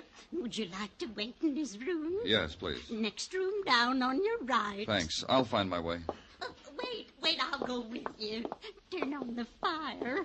Sometimes it gets cold here in Fred's room. Can't understand it. A nice gas fireplace like this, and Fred likes to sit here in the cold. There. Don't that make a nice fire? Yeah, cozy. Yeah, this is a real cozy room. Now, Fred decorated it himself. I allow him to hang pictures. Lots of landladies don't allow hanging pictures. Nice pictures. All girls. It's man's privilege. Girls with veils over their eyes. Girls with their eyes closed. Sightless girls. Yeah, and here's one with a man on it with a girl holding his hands over her eyes like he's going to surprise her. Fred. Oh, hello, Fred. I was just telling I'm Mr. happy you're here, Mr. Clover. I'll make some coffee. Thanks, but I don't care for any Fred. I'll just leave you two gentlemen alone. I know how gentlemen like to talk sometimes without ladies. You like my room, Mr. Clover? I was just admiring your pictures. Yeah, I like them, too. But all these girls, their eyes covered. They can't see you. I know. Some men hang pictures of girls... Well, you know, because that's the kind of men they are. What kind are you, Fred? I'm an ugly kind of man. My face, I mean. I know I am. Girls never look at me on the street. Even when I stare at them and set my mind that they should look at me. They look away even when I talk to them. Virginia doesn't, does she? No. Oh, no. When she comes to the hospital and I say good morning to her, she smiles and talks right to me. When she doesn't come to the hospital, she writes you, doesn't she, Fred? Oh, yes, of course she does, because she loves me. Maybe you don't believe that, Mr. Clover. But I'll show you. Here.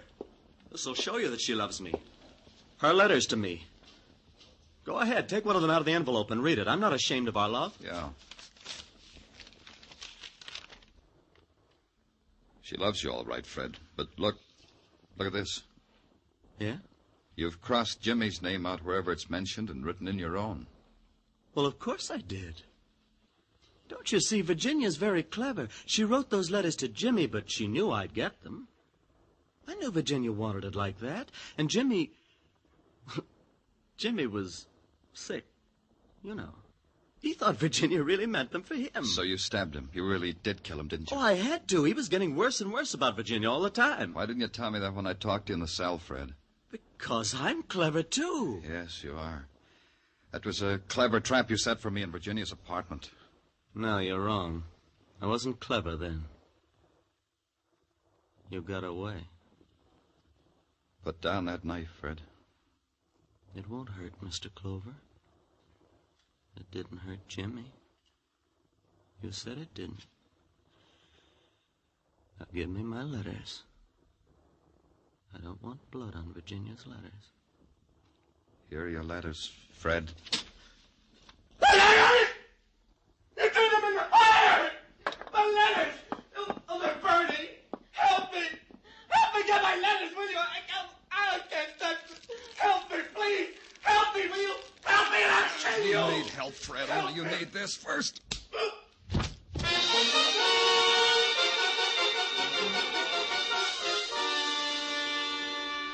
He lay there, his body taut, as if unwilling to accept what was happening to him. His mouth hung open in disbelief, and a spasm in his fingertips groped for the fireplace and the ashes of his letters. But the complete rejection was in his eyes, open and staring at me, empty of passion, of insanity even, cold and empty, his eyes staring and sightless.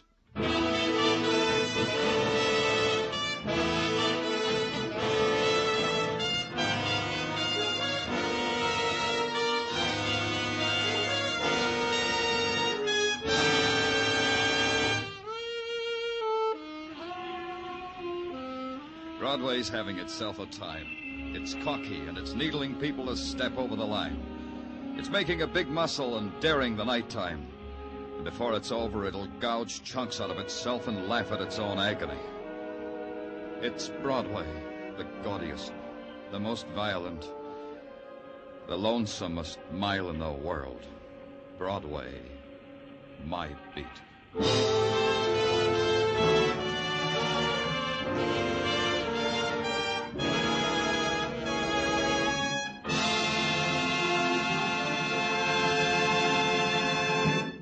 Broadway's My Beat stars Larry Thor as Detective Danny Clover with Charles Calvert as Tartaglia.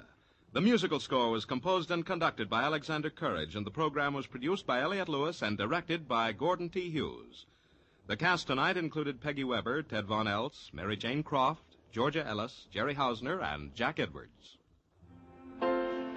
He's a jack. He's a knave when it comes to spending a nickel. He's an ace in the business of making America laugh. And now, he's a king of hearts. Yes, the name is Benny. And this Sunday night, Jack Benny will formally be named America's King of Hearts for 1950. Mary, Dennis, Phil, Don, and Rochester will be on hand. And no king ever had such a group of jokers. Join us on all of these CBS stations this Sunday for the Jack Benny Show. Joe Walters speaking. This is CBS, where the Goldbergs are every Saturday night the Columbia Broadcasting System.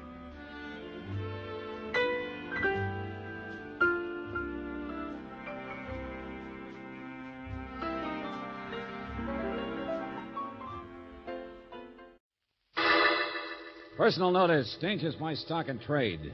If the job's too tough for you to handle, you got a job for me, George Valentine. Write full details.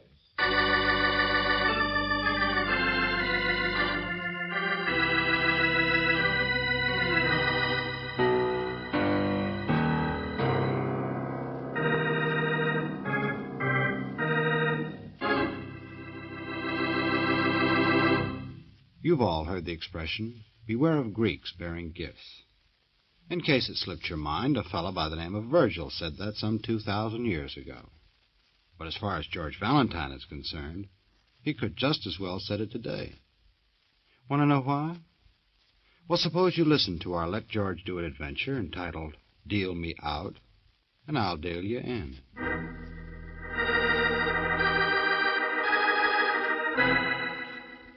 Dear Mr. Valentine, now's your chance to be rich. I am a stranger in town and you should take me. Percentage, cost plus, straight commission of the goods. I will pay whatever you like, whatever. And why? Because 5 private detectives I am hiring. With what? No satisfactions. Mr. Valentine, a young friend of mine is having a most desperate situation. And if you can give satisfactions, then I deal you in. The riches are yours. Knowing you like that sort of thing, I remain as ever yours, Ambrose Acropolis.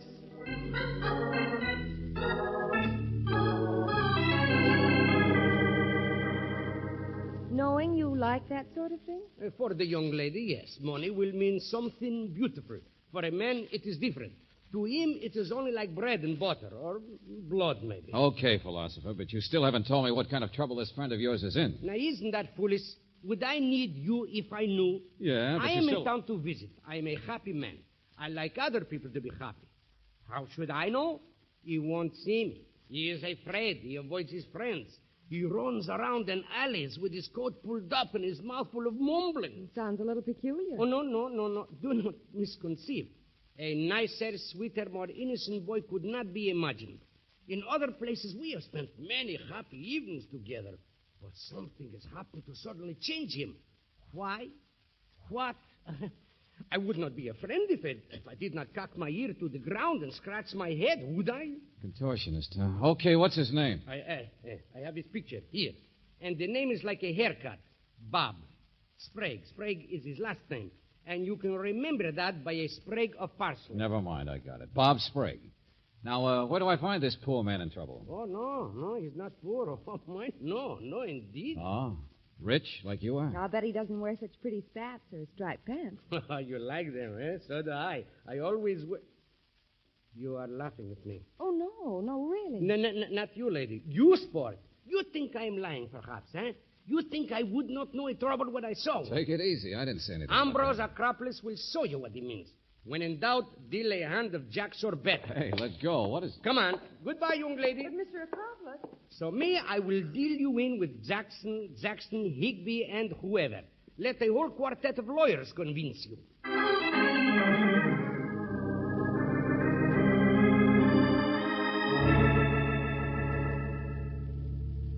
But, Mr. Jackson, the name Bob Sprague means something to you, doesn't it? Well, just the nephew of a friend of mine, that's all. Why? Why? I will take over here the explanations how it began. There is something wrong about this boy, and it is only my desire to contact him. Yes, of course. But Bob is out of town just now, I think. In fact, I'm quite sure he is. Out of town? But his friends did and not there's say... certainly nothing wrong with him. However, I'll tell you what I'll do. If you want to send him a note or a letter, you may drop it off here, and I'll see that it gets forwarded to the right place. Be glad to. Uh-huh. Why not just give us his address? Well, I don't know it, naturally. Just that he's away somewhere, that's all. Now, really, gentlemen, I'm very busy. Mr. Jackson, permit me to tell you that a young friend of Bobby's has made from you a liar. To me, he is swearing poor Bob Sprague, with his coat turned up, sneaks into the Afton Hotel here in town every morning. Oh, get out of here. Well, how could that be? What is going on here? Go someplace else. Call other people liars. Get out of here.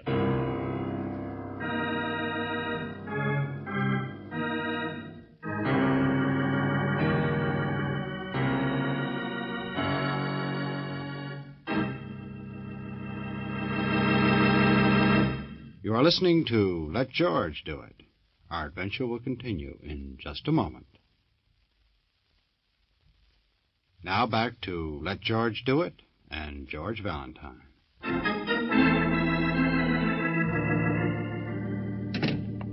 Well, Valentine's? Okay, sport, I'm in. What's the name of that hotel again?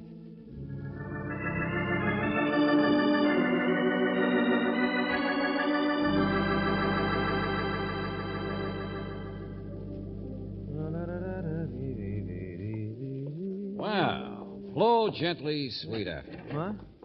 What's the matter with you? Oh, nothing. I just say that to myself every time I have a glass of beer here at the hotel this time of morning. Oh. I'm not insulted. Just sitting here, waiting for the first race at Hialeah. Uh-huh. Who's the bookie, bartender? Didn't you know? Well, I'm a little new here. Say, your name's Bob Sprague, isn't it? Hey, wait a minute. I just asked, that's all. Look, what do you want? Now, listen, I never heard of you until 1 second ago. I asked you the same question a guy down the bar asked me about you, that's all. What? Sit down. He's looking at us. Oh. What's the matter, anyway? You must be popular or something. No sooner had I walked in this place than this guy walked up and asked if I knew you. Then he asked the bartender. The bartender looked at you, but then looked away quick and said no. Bartender's a nice guy. Well, I thought maybe I could help or something, you see. Wait a minute. Well, hello, fellas. You mind if I join you? Sorry, private club. Well, that's the way it goes, doesn't it? Man doesn't make new friends without getting blackballed once or twice. What's your problem? There's what's wrong with the world. People don't say, what's your happiness? They say, what's the matter? Here, you're going to have one with me now, both of you. Hey, bartender, say, either one of you fellas just happen to know a fellow named Bob Sprague? Now, what's going on in this town? You asked me that just about 2 minutes ago. Oh, so I did. My mistake. But that's the way it goes, isn't it? No, it's on me, bartender. Here, kid. What? My key. I got a room upstairs. Hey, you, whatever your name is. Al. Name's Al. Didn't I tell you? No. And you didn't ask me if I was Bob Sprague either. Look, I'm getting out of here. Thanks, man. Sure, see you later. Hey, now, wait a minute, both of you. You mean you're old Bob? Sure, why not? Me, not him. But my mother called me Robert. Well, holy smoke, think of that. Uh-huh. So what do you want with me? Just get out of my way, that's all, buddy. But I thought you wanted to see me. It's too early for games. Where's that guy going? Oh, I don't see anybody. You're no more Sprague than I am. Get off my toes. Oh, sorry, I didn't mean Get out of my way. Hey, wait a minute. No offense. If you want to know where the kid's going, just ask. What? Sure. I don't mind telling you. I got a room upstairs. Kid's meeting me there, 612. I just slipped him the key. Huh. What kind of a sucker do you think I am? So he's headed for the street, huh? Thanks for nothing. Don't mention it, sucker.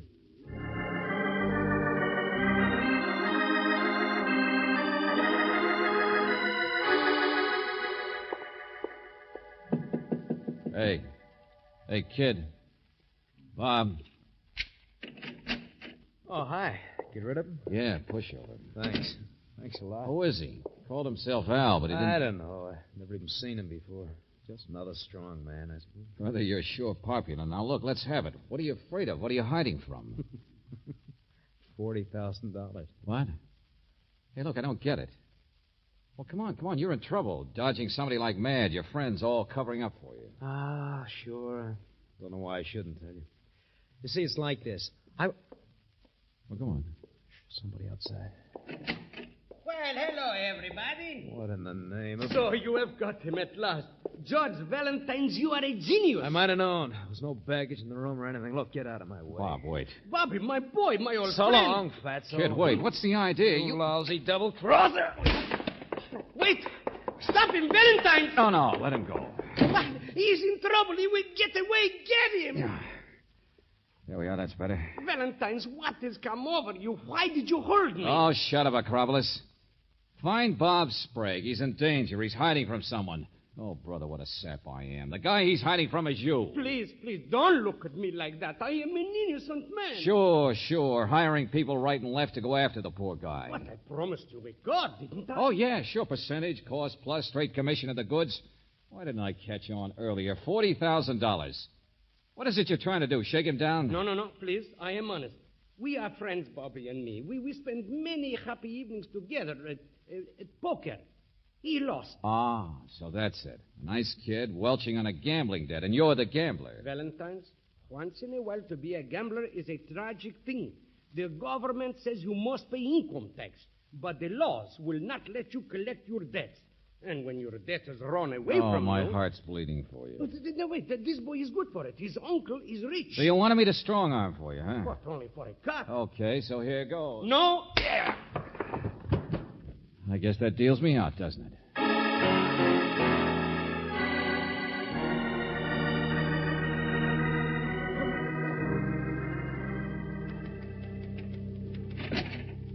George, where on earth have you been?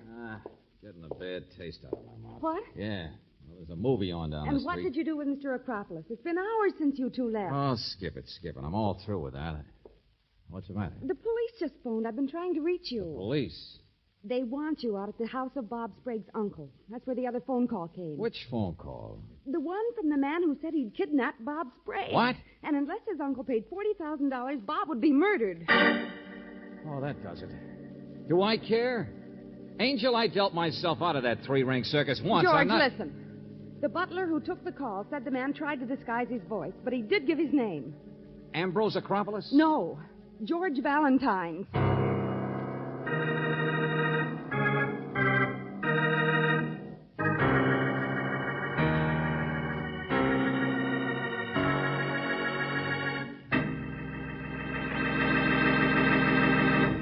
You are listening to Let George Do It.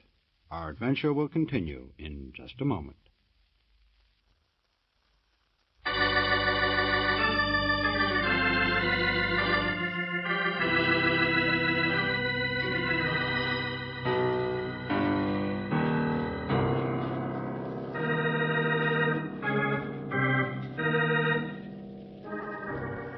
And now, back to George Valentine. Deal me out. Only if your name is George Valentine, you always seem to get dealt right back in. A man named Ambrose Acropolis asked you to help him find a friend named Bob Sprague. And it wasn't until after you found him that you realized why. Acropolis is a gambler trying to collect what he calls an honest debt. The only trouble is now someone has collected Sprague himself. Yes, he's been kidnapped. By whom? Someone calling himself George Valentine's. Ambrose Acropolis. He's using my name, and he's the one you want. No, we just put out an alarm and find him, and it's all over. Simple like that. Well, why not, Johnson? What's wrong with that? You haven't met the uncle yet. Here, in here. Bob Sprague's uncle, the guy with the dough? He certainly has a fancy house. Well, what's wrong with him? You'll see. Mind if we come in? Lieutenant Johnson, come around here. Come around here. Well, I noticed you there on the patio. Wait. How do you like this, eh? Butler just brought in the package. First one I ever owned in my life. Well, where's the yacht?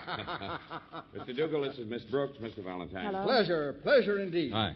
Can't own the costume without the yacht, eh? It's a very becoming cap. Oh, now you know it isn't, but thanks. That's what I'm hoping my wife will say. Your wife? Wife-to-be.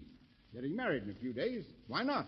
You think I'm too old, I suppose. Well, of course I am, but there's no Oh, fool wait a minute, Mr. Dougal. What is all this? You're Bob Sprague's uncle, aren't you? Huh? Not my fault. Well, aren't we here to find out about this kidnapping message you received? I'm afraid that's a problem for the police, not for me. What's that? See what I told you, Valentine? Now, why don't we all sit down and have a drink? In other words, you're not even worried? Is that right? Only, what kind of a message did they give you? My butler took it over the phone. The voice said somebody had better show up at a certain address with $40,000 in cash. The lieutenant's got all that. Well? Otherwise, they'd kill Bob. Yes, that's right. Now, sit down. We'll all have that drink. Well, what's so funny? Oh, Bob's been in scrapes all his life, just like his father. And I've been silly enough to keep hauling him out. Keep pulling him off the railroad tracks before the trains cut him in two. Uh-huh. Obviously, you don't like your nephew very much. Don't like him? I hate him. He's a blasted nuisance. Gambling all the time. And I've finally grown up enough to realize that I owe him nothing. Peace, it's wonderful. And so you won't pay the $40,000 that they asked? Look, I'm going to be married. I'm going to have a wife. I'm going to buy a yacht. And as far as I'm concerned, Bob can save himself from the buzzsaw. I'm not going to. Okay, then. Neither am I. But you will, won't you, Lieutenant? That's your job. Play it safe. We'll need money. Acropolis isn't going to sucker for any cut-up newspaper. Well, then take up a collection. Pass the hat. Or maybe you should just sit out this hand. They won't kill him. What good would it do them? See what I mean? Forget it. Have a good time. Let's everybody just deal ourselves out.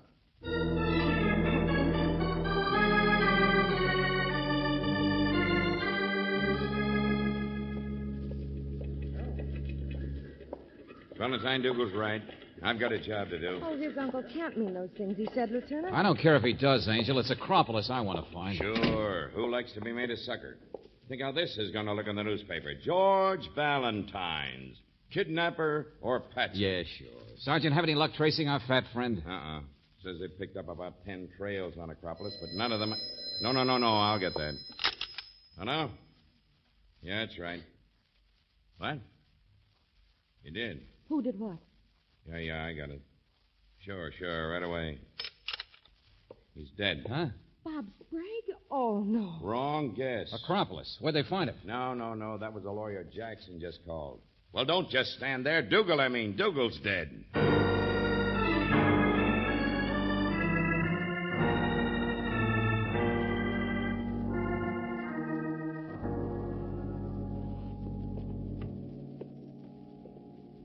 Two shots, huh? Yeah. After Dougal put up a pretty good fight. Somebody came in through the patio just the same way we did, I guess. And all this poor guy could think of was about getting married and buying a yacht. Yeah, makes no sense. Johnson. There's a perfectly simple reason for this guy being killed, and it ties right in with the rest of it, too. Mr. Jackson? Oh, Sergeant, has the lawyer... Yes, right here. May I see you a second, please? Well, it isn't the inquisitive young man. Sure. We've met before. Now, I want $40,000. I beg your pardon. Well, Dougal's dead, so his money can't be his anymore. And if he wasn't married yet, I suppose his nephew still gets it. Check? Well, yes, Bob Sprague inherits, but and Bob is being held prisoner somewhere for $40,000. But it's ridiculous to pay that. Dougal called me earlier and asked my opinion. I told him the same thing. That's what I was coming out here to talk about when I found him. Bob has been in these scrapes too often before. You also think we ought to just let Bob be killed? Well, but they wouldn't do that. It's ridiculous. They wouldn't dare to... well... Yeah, somebody killed Dougal fast enough. Now, look, there's no time to waste. I want $40,000 in cash. Just give me those instructions on how and where I pay the money, Johnson. You, George? Sure. Here I go again, drawing another hand. Because you see, Mr. Jackson, this is the only way we can find out who's holding the kid. It's also the only way we can find out who murdered his uncle.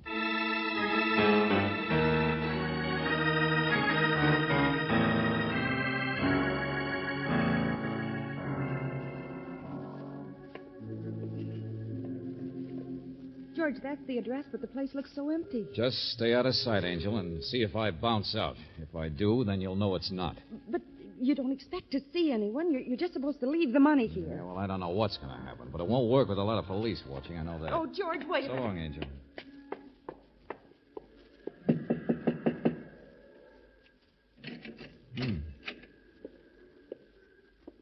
Anybody home? All right, where do you want the money? Well, what do I do? Just drop it on the floor and then... No, you don't. Your aim's bad, Buster. Drop that blackjack. Yeah, that's better. You think I'd walk in here without a gun? Don't shoot again. You heard me, and Bob Sprague will be killed. Hey, where have I heard you before? Let's get a little light in this mausoleum. Well, the laughing boy at the Afton bar. Al, isn't it? Now, don't that beat all. It's a small world, ain't it? Who are you working for? You got the gun, but I got the boy. Let's not waste time. All right.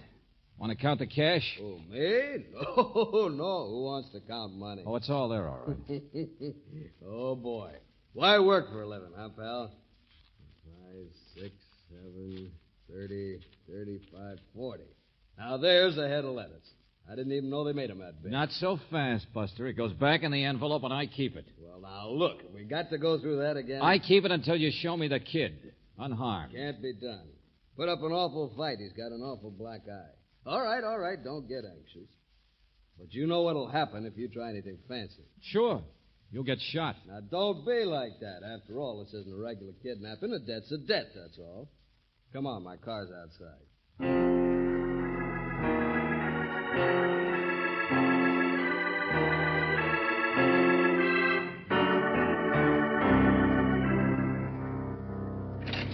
After you. No, thanks. Have it your own way. But I told you I'd bring you down here. There's nothing to be suspicious about. Drop the gun. Okay. Regular parade, isn't it? Sure. You're going to play bass horn. Take it easy. Or should we see if he makes noises like a cymbal? Cut it out, cut it out. No, leave him alone. I'll take the gun. Thanks. Where'd you get the gorilla boy, Al? Relax, I tell you. You're among friends. Then stop picking my pocket. Debt's a debt, that's all. There we are, 40 G. Okay, where's the kid? I suppose he's no more here than he That's was... the trouble with everybody nowadays. No good faith. You see what I mean? Let him out, Louis. What? Oh, boss, he's a good boy. Ain't caused no trouble. Sure plays lousy poker, though. All right, Dopey, wake up. What do you want? Oh, it's you again. Hello, kid. I wasn't sure I'd find you. Play hearts and flowers. Now, look, this time I'm legitimate. I'm from your uncle. Oh, try again. Will you? I'd rather be locked up. We're going to turn you loose, Playboy. Matinee's over. Wait a minute. You mean that old skinflint threw away his fancy blonde, his yachting cap long enough to cough up? I don't believe it. Here's the dough. I still don't believe it. It's your dough, not your uncle's. What? Yeah. Mr. Dougal's dead. He's dead. Oh, now, look, he was... Come on, Louis. So long, son. Hey, come on back here. Stop it. Look out, kid. All right, let them go. They got their money. They're just hired hands. Look, what's it all about? What's been happening? Who hired them? Same guy who murdered your uncle.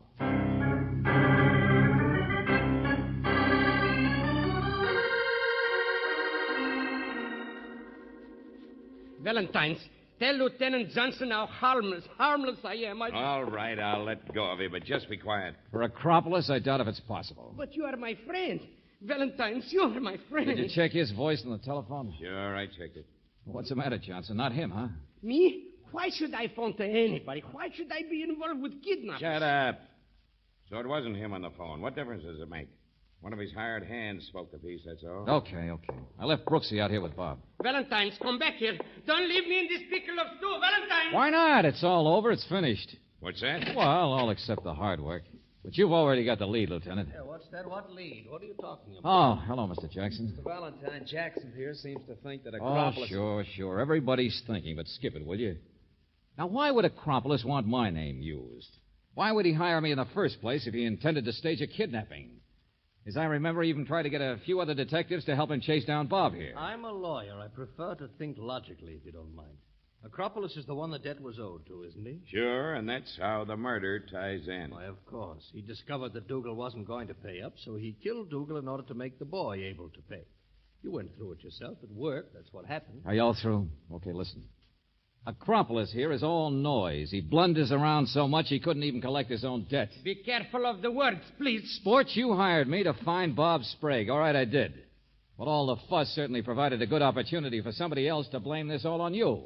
And that's why my name was used, to link it to you, Acropolis. Now, see here, that doesn't make any sense. But for some reason, I was called Valentine's. Yes, but that's the way he pronounced it. Yeah, and the simplest explanation for that extra S is that certain people today must have actually thought that was my name. Well, on the phone, it could have been Al or Louis or the person who hired them. But it was the latter who only heard my name once, and in Acropolis's lovely voice. I don't get you. Oh, yes, you do, Bob. Up in that hotel room. He walked in and called me George Valentine's, and you must have thought that was my name. Now, see here. What's the matter, Mr. Jackson? Don't you think it makes sense that Bob here should have taken advantage of his own predicament to get his uncle's money before the old boy was married and cut him off? Look, I was a prisoner at the time of the murder. Oh, no, you weren't. Sure, Al put on a show for everybody in the hotel this morning. Who's Bob Sprague? Didn't know you. Big menace chasing you. You're crazy. And he carried through the act just fine. After all, why not? I suppose his cut is the $40,000 he walked off with. That's not true. He had me locked in a room. I don't know what he said, They didn't make the mistake you did. And I don't just mean that Valentine's business either. Because I don't wear a yachting cap. What? Yeah. And neither did your uncle until today. He told us. Package just came before we saw him. After you'd been, quote, kidnapped, unquote. Okay, Johnson, it's all yours. Just get him to explain how he could mention that yachting cap to me when he'd never even seen it. Except, of course, while he was killing his uncle. Why, you dirty meddler. Sing it sweet, Buster. Sing it sweet. Come on, Brooksy. But, George, Mr. Acropolis No, here, we're not leaving him. Come on, gambler. Let's see what kind of cards we can deal.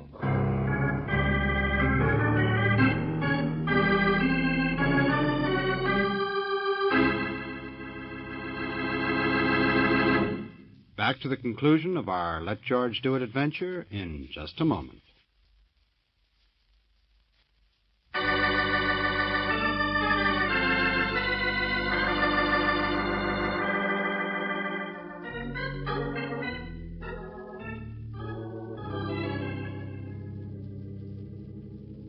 But 40,000. Now I will never get my $40,000. Of course you won't.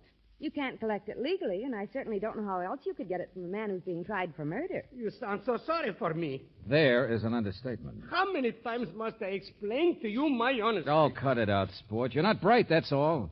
Maybe you beat Bob Sprague at cards, but he almost got even by hanging this whole mess on you. Valentines, we will not speak of it anymore. The pleasure of this meeting has been yours. And for the last time, my name is not Valentine. I'm sorry. Forgive me. Please? Now we are friends. Of course. I will call you Georges. Why, that's stupid. George, let him go. I think it's kind of cute. George is George.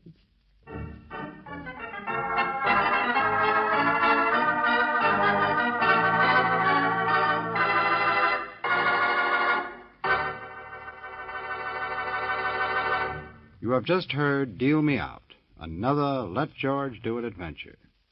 Robert Bailey was starred as George Valentine, with Virginia Gregg as Brooksy. David Victor and Jackson Gillis wrote the story, with music by Eddie Dunstetter. Now this is yours truly inviting you to another visit with Valentine, when you will again hear what happens when you let George do it.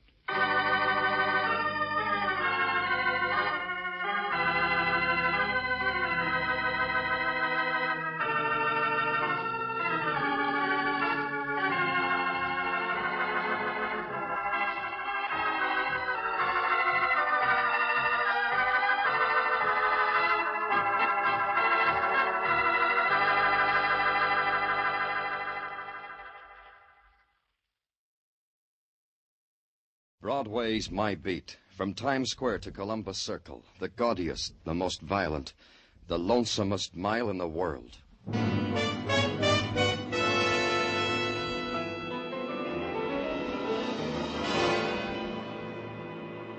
Broadway's My Beat, with Larry Thor as Detective Danny Clover.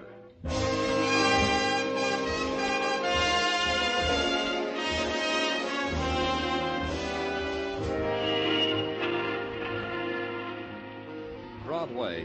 It's the journey you have to make, because all the other streets you ever walked never paid off. But Broadway's different.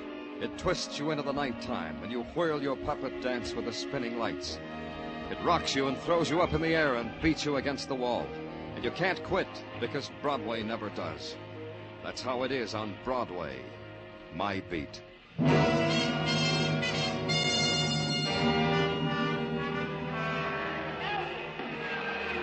People go to wrestling matches for a variety of reasons. For a change of pace from their own domestic strangleholds. For laughs. For motives which make footnotes in textbooks. And at the bout between Max Magnificent and the Panther Man, the faces and the reasons were up to par. I was there because pressure from upstairs ordered me to be there. They said a man was there who was trying to keep a big secret. They said to drop everything, to see him right now. Right now, he was sitting on the aisle near the tunnel entrance. I walked up to him and nodded. What do you want, Danny? Just talk, Melvin, that's all. Well, I'd like to watch this Max Magnificent, Danny. The first fall's not due for 10 minutes yet. You'll be back before then. Come on, we can talk in the tunnel. All right.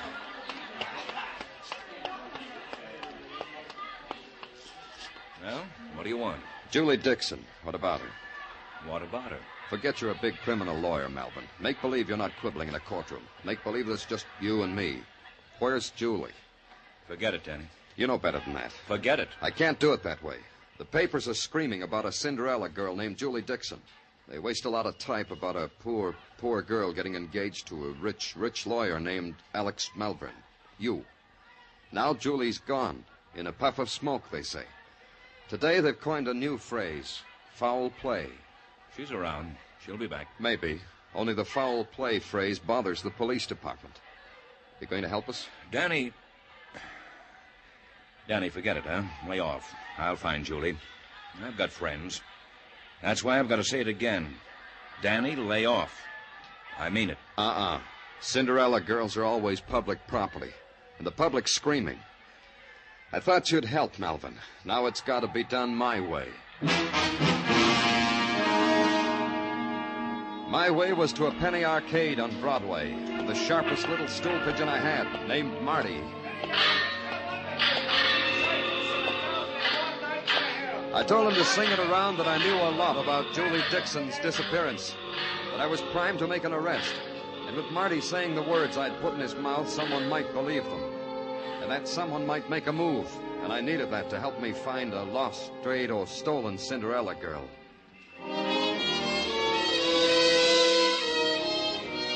At headquarters, I waited for Marty's call, and I fell asleep waiting. And then a bell exploded. At 2 o'clock in the morning, it couldn't stand it anymore, and it exploded. Danny Clover speaking. Marty? No, it's not Marty. I'm inviting you to a party, Danny. Want to come? Who is this? A girl. Pier 38. East River, Danny. 3 a.m. an hour from now. You're the guest of honor. It's for Julie Dixon, the party, so you'll make it, huh, Danny? All alone? Wouldn't go any other way. Thanks. I didn't wait for 3 o'clock. I left for the East River docks right away. Maybe I was going to be a little early, but I was being a little eager. Pier 38 occupied about 50 front feet of the darkness and lent its own quality of shadows to it. Toward the river, a couple of tugs huddled together. To my right and left, equipment shacks. I should have been looking toward the stern, because that's where it came from.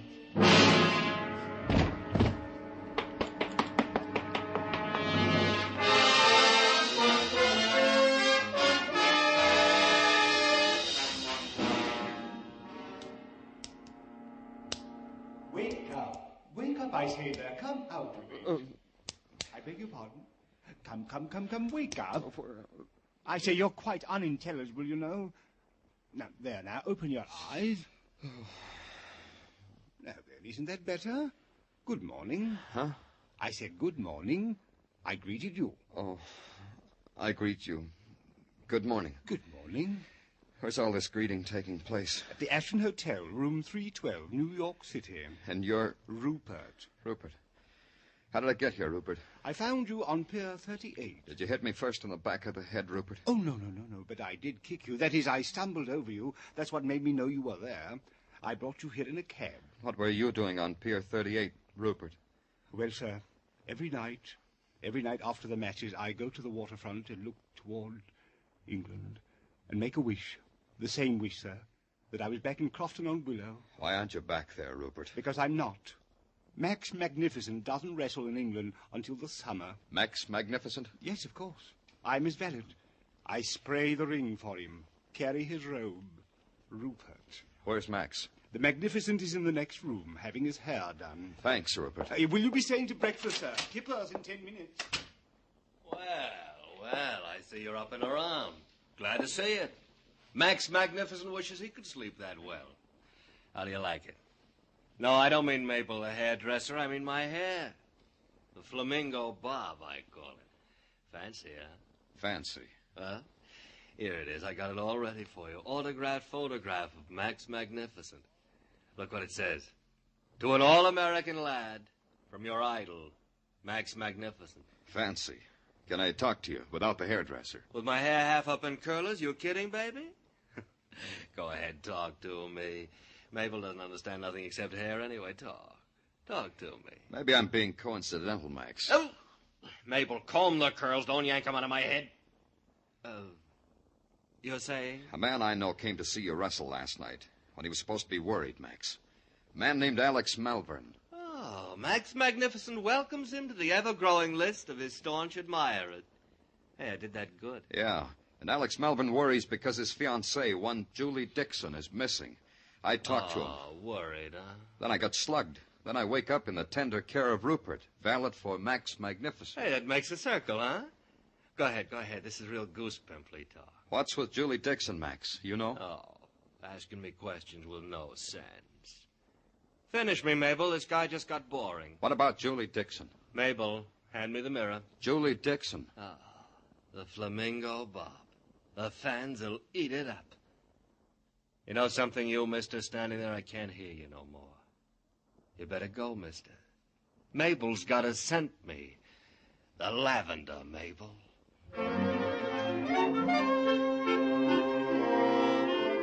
Max Magnificent swept up the train of his magnificent brocaded robe. With a hairy paw swept up Mabel, his lady barber. With his other hairy paw motioned me magnificently to the door. And through it all maintained the magnificent grace and delicacy of a coiffed and perfumed gorilla. All that magnificence deserved some historical research.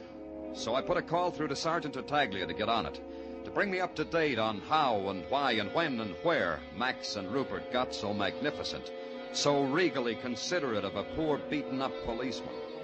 And then I went back to the beginning, and the beginning was the lawyer, Alex Melbourne.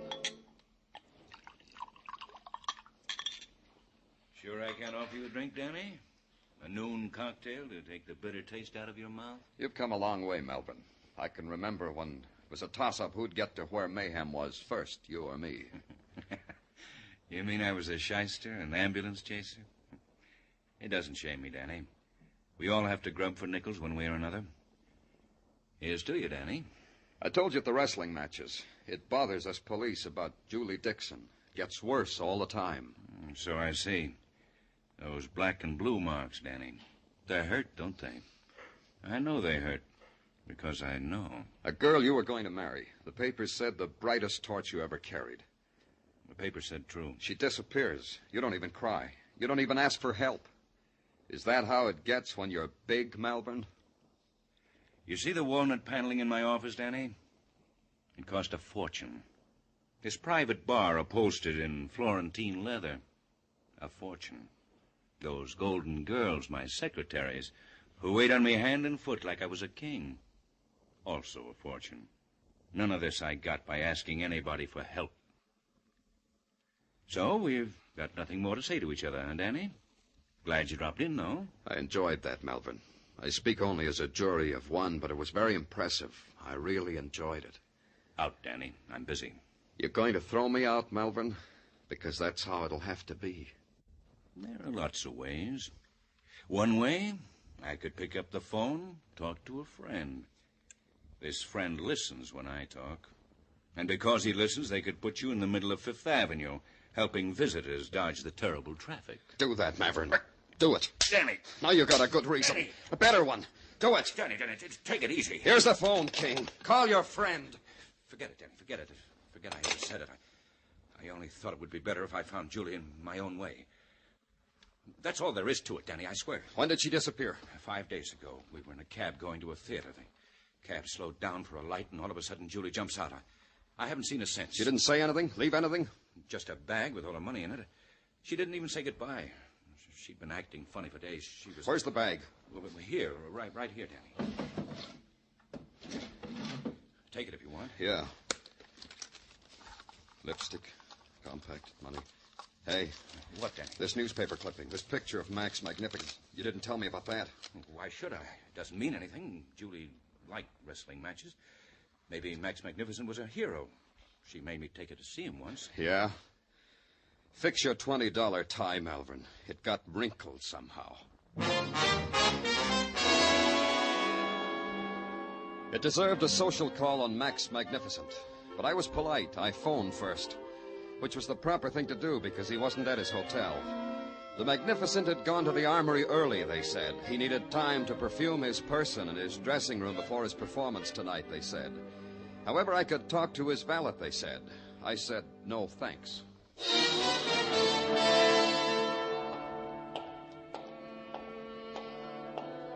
At the deserted armory, I followed Max's spoor down a long cavern and into a whitewashed dressing room. That brought me face to face with Rupert. Oh, Mr. Clover, how very nice of you to be here when I need you so desperately. Later, Rupert. Where's Max? Magnificent. He's there. There on the floor in the corner. He sleeps on concrete because he's so rugged? The Magnificent is not asleep, Mr. Clover. He's dead. What? You see, Mr. Clover? Yeah, I see, Rupert. I didn't touch him, Mr. Clover, so you police would find him just as I found him only a moment ago. That is the custom, isn't it, Mr. Clover? Yes, Rupert. That knife in his back. That means he was... Murdered? Murdered. The Magnificent is dead, Mr. Clover.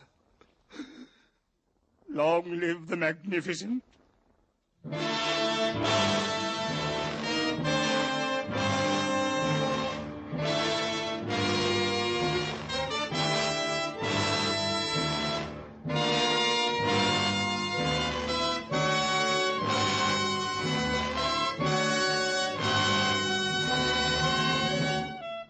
You are listening to Broadway's My Beat, written by Morton Fine and David Friedkin, and starring Larry Thor as Detective Danny Clover.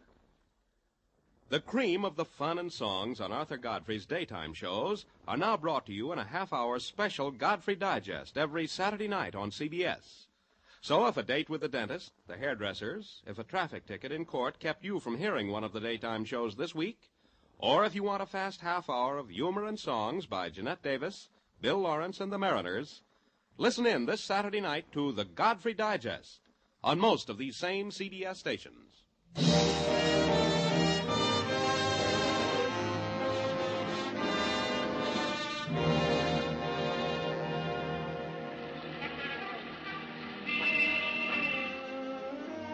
Broadway is a place that can fool you. Can walk by the lost and the broken and the dying without batting an eye. But when one of its own lies dead, Broadway tears its collective breast, dons the sackcloth and ashes, and sends up a shrieking lament that can be heard round the world. And for a little while you believe it. You believe Broadway is heartbroken because death came on a man who called himself Max Magnificent and stuck a knife in his back. You believe Broadway has found torment because it lost a Cinderella girl named Julie Dixon. Then you take a good look at Broadway and you know you're out of your mind. But you stay with it because you're a cop. And as a cop, you're Broadway's conscience. And as a conscience, you've got a helper, namely Sergeant Gino Tartaglia. Danny, sometimes when I can't go to sleep nights, I analyze my relationship with you. And? And I have come to the conclusion that I am what is technically known as a mother's helper. And I'm very proud of you, Gino. Ah, Danny, stop it. Well, item one. The boys in the lab say that after a detailed check of the fingerprints of Max Magnificent, he turns out to be an ordinary human being with a name as common as Clover or Tartaglia. Oh? Yeah, honest, Danny. Max Magnificent was none other than Joe Warner. Joe Warner, huh? And Joe Warner was none other than who, Tartaglia? Oh, a guy who we once picked up for attempted blackmail. Badger game. Who was the girl? That we don't know, but we're still working on it. Item two. The missing girl, Julie Dixon, is known to have withdrawn her entire savings from the Corn Exchange Bank the day before said Julie Dixon disappeared. How much savings? A goodly sum, $3,000. Yeah, as you say, goodly. Maybe that explains why she didn't need her bag when she jumped out of Malvern's cab. Yeah, possibly, Danny. May I continue? Oh, please do. Item three. Detective Muggovan is even now on the tail of the famous and renowned lawyer Alex Malvern. And Detective Kenny is even now on the tail of Rupert the Valet. And Julie Dixon's description?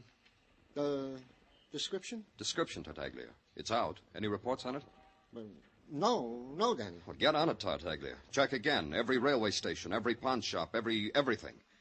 You'll remember, won't you, Tartaglia? Oh, I promise, Danny.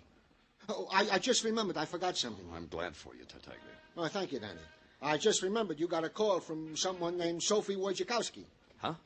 Yeah, Sophie Wojciechowski. She skates on roller skates at the roller derby at Madison Square Garden. She says come meet her at 8 tonight. There's something about Julie Dixon. She said... Danny, can I help it if I forgot? I got so much on my mind. Mrs. Tartaglia, the kids, Adam's...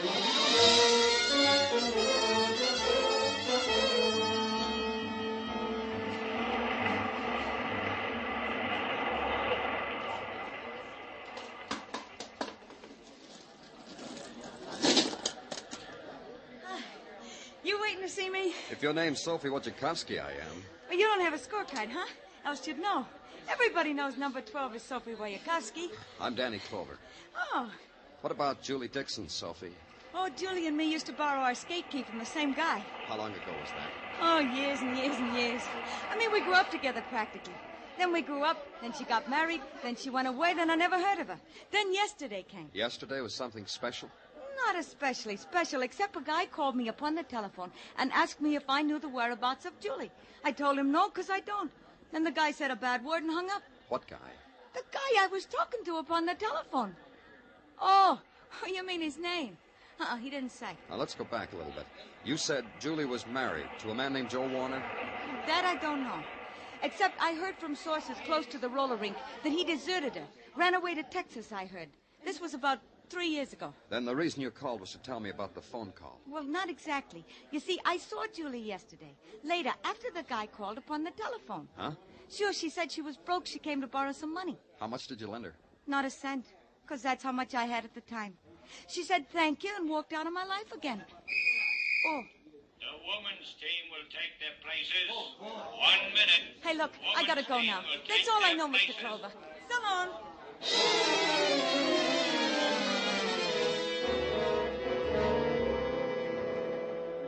I watched Sophie clatter onto the track, watched her rabbit punch one of the contenders, trip another, sharp right cross to another, and then Sophie Wojciechowski had a clear field. It wasn't fun anymore, so I got out.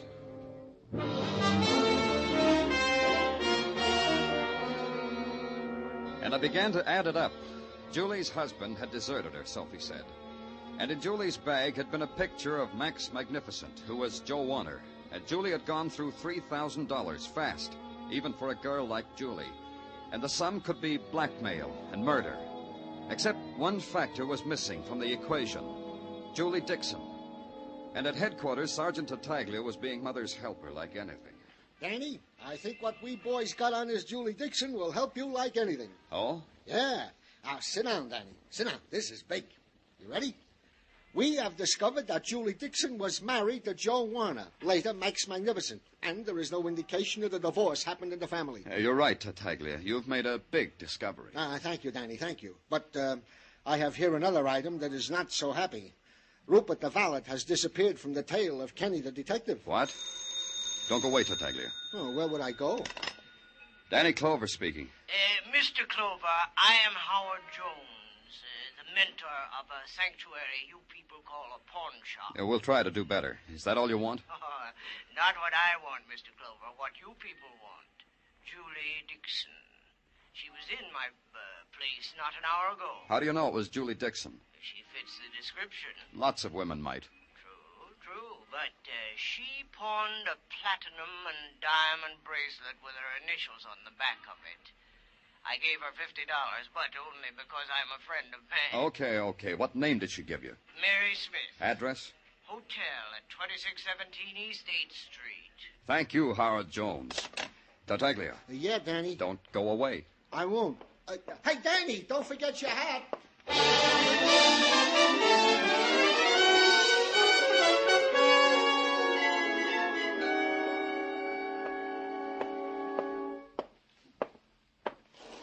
You the desk clerk? No, I'm the scrub lady, Mac. But I got word there's no vacancy, so go try another flea bag, huh, Mac? This one suits me fine. I'm looking for a girl. Oh, in that case, you want the Lonely Hearts Club. 3 blocks down, up 2 flights. Tell them I recommend you for membership. A girl, Julie Dixon. What room is she in, scrub lady? For this, I got 2 answers. I doubt if one of our guests, if she has a name Julie Dixon, would sign this same name on the register. Answer number 2 is why should I answer you at all, Mac? Good question. Good answer? Plain clothes, Dick. With badge to match. Oh, impresses me. Tell me how much. This much, Mac. I am a room clerk in this hostelry. We have a guest, a gorgeous doll occupying our diplomat suit. It's possible this girl could be the girl whom you of the gendarmerie... What room? Try number 18. That's the suit with the washstand. If you want room service, just scream, huh, policeman?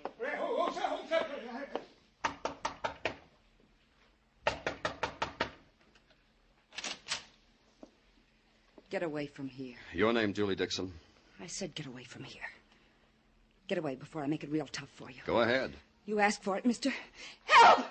Help! Somebody help! Such a pretty dress. Ripping it won't help it at all. Somebody, please! Police! Please! That's me, police. What? Badge and all. Look. Okay, let's go inside. Police. That's right, Julie. You want to tell me now or later? Doesn't matter a whole lot. No. No, it doesn't. Nothing matters anymore. What do you want? Not so much. Just fill me in. You were paying blackmail. To whom? To a nursemaid. To a nursemaid to my husband.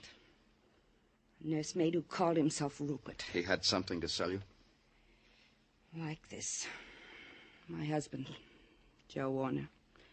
Joe Warner, or Max Magnificent, whatever you want to call him. I thought he was dead. We were never divorced, and I thought he was dead. What made you think your husband was dead when he wasn't? Papers. Joe was in Texas at the time.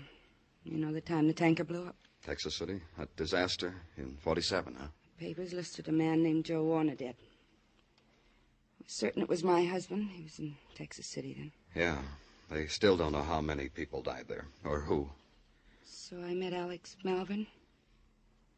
And I fell in love with him, and he fell in love with me, and we were going to get married.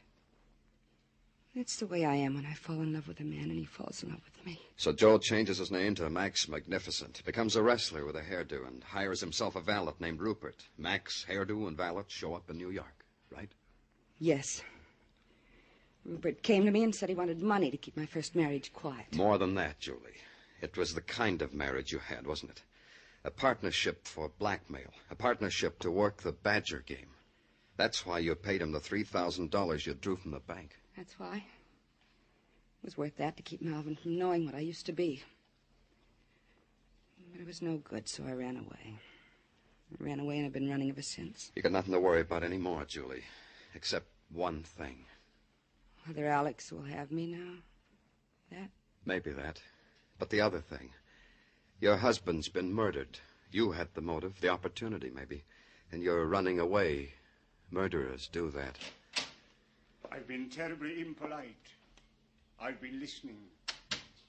You don't mind that, do you, Mr. Clover? Glad to have you aboard, Rupert. Your name was being bandied about. I'll kill him. So help me, I'll kill him. Take it easy, Julie. Thank you, sir. Else I would have killed her before your very eyes. Like you killed Max? Yes, of course. He had the body of an ox, but his insides were not fortitudinous at all. Yellow is the word for Max Magnificent. I laugh at the name. Why did you come here, Rupert? I've been following you, Mr. Clover. I want you to be happy before you die. Now that you found Julie, you'd find me. Then you'd try to have me executed for murder. I just couldn't stand that. One more thing, Rupert, just to make me a happy man. You said Max was yellow. I said it because I meant it. He suddenly changed his mind about blackmailing Julie. Let the kid alone. She deserves a break. Those were his very words. I tried to argue him out of his faint heart. There were words. He had muscles. I had a knife. I won the argument. Julie, you have such poor taste in husbands. You ruined it. You ruined everything. Julie, watch out. You fool! No. I told her! Yeah, you told her. Good. Rupert crashed into the washstand. The gun clattered out of his hands. And then, like some crazed animal, he scurried forward in the half-light. So there was only one thing to do.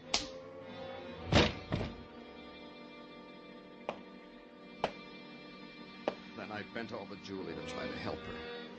To somehow ease the pain of the wound in her shoulder. And she did something strange.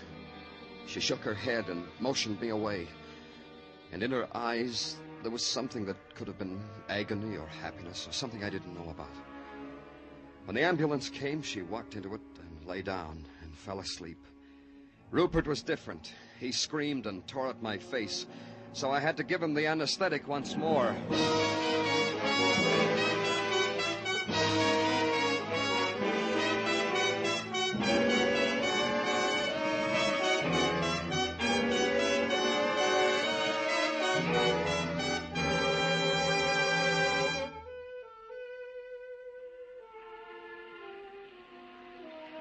Broadway's wearing its harlequin clothes, and it winks an eye and beckons. And a pale and hungry girl walks its pavements like a queen, because Broadway's a dream street. And a fat man stands with begging eyes because he just found out his last dream didn't come true. It's a laugh or a cry, with nothing in between. It's Broadway, the gaudiest, the most violent, the lonesomest mile in the world. Broadway, my beat.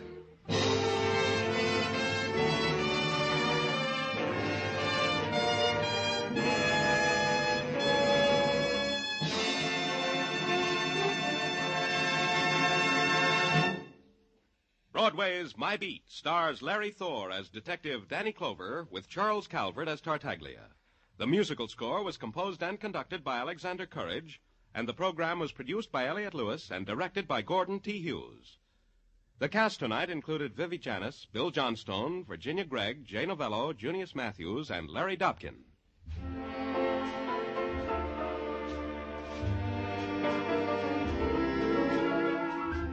Molly Goldberg's being visited tomorrow night by an old flame, and Jake's really burned up.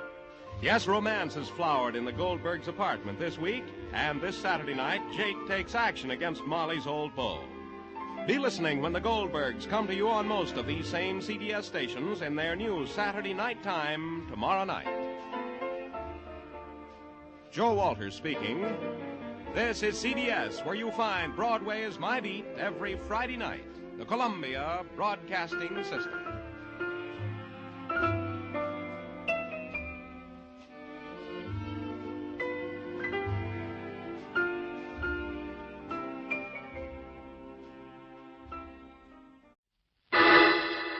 Personal notice. Danger's my stock and trade. If the job's too tough for you to handle, you got a job for me, George Valentine. Write full details.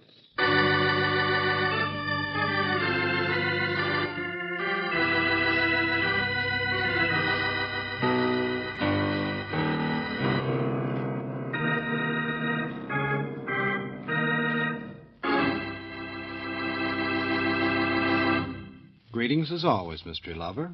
Time for another visit with Valentine. I think our menu for mayhem is particularly enticing this adventure. It's called the Blue Plate Special, and it was created especially for those of you who are trying to lose a few pounds. You see, it doesn't contain a single protein or calorie, or even a vitamin for that matter. Just a couple of fat heads, which you should be able to digest very easily. Now, if you'll take your elbows off the table, I'll tell the chef to commence serving.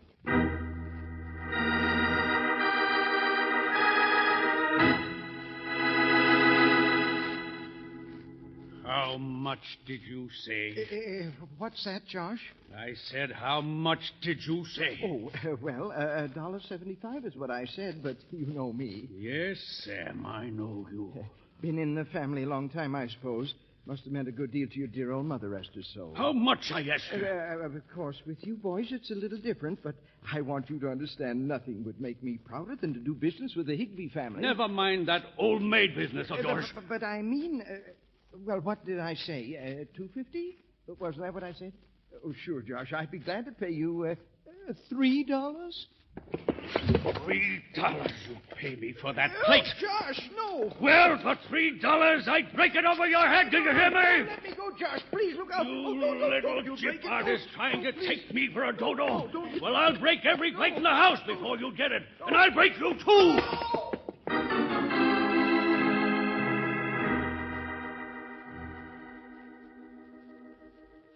Dear Mr. Valentine, you've got to come to Hickory Corners before something terrible happens, before I'm ruined. Mr. Valentine, I want you to steal a plate. Yours truly, Sam Ferris.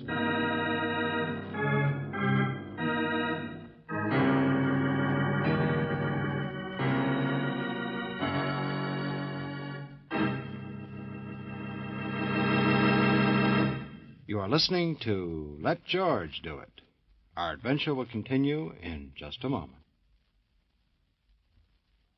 Now back to Let George Do It and George Valentine.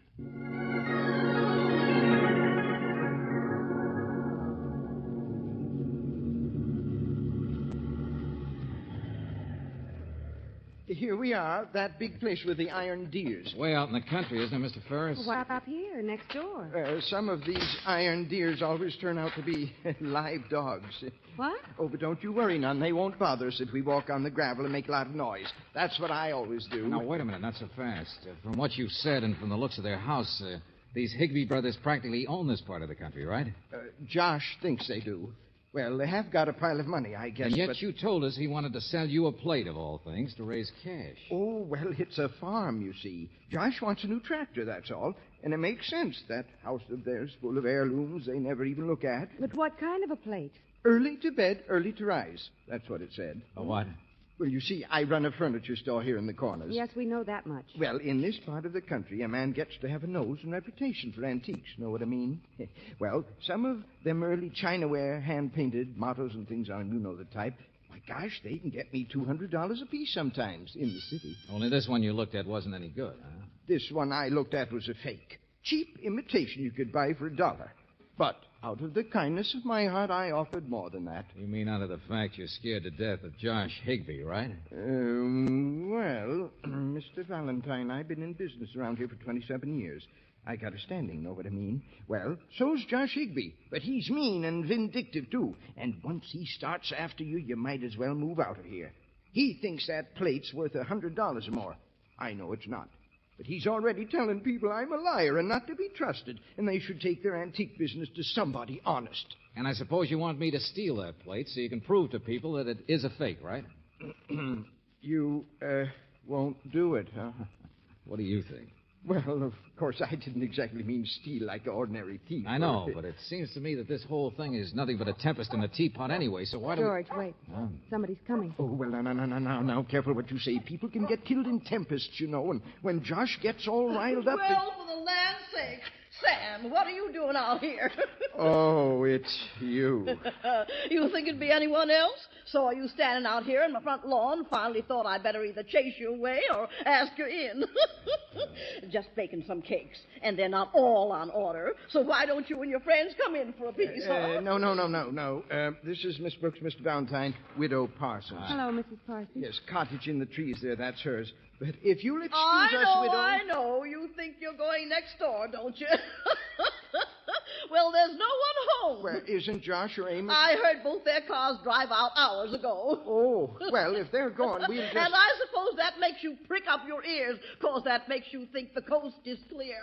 Oh, look at him blush. Oh, no, don't be silly. Coast clear for what, Mrs. Parsons? Well, to steal behind their backs. Oh, Hi. Sam, I know you're all right.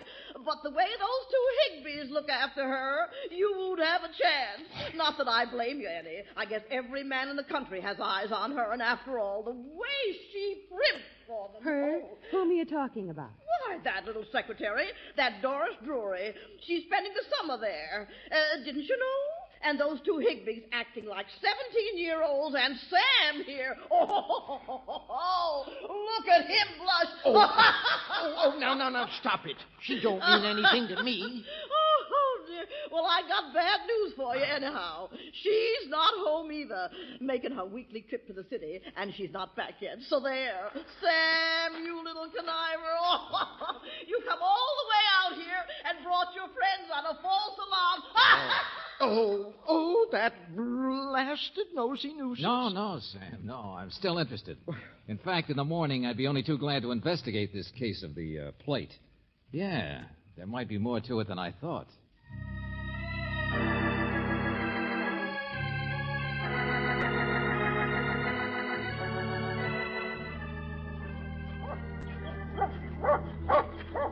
Well, the dog makes a lot of noise, doesn't he? Yeah. Uh-oh. Hello there. Good morning. What? You Mr. Higbee? What? Oh, yes. What do you want? Well, this may sound a little silly, but I want to talk about a plate. Huh? Oh, from Sam. Oh, no. It's Josh you want. I am Amos Higbee. Oh. I don't know where my brother is. Now, please don't bother us now. I'm sorry. Oh, hey, wait a minute. My brother Josh is a fine man. A fine man, you hear me? He's... No. Go away. I'm sorry. What's the matter with him? Oh, I don't know, Brooksy. But if Josh isn't here, it isn't him I want to see anyway. Come on. But if there's nobody here, why go in? That girl, Angel. She's supposed to be back from the city by now, isn't she? Well, maybe she can tell us why people get so excited about Chinaware. The plate. It's broken. And in the hall there are others broken. Yeah. The plate can be a pretty good murder weapon, can't it? I guess that's the secretary. And she's dead.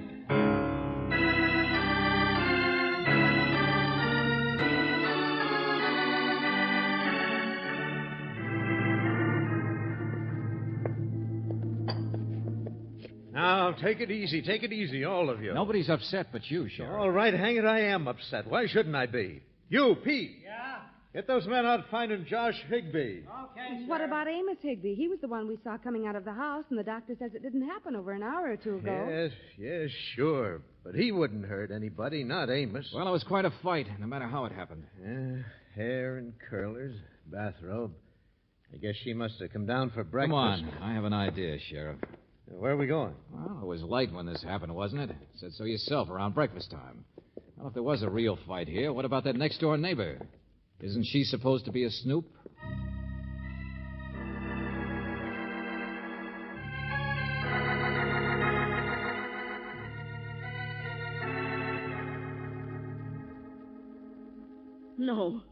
No, I didn't hear anything. But, Mrs. Parsons, are you sure? Honestly, it's too far to hear anything.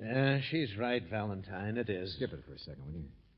Mrs. Parsons, those two Higbee brothers both have been making eyes at their secretary, isn't that right? No.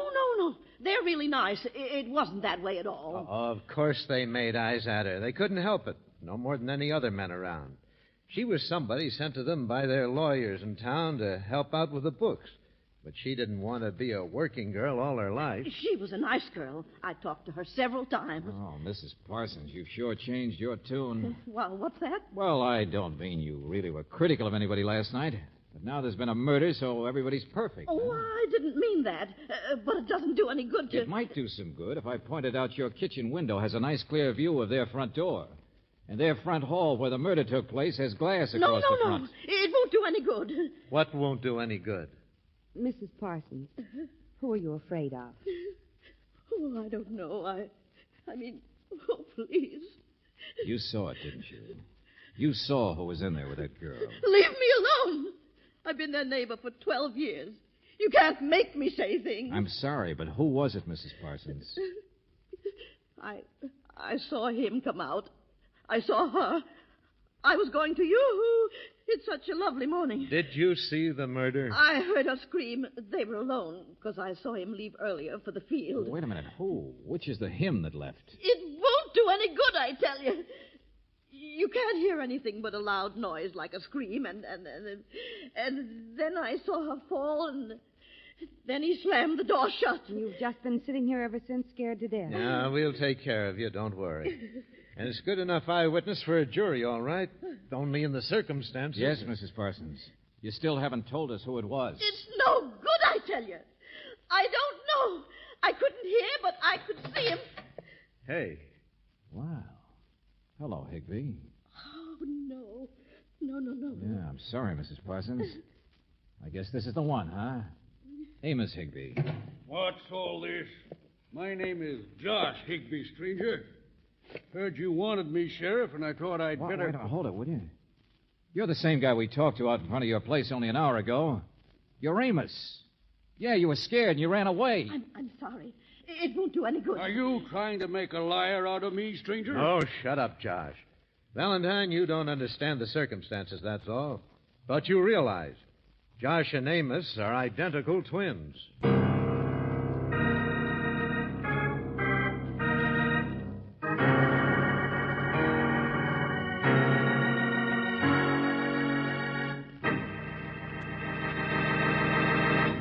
You are listening to Let George Do It.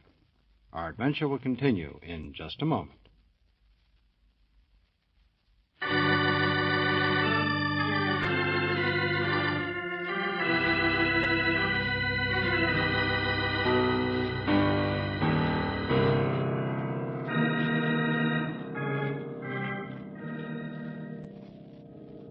Now, back to George Valentine. It all started over a plate. Or did it? Apparently, a visiting secretary from the city, the girl named Doris Drury, was quite a dish herself.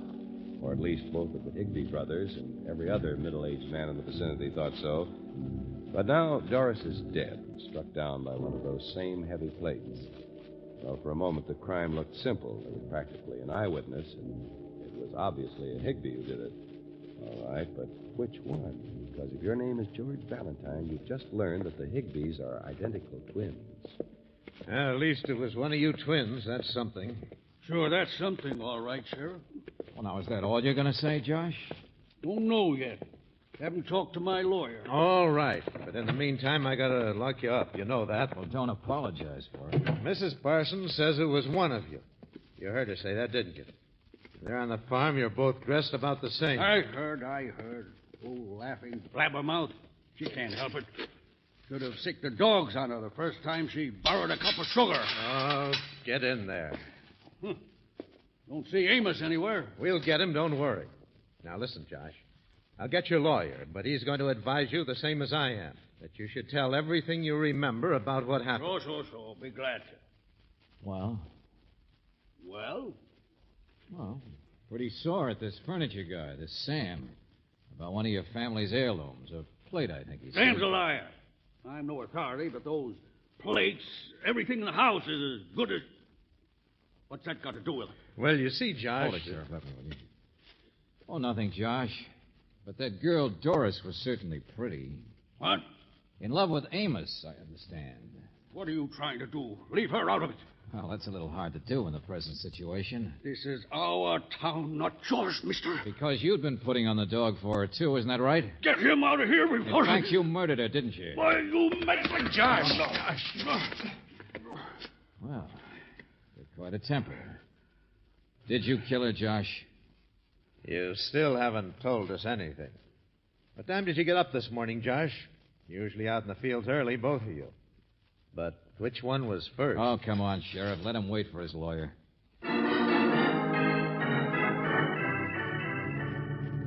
Can't make a man talk, you know. No, but you can trip him up. We better work fast before you get a permanent puzzle thrown in your lap. Hey, where are you going? To start at the beginning, where I came in, on a plate.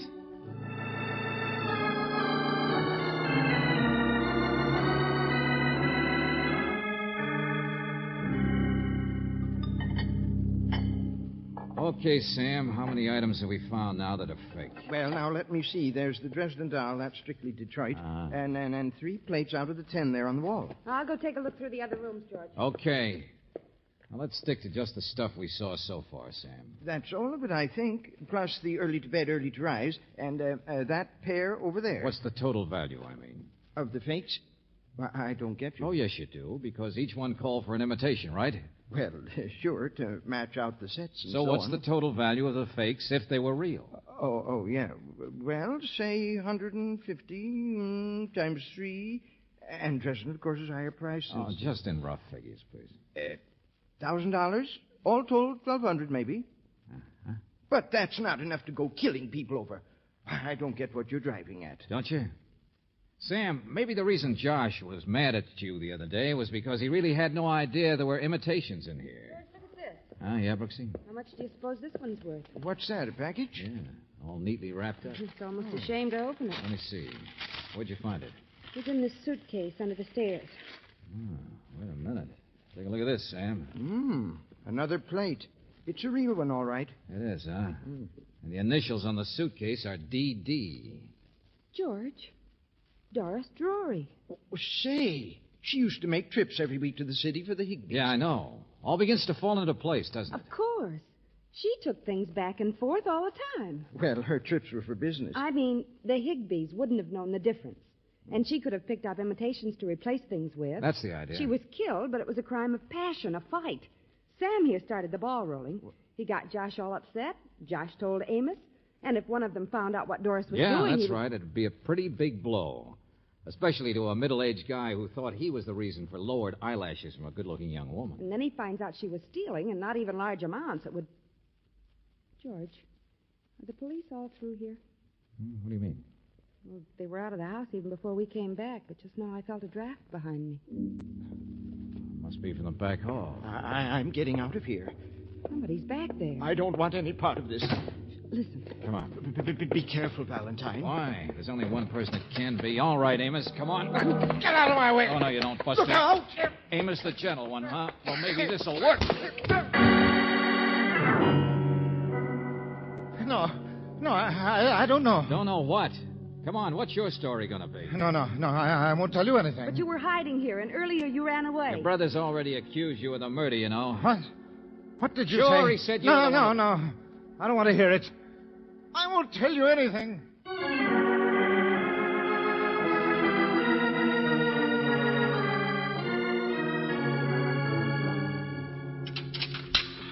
Very good. Very fine. At least we got both of them, haven't we? Well, Sheriff, I tried one bluff on Amos, but it didn't work. Don't worry. I'll keep them separate, all right. And I suppose sooner or later we can cross-check and break down their stories. We hope. County attorney's going to kill me if I hand it to him this way. It's going to be one for King Solomon. Mm-hmm. Twins are identical in appearance. One of them committed murder. The other one is keeping quiet to protect him. And keeping quiet so neither one can be tried for first-degree murder. Holy smoke, you can't hang two men when only one did it. What's the court going to do? End up by saying they both aided and abetted a criminal? Lawyers could argue till doomsday. Uh-huh. Hey, Sheriff, would you trust me? No. Oh, I don't know. What do you mean? I always wanted to play King Solomon. Why? Because he had 1,000 wives? No, never mind. Just give me those keys, will you? Give you what? Your cell keys. Then meet me back out at the Higbees. Don't worry, your Deputy Pete can tag me. Now, look, I want those guys kept apart. The only way we're ever going to saw this twin act in half You is... want the murder solved, don't you? Okay, let's throw a little party.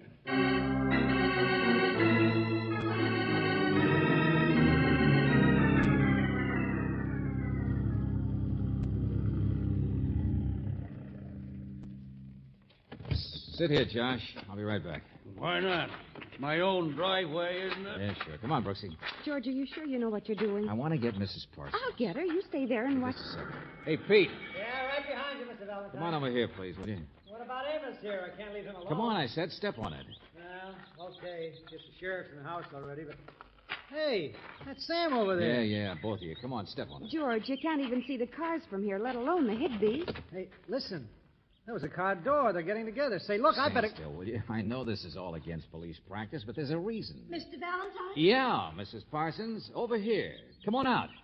I want you to take a look at something. I'm sorry. I got a job. Those two backstairs there, my supposed to take... Hey, wait. They're handcuffed, aren't they? Oh, for the love of... Bring her over, Brooksy. George, no, look. The Higbees aren't in the car. Where are they? Hey, stop you guys! Sam. There's one of them after Sam. Oh, get away from me! Sheriff! George, help him! Hey, you!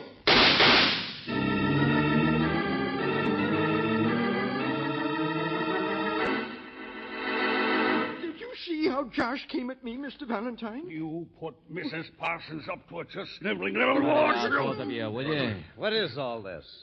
Mrs. Parsons, can you tell these two men apart? Oh, I'm so sorry, Amos.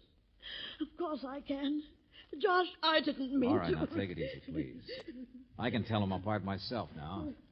But you couldn't at a distance, I know that. Well, it's true. Josh may be a bit more aggressive than I am. Sure, Amos. And Josh jumped for Sam because Sam put Mrs. Parsons up to something. He what? Hey, now, looky here. But I think the boys will talk now, Sheriff. How about it, Josh? Did you mean, did I kill her? No, I didn't. I don't believe that. See what I mean, Sheriff? Easy way out of a riddle. How about you, Amos? She was a very sweet girl. Why would I kill her? Oh, I'm so glad. I told you I didn't want to say anything, but... No, I still saw what I did. Sure. We're just as bad off as we were, Mrs. Parsons. But at least we know now that the Higbees kept quiet because they hadn't checked with each other yet. Now, wait a minute. Sam, get over there and stand beside them. Huh? You heard me. He's about our size. Now, Dolly, I know you've known us for years, but you could have been mistaken about us. Hold it, all of you, please. I'm afraid this is pretty simple. There were a couple of tip-offs. I didn't think they were strong enough, but I guess they are. Josh, your secretary made weekly trips to the city, didn't she? Huh? Well, that's right. You see, we got a lot of holdings and But investments. last night she came back from the city. So if she were stealing some of that authentic china, she'd scarcely wrap one up and leave it in her suitcase until next week's trip. Hey, that's right. In other words, somebody planted that there after the police left the house, so we'd think Doris was a thief. so we get the wrong idea about motive. What's all this? Stealing plates? I don't even know what you're talking Take it about. easy, Josh. Take it easy. You couldn't have done it anyway. You were in jail. Besides, it was too neatly wrapped. What's that? Well, I couldn't wrap a plate that neatly. I doubt if any man could. Mr. Valentine, Except a dealer in those things? Now, wait a minute. I know, Amos. I thought of that. But there's another clue. Same type. Mrs. Parsons, you bake cakes on order, don't you? So I guess you haven't too much money. She's all right, Mr. Valentine. And you've lived here for years, been in and out of the Higby's house. You could have stolen a few things, couldn't you? Not much, but enough to help out. I saw somebody out the window. I was at my kitchen window. Nobody else out here but you and the Higby brothers. So you grabbed at the straw of being a witness. I was. And it might have worked, too. Only this was a real crime of passion, wasn't it? The pretty young thing from the city, sure, primping and getting all the eyes. She was awful. Oh, no, she wasn't. But the Higbys have a lot of money. And I guess she might have had her cap set for one of them. Anyway, she'd be rough competition for a middle-aged widow. No. Well, what happened? She decide you were a nuisance? She find out about the plates and threatened to tell the Higbys? No, she didn't. And she wasn't any good for them. Oh, cut it out, lady. The girl had come downstairs to talk to somebody.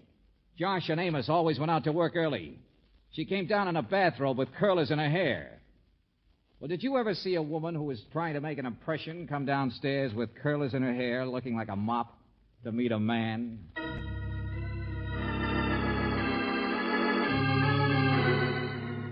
Oh, George, that poor Mrs. Parsons. Well, she committed murder, didn't she, Angel? So come on, let's get out of here. We can figure the rest on the way home.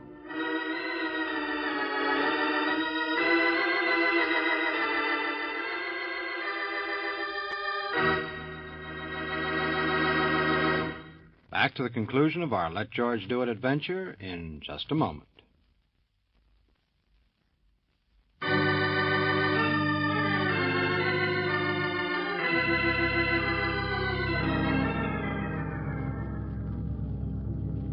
Pretty easy to see how it happened, I guess. Yeah, sure. Living next door for years and years. Probably considered the Higby brothers her private property. Hoped to marry one of them. Then along came Alana Turner. The only thing I don't understand is why Mrs. Parsons would steal from them. Considered their property hers, too, I guess. Jumping on a gun on what she hoped for the future, maybe. Wasn't much through the years, but she probably... She must have been panic-stricken when the girl found out about it. You know, George, sometimes you're very brilliant. All those feminine-type clues, wrapping packages, curlers and hair. That surprise you? Tell you a secret, Angel. I spent a good many years observing women. Imagine. Oh, but you should have caught on to that business. No, not I. I've spent all my time observing men. Oh. We ought to get together sometime. Now, there, Fred. There's an observation.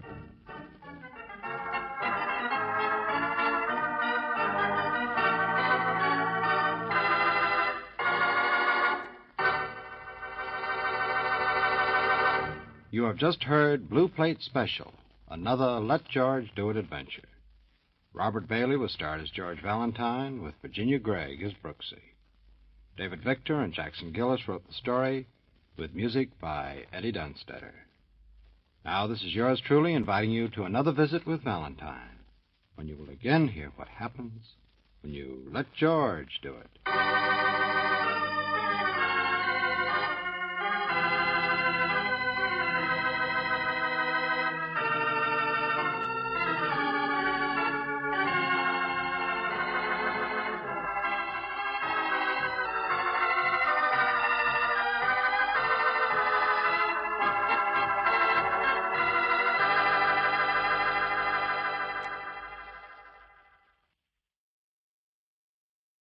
Broadway's my beat. From Times Square to Columbus Circle, the gaudiest, the most violent, the lonesomest mile in the world.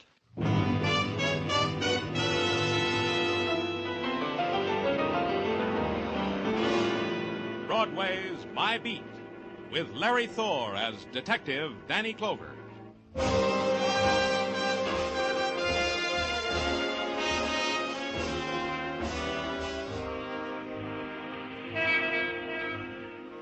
Broadway, where the measured screaming of the spectaculars echoes into the wilderness of the night, and their cadence is the beat of a metallic and mechanical heart. This is the rhythm of the life you're assigned to on Broadway. There's nothing you can do about it. You challenge it with a whisper or a plea or a cry, and there's no one to hear it. Because Broadway's ears are tuned only to the throb of the mechanical heart. It's Broadway, my beat.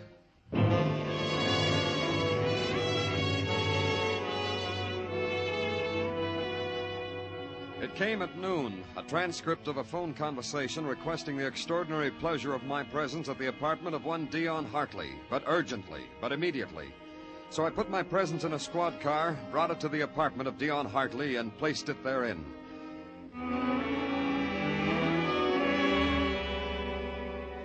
It was an experience. The apartment seemed to contain everything exquisite that had been fashioned or dreamed by men, all in crystal glass cases, all tagged with little golden medallions, and all ruled over by Dion Hartley, but exquisitely. This excruciatingly lovely Grecian statuette, Mr. Clover. You want to know what it cost? No, not particularly. Of course you do. It cost me my most precious emotions, even a few pennies of my soul, if I had one. A devastating price to pay, Mr. Clover, for a lousy statue. If you say so. You're delightful, Mr. Clover. You want to know why I sent for you? Fatally, inevitably, you. Now I'm here, I might as well know. For a very simple reason. I am going to be murdered. Don't look at me that way, Mr. Clover. I'm quite serious. Tell me about it. Look about you, Mr. Clover. My apartment, my possessions. All these reveal a man. Me. Dion Hartley. Satirist for the magazine Satire. Revealing, no? Up to a point. Exactly. Only to a point. You would not know, for example, that I am abysmally weary of all this, that all these are only toys, that I have played with them, caressed them, and quite had my fill of them. Up to here. So? So I have gone on to playing with other things, more variable, more thrilling, more impassioned. You're out of my depth, Mr. Hartley. Like what things? Like human emotions, to be exact. An exquisite hobby, Mr. Clover. Humans and their emotions. I get my kicks that way. That's the kind of man Dion Hartley is, huh? That he has become. Mr. Clover, I have tuned a certain group of people up to such an emotional pitch that they have no recourse but to murder me, either individually or collectively. These lucky people, who are they? That's for you to discover, Mr. Clover. Wait a minute. You tell me you're going to be murdered. You know the people who might murder you. Still, you won't tell me who they are. I'm suddenly part of the hobby, huh, Mr. Hartley? Exactly. How discerning of you. But you'd better explain it to me anyway. It gives me profound pleasure. This is an exquisite game I have created, Mr. Clover. You are now a part of it. I have made these certain people want desperately to kill me. I shall now make you want to stop them from killing me. And what do you do during all this? Nothing. Precisely nothing. I have set marvelous passions in motion. It's like a play. And I am dying to know what happens at the final curtain. Does it interest you, policeman? No. I shall make it more interesting. A proposal, my policeman. If I am not murdered and lying in the blood of my death at the end of this week, say, I shall pay off with $50,000 to your favorite charity. Will you save my life, Mr. Clover? His fingers reached out and lingered on my lapel long enough to capture a piece of lint. Then they fell away. From him it was a gesture, a smirk. But it was something else. It was his way of making terror and pride a single emotion. Dion Hartley wasn't kidding. So it began, the inquiry as to why a man had to die violently. A man who dared me to stop his dying. Dion Hartley. Broadway knew him as a brittle sophisticate who wrote brittle bits for a 6-bit magazine called Satire. I went there to the magazine's offices. They opened doors for me and supplied long cigarettes and short coffees until the editor could see me. Then the editor could see me. Sit down, please. Thanks. I'm Danny Clover. Shake, Danny Clover. I'm Sybil Raynard. I was just wondering, that suit you're wearing. I like the way that fits across the shoulders. Who's your tailor? I bought it off the rack. Well, that's a twist I never thought of. Now tell me why we're chatting. Because of Dion Hartley. You're his friend, I suppose. Then we shouldn't be chatting at all. We should be screaming at each other. You hate him, huh? How pulpy. I love him. It's just extraordinary what Dion can do to a person. Now tell me why I'm answering you. I've got an interest in Hartley. He's afraid he might die. That would make you a doctor who I wouldn't talk to. An insurance agent who I'd have thrown out of here. A policeman who I wouldn't talk to, or... A friend of Dion's. A good friend. Oh. You too? Well, you never know. Welcome, Danny Clover. People want to kill him. What people? Me. I'd want to kill him. I said I loved him. On odd days of the week, starting with Tuesday, I hate him. You can follow me around and see if I'd kill him. I could do that. However, there's Camden. Yes, there is. The one in New Jersey, you mean? How pulpy can you get? I mean Camden Drake. Camden the writer. The Greenwich Village Camden. Camden Drake will kill Dion someday. You want to make a wager? I could make you a fine, interesting wager. Danny Clover.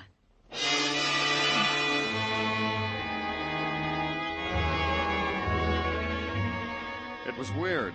It made no sense. A policeman tracking down a crime that hadn't been committed. A crime wanted and willed by a man who knew its shape was his own death by murder, and who had called in a policeman to prevent it, if the policeman could. Any setup as insane as that takes special handling. So I handled it in a special way. Sybil Raynard had given me the cue. She wouldn't talk to a policeman, she said. So I stopped being a policeman. I became just the good friend of the good Dion Hartley, and then Dion's other good friends talked to me. Camden Drake was no exception. Dion sent you to me? Yes, Camden. Dion said you and I'd have a lot to talk about. Dion is never wrong. You're a writer, he said. I write. That must be very interesting, to write. Most of the time, it stinks. Huh. Dion said you have great talent. He said you were... Promising? Promising. That's funny. He never told me that. Oh? Is that the lot we have to talk about, Mr. Clover? No, I've heard other things about you. You have? Like what?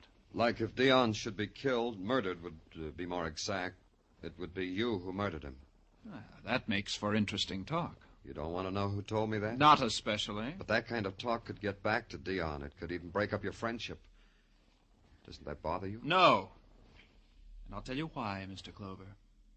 Because the friendship between Dion and me can't be destroyed by the ugly mouth of Sybil Raynard. You knew all the time, Camden. What's this, Camden? A manuscript you were working on? Yes, and put it down. You won't mind if I glance through it. Dion said... Put it down, I said. Put it down! Take it easy, Camden. It's not polite to slap friends of Dion. If you read a word of that manuscript, I'll kill you. It's that good. It's only for Dion to see. Only for Dion! Do you hear me? Yeah, I hear you, Camden. But maybe Dion will never get to read it, because he'll be dead. Because maybe you'll kill him before you finish it. Is that why he sent you here? Because he thought I'd kill him. Maybe. Oh, he's so wrong. So wrong. He's got it mixed up, that's all. He should know it's Joan. It can only be Joan. Joan? He didn't tell you about her? About Joan York? No. Then I'm telling you. Go talk to her, Dion's friend. Ask her why she wants to kill him. I'll do that, Camden. Where do I find Joan? In Gramercy Park. 1712 Gramercy Park. Well, it's been a nice talk, Mr. Clover. Promise me you'll never come back.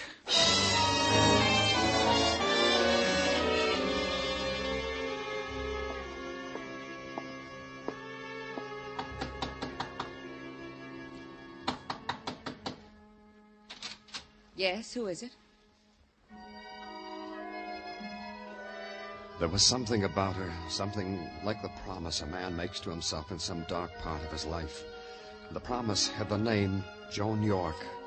Her dark hair clouded to her shoulders, and her eyes were soft. The planes of her face, her mouth. The promise had the name Joan York. Who is it, please? I'm Danny Clover, a friend of yours. Camden Drake said I might speak with you. Camden? Of course, Mr. Clover. Come in.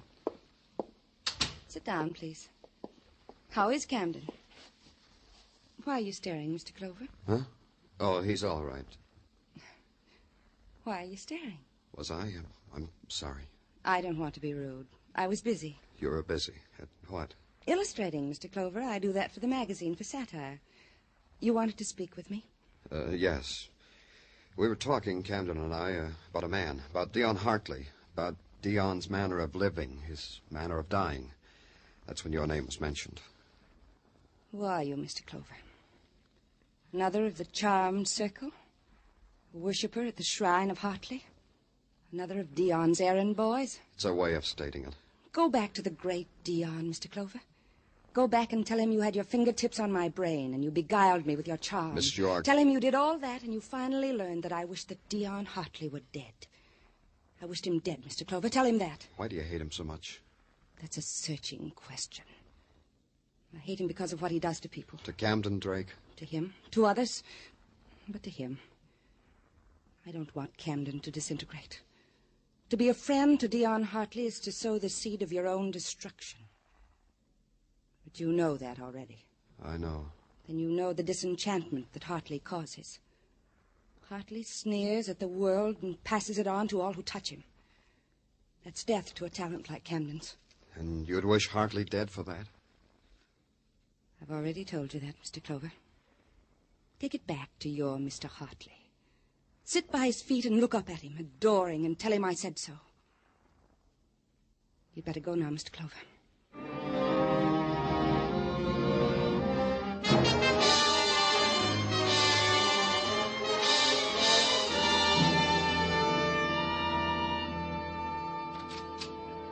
Can I talk to you now, Danny? Oh, Danny. You've been sitting here for 2 hours now. Your face looks like it's all thumbs, Danny. You want something, Tartaglia? Oh, you got a problem? Well, I am ready to receive it, Danny, and give you my utmost opinion on it. Try this. A man says he's going to be murdered and makes a game out of it. And 3 people in their own way have a motive for killing him. An editor, a writer, What, Danny? You never saw such a girl, Tartaglia. Hey, it ain't spring yet, Danny. Danny Clover speaking. This is Dion Hartley, Mr. Clover. Your charity has lost. What's the matter with you? You've lost the game, Mr. Clover. Mr. Hartley. Don't you see? I've been murdered.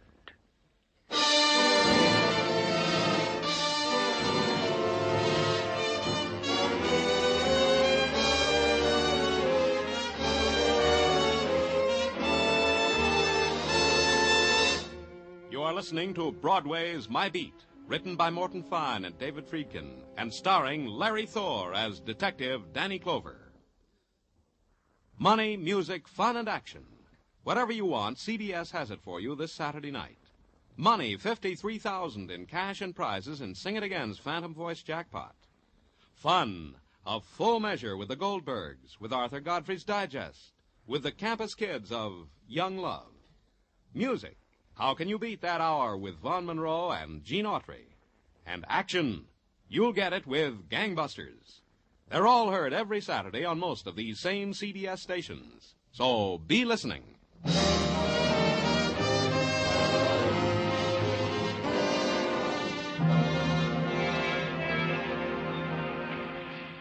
Broadway's a street that'll give you anything you want, anywhere you want it. All you have to do is set your mind to it and be looking in the right direction at the right time. If you look one way, Broadway's liable to wink at you and nod its head. But look another way, you're liable to get a newspaper shoved in your face. That's so you'll see the headline up close. Dion Hartley shot to death.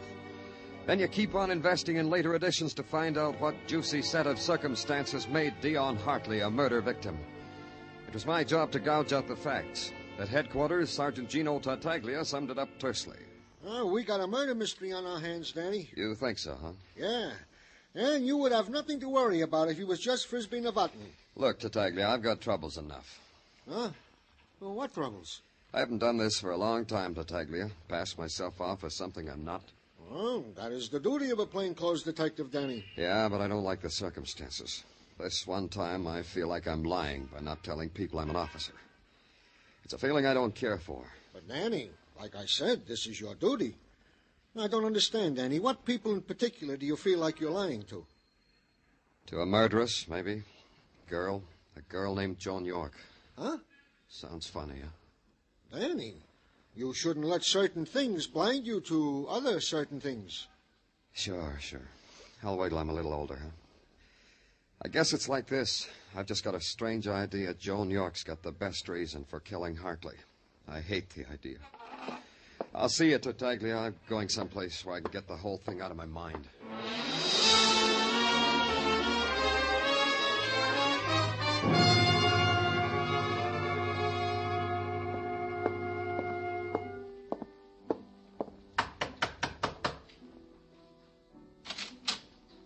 Joan. What is it? What do you want, Mr. Clover? I wanted to talk to someone whose wish came true. Mine came true. Dion is dead. Is that what you mean? That's part of it. And the rest? Tell me the rest, Mr. Clover. May I come in, Joan? I want you to. That music, it's... Lovely. Haunting. For you. Is it like that for you, Mr. Clover? Like that. But more like... Where's it coming from? Man in the apartment across the air shaft. He's a student. He plays like that 4 hours a day. 4 hours? To the minute. But we can't let it stop us, can we? We have to talk about Dion's murder, you and I. Why do you say that? Because that's why you came here to me. Because you were Dion's friend. Because you were Dion's friend, you want to know if I killed him. There could be another reason. Joan, listen to me. Why do you do that, Mr. Clover? Was I doing something? You're different today. The way you say my name, it's gentle. Makes me want to run to you, like a child. I didn't mean... No, please don't be embarrassed. It's me. It's the way I talk. Words have no meaning unless they say what you mean. That makes it easier. You were right, Joan. I want to know if you killed Dion Hartley. I have to know. I have to. Listen to me, Joan. You wanted him dead. You had a motive. At least the police would call it motive. I hated Dion for destroying people I've loved. Is that motive for killing a man? Yes. A good one, don't you think, Mr. Clover? You tell me, Joan. I'll tell you. But not now. Not now. When? Later. Take me to dinner, Mr. Clover. The Casca. It's a little restaurant with music. Just down the street. 8 o'clock. Is that all right for you? 9 o'clock? I'll be there, Joan. Thank you, Mr. Clover.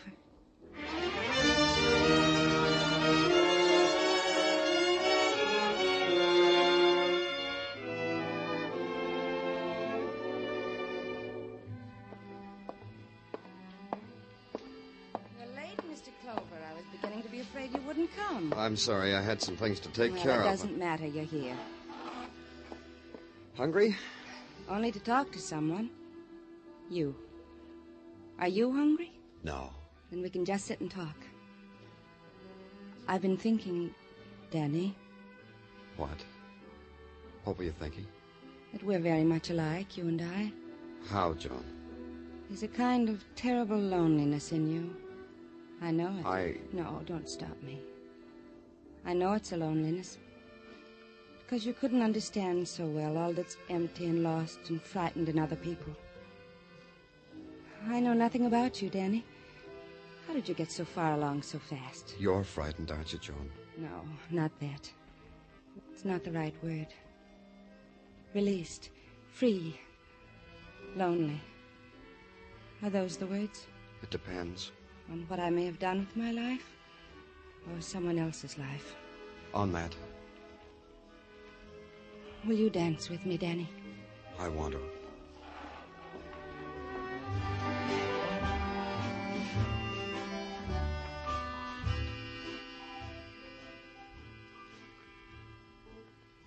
Could you kill Danny? What? A man like Dion Hartley. Could you have killed him? I don't know. I think you could have. A man like that. Did you? Somewhere, somehow, he must have given you motive, too. No, I didn't kill him, Joan. I know you didn't. I just wanted you to consider it for a moment. The thought of killing Dion. It didn't revolt you, did it? Did it, Danny? Dance with me, Danny. Dance with me. Well, well, well. If it isn't Joan Girl, complete with nothing. Hello, Camden. Goodbye, Camden. Camden, please. Please. I like that when you say please to me, John. It's like the old golden days before Dion Hartley. Whatever it is, take it somewhere else, Camden. That cut it, didn't it, Joan? That shining thing we had, you and I. Dion loused it, didn't he? Didn't he, Joan? Yes. He made it rotten. He made it filthy. He made me want no part of you or of him. So you killed him, huh? You killed him! You killed the best thing that ever happened to me! You killed him! Take it easy, Camden. Take it easy. The people are... Take your hands off me! Take them off! Easy, kid, easy. I told you! Maybe now you'll believe me. Yeah, that's twice now, Camden. I owe you something. Here, you two. Break it up. Break it up. What do you two bums want, all right? Hey, What's the matter, officer? You want something, officer? Keep away from me. But I said keep away. Okay, but it shall be as you wish. Are you coming quiet, or do I use this stick on you? All right, that's better. Come on.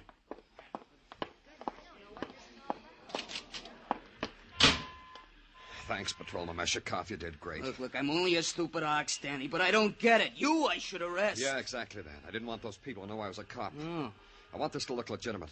Call me a paddy wagon officer. I want to go to jail.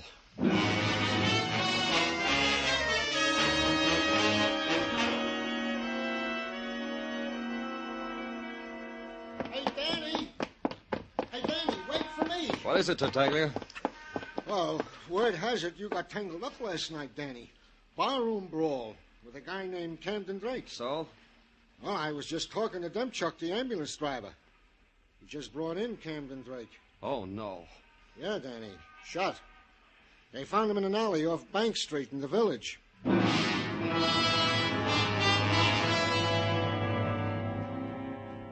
I only kidded myself for a couple of hours longer. I told myself maybe Sybil Raynard, the editor of Satire. I told myself that and had her checked and found out she'd flown to Florida immediately after my interview with her and had been confined to her room with the flu since she got off the plane. Airtight. Then I stopped kidding myself. I set everything up with headquarters and walked to where I had to go. And all the way there, the streets were gutters. And where I walked, people looked away.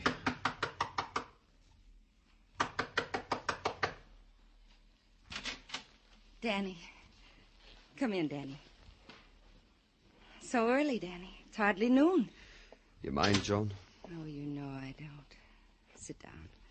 All right. Joan. Wait a minute, Danny. I'll fix some coffee. No, don't. No? Joan, after I was arrested last night... I went right home. Is that what you were going to ask me? Yes. Camden Drake's dead, Joan. He was shot dead. I don't believe you. He's dead. But who? It doesn't matter much, does it, Joan? Does it? Look, Danny, I'll get some... Wait, the door. Yes? Hiya, baby. Hiya, Johnny. Johnny, baby. Say hello, Johnny, baby. Come here. Danny. Take your hand off me. Hey, who you shot? Who is this guy, Johnny? Outside. I said outside. What are you... Danny, he's got a gun. Yeah.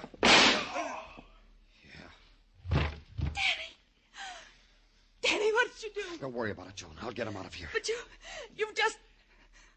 He's dead, isn't he? Get away from him, Joan. You don't have to look at him.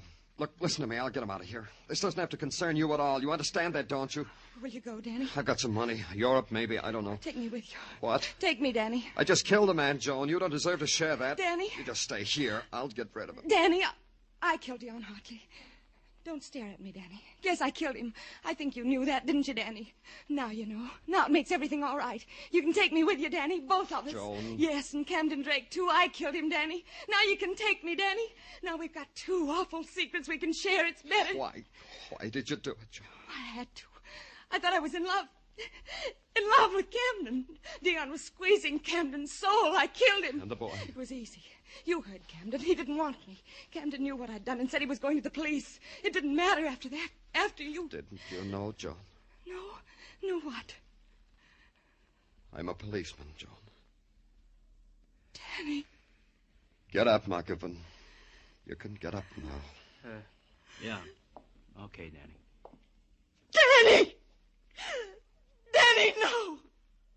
No! Danny, you! No! No!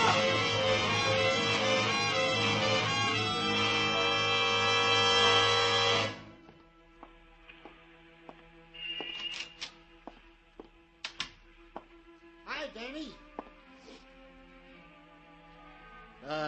Nice morning, huh, Danny? I'd gladly run out and get you some coffee, if you'd like some coffee. Oh, Danny. Danny? These things. I'm sorry, Danny.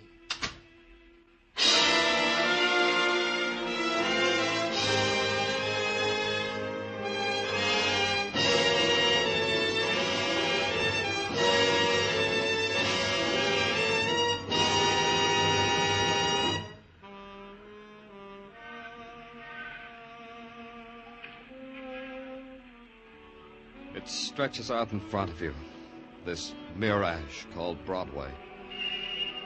This street that offers you dreams, then laughs in your face. It's crowd and cruelty. It's sound and sorrow. It's fury and a teardrop. It's Broadway, the gaudiest, the most violent, the lonesomest mile in the world.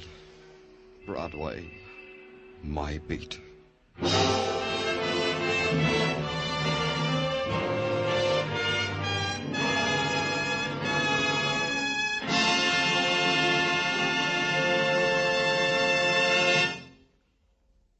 Broadway's My Beat stars Larry Thor as Detective Danny Clover with Charles Calvert as Tartaglia. The program was produced and directed by Elliott Lewis. The musical score was composed and conducted by Alexander Courage. The cast tonight included Ann Stone, Virginia Gregg, Elliott Reed, Ted Osborne, Bert Holland, and Jack Crucian.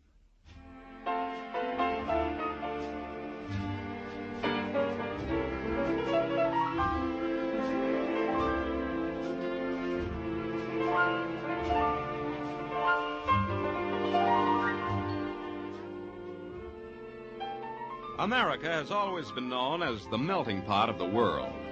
All peoples of all races and color and religions living together within the boundaries of a free democracy.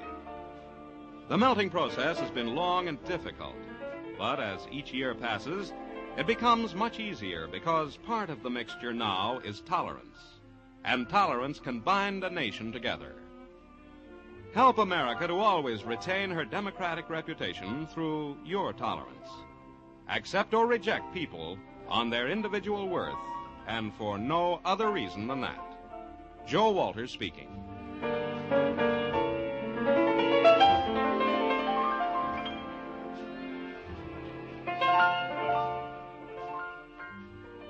This is CBS, where you'll find Broadway is My Beat every Friday night, the Columbia Broadcasting System.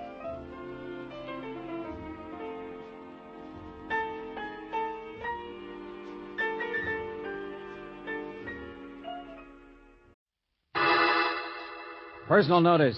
Danger's my stock and trade. If the job's too tough for you to handle, you got a job for me, George Valentine. Write full details.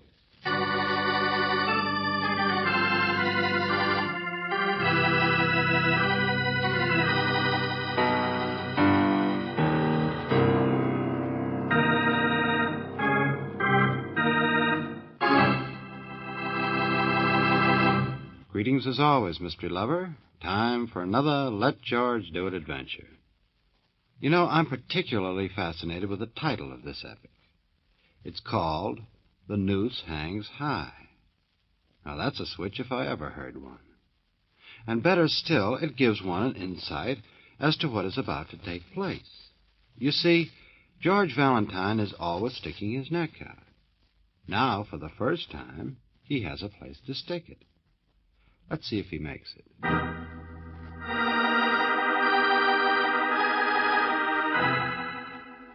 Dear Mr. Valentine, I'm J.H. McHugh. I'm editor of the local Sunday magazine section, and come to think of it, I've always wanted to run a feature on you, that crazy admiral, but I figured the true revelations of a Turkish secret policeman had more family appeal, and so I forgot about it. Anyhow, this letter concerns a different matter. Valentine, I'm going to make a reporter of you. You're going to be the author of a serial on the Clover emeralds. What became of the exotic princess' wedding stones? Did the eminent ornithologist Ansel Fairweather find them, or didn't he? What was the mysterious curse that brought death to Fairweather 10 years ago? Read it. The riddle of the two recluses. Why have the two Biggs brothers refused to cross the threshold of their own gloomy mansion? And for that very same 10 years. What is the mystery of number 37 Ashton Street? Well, isn't it the greatest story you ever heard? Well, Mr. McHugh... I notice you came trotting over here fast enough. I tell you, it's the best feature we've had for years. Since the last mummy sued King Tut for alienation of affections. What? Well, I always preferred the classic case history of the two-headed werewolf. Now, see here, both of you. Oh, come on now, McHugh. You've been mashing your own corn too long. I gather all the purple double talk has something to do with a man named Ansel Fairweather. Well, I looked him up. He tied a rope around a chandelier and hung himself at 37 Ashton Street 10 years ago. 10 years ago today, in a gloomy brownstone. Control your local color. He'd been to the Himalayas looking for rare birds once. He was probably one himself. But any talk about emeralds is strictly for the birds, too. Ones like you. Well, I may have overstressed that aspect a bit. Just a bit. All right. Forget them. Look at the facts. It took a jury to decide his death was suicide, didn't it? Well, it was a very unfair trial of his two cronies, yes. The Binks brothers. And they still live in that same house. Never stepped out of it since. Oh, we didn't know that. I thought not. That's the story. The rest is all trimmings, I'll admit. Big Jared Binks and little Tom Binks have holed themselves up for 10 years in the place where Fairweather committed suicide. Why? It only took 2 minutes for the jury to exonerate them of his murder, if that's what you're driving at. Fairweather was sick, despondent, out of his mind. No. I'm not trying to say they killed him. And to be unfairly accused of his murder might make anyone withdraw from the world a little. You think I'm trying to make something out of nothing? Cook up a story that's a little too wild? We think you're an expert at it. No offense, of course. Not at all. And, of course, you understand, Mr. Valentine. I would no more seriously think of hiring you even to write your own name than I would jump off the Golden Gate Bridge. Well, now that's better. Well, now that we got that off our chest, what do you really want me for? Fact. For 9 years, I've tried to get a little anniversary story on Jared and Tom Binks. Why they're such recluses. Are they? Really? Every reporter I ever sent, and don't worry, they've been clever about it, too, has been thrown out on his ear. To my knowledge, the brothers have never been outside that house. And no visitor has ever been inside it. Why? You get the facts. I'll write the story. You get paid.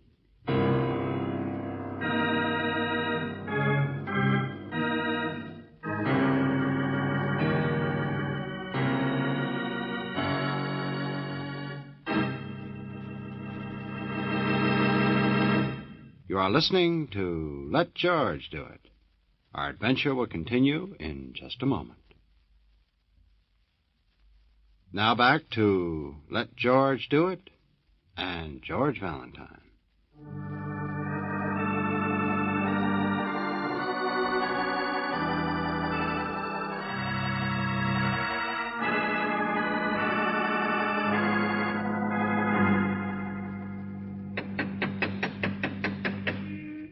I hate to leave before I see you thrown out. Brooksy, you're a sadist. Look, you go and check on Fairweather's death, would you? Uh-oh. Here's the little one. Oh, and how do you do, sir? My name is Valentine. How do you do? I represent the City Fire Protection League, Department of Fire Inspection Service, in the interest of fire prevention. I'm sure you won't mind my taking a few minutes of your time for an examination of the premises before I... What's the matter, friend? You're not listening. Well, perhaps they have a card here which will... Is that girl with you? What? Me? No, I was just asking directions. You're not busy, young man? Huh? You're free for the next few hours, perhaps? Well, thank heaven. Come in. Oh, please, do come in. I'm so glad to see you. Yes, come right in. Oh, Jared, where are you? We have a visitor. Isn't that wonderful? What in the Jared? name? Come right in. George, are you sure it's the right Somebody's throwing curves. Now work fast, will you, Angel? I'll see you later. Yeah, good luck. Yes, hurry, Jared. This way, sir. Valentine, you say? Yes, that's right. You're, Tom Binks? Oh, yes, quite. Tom Binks. Some house you have here. Don't you ever open the shutters? Oh, yes. Forgive the lack of furniture. We've never bothered about the hallways. And the parlor in there makes such a handy place to store things, don't you think? We're very informal here. Oh, brother, there's an understatement. Pile of magazines, clothes, boxed up books. Oh, look out. Oh, this way, please. Hey, here. What's the matter? Afraid of a loose chain on the chandelier? What? Oh, no. No, not at all. Oh, yeah, sure. The chandelier. That's what Fairweather hung himself from, isn't it? I thought you said you were from the fire department. Of course, it's where he hung himself. What of it? Well, Mr. Merton. What are you doing here, young man? Well, I invited him in. There's no reason. You might answer the same question, friend. I thought these guys lived alone. The name is Merton. Binks boys aren't crazy. I am. I handle their business affairs. Mr. Merton is just on his way out. Yes, see what I mean? I've been trying to leave for the past 3 hours. Now Tom kicks me out. Oh, no, but I think all of our That's business... because you walked in. I make one visit a year to this place. I spend the rest of the year calming down. I don't follow you, but I guess that's all right. Yeah, of course you don't. Who could? You don't know it, but you've been tapped to take my place holding hands. What? Now, Mr. Valentine is interested in our work, and I was just going to show him to the house. It's all yours, son. You scare the boogeyman for a while. The boogeyman? Yeah, sure. Make a good story for you. Now, come on, tell the truth. What newspaper are you from? Newspaper? None. But what's the story? Oh, I don't really care who you are. Tom, where's my coat? I hung it up. I'll get it for you. Boogeyman. That's the story, you know. It's a haunted house. Okay, Buster, I'm dumb. What's going on? So am I. Valuable property, but kept in a mess. Good securities, but all gummed up. Couple of loony clients, that's all. Well, look around you. Nuts. Lived alone so long, they imagine that... No! Hey, what's the matter? The light cord. Merton, look. Oh, Jared, come down for here. the love of... What? Hey, you see, another knot. It's tied in a knot like the others. The light cord in the closet here. Tied in a hangman's knot. A noose. He's found some others around like that. Well, now, who's the practical joker that did None this? of us. That's it. None of us ties those knots. Well, what is it, Tom? What is it? Look here. I didn't do it. Well, of course you didn't. No one did. Oh, Jared, this is Mr. Valentine. I asked him to... I could hear you from upstairs. I could hear. I don't think it is good to ask people in. There, you see, young fella, I haven't got a card to the club like I have. You have finished your business, Mr. Merton. Get out. Jared, now wait. I know what happens when people come in, but... I'm not afraid of any nooses. There is nothing for anybody to be afraid of. Please, Jared. Perhaps you tie the nooses yourself, Tom. What? Perhaps you don't know that you do. But it's all right. There's nothing to be afraid of. No, I don't. It occurred to me when I saw the shadow on the stairway. From this same noose, I suppose. What shadow? Stairway? Oh, no. This door was shut. Oh, brother. Now, take it easy, Tom. Oh, look. Yes. You can see it on the wall. It's a shadow of a noose this time.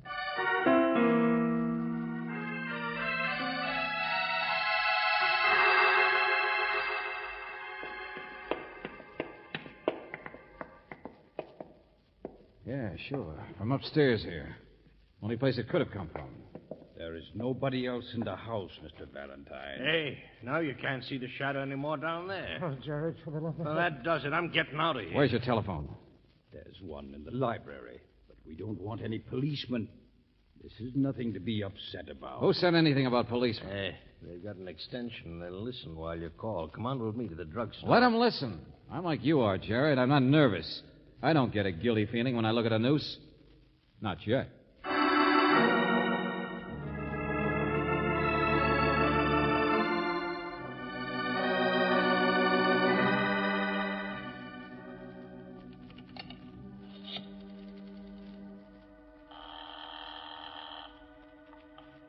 Operator.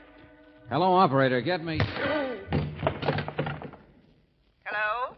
Hello?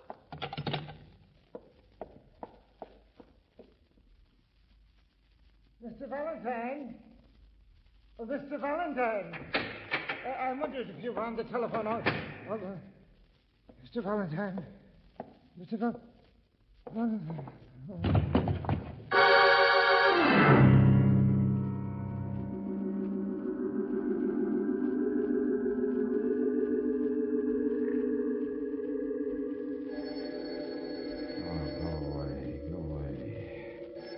Hey, shut up, will you? Shut up. All right, I'm coming. Yeah? Hello, is Miss... George, is that you? Brooksy, What's the matter? You sound so funny. everything's funny. I was just going to call you when the world caved in. What? I was going to tell... Hey, Tom Brinks. Looks like he fainted or something. George, for heaven's sake. Yeah, he's crazy. They're all crazy. The whole place is crazy, Brooksy. So am I. Now, listen, Angel. I was going to tell you the malarkey out here was too thick to be true, but I guess I'm wrong. I guess I was saved by the bell when you called. Will you please tell On me... account of everybody sees nooses out here. Well, now I do, too. What? Yeah, Angel. There's one made out of rope neatly draped around my neck.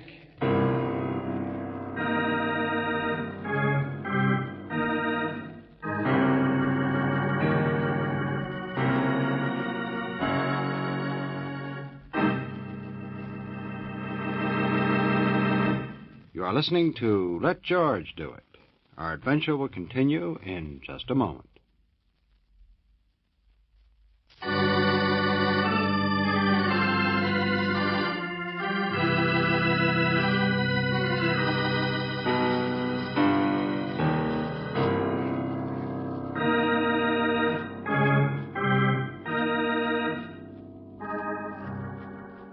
And now, back to George Valentine.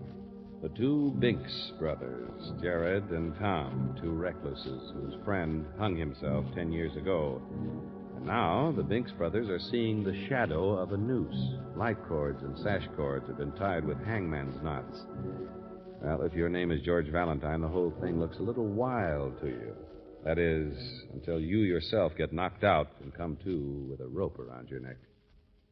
Angel, I don't know what hit me, I tell you. But, I George, got a funny sore neck, though. If I hadn't telephoned, someone must have been trying to kill you. Brooksy, skip it, will you? I'm all right. What did you find? Well, all that silly stuff about emeralds may not have been so silly. Huh? What? Oh, Mr. Fairweather's death 10 years ago was suicide.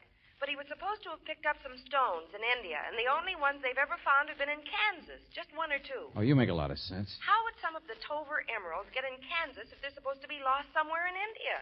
I mean, someone must have found them. And... Yeah. Only the police don't know who. That's right. And there's nothing illegal anyway. If they were found, somebody just sold it. Angel, I love you. What? You're fitting the first piece into the jigsaw. Only this house out here is such a big barn of a place with so many rooms and so much junk that That what? that I'll call you back in 15 minutes. Hello. Who are you? Cleaning lady at the booby hatch. Lady with jokes, huh? I worked in a real booby hatch once. Come in to bring the week's food for the Binks, that's all. I'm a long order cook now. Hermit's got to eat, don't they? Only, say, what did you do to Tom there? Nothing. He fainted. He's all right. Yeah. Ain't he a funny one? Spends all of his time drawing birds. Looks kind of like a sparrow himself. Wait a minute. What are you doing? Put him down. I know where I'm at. I was a nurse once. No, I'm all right. No, please. Every time I come to this place, something crazy happens. There's a man out back to see you, Mr. Binks. What's that, Mabel? That man who owns the house. That Fairweather. Fairweather? Man who owns Is it any of your business, mister? Duchess, go tell the man to wait. What? Yeah, you're losing your job as nurse. Get out.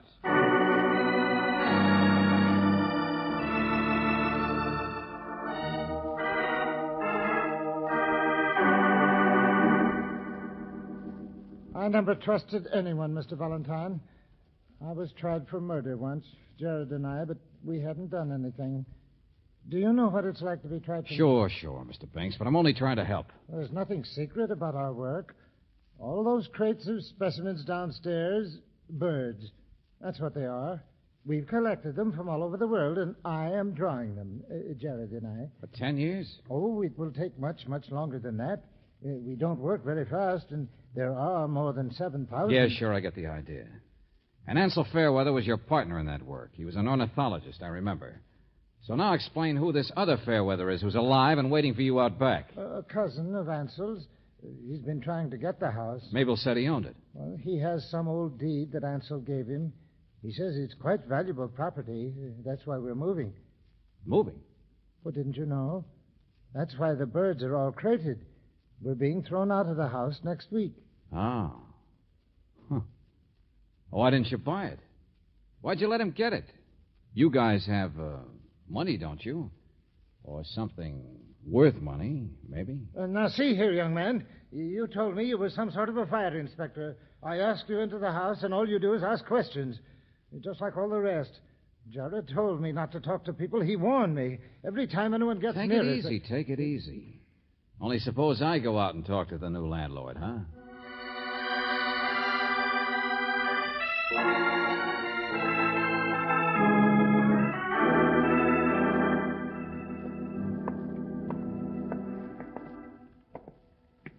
Hey, all this stuff on the back porch, do you suppose it's going too, Mr. Fairweather? How should I know? A couple of blame crackpots. I'm having the house torn down as soon as they get out. Yeah, sure. Go over it inch by inch, huh? What's that, Mr. Valentine? Never mind. You're a real estate man, huh? Business deal? Business deal, that's all it is. I know. I met that lawyer or whatever he is of theirs. Huh? Oh, Merton, Yeah. sure. Just saw him down at the drugstore. And he's smart. He won't even eat their food. He didn't offer to buy the place for them, though, huh? Mac, a cousin of mine I never met, used to live with these birds here. That's ancient history. But a friend of mine discovered this old deed, and I found I could get the place. So why not? So I've got it. Mm-hmm. Got a key, too, I suppose. Come in and out any time. What? 30 rooms, 3 stairs. An army could be wandering around.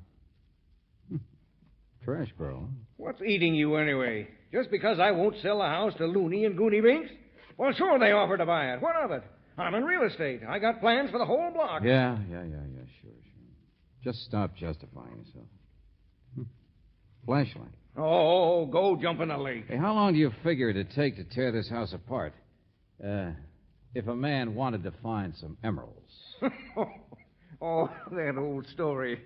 You're just another loony yourself, huh? Well, I'm in business, friend, and I don't have... So blame much junk, isn't there? Here. Ever see a flashlight rigged up like this? What's that wire thing? Found it in the trash barrel. When you put the button on, see, the wire's twisted around in a circle. Makes a nice shadow out there on the back wall. Shadow of a noose.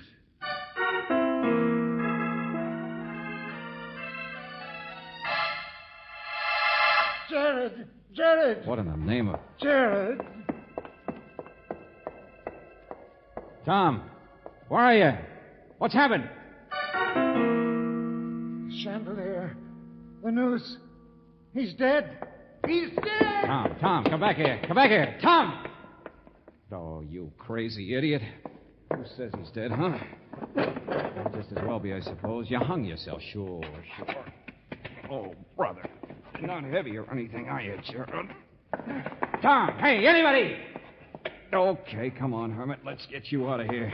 You need help fast.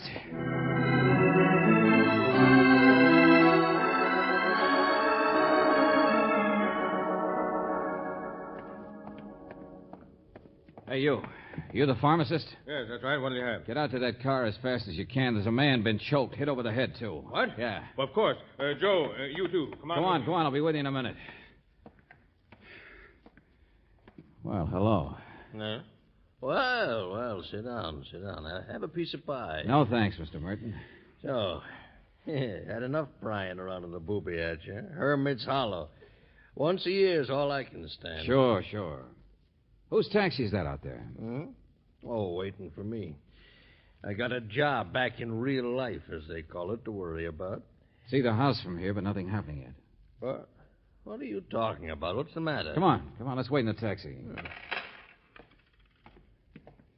Hey, what are all those guys doing around that car across the street? Police will be here in a minute. What? Come on, get in the cab. Where to, Mac? No place. Jared Binks may be dead or alive. I don't know. He was hanging from the chandelier. Jared? Now, look here, Only person son, strong enough around there to lift him up for it is that woman, I guess, that Mabel. Well, then get your eyes off of my muscles. Oh, you weren't there. I haven't got any muscles. Unless Jared hung himself, but that's a fat chance. Besides, I've got a sore neck, too. Now, look, And that Valentine, rope around me wasn't pulled tight. And I don't know what knocked me out.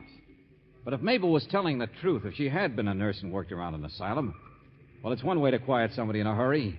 Slap him in the back of the neck, heel of the hand. Hey, what are you guys talking about? Just keep turned around, driver. I'd like to know what you're talking about, too. Well, why wasn't the rope around me pulled tight? Why wasn't I killed? Go ahead, watch the house. I can see the alley entrance. What for? Oh, we're not waiting for Mabel to show up. That's a police job. By now, she must be blocks from here. So am I. You know, Merton, it's pretty clear. I got the flashlight off her service porch. I don't know who else could have been upstairs to throw that shadow of the noose and then duck in a hurry. Well, stop looking so sad.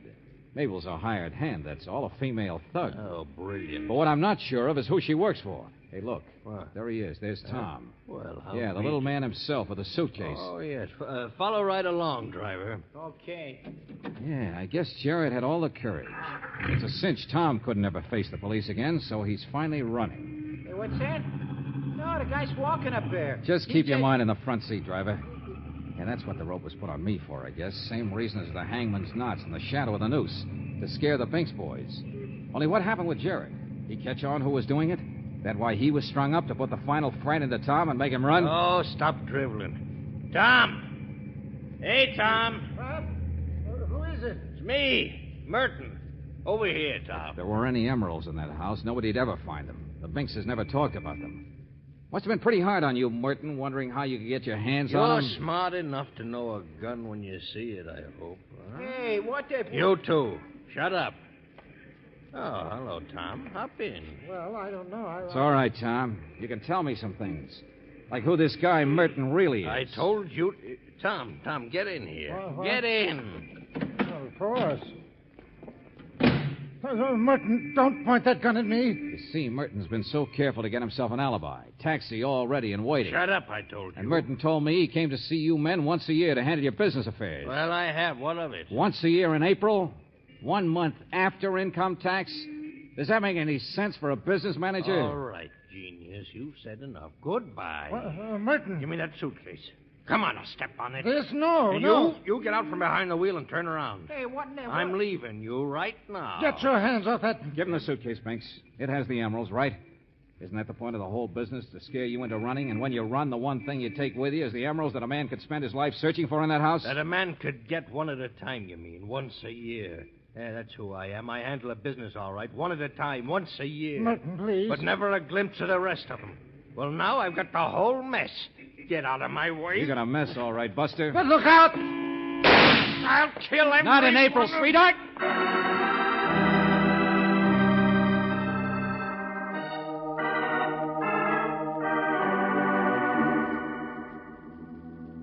Mr. Valentine, yes. Yes, that's all true. Give me the suitcase then, Tom. This guy's safe for the police. I want to find how your brother is. Well, but people will come and they'll bother me. There'll be policemen and photographers. Well, there's nothing wrong with you having the rest of the emeralds. But Jared and I only use the emeralds to carry on our work. Now this suitcase, you open it. What the... Is there anything wrong, Mr. Valentine? Well, no, not from your point of view, friend. But in a few minutes, I got a date with Miss Brooks and a guy named McHugh at my office. I'm going to find out how they can take a surprise.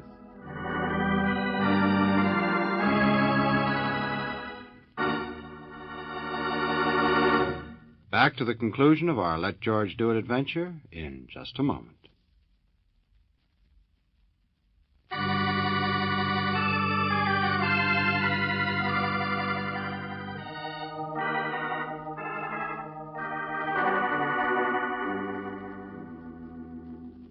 Bird feathers. You heard me, McHugh. Skins of birds. That's what he carried in that suitcase. Uh-huh. Yeah, if Tom could take one thing of value from the house, that was it. After all, what are emeralds compared to birds? Jared Binks will be all right, George. Good, Brooksy, that's fine. The police caught that woman, Mabel. She had been working for Merton. Birds. Yeah, you see, McHugh, Merton finally got an itchy palm and ganged up with Mabel to try and scare the boys into running. That's the only way they'd get excited enough to tip where they'd hidden them. Bird feathers. They had over 100 emeralds. And how many did Merton sell for them through the years? 7. Well, what's the matter? What are you sore about? He wants to know where the rest of them are, George. But Tom and Jared will never tell. Mr. McHugh, we got your story for you. What if we didn't find the emeralds? It's certainly a better story than the usual vampire Scotland Yard confessions of a werewolf that you usually print in that film. Yes. But it's a little wild, don't you think? The noose hangs high. Hmm? See what I mean? Who'll ever believe it?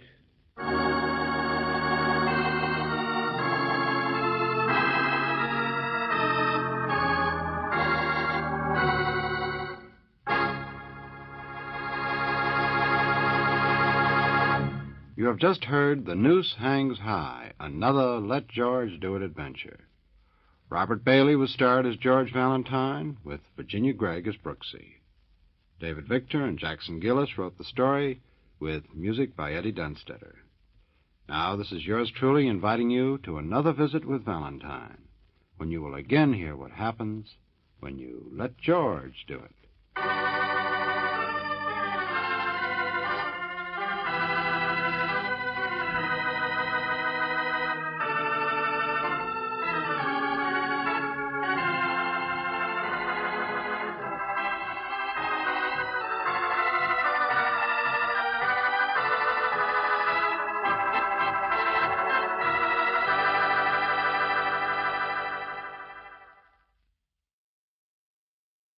Broadway's My Beat, from Times Square to Columbus Circle, the gaudiest, the most violent, the lonesomest mile in the world.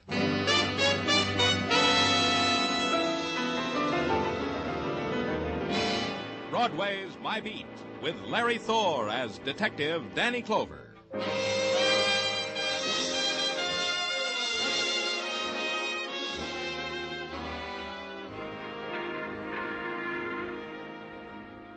Broadway, where darkness drains through the scarlet of neon before it's called night, and the crowd gathers, the people of twilight till dawn, the crowd that coils upon itself, then lashes out into the furious streets. You move with it, afraid to look back over your shoulder because the sound drifting by you, was it a laugh or a cry? There's nothing in between. It's Broadway, My Beat. The message was handed to me at my desk at headquarters, and the message was specific. The courtyard of the Marbury Apartments in Greenwich Village. And the message had a code number to make the matter more easily classified. Murder, translated into 2 digits. It was my department, so I went there.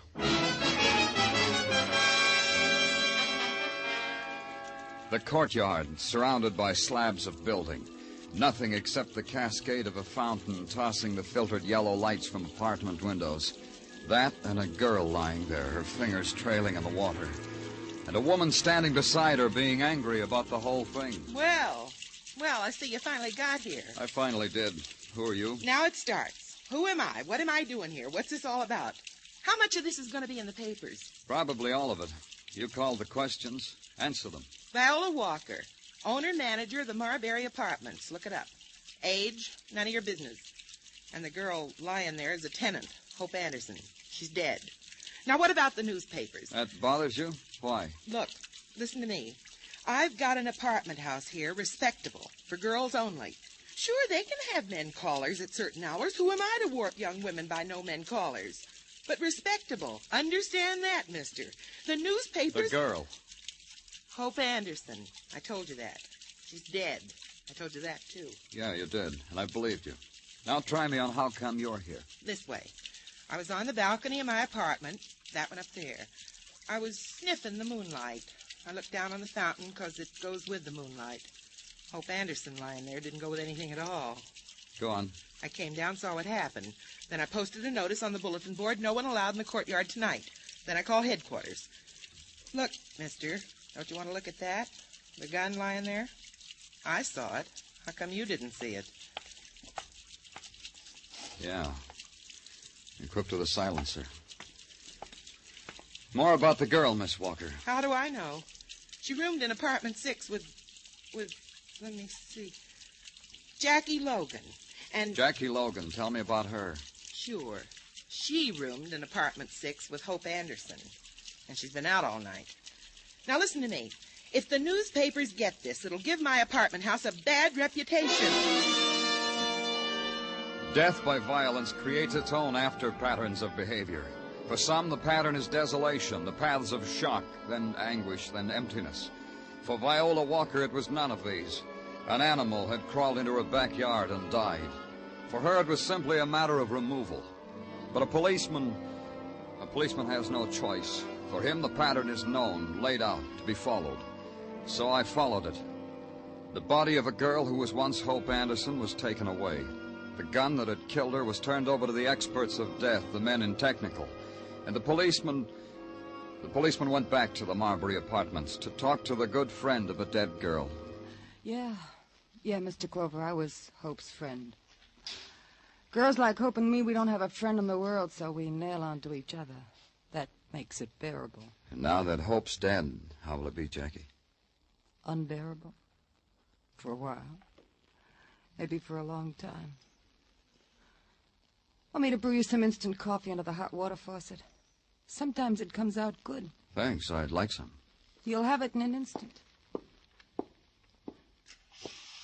What I always say is what I always like about this town is you can always get hot water. This can get to be something desired, something hoped for. Here you are, Mr. Clover. Thanks. Oh, that's good. I missed mine this morning. Yeah, me too. Tell me about Hope, Jackie. Hope was a girl like me, only more attractive, more sought after, as the saying goes. And she did have other friends. Well, yeah. All right, let's start with them. I'd say there were 2. That's right, 2. And they were? Like in a novel, Mr. Clover. An older man and a young man. The young man with a fire inside him that could burn him up, the older man with a fire that was dying out. Rivals for the favors of Hope Anderson. I phrase it this way because I read novels in my leisure time. They're so lifelike. And their names? Care for another cup of instant coffee? Only their names, Jackie. There's something else you should know about Hope. And me, Mr. Clover. We never discuss names.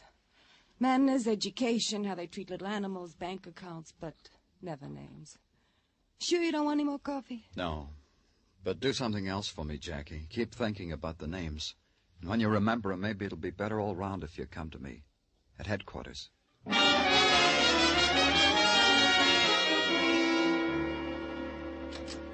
Danny? Danny? Yeah? Hi. Oh, hello, Tartaglia. Hi. Okay. What about it? What did technical turn up with? Facts. You'll tell me, huh? Technical report to wit. The gun found at the scene of the fountain was a Luger of the type much sought after as souvenirs from the last and costliest war. It had been recently cleaned and had been fired only once. And you know what? Do it gently, Tartaglia. What? It was only fired only once because there had been only one bullet in the clip. Said bullet was found post-mortemly to be the one that killed Hope Anderson. Now comes the good part. I'm clutching onto the desk. There were fingerprints on the gun. Fingerprints that can be and were identified. Last night we sent the prints and code to Washington. This morning they came back with a name and address. And it's who? Alan Harper, late of the U.S. Naval, where he served well and honorable. Address 8950 Madison Avenue. How did I do, man, Lieutenant? Dandy, Tartaglia. Just Jim Dandy.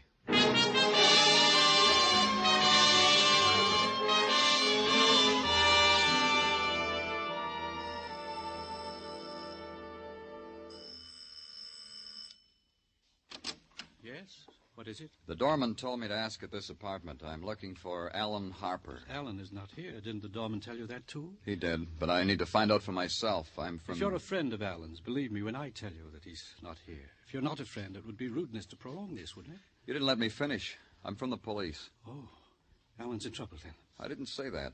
Let's talk inside, shall we, Mr... Philip Warren. I'm Alan's stepfather. Inside, Mr. Warren? Oh, yes. Yes, of course. Alan's mother is my wife. Perhaps if you told me what you want with Alan... You could make it easier for her? Exactly. Why do you think you need to do that, Mr. Warren? What frightens you about my wanting Alan Harper? Why, only that when a policeman comes to one's door, one assumes there's been violence in some greater or lesser degree. Violence? Did I hear violence, Philip? Oh. This gentleman is from the police, Vera. Mr. Danny Clover. Mr. Danny Clover, my wife, Mrs. Vera Warren. The police? It's about Alan, Vera. Mr. Clover came to the door and said he was looking for Alan. I tried to find out why, because I wanted to spare you. Spare me from what, Philip? I'm sure Alan never in his life did anything his mother could be ashamed of. What do you want with Alan, Mr. Clover? Is he here, Mrs. Warren? No. You may look for yourself if you find it compulsory not to believe me. Where is he? I don't know. That can't surprise you, Mr. Clover. Alan is a man. Vera. Let Mr. Clover speak himself, Philip. He hasn't finished. You were saying, Mr. Clover?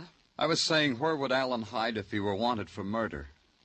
You see, I knew. I felt it. I felt it was something that... What could you have felt about Alan, Philip? Alan is my son. I only meant... Nothing, Vera. Nothing. You said murder, Mr. Clover. Whose murder? Hope Anderson's. Oh, yes, I read about it in the papers. And you think Alan murdered that girl, this Miss Anderson? His fingerprints were on the gun that killed her. Nothing. Nothing will make me believe my boy is a murderer. And I don't know where he's hiding. Hiding, that's your word. May Alan forgive me for using it. Vera. Show Mr. Clover to the door, Philip. I'm sure we have nothing else to say. Yes, Vera. Come, Mr. Clover. Please, please. Mrs. Warren, if you know anything... Show me the door, Warren. One moment, Mr. Clover. Yes? Vera knows where Alan is. So do I. Why are you telling me, Mr. Warren? Because I believe it will go better with Alan if you find him. The life of a fugitive is not a savory one, Mr. Clover. The boy should have given himself up. That boy must have been... Where is he? He has a cabin on the beach at Montauk. He called Vera and told her he was there. Vera told me, and I am... Where in Montauk? It's rather remote, hard to find. I have it. I'll draw you a map. And he did, in a neat hand with landmarks and compass headings so that it would be impossible to miss the place. I stopped at a lunch counter for spud nuts and coffee until the Long Island train was ready to leave. At Montauk, there was no cab waiting, so I had to walk.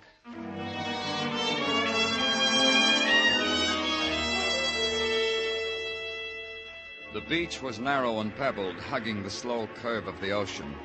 And to the left, the high sand dunes, here and there flecked with the remains of an early season's bonfire. It was warm for early spring, and no movement but the pound and heave of surf and the spray. There was a speck down the beach. In a while, it became a cabin, and a figure standing there before it, a man dressed in flannel shirt and dungarees, no shoes. I walked up to him. Hello. Hello. Beautiful day, huh? Fine day for walking. Yeah, it is. You're Alan Harper? All right. Yeah, my name's Harper. Police? Uh-huh. You shouldn't have run, Harper. Whatever your story is now, it's a bad story. It's bad from the beginning. What happened? You and the girl, Hope Anderson. What reason did you have for killing her? None. That's why I didn't kill her. That's why my story's bad. I'll listen to it. She had just told me she was in love with me. Just then, at that moment, she made up her mind, and she was sure of it. And just then, at that moment, she died. How? Shot. I guess it was a funny popping noise. Hope fell, then something clattered at my feet. A gun, a Luger, somebody threw it there. I picked it up and tried to fire at someone who was running away. Nothing. No more bullets. There's someone. Did you see them? Oh! Alan! The picture held for an instant, the boy clawing at his chest and the life spilling from him. And the pain, sharp and precise and focused, that pinched up my shoulder and flared out. And it wavered, dissolved. And I thought, lying there looking at the single pebble that somehow was in my outstretched hand, how red it was, how orange, how it spun like a million spinning lights. And there was nothing. Nothing at all.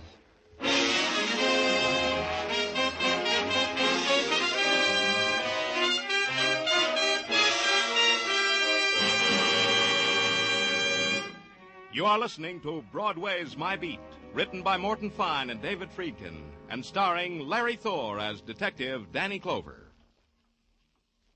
The cream of the fun and songs on Arthur Godfrey's daytime shows are now brought to you in a half-hour special Godfrey Digest every Saturday night on CBS.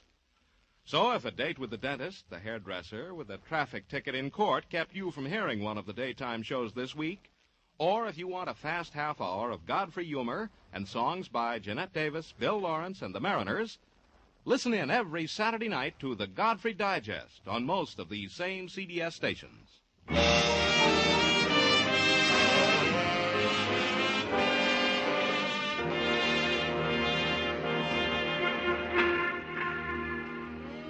Broadway is a carnival of shadows that walk the neon midway and scream when they've been cheated of an attraction.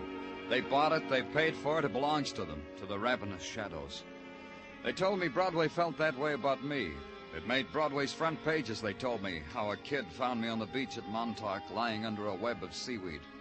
How the body of Alan Harper was torn out of the fingers of the hungry tide. They told me how I'd been taken to a small hospital overlooking the sea. And Broadway was wounded because a spectacle like that should have been played in Broadway's own gutter. Then a quiet voice told me I had a visitor, Sergeant Gino Tartaglia.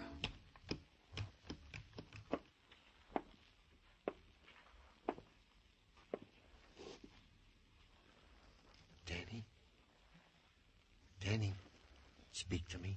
Good morning, Sergeant Tartaglia. Good morning, Lieutenant Clover. I hope you are in the mood for a visitor from the beyond. From the beyond? Yeah, from all the way beyond Manhattan. All my life I lived in New York. I never realized such a place like this existed in the outskirts. You can speak up, Tartaglia. I'm not dead. Danny, how can I tell you how glad I am to hear that from your own lips? I've been visiting here for 2 days now. This is the first time they let me see you. There ought to be a law. What do you got in the package, Tartaglia? Oh, a get-well confection from Mrs. Tartaglia. Last night she went to the mixmaster and beat up an old Italian recipe that makes people get well. Here, Danny, it's for you. Thank Mrs. Tartaglia for me. Wilco. You feel up to official business, Danny, in the physical wreck you are in? I'm up to it. The question is, are you? Oh, sure, Danny, sure. I'm in the pink. Well, let's get down to official business. You need not think, Danny, that we have been lax at the department during your regrettable absence. We have been on the ball. Congratulations. Thank you.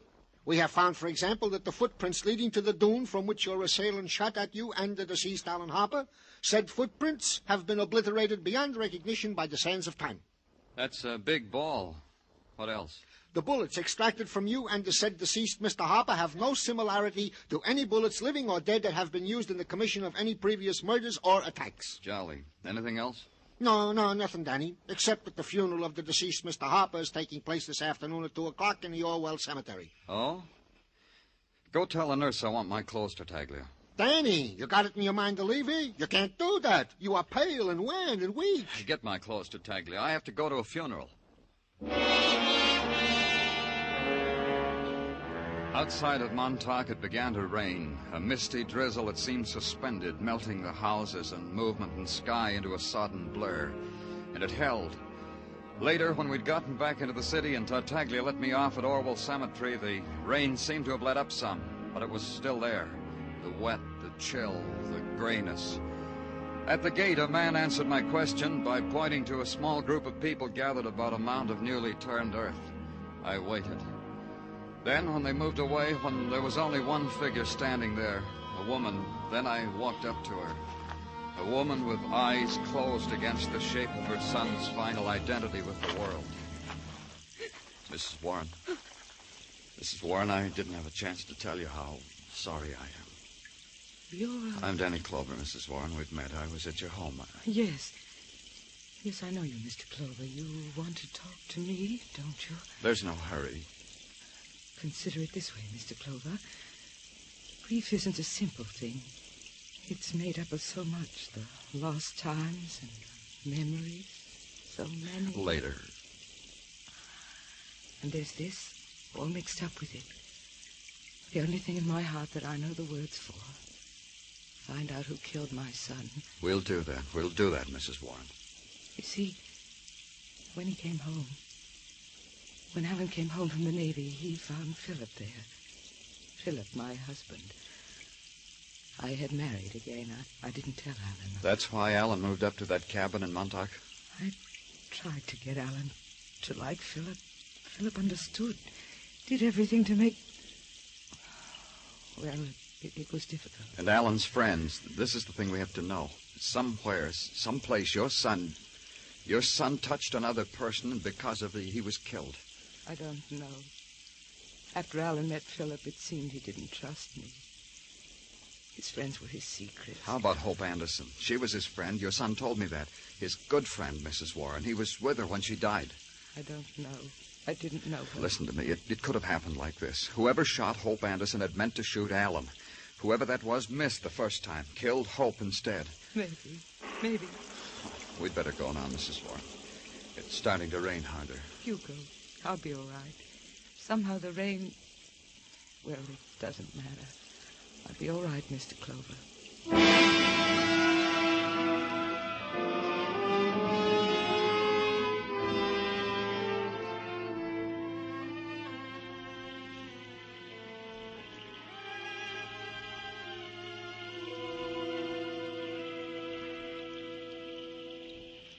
Hold still, Danny. I don't want the knot in your tie should look sloppy. There. Well, Danny, if I do say so myself, I feel much better now you are arrayed in dry clothes. Thanks for helping me change Tartaglia. My arm in a What sling. am I going to do with you, Danny? You rise out of a sickbed without permission. You go to a funeral, stand in the wet rain, get wet. Any one of these things could have waited. I wonder if she's still there, Tartaglia. I tried to take her home, but she wouldn't let me. Who, Danny? Mrs. Warren. It's still raining, Tartaglia. Exactly. And you are to stay out of Seine. You hear me, Danny? Okay. Good. Now I will bring you in a visitor who has been waiting to see you. Who? A dame, a lady, by the name Viola Walker. Why didn't you tell me she was here? I thought it was more imperative you should get into dry... Okay, I said I'd bring her in. You, go right in. It's positively outrageous the way a citizen is treated around here. How long do you think you can keep a citizen waiting? After all, you're only a public servant. You could write a letter to a newspaper, Miss Walker. You see? You see how you treat us? The innocent victims of injustice, the downtrodden. I plead for you, Miss Walker. Who could have done you an injustice? Give it a name. Jackie Logan. That's the name. That's the thing that did it to me. Jackie, what did she do? When you were at the Marbury Apartments, the apartments I preside over, I told you they were nothing if not respectable. Remember that? I remember. I remember a girl was murdered there, too. Hope Anderson, wasn't it? I'm like a mother to those girls. They have no secrets from me. I keep none from them. You're hurt because Jackie kept a secret from you? She's no good, that one. She's rotten and ungrateful. She knows more about Hope's murder than you'll ever find out. I wanted her to tell me about it, to talk it over like mother to daughter, so that we could both share it with you police. Thanks. And do you know what the snip did to me? She moved out, bag and baggage. And when I pleaded with her to come back, do you know what she did to me? You'll tell me anyway, won't you, Miss Walker? She slapped me and scratched my face. See? Look at this horrible scar. You've got to arrest her. Where is she? I made a point of finding that out. She's at the Kearney Hotel in the Bowery. A dirty, pest-ridden flea bag. Imagine. She left my elegant apartments for that. All right, Miss Walker. You can go now. But I'm not finished. I said you could go. Get out of my sight, Miss Walker.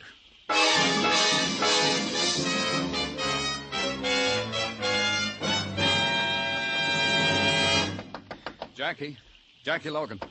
Open up. It's Danny Clover. Jackie. Oh, come in. Yeah. The place was a mess. Like a big wind had ripped him through there and died. Like that, and as if somebody had tried desperately hard to destroy everything he could lift or turn over. The bed had been slammed up into a corner and the headboard wrenched off so that the edge of the mattress touched the floor. And on it a girl, Jackie Logan, staring with unbelieving eyes. Thin lines of blood crisscrossed her face like some abstract design of horror. And over all of it, the pink and blue that stuttered through the window from a sign that read Kearney Hotel, your home away from home. Jackie, what happened? He'll die. I swear it, he'll die. Tell me, Jackie, who was it? I'll get you some water. Here, drink this. I can't. We'll get you to a doctor. Don't touch me. Later, then. Tell me about it. Nothing. I fell down. Look, someone tried to kill you. I fell down. Why didn't he kill you? Hope Anderson's dead and Alan Harper. Why didn't he kill you, Jackie? He thought I was dead. He beat me. He thought I was dead. Who? Tell me who. That's going to be my way. Because he thinks I'm dead. I got a good thing. Jackie, look, I can arrest you. Even with you like this, for withholding evidence. Don't you know that, Jackie? I'm delirious. I don't know what I said. Nothing happened. He beat you because you know something about him. Because you know he killed Hope Anderson. And why? Is that why you were blackmailing him, Jackie? I fell down. Don't you want to get back at whoever did this? I done that. Ask her. Ask Mrs. Warren. She... Oh, get me a doctor, Mr. Clover. The police ambulance came and took her away, and its siren was loud to cover the sound of her screaming. Then I went to the Warren apartment. The doorman told me that they weren't at home, that they'd gone somewhere, to Montauk, he thought. So I went there. This time it was night and rain, and the sounds of desolation that only the wind and the sea can shape. And finally, the cabin with its feeble yellow light washing against the darkness. Mr. Clover. Stand where you are, Mr. Clover. I came at the right time, didn't I? Mrs. Warren, maybe you'd better give me that gun. No. No, I was just showing it to my husband. See it, Philip. This is a souvenir of war Alan brought back. A Japanese revolver. It's clean and loaded. Alan was always a good boy. Neat. A good boy. Talk to her. Take it away from her. She doesn't know what she's doing. Don't try, Mr. Clover. Why don't you go over there and dry yourself by the fire? Mrs. Warren, I was just telling Philip that my son built that fireplace with his own hands, stone by stone. I've been showing Philip things that were a part of my son's life. Mrs. Warren, I've just left a girl who said she told you something over the phone, Jackie Logan. What did she tell you? She sounded very ill, as if she were in great pain. She was. She'd been beaten so hard that whoever did it thought she was dead. No. Oh, no. What did she tell you, Mrs. Warren? Was it that she was blackmailing your husband? What are you talking about? Are you out of your mind? You think us all out of our minds, don't you, Philip? Mr. Clover, me. How did you know that, Mr. Clover? I didn't, but it fits. Viola Walker came to me. Told me to arrest Jackie because Jackie'd slapped her face and left her bored in bed. When I saw Jackie, I knew it was more than that. Viola wanted in on something. Blackmail. Maybe she should have seen what blackmailing did to Jackie. But Philip saw, didn't you, Philip? Oh, there are so many things to kill you for, Philip. For wanting a girl my son loved. You didn't mean to kill Hope Anderson, did you, Warren? Of course he didn't, Mr. Clover. Not the girl, but my son. And finally he murdered Alan. Tried to kill you. And that poor girl, Jackie. Oh, Alan. Watch her, Mr. Clover. This gun, Philip. Alan's gun. I'm going to kill you with Mrs. it. Warren. Mrs. Warren, give it to me. Don't stop me. Not that way. Give it to me. He's getting away. I said I'd kill him, and he's getting away. The gun. Warren, stop! Don't be a fool, Warren. All right, Mrs. Warren.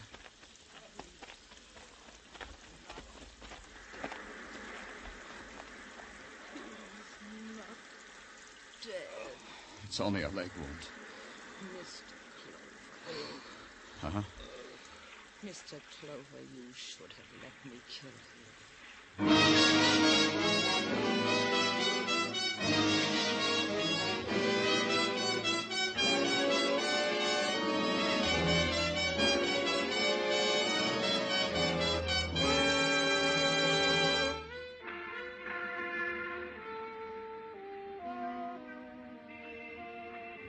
Broadway, where the buildings of the night lean against the darkness in crazy, tilted angles. And walk carefully, kid, or you'll upset their balance. It's a street where you walk the high wire, else you gotta play it safe in a cage. It's Broadway, the gaudiest, the most violent, the lonesomest mile in the world. Broadway, my beat.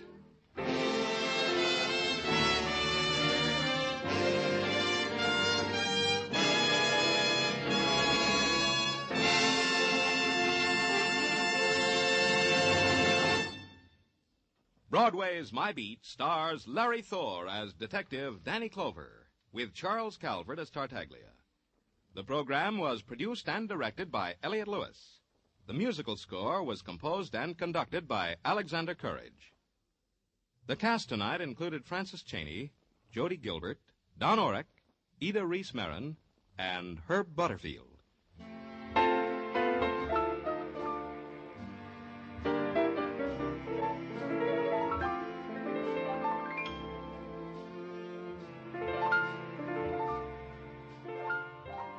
No one has ever devised a satisfactory get-rich-quick plan.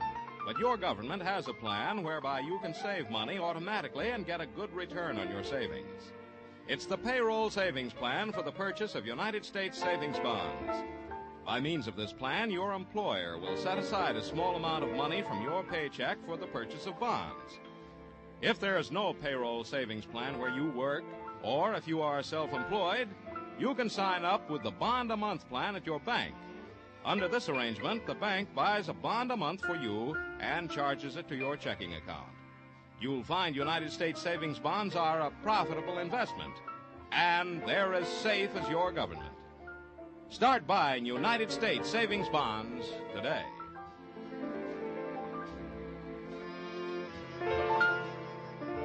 Joe Walters speaking. This is CBS, where you dance to the music of Vaughn Monroe Saturday nights. The Columbia Broadcasting System.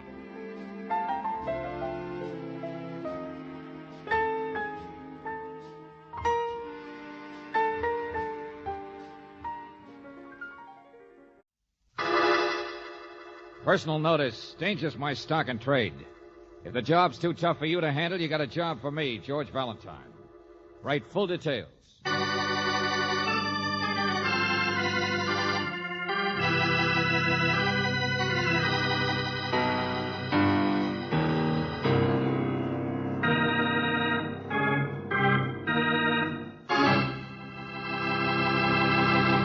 Greetings as always, mystery lover.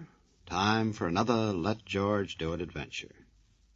Our tale of terror is called The House That Jack Built, which could mean any number of things. It could center around an up-to-date fairy story with witches and ogres and stuff. Or it could be the name of a roadside inn with a neon sign out front and a dice game out back. On the other hand, maybe it might be better to give an ear to our story and learn all about it firsthand.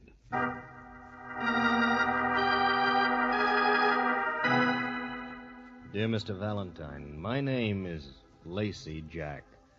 Yeah, Jack is the surname. I always have to explain that. As a boy, I never appreciated that handle, Lacey, in the front, but I got over it. We change, don't we, as time goes by? Do a lot of things different. Mr. Valentine, for the first time in my life, I'm going to be really different and ask for help. I need you tonight. If you'll meet me at the club casino at 11 o'clock, you and Miss Brooks, I'll explain to you what it is. The man likes to just sit and look, Brooksy. What's the matter? Take you half an hour to size people up? No. We don't even really know who you are. I know you don't. Mother died when I was 7 or 8. She was a mess, but can you imagine anybody, even on 5 cents a bucket beer, hanging a name like Lacey on a board? Friend, it's a nice nightclub, but let's get Hold down it, will you? Excuse me, this is it here. What? The girl, the singer. What about her, Mr. Jack? What do you think? Nice looking. If you don't mind a few extra circles under the eyes. Needs fattening up is all. Oh, brother, I give up. Come on, Brooksy, let's drink the champagne. What do you think about the way she sings? You want my opinion? You've been around a lot. She's a little inexperienced, I guess. Oh, brother, that does it. Did you get us all the way here just to get an opinion on some little blonde you've got your eye on? I want to know, Mr. Valentine. I must know. All right, so I'll tell you. In a word, she'd be a great dressmaker's dummy. Fall for her, I don't care. Only when it comes to her singing, excuse me, but I'm afraid I don't get it. In fact, why a fancy place like this would even hire somebody who can't... George, she's not as bad as that. Well, just asking. I can't carry a tune in a bucket myself. I guess you're right. That's not the important part. Her name is Lila. She's my sister.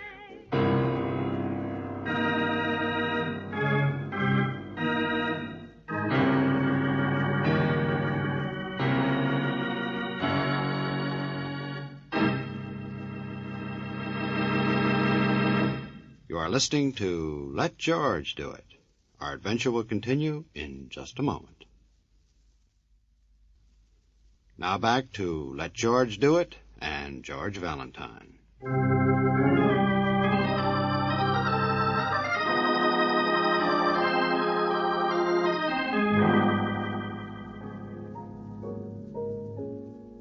So Daddy has friends. Imagine Daddy with friends. Has he drunk his champagne like a real nice friend, Miss Brooks? Lila always kids a lot. You mustn't mind her. Shut up. How'd you like my applause? All people with one arm. Hi, Joe. Hey, Lila, how's it, baby? It was great, kid. You got a great talent. You got a great... Hello, Joe. Oh, Lacey. Nice to see you. Excuse me. Excuse me. Daddy's got friends, all right. Isn't my brother the most impressive, important man Take it that easy, you ever... Lila. Mr. Valentine. that you ever met for the first time in your life? Hey, where have I seen that guy Joe before? It's not important. Oh, not like Daddy. So drink your champagne, stranger, and do not Waiter, ask bring any... me the bill, William. Mr. Jack, I said, You where don't have have I... to be a friend, Valentine. You've got a job tonight. I'm hiring you. Now we start, and that's good enough. Yes, sir. You Oh, need here. it? Take it out of this. Oh, no, Mr. Jack. Compliments of the house. I'm sure the owner wouldn't want me to give you a bill. Go on. I don't want anything free. Now take it. Oh, no, indeed. No, sir. Really. Compliments of the house. George, no wonder I keep my job. Well, you coming, Valentine, Miss Brooks? Yes, we're coming. Don't wave that money at me yet. But at least you've hired my curiosity.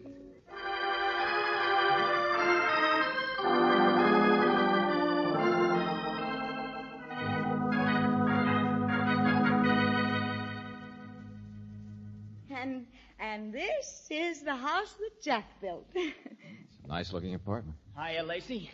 Hello, kid. You see a good movie? This is the rest of the family, the brother. Miss Brooks, and this is Mr. Valentine. Hello. I'm very pleased to meet you. Hiya. His name is Mickey, and he's the best halfback in town. Ha ha. Second string, he means. Gosh, he's the one who could have played ball. Huh? He's twice as fast as I am at everything, and he's still in better condition than most of them. I got him fooled, you see. Come on, Valentine, in here. And there's no fool like an old... Oh, shut up. What's your trouble tonight? Just keep them apart, Miss Brooks. They're all right. Just kids is all in here. So, you're the daddy around here, huh? The house that Jack built. Skip it. I'm sorry I've stalled so long. I just wanted you to meet them. I'm going out now. I'll be back in an hour. Hey, wait a minute. Hold it. My job isn't babysitting. There's a gun in the desk drawer if you need it. What? The job really starts when I get back. Lila is worried about me, that's all. I'm running cross town to see a man in a boarding house on Commercial Street. Hey, wait a minute, Buster. I said I don't... Credentials. There they are. I'm a writer, Mr. Valentine. I write about crime. Oh? I'm ready to blow the lid off this town. Oh, wow. Special deputy, DA's office. Mm-hmm. There's a big shot or two the police can't get because they don't have facts. The man I'm going to see has them. We'll go over that when I come back. That man in the nightclub, the one named Joe who knew you, works for one of those big shots. Yeah, that's where I've seen him before, in police lineups. He works for Duke Averson, right? You play it straight, and I will. Always have all my life. Be back in an hour. What a pile of stuff that was.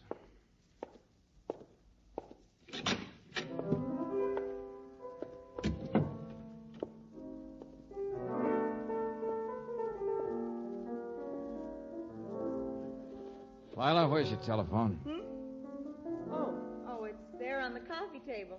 Has a long cord. Oh, yeah, thanks. Won't I do instead? Oh, you do fine. Keep it up. I like it. Oh, I got a great talent, sure. George, what's the matter? Everything. Now, Brooksy, get over there and talk to the boy. Keep him busy. Who are you going to call? Lieutenant Riley, go on. Oh, sure, George. Well, you play that pretty well, Lila. Better than you sing. Well, I like you, too. Friendly, that's me. Say, why did they keep you at that club? What's it got to do with your brother Lacey? He got me started. I earn $200 a week. Should I complain? It's not what I meant. Who is your brother that they're so anxious to please? Won't even take his money, but won't talk to either. Makes them all look nervous. You've never heard of him, Mr. Valentine. Nobody has. He's nobody. Hey, listen to this. Has he ever done any writing in his life? What? Ever worked at the DA's office, special deputy? Oh, you jerk. No, not a sucker either. I'm sorry. What are you doing? Who is your brother, really, Lila? Why don't you like him? Why are other people afraid of him? Oh, hello. This is George Valentine. Give me Lieutenant Riley. Huh? Yeah, sure, I'll wait. Well, it won't do you any good, Mr. Valentine. They don't know anything. Nobody does. And nobody ever tells anybody... I'll get it, sis. Hey, Uncle Mark. Hello there, halfback. Your sister home and Lacey? Thought you might like to come upstairs, join a little party. Lieutenant Riley No speaking arguments, to you, Valentine. No arguments. We'll keep you in training on ginger George, why ale. did you hang up on Lieutenant Riley? What about it, Lila? Thought you might like to have a little fun today. Wow. Hello. Hello. Come in. Your face is familiar, young man. So is yours. I don't recall a name. I only stopped by to ask the three jacks upstairs for a Well, little I recall party. yours. So, you live in the same building, Uncle Mar. Well, not really his uncle. Short for Marmaduke. Hideous, isn't it? Old friend, that's all. Short for Duke. Duke Averson. Well, I'm really impressed, Mr. Averson. This is the real big time. And I guess you're the biggest crooked wheel of them all, aren't you? Still rolling, at least. Don't be rude, young man. Well, Lacey isn't here. He went out a second ago to see a man in a rooming house. Oh, is that so? I didn't know. I'll bet you did know. You're not surprised. Oh, for heaven's sakes. I'm giving a party, young man. That's all I care about. And Lila, my dear, whenever you send these people home, come on up. Join us. Or bring them along. I don't care. George, what on earth is going on? Haven't you figured it, Angel? We're on top of a powder keg. And there is the dog that chases the cat, that worries the rat, that lives in the house. Lila, does your brother work for Averson? Who's the rat in that poem? Lacey? Is he really one of Duke's thugs? Mister, my brother's all right. He's straight. Take it easy, Mickey. And so is Duke. You just don't know him. He's a nice guy. Oh, sure. So nice that people who cross him end up dead. Only the police can never prove it. You move in a great circle. Lacey's no rat. He's straight. You can't say that about... Uncle Mar of all the... Leave him alone. He doesn't know anything. Do you? Why did Lacey get you in the first place? We're going to find that out when Riley gets here. What? Hey, let go. And don't argue. He wants the two of you protected. Maybe he was telling that much of the truth. Here, Brooksy, the gun's for you. Now, Riley's probably in a lather because I hung up on him. So get him back. Get him over here. You won't have any more trouble. Oh, George, where are you To going? blow the lid off this town. The house that Jack built, it's made out of straw. It's falling down. I don't know why. But I will if I can get down to Commercial Street in time to stop a murder.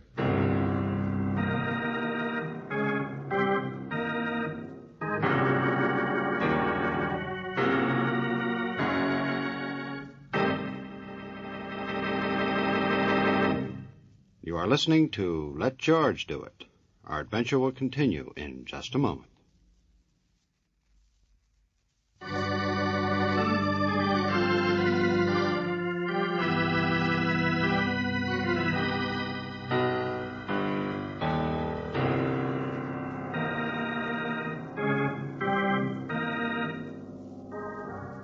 And now back to George Valentine. The house that Jack built.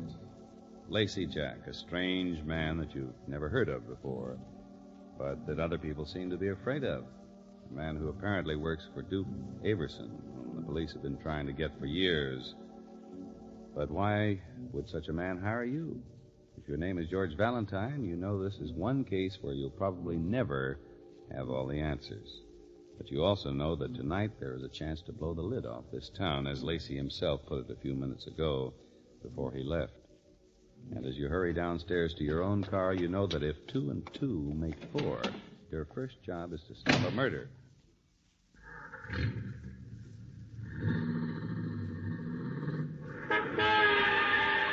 Hey, you! Hey! You almost clipped my fender there. Lacey, I thought you'd be halfway across town by now. Night man was off duty. I had to find my car in the garage myself. I thought I told you to stay with the kids. Take it easy, take it easy. A police lieutenant I know will be there any second. Nothing's going to happen to him. Policeman? Oh, I know. He won't find out any more than I have. Hey, you got your family well trained. When I talk about you, they keep their mouths shut. There's nothing on anybody, Valentine. Oh, sure, I know. Particularly on you. You're the member of Averson's gang nobody's ever heard about. You're not popular like the others. All right. But a few people who know seem to want to do you favors. You smile, and even a thug like Joe gets nervous. You say you got to work tonight, and your sister gets nervous. All right. So I hired you under false pretenses. Sure, and you're late for an appointment, aren't you? A little guy in a rooming house on Commercial Street. Mr. Valentine, who knows something about the big shots, about Averson, maybe. You could never even For several years, the enemies of Duke Averson, the guys who know things, who might be squealers, have had a habit of dying. Only nobody ever gets caught. There's never any evidence. Now, don't try to I'm tell just me. saying I've figured you out, Lacey. No wonder you don't have any friends. It's high-priced, specialized work, isn't it?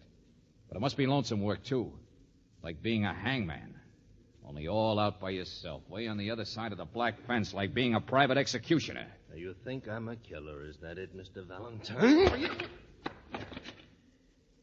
You should learn to move faster.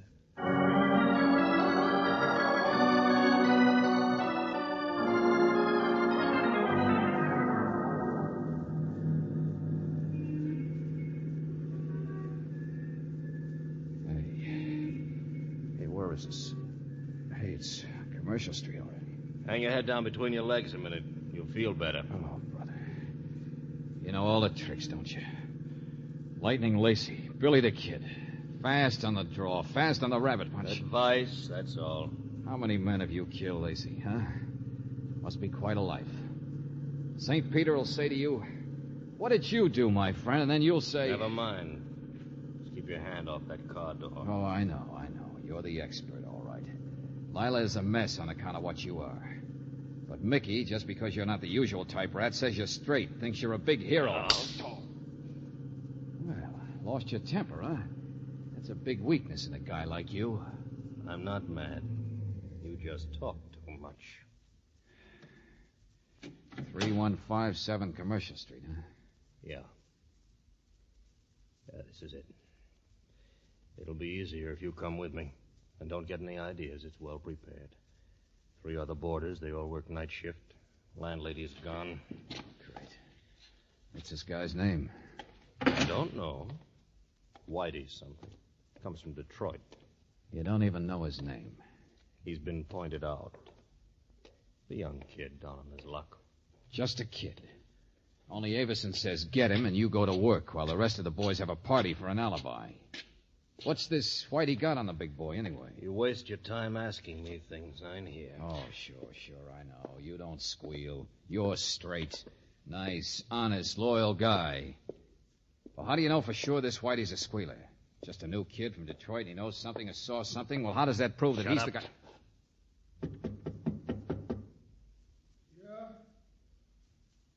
Yes, who is it?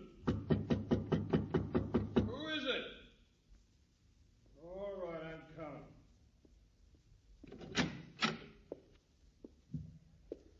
Get back in there, Whitey! It's all right, both of you. Nobody's hurt. Faster every time, aren't you? What is this? I saw the two of you coming up outside. What's going on? I'm from Avison. Yeah, take this. Huh? What do you mean? It's $1,000, and I'm a sucker. There's a plane leaves for Canada, 4 a.m., direct connection. Be on it. Wait a minute. I don't want to go to Canada. I'm not... Be on it, I said. And when you get there, whatever it is you know, forget it. You understand me? Just shut up and disappear. Yeah. All right. Whatever you say. I'll go. Well, Valentine, you see how wrong you can be?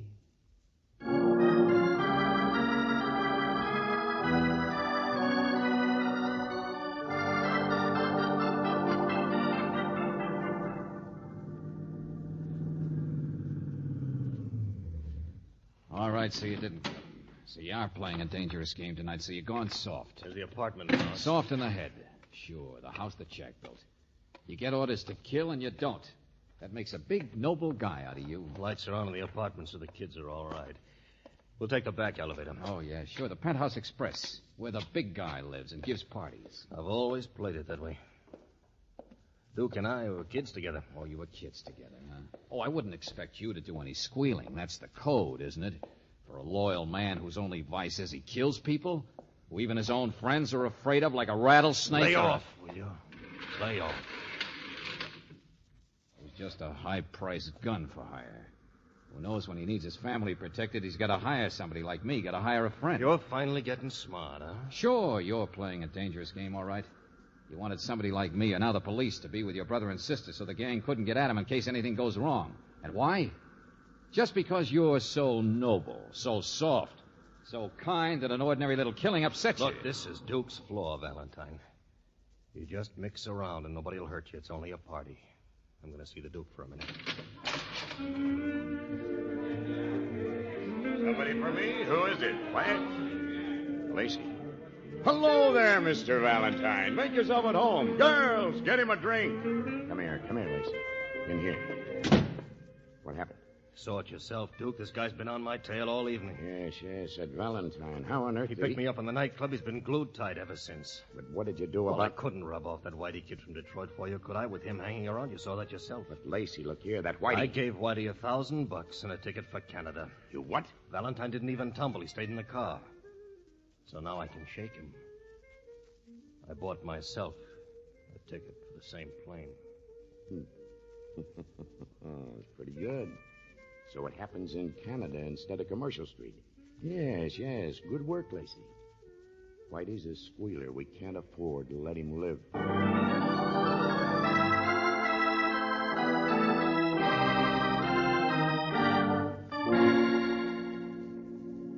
Valentine, what are you doing with that phone? I just want Lieutenant Riley up here. Can't even come in without a warrant. There's nothing to search for or find either. This is the big time, Detective. Now, look, Lacey, I've stuck around because you're going to give Avison to Riley on a silver platter. What? You're going to squeal. Come on, hurry it up. I am what, you dumb stupid? Easy now. Maybe that's how you can make some of it up. You and your code. You owe it to me, if nothing else, because I saved your life. What did you say? Yeah, that's right.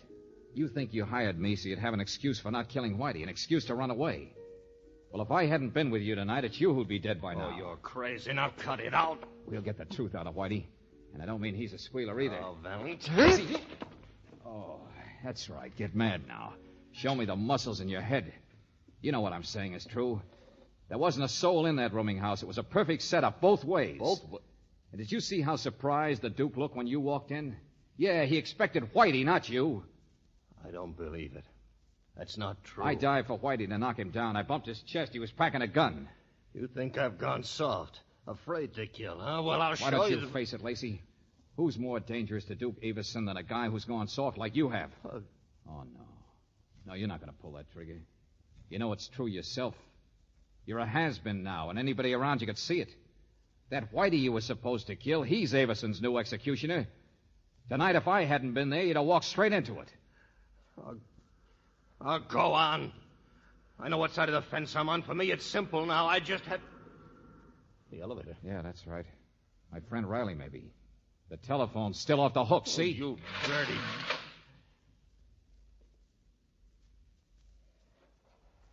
Whitey. So long, Lacey. Have a nice sleep.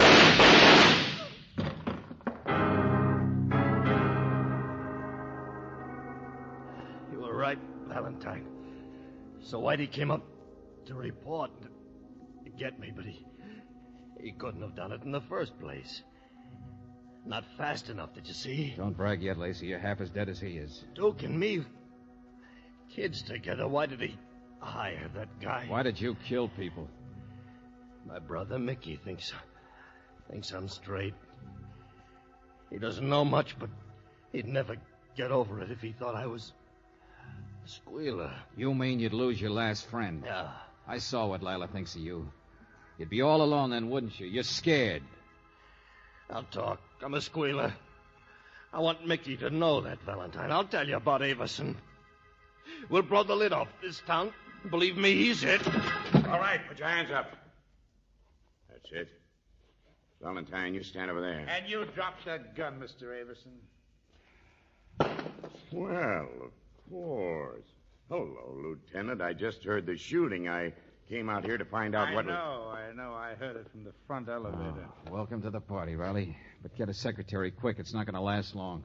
Hey, come on, Lacey. Come on. Wake up. Snap out of it. He's dying. Can't you see it? What can he say? Lacey and I are old friends, that's all. Huh. And if you try to go to court... Oh, shut up, Avison. Right. Nothing I can say now do any good against him. There's never any proof. Oh, Valentine, besides, I'm straight, see. You can't get him. I'm too washed up, even to squeal. Only. Keep away from that gun. Get out of the way, you suckers! Look out, stop him. Lacey, don't do it! All right, killer. You got him all right. You blew the lid off the town, all right. You killed the Duke. Only now drop that... Uh-oh. Yeah, Riley, you're wasting your breath, all right. The killer's always too fast for us. He's dead.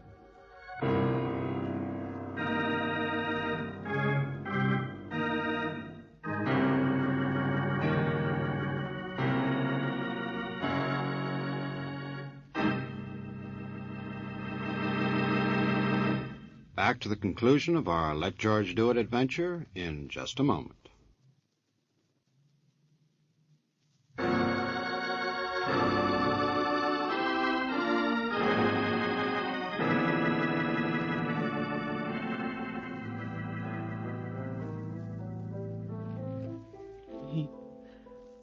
He was a heel, wasn't he? That's right, Mickey.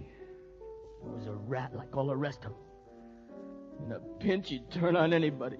He was no more straight than a... Oh, stop that blubbering. You always knew what he was like. Why don't you admit it?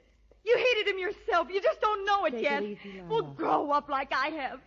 Talking football. Gee, ain't he fast? My wonderful brother I'm so loyal to. Sure. That's the trick, Sid. This is the dog that chased the cat, that worried the rat, that... Come on, Mickey. We gotta buy some flowers for the funeral. Yella. Oh, George, they're so lost. I know it, Brooksy. So is Lacey.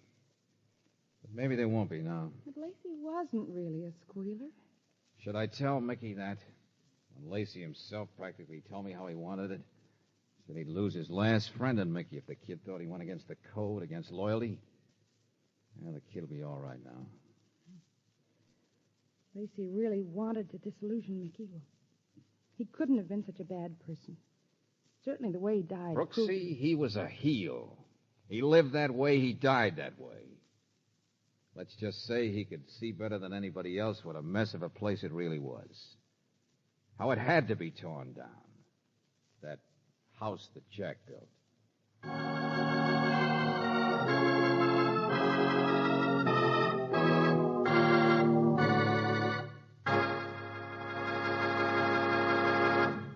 You have just heard The House That Jack Built, another Let George Do It adventure. Jack Bailey was starred as George Valentine, with Virginia Gregg as Brooksy. David Victor and Jackson Gillis wrote the story, with music by Eddie Dunstetter.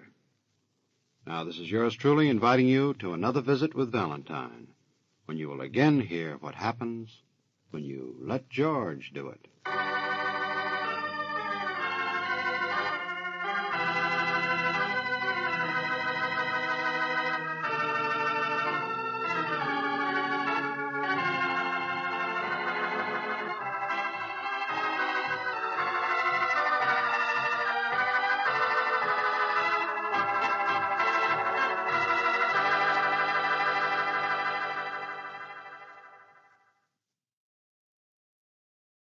Wrigley's Spearmint Chewing Gum, the refreshing, delicious treat that gives you chewing enjoyment, presents for your listening enjoyment.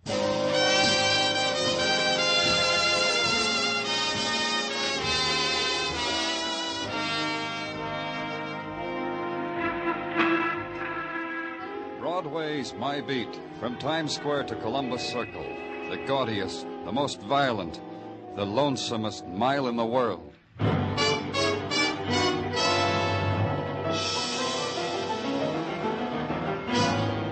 Broadway's My Beat, the thrilling drama of murder and mystery and the people who walk the Great White Way, with Larry Thor as Detective Danny Clover.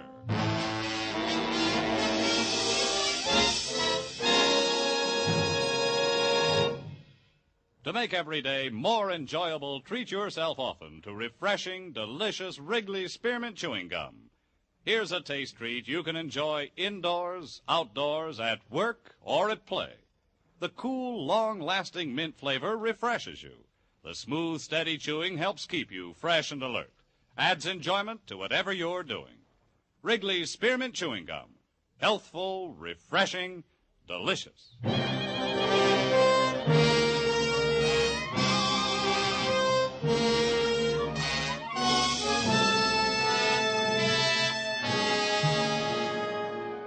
In the summer's heat, Broadway is a wasteland, sullen, a place of regret.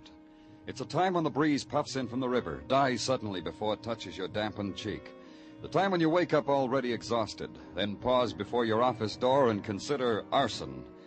Broadway fans itself with a newspaper and finds fascination watching a fat fly crawl against a sweating window. The thing to do is give up, except you've got a job, except you've got to pay the rent, pick up the check, buy the beer, leave the tip, meet the installment. July or not, you've got to make a living, kid. For my part, I would rather have been at Jones Beach, but I wasn't.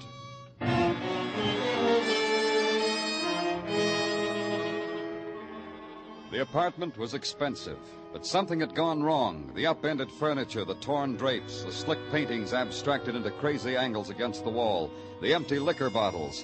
The place was a mess, which included the man who nagged at me. You've been doing nothing but walk around. Say something to me, so I'll know you're working. I'm working, Mr. Chelsea. I walk around and observe and jot little things down in this little book, and that's what I get paid for. You don't care, do you?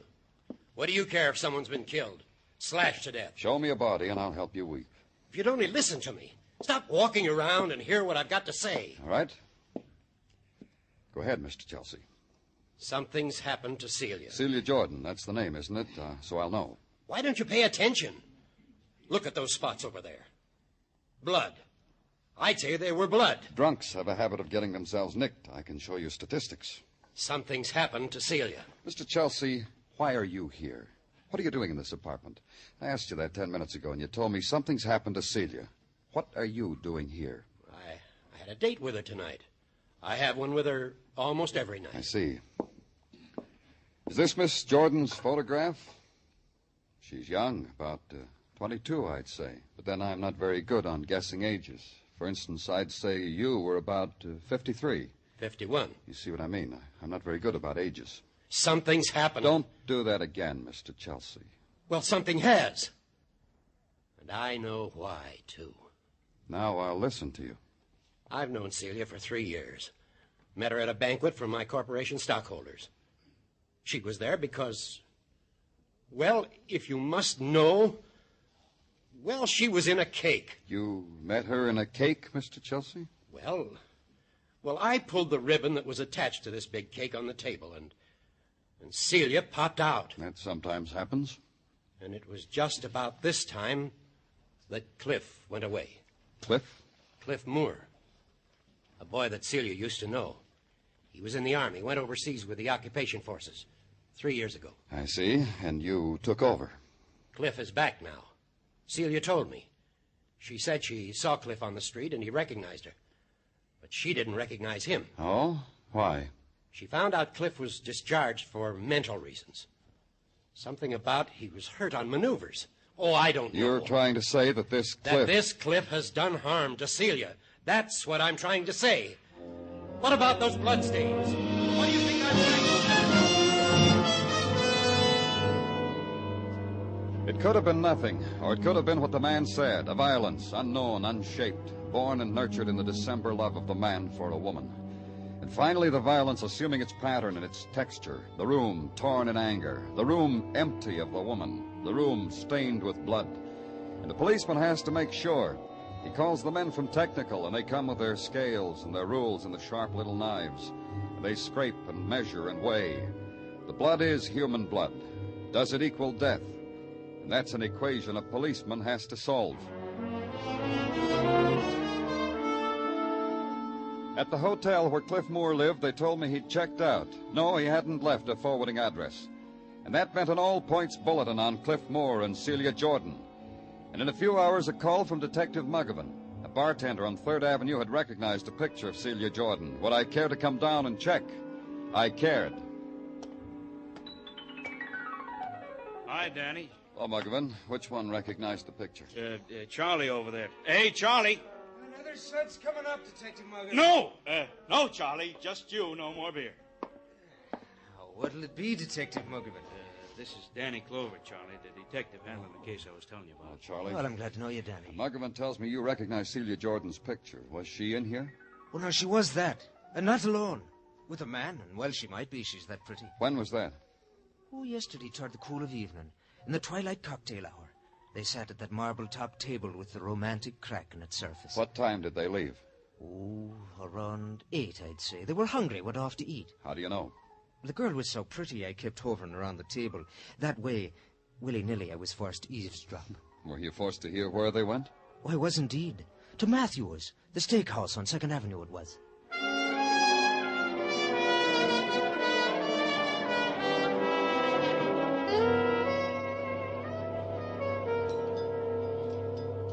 You waited on this girl? I'm certain of it. Of course, yes. Was she with anyone? She was. A young man. A nervous, temperamental type, I'd classify him. The way he handled his eating tools. The way he addressed himself to his food. All symptoms of a How highly long were they here? A modest time. They ate neither too quickly nor too slowly. Rather rare in these times. How long? An hour and a half, an hour and 40 minutes. What does it matter, one way or another? They left here around 10 o'clock. Around 10 o'clock.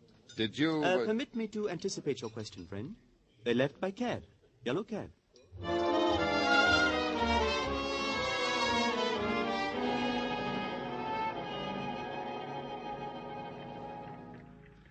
Yeah, I picked them up at a steak joint on 2nd.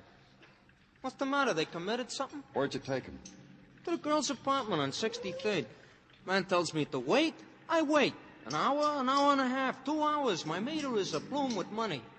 Donnie comes and spoils it all. Alone? All alone. I gather that they, What does it matter what I gather? Anyway, I take the guy to the address he gives me. Where? The Suffolk Hotel on 71st. He committed something?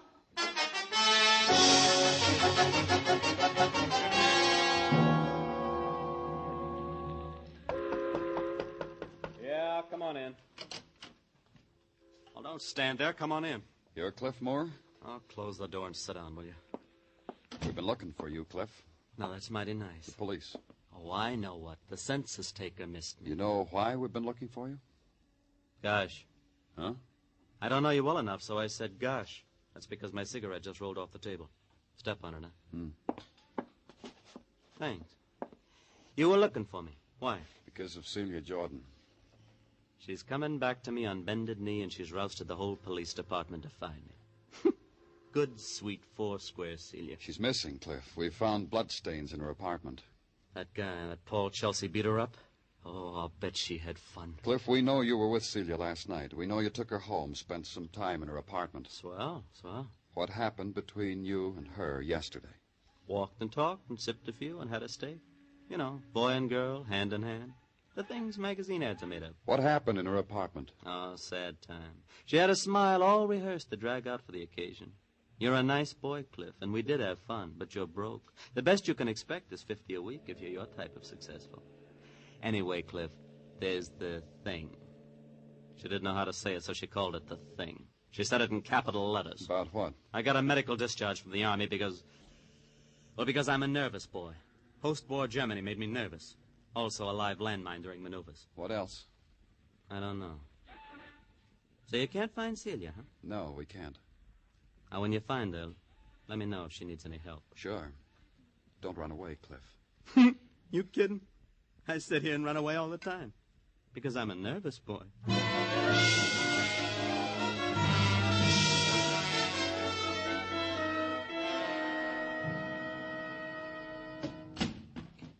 Look what I got on the tray, Danny. Nice surprise, huh? Huh? Come on, sit down, Danny, and I will cater to you. What in the name of... Iced tea, Danny. Look, boiled hot water, courtesy the lab boys with their Bunsen burners. Cubes of ice, courtesy the deft hand of Gino Tartaglia, purloining from a water cooler. Tea bags, courtesy Mrs. Tartaglia, who is friendly with the friendly jewel tea man. Glasses, courtesy... Gino, what have I ever done? Well, you have been considerate and kind to me, Danny. So this is just a small token of the... Well, how do you want it? With or without lemon? With. The best way to fight the heat. Yeah, coming up, Danny. Gino? Yeah, I know. You want to know, is there any progress in the search for one Celia Jordan vanished? Possibly mayhem committed upon. Possibly deceased. Stop me if I'm wrong. No, go ahead. There is no progress. Anything else, Danny? No, I guess there's nothing else, Gino. Oh, excuse me. Certainly. Thank you. Danny Clover speaking. I understand you've been looking for me, Mr. Clover. Who is this? Celia Jordan. Are you all right? Not a mark on you, Mr. Clover, anywhere. Come see for yourself. You really should. It'll ease your mind. But we thought... Where are you, Miss Jordan? At the Amsterdam Hotel on 34th Street, room 2412. I'll be ready for you.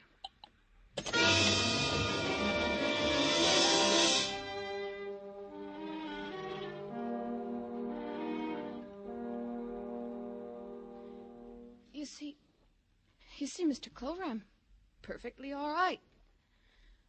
My arms, my legs, my throat. I wore this sunsuit especially for you, so you could see I was all right. All over, I'm all right. Miss Jordan. Except inside.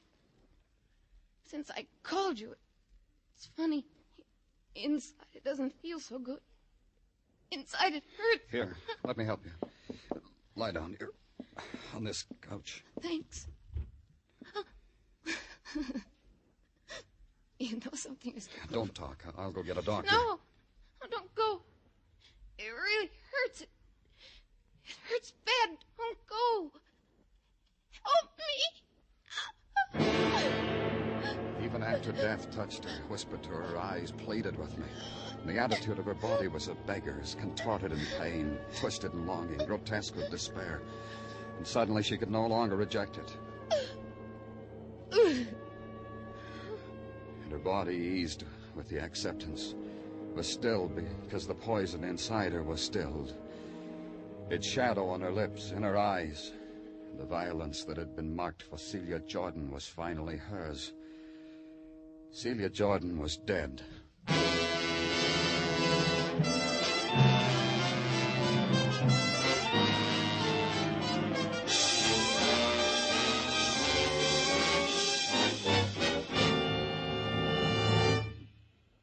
Remember, friends, to make every day more enjoyable, treat yourself often to refreshing, delicious Wrigley's Spearmint Chewing Gum. There's lots of cooling, real mint flavor in every stick. And chewing Wrigley Spearmint helps keep you feeling fresh and alert. You feel better, work better, get more fun out of doing things. So indoors, outdoors, wherever you go, keep some healthful, refreshing Wrigley Spearmint Chewing Gum handy. To make every day more enjoyable, treat yourself often to delicious Wrigley's Spearmint Chewing Gum. We now continue with Broadway's My Beat, written by Morton Fine and David Friedkin and starring Larry Thor as Detective Danny Clover.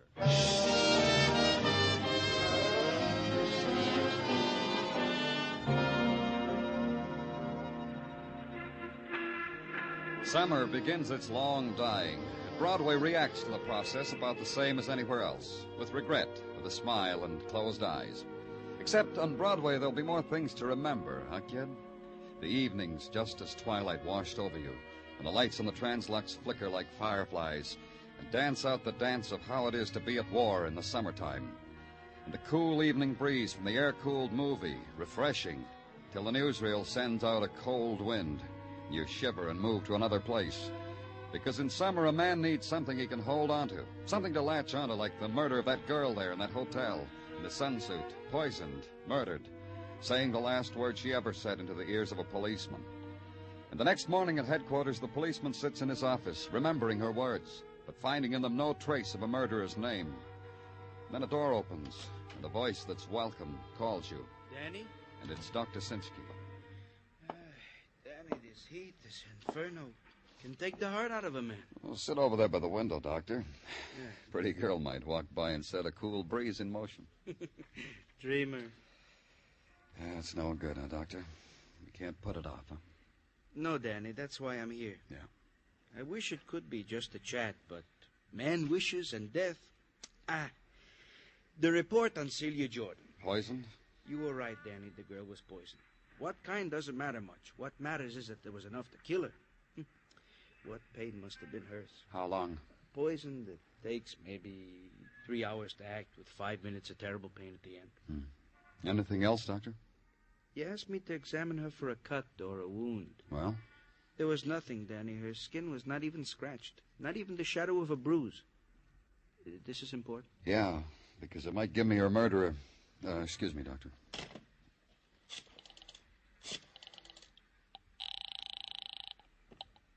Muggavan here. Danny, I want you to take a plant, Muggavan. Okay, Danny. Where? Who? Suffolk Hotel on 71st. Cliff Moore. First Cliff Moore. Got it, Danny. This Cliff Moore, he murdered the girl? Maybe, but I don't think so. Oh? This is a day for riddles, huh, Danny? No, Doctor. This is a day where I get a choice. I get 2 suspects for the price of 1.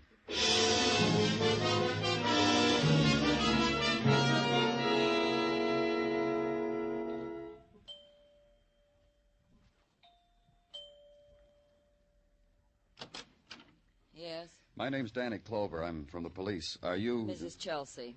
You have the correct house? Yes. Well, then please come in. Thank you. Mrs. Chelsea, Sit down, please. All right. Yes? I wanted to talk to your husband. Oh, I'm afraid not. He's not home, you know. I stopped at his office. He wasn't there either. No, of course not. Then where is he? Oh, I'm afraid I couldn't tell you that. I really don't know where he is.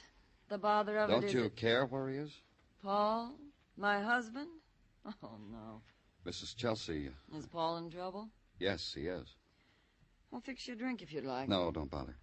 It's in connection with a murder. Yeah, the one in this morning's paper. Celia Jordan's. You know about her? Well, Paul doesn't think I do, but I know all about her. Unfortunate. Some women never know why suddenly they come to hate the men they used to love. They blame it on routine, getting old, habit.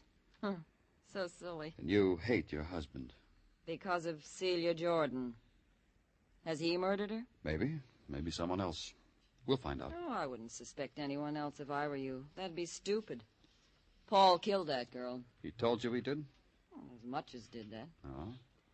I confess it. I listen in on his telephone conversations. He thinks I eat chocolates when I lie in bed. Oh, I do, but I listen to his conversations on the extensions. Not much fun, but then it's not much effort either. What are you trying to tell me, Mrs. Chelsea? That girl was blackmailing Paul. Oh? $50,000. Was your husband going to pay it? Well, he said he'd meet her at the Amsterdam hotel, but I know it wasn't to pay the money. Oh, my, of course not. $50,000, Paul? And I guess he did commit murder if what you say is true. Please understand me. I'm plump, I'm a henhead, I eat chocolate, and I sleep most of the day. I'm a woman in her late 40s, so I would lie. But not to help Paul. Not Paul. Then you're glad your husband might be held for murder. Well, I'll miss him. His not coming home when he usually does might throw my days off. It'll be an effort to get used to it, but on the whole, Mr. Clover... Yes? On the whole, I'm glad about it. Delighted.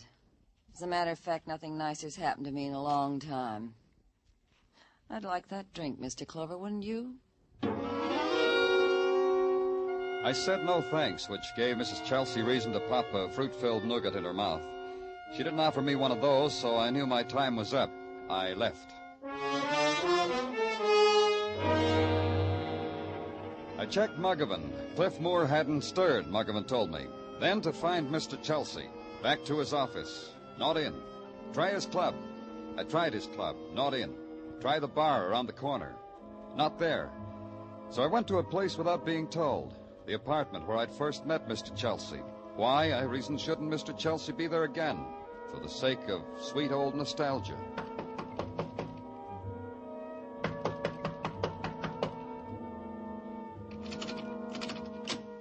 The door was open. I walked in. The place looked better. Neat. Everything in its place. The pictures. Furniture. Mr. Chelsea. I knew it was him because once I'd noticed he was getting bald. The pattern of it was the same. But Mr. Chelsea had been battered, beaten with a fury that demanded a lot of pain get there before death did. The pain had made it. So had death. Now it gave me a new place to go. Here, Danny. Here I am. Shade of this doorway. Cliff Moore? He's in his room in the hotel. Hasn't stirred from it. What's the matter, Danny? You don't look good. Looks like more than the heat. I just cut myself a murderer. Oh? Yeah, Paul Chelsea. Well, that should make you look good. Well, anyway, better. Those blood stains he showed me in Celia Jordan's room, they were his, from a cut under his arm. I saw it. I took the bandage off. So why so gloomy? You got him. He staged the whole thing, the room in a shambles, the blood stains on the floor. He figured killing was easier than paying blackmail. But he made a mistake. What's the matter with you, Danny? Of course he did, so why... Not that kind of mistake. He got himself beaten up. Beaten to death, but for sure, with an andiron. Cliff Moore? I think so. Go back to headquarters, Muggavan. I won't need you anymore.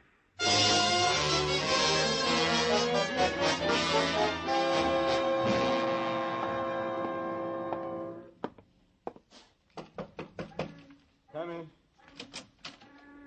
Oh, it's you. You came back to me. I'm that interesting? You are, Cliff. Doctors find me so. Sometimes kids. And women. This I understand. But you, now that throws me. You interest me because you're a murderer. Point of information. Who did I murder? Paul Chelsea. Oh, him. So why did I murder him? A simple motive, an old one. You loved Celia. You beat Chelsea to death with andiron because he killed your Celia. Every minute I learn new things. This Chelsea, Celia's good companion. He killed her, huh? I think so. A puzzle. Why did this old Mr. Chelsea murder something young and precious and vibrant, like they say, like Celia? You can answer that all by yourself, can't you, Cliff? Yes, I can. He killed her because she was going to blackmail him. Did you know this whole blackmail thing was all my idea? Because I'm cynical and sick? The proud possessor of a medical discharge? Let's go, Cliff. Stop it, Cliff. I said let's go. Let's go on and hit me. There's nothing I could do to you, so hit me. What? Look at my hands, my arms. I can't lift them no more than that. That live mine I told you about, it fixed them like that. I can lift them maybe 4 inches. That's what makes me so interesting. That's how I can take an andiron and beat a man to death when I can't even open a door or lift a cigarette off the floor without crawling like an animal. You call me a murderer? Oh, thanks, Mr. Clover.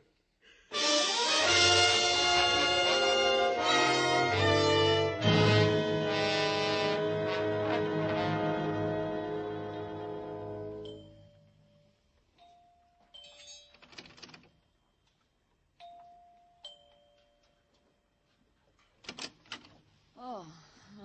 And I was just dozing off, too. What now? May I come in, Mrs. Chelsea? Oh, and I was just dozing off, too. I have to talk to you. Oh, please come in. Oh, I hope this won't take too long. Sit down. No, I don't think so. No. What now, Mr. Clover? But Paul. Oh, Paul. He's dead. Oh, you're silly. He's dead, Mrs. Chelsea. He is? Paul? What? Why, you're not kidding me.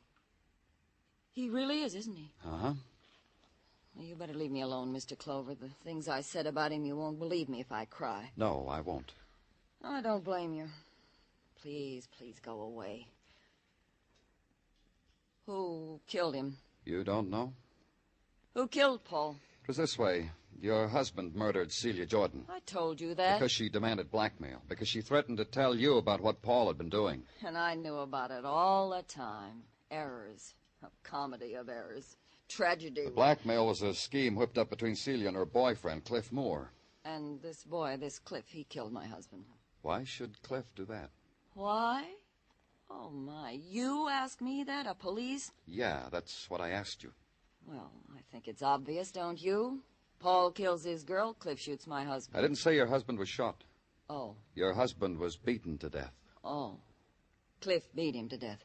You know, I've come to know your husband, working on this case, peeking into small corners of his life.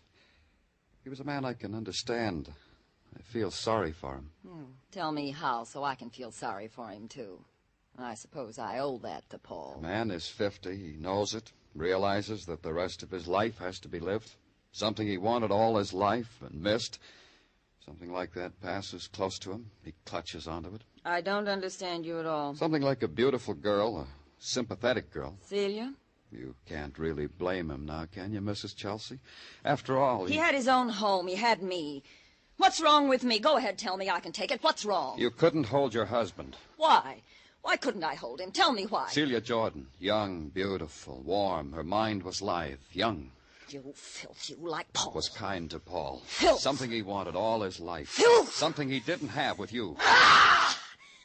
That's why you killed him. Beat him, and beat him, and beat him until he was dead. He died too quickly. He wouldn't even give me that satisfaction. Filth! Let's go, Mrs. Chelsea.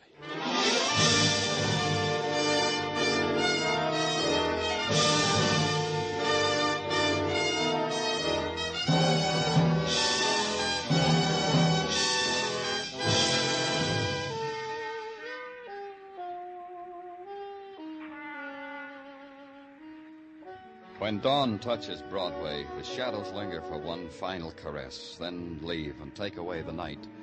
A cloud drifts, and far away a bird dips and touches it with a wing. The time has come for the day, The people wake. The fury gathers. The crowd funnels into the streets. Walk easy, kid. The shock is on. It's Broadway. The gaudiest, the most violent, the lonesomest mile in the world. Broadway, my beat.